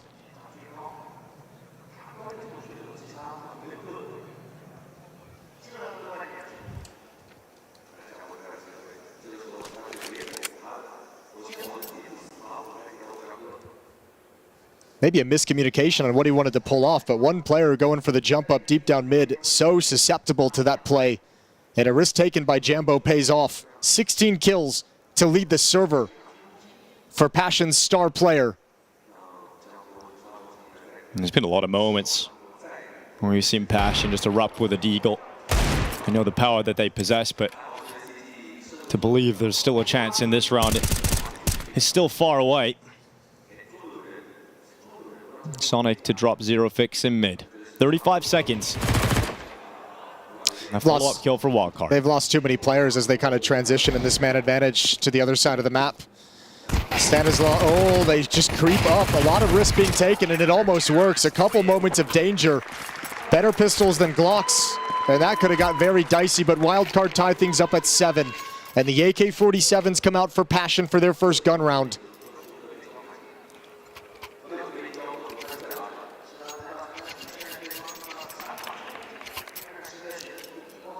Three MP9s for Wildcard. Firepower advantage goes over to Passion, but an opportunity for Wildcard to springboard this and upgrade those MP9s if they can make them work here in round 15.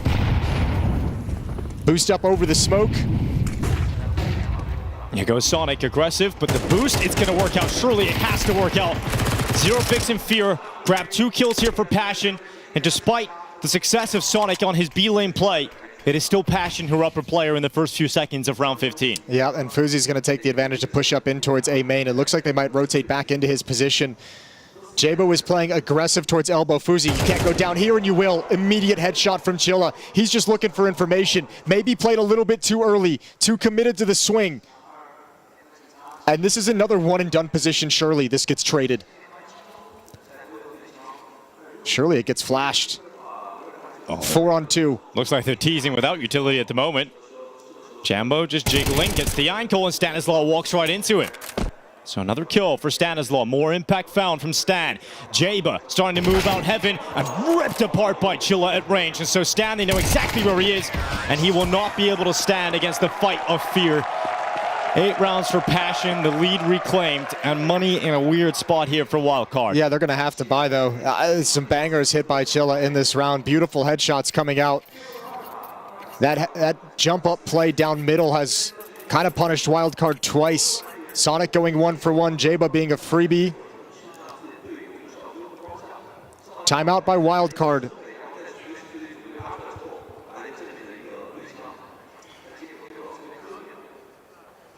They're going to have to talk over this buy.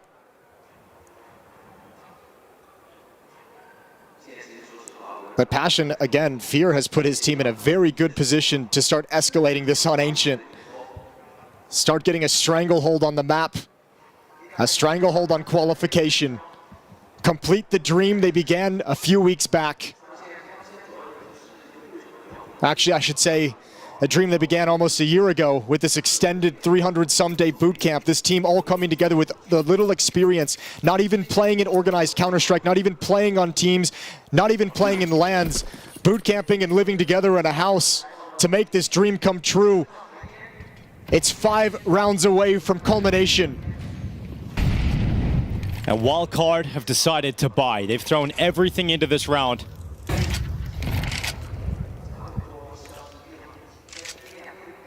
The push through A main, the double play forward. They've got a lot of space on this, but Passion UA are committing into the B bomb side. Jayba on the double is huge from Jayba's MP9. And the flank will accelerate as they try and get in behind Passion. And the 2 remaining forces of Wildcard on the defense hide. Look at the blue dots though converging, wrapping around like a boa constrictor, just suffocating the post plant. It's Jacasmo and Fear. Oh, if Fear continues forward and wraps around the flankers have become the flankies. Fear, everything on the line here. Pushes forward, the hunt was on, but they've turned. Sonic reacted, anticipating the play now, and so Fear still hits that headshot. And Jacasmo waits inside of the cave, the tap onto the defuse. Oh, the line up to the box, but he doesn't hold it. He doesn't continue the spray, but Fuzi walks into him, and Jacasmo with the follow-up. Fear is in a 1v1. No, do not hunt what you cannot kill. Fear hunts them down, wins the round, and gets a 9th round again here for Passion. Unbelievable. Again, Jacasmo steps up to the plate after such a devastating inferno. Lost clutches, 1v1s, struggling to find kills. These shots are awesome and deliver a 9th round in advantage to Passion. Oh, as Fuzi tries to clear it, Stanislaw can't trade, and Susp has no decision to make but to save. Gotta be proud of the way Passion has responded to pressure throughout this run.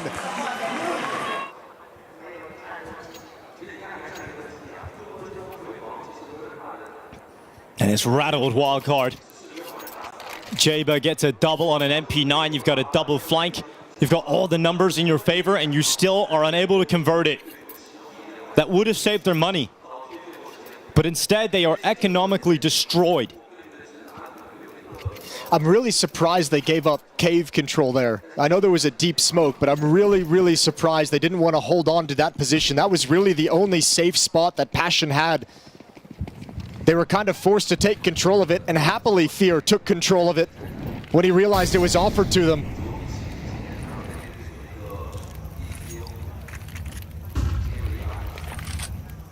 Jambo waiting for aggression. It's going to be Jambo's off to take out Susp. The USP is falling by the wayside inside of the site. Not a problem for Passion to push them over.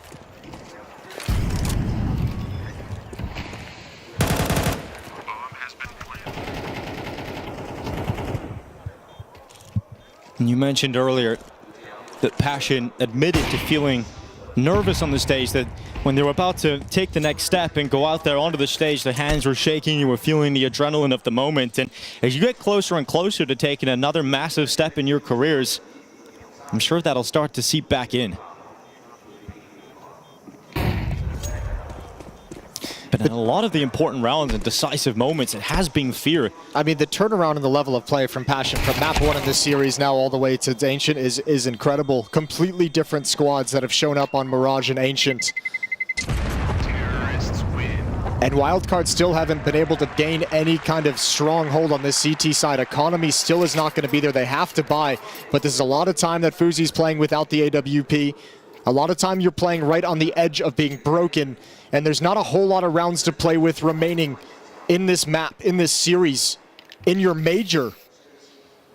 But Passion started their entire major journey here a couple of weeks ago at the RMRs with a huge comeback, showing that they can come back from playing behind.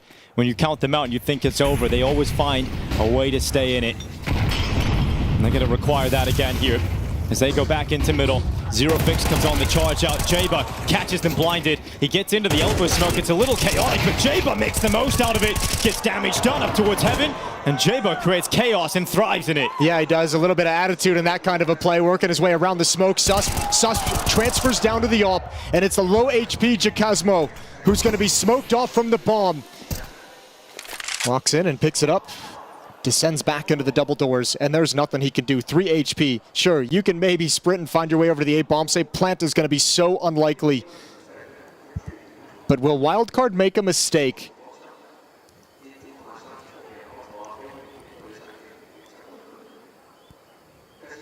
I don't even think it's possible. Susp takes him down, 8th round. And all picked up, so Fuzi will have that. It was such a strong piece of the puzzle for Passion's defensive side in the hands of Jambo. Now Fuzi has a chance to have impact.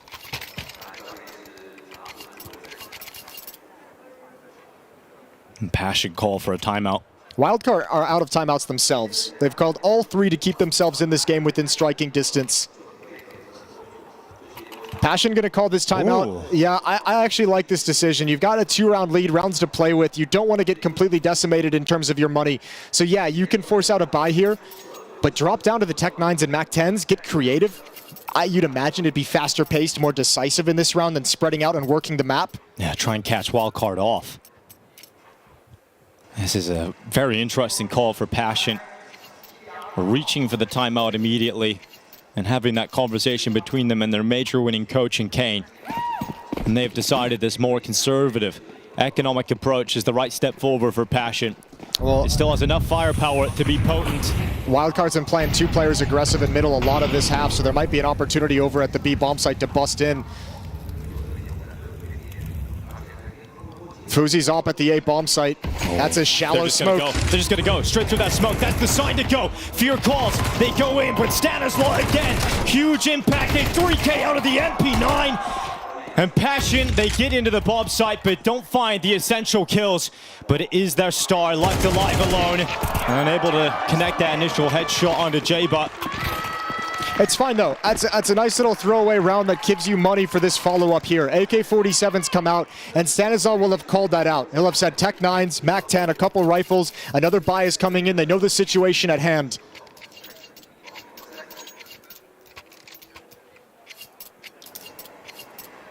It's gonna be frustrating though to get into the bomb site and lose 3 players to an MP9 and Cubby. I mean, that's the trade-off when you go fast on the B site. You don't check everything required. You don't have the molly in place. And that chaos allows Wildcard to thrive.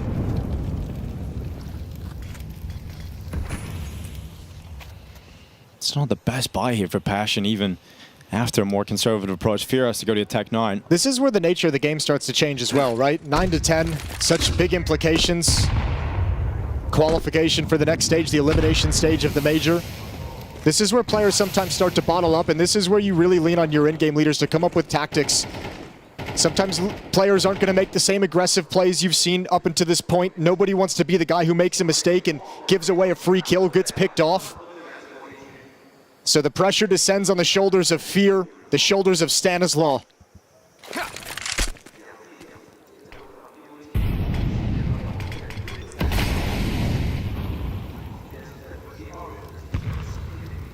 Does the timing elude Fuzi if they peek towards the ledge?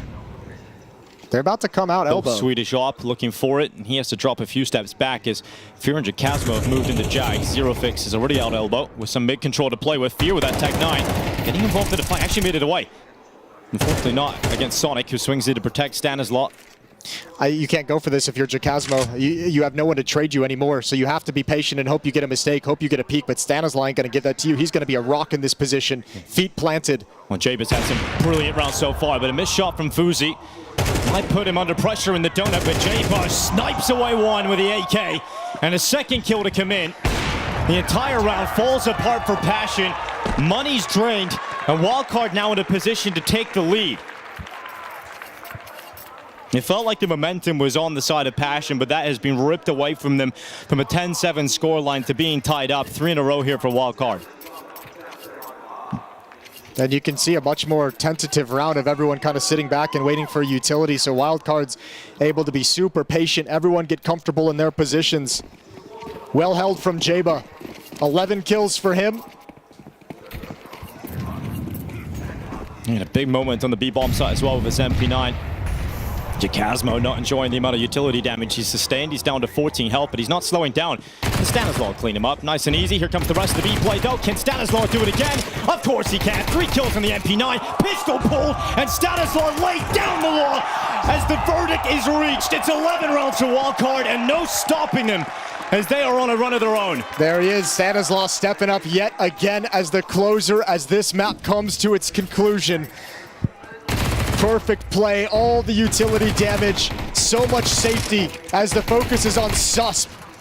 And Stanislaw is able to get all 5 kills. Final timeout called by Passion. AK-47's coming back out into play, and now it gets a little bit desperate.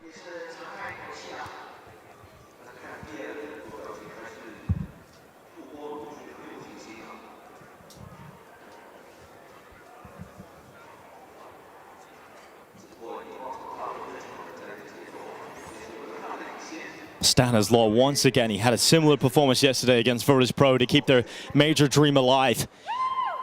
When required, Stanislaw provided impact. And it's such a fun thing to see. The only experienced player on the roster in terms of majors, 7 of them total for Stanislaw. Being the guy to close out some of these maps. Providing you impact in the high pressure situations. He's had 2 very big rounds at the B bomb site. Brilliant nade. Passion need this round. They need some life because they have stalled out. They've completely stalled out. And once again, they try and get through B, but this time Susp is there to stop them. First kill's good. Chillin needed that trade and gets it, but Sonic's coming in, nips away. Fear gone. Chillin not stopping. Finally put in the ground by Jeba, who then focuses his play on Jacasmo, who confidently swings and keeps this numbers even game. Passion in a 2v2. An essential round victory, tucking himself into the corner just as that smoke fades away, but a shot from Fuzi. It's all on Jacasmo.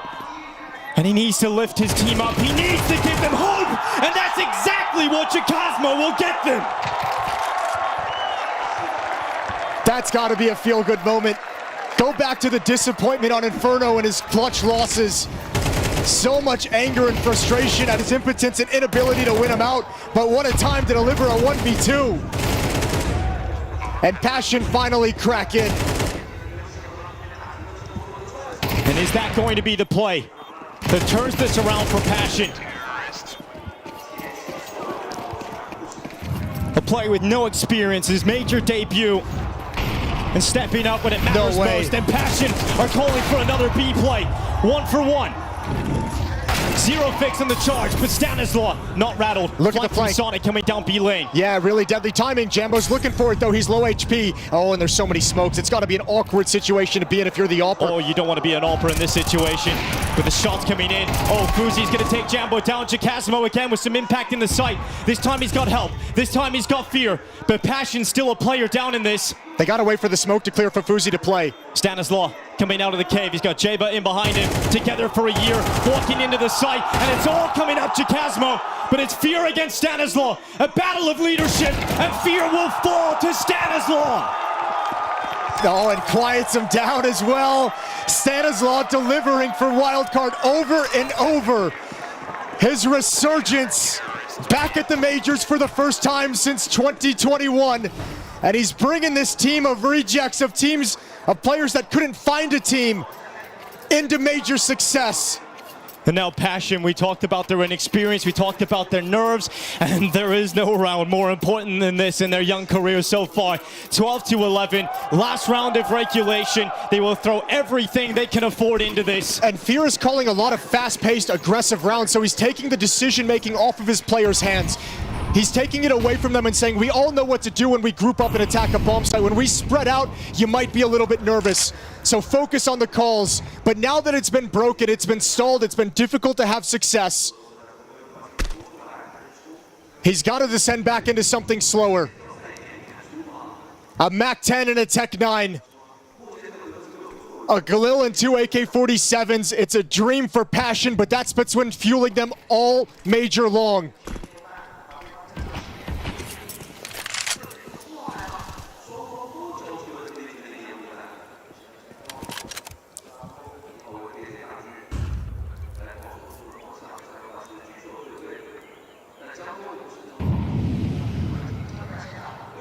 Fuzi to peek into red. Jambo tucked in the corner. Not going to be spotted by the sniper's scope. A slow creep for Passion. He's a late game piece because it's all about this cave fight. Can they deal with Stanislaw? Yes, they can. Chilla gets through him with the Tech 9. Here it is. And Fuzi gets banged out by Jambo. Here comes the reaction, the rotation, the last-ditch effort for Wildcard and regulation. Otherwise, it is Passion forcing us into the bonus rounds, and Jambo is the one to take us there. We need overtime. We need all the rounds, and Passion versus Wildcard is delivering. Well done, Fear. A huge call. Get your star players set up in Red Room in a position to have impact. And you finally break it open to this stack in Cave. You haven't been able to handle it, but this time the job gets done with Tech 9s, and then Jambo delivers for you. And those kills from Chilla have got to feel good. He had a really important round earlier as well. This sort of ended the streak of Wildcard. We got multiple kills in a B bomb site push. He does it again here. And one of the most important pieces that goes down without a kill is Stanislaw, because he's been controlling that B site. That's been a setup, though, that Passion's encountered 3-4 times throughout this half. One player jiggling towards the entrance, Stanislaw off to the right as you come through the hole. This time they know exactly what it is and ready for it. And then Jambo, he knows Fuzi has to shift. And all for himself, he understands the reposition and perfectly times it. 12-12.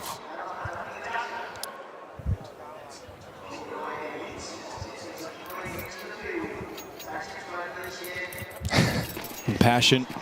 It's been a tale of B bomb site hits for the majority of this half. Now it gets into overtime, a true test of the leadership for both squads. What kind of T side does Fear want to open up with here? A mid take for Zero Fix. They've gone without the op on the T side. Fuzi's going to be in Red Room behind the smoke as it's blocked off, waiting for it to fade, hoping to catch someone on the jump, but the timing is going to be there. MongolZ is out deep, but he's got to back away from the angle. A lot of emphasis towards this B-bomb site in the later stages of regulation. Stanislaw can only get one. Chilla again, man. Another multi-kill, getting them into the B-bomb site, removing Stanislaw. Leg shot is not going to be enough. And Fuzi will burn where he stands, and Chilla to finish off his third kill of the round. The flank may be coming, but they have lost everything else. And they'll come through the cave into the waiting arms of Fear, and he will welcome them. Time to save. You actually need this money so much for the CT side. I know you want to go for it, but the cash is more important. Does that thought go into Sonic's head? The grenade will land, but not on the right side. He's probably getting comms that two-player are low, so he wanted to give it a little bit of a try, but it's just too long for Passion to find themselves in strong positions. So back away slowly. No guarantee of an escape, but he does get out. Gets that AK away. Chilla, it's being the hero. These back-to-back rounds for Passion. Oh, he might lose this at the end of the day. Sunday main, Jacasmo. Oh, he senses something. Yep. Here comes the nade. Goodbye, Sonic. Last second steal from Jacasmo.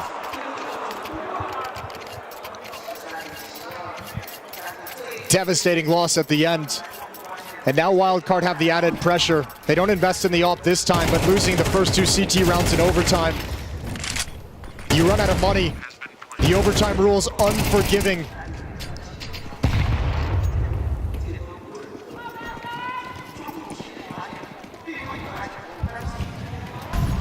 Oh, and look at this changeup. Fear is calling a masterclass of a game with this inexperienced team. What a god. All the emphasis on the B-bomb site round after round. They switch it up just when Wildcard puts extra bodies there. And can Wildcard force their way back into this? Absolutely not. You're going to go for it, but it's going to be tough. They're locked out by utility. Passion with a perfect call. Fear putting them in a position of power, but sus to come through that CT smoke. Zero Fix goes down first. Stanislaw in the fight, but Jacasmo, he's gonna mess up. As the Wildcard, here they come. Right back into the site. They rally the troops, and it's all on Fear, but this time, it will not happen. They march into an empty A-bomb site, but they do not have the strength to hold it. Passion that might have gotten lulled into a false sense of security with how clean of a round that is called. Wildcard win every single individual fight to kick off that retake, and the remaining players have no space to work with, no crossfire set up. Sus finds Zero Fix inside the bomb site. Jacasmo goes down, and you have so little room to work with all these different choke points that Wildcard streams through. 13 all.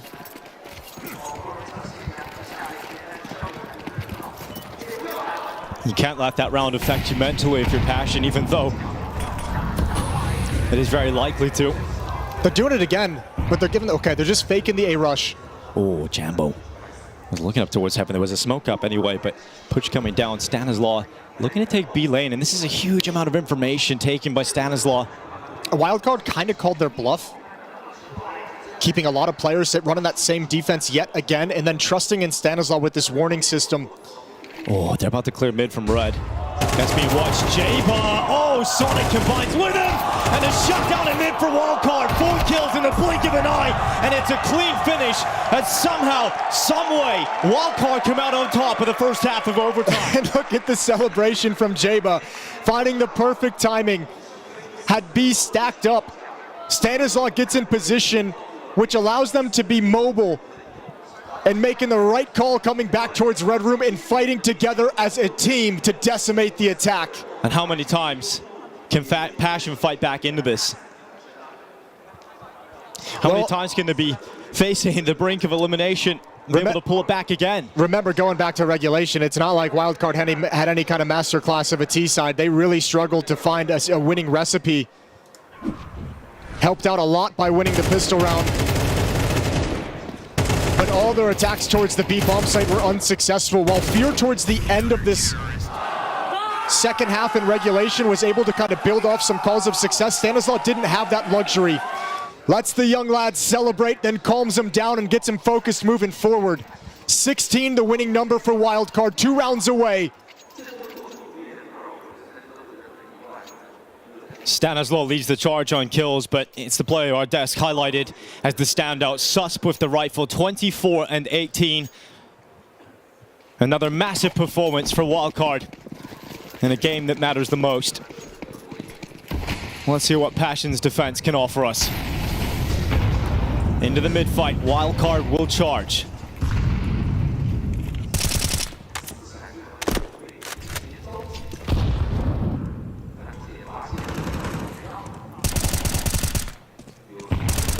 Oh, not too far off that one. A little bit of damage done, and look at this play from Chilla. Fuzi won't clear this with the AWP, and Jambo only good for 1. Chilla waiting inside of main. Oh, the bullet went early, and Chilla jumps out of his position, and it looked like it was unlosable. It looked like he was guaranteed a kill, but in these moments, nerves can get the better of you. Ooh. And the aggressive decision does not pay off, but here they come and swing back. Zero Fix goes right through it. Yeah, moments like these, mistakes have massive consequences. That Molotov misses its mark, forces Stanislaw to back away, makes him susceptible to a flash. That's got to be so frustrating. He was the foothold in the bomb site. Double ops. Double ops on the T side, and Sus is going to come around the corner. Zero Fix goes down to the 1 rifle still in their hands. And Passion, this is their lifeline to tie up the scoreline, but the AWP will penetrate, and Jacasmo's gone at CT. So Fear with a 1v3 that looks out of his reach. Depends on how long they take to move in. He's getting a lot of ground. This is going to be an interesting timing on the flank. Just now, the AWP, Fuzi moving forward. Susp, where does he position with low HP? Hops up in towards Temple. And going to get his eyes back towards A main. He'll be a warning system. Fuzi looking forward as well. Susp's gonna peek. Low HP though as Fear brings him down, but half of his health gone. And now it's against the AWP holding the ankle. And there is no stopping Fuzi in that position. Passion now have to win 2 rounds in a row just to force another overtime. For this Passion team, this is their 18th LAN map played together. Only their 18th, and it's for qualification to the elimination stage of the Shanghai Major. And all that pressure comes crashing down. They've got to win 2 in a row if they want to survive and force a second overtime. They've been so impressive throughout this run of what they've brought to the table. And every time we've asked more of them, they've delivered. But what a tough task this is. And for Fear, it may look like this has come out of nowhere, but this is a player that has been spending years in the making trying to get to this point. He has watched his former teammates in Bit and m0NESY go on to achieve great things, and he was left behind. But now he has brought a young squad of unknown Ukrainian players. And you know this might be the end of their Cinderella run. If Wildcard are able to get through as Fuzi straight through elbow. An aggressive maneuver from the Swedish sniper as Jambo fights back and evens out the numbers. Yeah, good stop from Jambo because Wildcard's trying to put pressure on multiple parts of the map at the same time. And it's Sus to step up. Rips off the head of Jacosmo, but Fear takes the moment. Oh, he got it at the end. Thank God. He needed that kill, but the B bomb site is wide open for the taking. The red carpet is laid out, and there goes Fear. And Stanislav makes his return. One of the greatest North American in-game leaders returns with a squad of unknown quantities. A couple of rejected players, and they have a run that they cannot believe, that is beyond their wildest dreams as they move through to the elimination stage of the Perfect World Shanghai Major. A jarring defeat for Passion, no doubt, but Amaranth proves to be the wind beneath the wings of Wildcard. An incredible story. Just insane to think that Stanislaw could come back with this group of players that have been passed over from other organizations, other lineups, and take them to the heights of an elimination stage at a major. And isn't it so fitting? Isn't it so fitting when everything's on the line, when the pressure is unbearable? It is Stan, the veteran, the one veteran on his team who delivers, not just calling an incredible game, but just out-fragging everyone else in the server.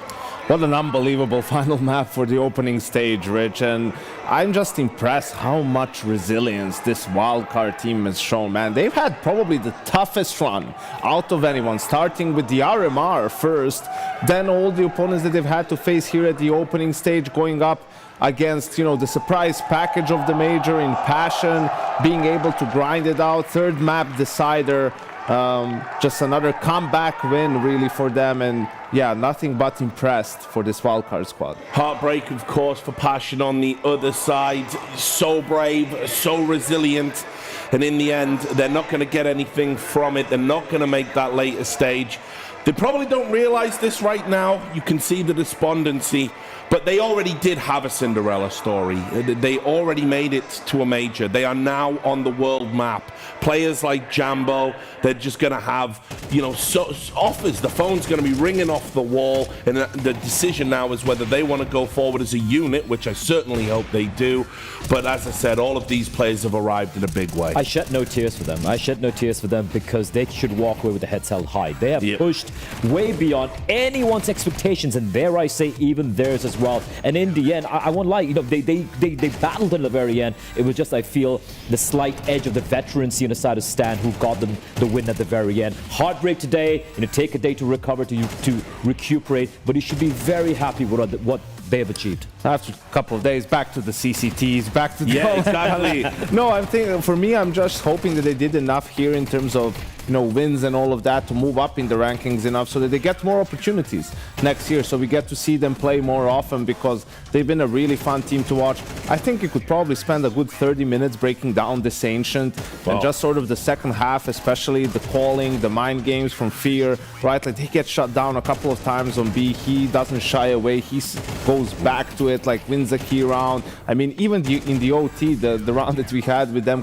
getting into an empty bomb site, I think they were probably like shocked a little bit that there was actually no one there, a bit lost in how to position themselves in that situation, and the retake from Wildcard really was the turning point in this game. I love the reaction from Stan, unlike everyone else who'd be jumping out of the chairs and celebrating. He just a deep breath, a deep sigh, knowing he's done it. Yeah, I mean, look, over the course of the series, I think Fear was probably the best player across all three maps. Incredible performance from him, a contemporary of Bit and m0NESY that found himself in the academy sides and having to build back better with this Passion lineup. But just there, what Stanislaw was able to do as an IGL hasn't always fragged out. You saw he had something like a 0.81 rating coming into this, but just a monster monster performance when his team needed it. And that is what the veteran see, that is what the street smarts give you. I mean, the amount of times Passion just kept hitting the B bomb side, and many of the times he just stand by himself, just laying down the law, just being an impenetrable wall. But overall, what I want to give his flowers would be for the reason, again, as you said, the comeback kings. It looked like they were out. It was what, 10-8 or something in favor of Passion UA. They were running away with it. The momentum was theirs, and somehow out of nowhere, like a magician pulling a rabbit out of the hat, he manages to bring them back again, Rich. And he's done this every time since the very first game when they played in the RMR against Liquid. Just phenomenal stuff from Stan. Yeah, I mean, this was the ace on an anti-eco, but I think it was right before this round where he had 4K with an MP9, right, which was absolutely crucial. Him, JBA, before that as well, like, they were really hitting that B bomb side hard, and it was mostly like 2-1-2 defense in a way for the side of Wildcard, and they were just able to hold their ground, really, which was admirable and definitely the difference maker. I also want to give credit to the sole American, I guess, in the team would be JBA, right? Such a young kid, and I felt like, you know, when it comes down to the pressure moments like this, he might actually crumble, because if you look at some of the Swedes, they've been around for much longer than he has. But JBA, man, he delivered. And we're going to go over to the winners interview now in Shanghai. Wildcard showed us that they're certainly here to play. And sus for you, first major, top 16. Just tell me, what's your feeling? Now, this feeling is crazy. I think you have to experience it to have a feeling about it. It's like the adrenaline through my body right now is flowing crazy, and I can't describe it. Now, you didn't have any easy games when it came to this, and certainly not this one here against Passion. Inferno starts off really good. You get 11-1 half. It looks like a very comfortable game for you guys. Then Mirage kind of gave you a taste of your own magic, I guess, when it comes to it, right? But I will say, you don't play Mirage that often. You've seen it twice overall, but in the last 6 months, you've not played it much at all. So did you kind of expect that, or did you feel like you had a plan coming into it where you could still be able to take it? We have been preparing Mirage for like these last couple of weeks, and we have been playing decent on it. Like, it's not one of our best maps, but we're still fine on it. Like, I grew up on that map. I only pugged it like 5,000 times maybe, and I love that map. So yeah, we for sure thought that we could take it. What did Stan tell you after that, though, when you're coming into Ancient? Because also you started to, I guess, stay on the back foot when it came to Ancient as well. It was 7-5 half to the Passion guys. He told us to keep being calm, play the CS we have been playing lately. We have been playing fucking great. Yeah, that was basically all. He calmed us down, made sure we're still fighting. And in terms of still fighting, there was a lot of mind games on Ancient when it got into overtime, right? Obviously, they kind of conditioned you hitting the B site again and again and again. Then they started doing the fast A plays. But the retake you guys have pulled off was amazing. Were you guys trying to read a bit? Were you trying to see what Stan was saying and where to go? How was the information flowing here? So basically, we decided to do a heavy B fight, and they went A. And we have been doing that for 1,000 times, retaking A. We know who's going to throw the grenades, what grenades we're going to throw. When we're pathing out everything, so we were very calm and collected during that round. So you knew what was going on, you knew how to handle it, and you guys are ready for it. Now you've made it through, though, you're going into the elimination stage. Where is your confidence level at? Because a lot of people looked at what you did in the Americas Armor and said, okay, well played, but now you just took down VP into taking down Passion as well. You had no easy games at this stage either. Where do you feel you can go further? I feel like the pressure is for sure off us right now. Our first goal was to just make the major, and we did it pretty easy, collected. And now the pressure is off, for sure. So we're just going to go in there, have some fun, and play some good Counter-Strike. In terms of playing some good Counter-Strike, we have seen that from you guys, but we've also now seen you do it on a stage as well. How much of a difference feeling has that been for you? I love playing on the stage. The only problem we had in the beginning was we were kind of inexperienced on stage, but now we played 3 LAN tournaments before this. 2, 3, something, and we felt really fucking good coming into this. I'm gonna say so. And anything you want to say to all the fans out there or supporters, maybe your brother as well? I'm sure you're gonna have a good celebration with him. Yeah, I'm sure my brother is watching this. Also, my girlfriend will probably watch this. I miss you a lot. It's hard to be away for so long, and thanks to my family, fans, everyone. Well, a very impressive fight. Lots to see from Wildcard going forward, and we just show that it is a real team effort coming out of every single one of them. I'm looking forward to seeing them at the elimination stage. Yeah, I just hope he knows that those aren't his only fans. You've made many at this tournament. Anyway, guys, let's just talk a little bit more about Wildcard, and then we'll do a kind of breakdown for Passion. I think we are going to have an exit interview with Passion in a few moments. But anyway, I mean, look, he hit the nail on the head. An amazing story for them to be there, to get this LAN experience under their belt, to grow as the tournament goes on, take down some big names along the way. And you're right, Janko, from start to finish, they've definitely had the tougher run. You can't say this is undeserved. No, definitely not. And I think Susp has been the sort of revelation for Wildcard in this tournament. Man, he was so sharp in this series, just with his aim and his mechanics, finding so many important kills. And, you know, Stanislaw on the other side of things, I mean, where he finds these players and how he makes it all work. Look at Sonic. I mean, he is not a new guy. Like, he's been around for a while. Like, just Stanislaw managing to elevate the level of his players and his teammates is something that I don't think was talked about enough. You look at some of the previous lineups that he's led and the results that he was able to achieve. I think definitely, you know, is a testament to his ability as an in-game leader. Yeah, for sure. And I think he touched upon a very good, important point there that Susp, when he said, you know, having this couple of LAN events they played very recently definitely helped them, I feel, get that little extra edge when it came to the final map itself. Firstly. Secondly, you can just clearly see the amount of prep the dry runs have been putting in. I look at the Inferno T side. I look at that retake on the A bomb side with the 5v5, for example. The protocols were there. But for me, the only worry was when the pressure is on, when you had Vandalins getting your hands to shake, will the protocols still stand? And it did. And I think Stan deserves a lot of credit. And I just want to say as well, I think it's super important for the region. Yes, they've had to import some European talent to kind of make up the numbers and get the overall level up. But, you know, when you think about, you know, a team like Complexity, you know, isn't going to be there, but a team like Wildcard is, maybe that's the direction NA Orgs kind of have to go in and kind of like, you know, just reach out to that talent in Europe that isn't getting onto the rosters right now, bring them in, and maybe we can kickstart a North American renaissance. So hoping they're able to do that. Some final words about Passion. You know, my message to them would be, losing sucks, but you won way more than you were even supposed to. Yeah. You should probably stay together. You're in a good home with a good owner. You've got a good chemistry, and these are the experiences that will make you better. Yeah, absolutely. A team that's at the very beginning of their Counter-Strike journey. Everyone outside of Fear, you could say, right? But considering he's the IGL, right, you need someone like that, a figure like that on this roster to really make it work. And sure, they've been slowly progressing in the online scene, had a string of good results coming into the RMR, but no one could expect, you know, for them to be the caliber of teams that they did. Even if you want to sort of say, the Spirit and VP game in best of ones, I mean, you know, whatever, but in best of threes also, taking down a team like Astralis, despite the stand-in situation, that's a core of a heroic team that was in the major grand final a couple of years ago, a couple of semifinals as well along the way, so no slouches either. And it's just been super impressive. As I said, I'm hoping they get the opportunities next year to just compete and get better. The issue was ultimately, I feel like the map pool, you know, look some of the big games that they lost to this one, you know, on Inferno they struggled, GamerLegion again, Inferno against Big, Dust 2, right, and a couple of Mirages that they couldn't close out. So yeah, with time, I can only see them getting better. And for me, like 100% echo Janko's sentiments here, but also the fact that to have gotten so far, and even though they've stumbled here, they've fallen over here, you got experience which you can't buy.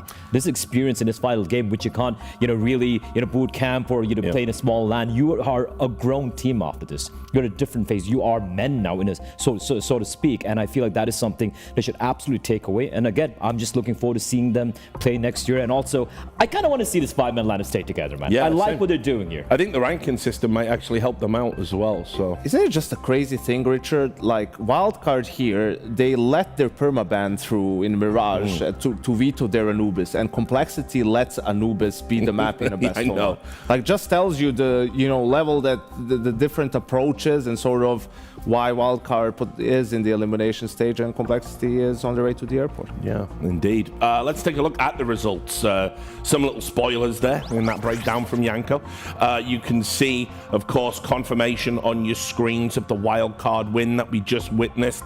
It was heartbreak for Australia as well, as MIBR was sending the Australians back on their journey home. And big, they faltered a little bit, but they were able to get it done over Complexity. Lots of question marks about what happens for the bright North American star not shining so bright today. Guys, some quick reactions to your thoughts about those results. Very impressive from Big, right? You know, we had the entire controversy about not being in the elimination stage, but they earned it, and they did it in a great fashion overall. For Complexity, I've been saying this for almost an entire year now, for quite a while, but I feel like finally the penny is dropped, and I feel this is the last we're going to be seeing of this particular 5-man iteration. Changes are coming. Yeah, and it probably has to be sweeping changes. I don't think they can change, obviously, more. They have to keep the core of the team because of next year and all that. I'd be very surprised if they manage to keep Elimination on the roster, or the only way they can do is if they bring a couple of big names to replace some other players on the team. So we'll see if they're able to do that. The good news is in CS2, this brave new world, there is some talent out there that maybe won't cost too much. These are the final standings. We can remind you, of course, that MongolZ and Team Liquid went through with the 3-0s. GamerLegion, their incredible story continues. A rebuilt team of rookies, and they're just 3-1. FURIA surprised everyone, myself included. I still can't really believe they're 3-1, but whatever. Pain, Wildcard, Big, and MIBR rounded out. And obviously that gives us this.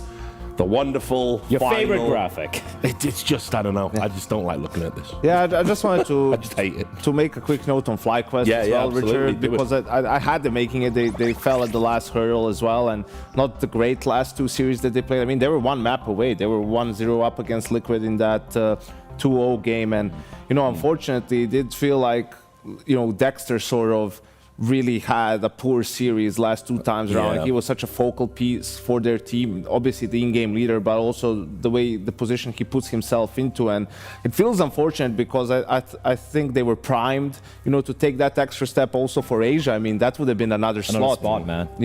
For the region, and also Wildcard, the NA team beating a European team, that's going to mean a lot for the Americas moving forward. So yeah. I mean, without the RMRs, as I said, you're going to have to rebuild some pretty solid teams and keep yourself consistent in the rankings. Right? Absolutely. For FlyQuest, and I've been very critical of them and, said, like, what are you doing of course of this entire year? It's been struggles after struggles, but I got to give a few flowers where it's due. I got to give them credit where it's due. I think them coming in day one, the sort of Counter-Strike they played, I think it's the best CS I've ever played in a long time. So for the very first time, when they said we'll come back stronger, I actually kind of believe it. I really believe that they've laid a pretty solid foundation. Unfortunate, they didn't manage to make their way through over here, but I feel like after this is a FlyQuest who believe they can actually play that good CS. And even Alistair as well, someone I've been calling for his head for quite a while right now. He actually delivered when he really had to. So everyone kind of did. It sucks. It sucks for the region, sucks for them as well, but I actually believe the next event they're going to do. Okay, we can take a look now at the fixtures on the secondary stream when we come back. This is the elimination stage, guys. Ooh. See down there, we got a 3D Max versus MIBR, FaZe versus Wildcard. Thanks, that's your reward. Congratulations on qualifying. Have some FaZe all up in your grill. We got Spirit versus FURIA and Na'Vi versus Team Liquid. Always spicy. Oh, that's a huge one, Na'Vi versus Liquid. Started things off. That's great. Yeah, I think for Liquid also, that was their opponent the first time they played with this lineup at Blast Groups. And Na'Vi was the #1 team in the world. Liquid beat them both times in the best of 3. So I think Na'Vi definitely holds the grudge. 3D Max versus MIBR, baby. Like, I think for both of those teams, a win could go a long way for a potential dark horse run. And you got to remember as well, we talk about a little bit of ring rust. All these teams are pretty bloody warmed up who coming in from here to the elimination stage. That's the thing. Just a 1D made gap. that point yesterday. Best of ones. Sometimes that extra week isn't a curse. It is actually a blessing. This is going to be the mainstream. These are the ones that we'll be focused on here on the analysis desk. Heroic versus Big down there. Mouse versus Pain, Vitality versus GamerLegion, and Yanko. No, I love this. Like, Yanko has to deal with G2, who it wasn't exactly academic how they got here, going up against a very hot Mongols team. I like how even I went, oh no, when I saw who Mongols are facing, and Yanko on the other side. Yeah, Yanko's going, oh no, as well. Call the ambulance, yeah, but not for me. Yeah. For both of us, actually, asked me. But of course, Richard, we have the rematch of the Blast Grand Final in Paris. Vitality versus GamerLegion should be a banger. Yeah, should be a banger.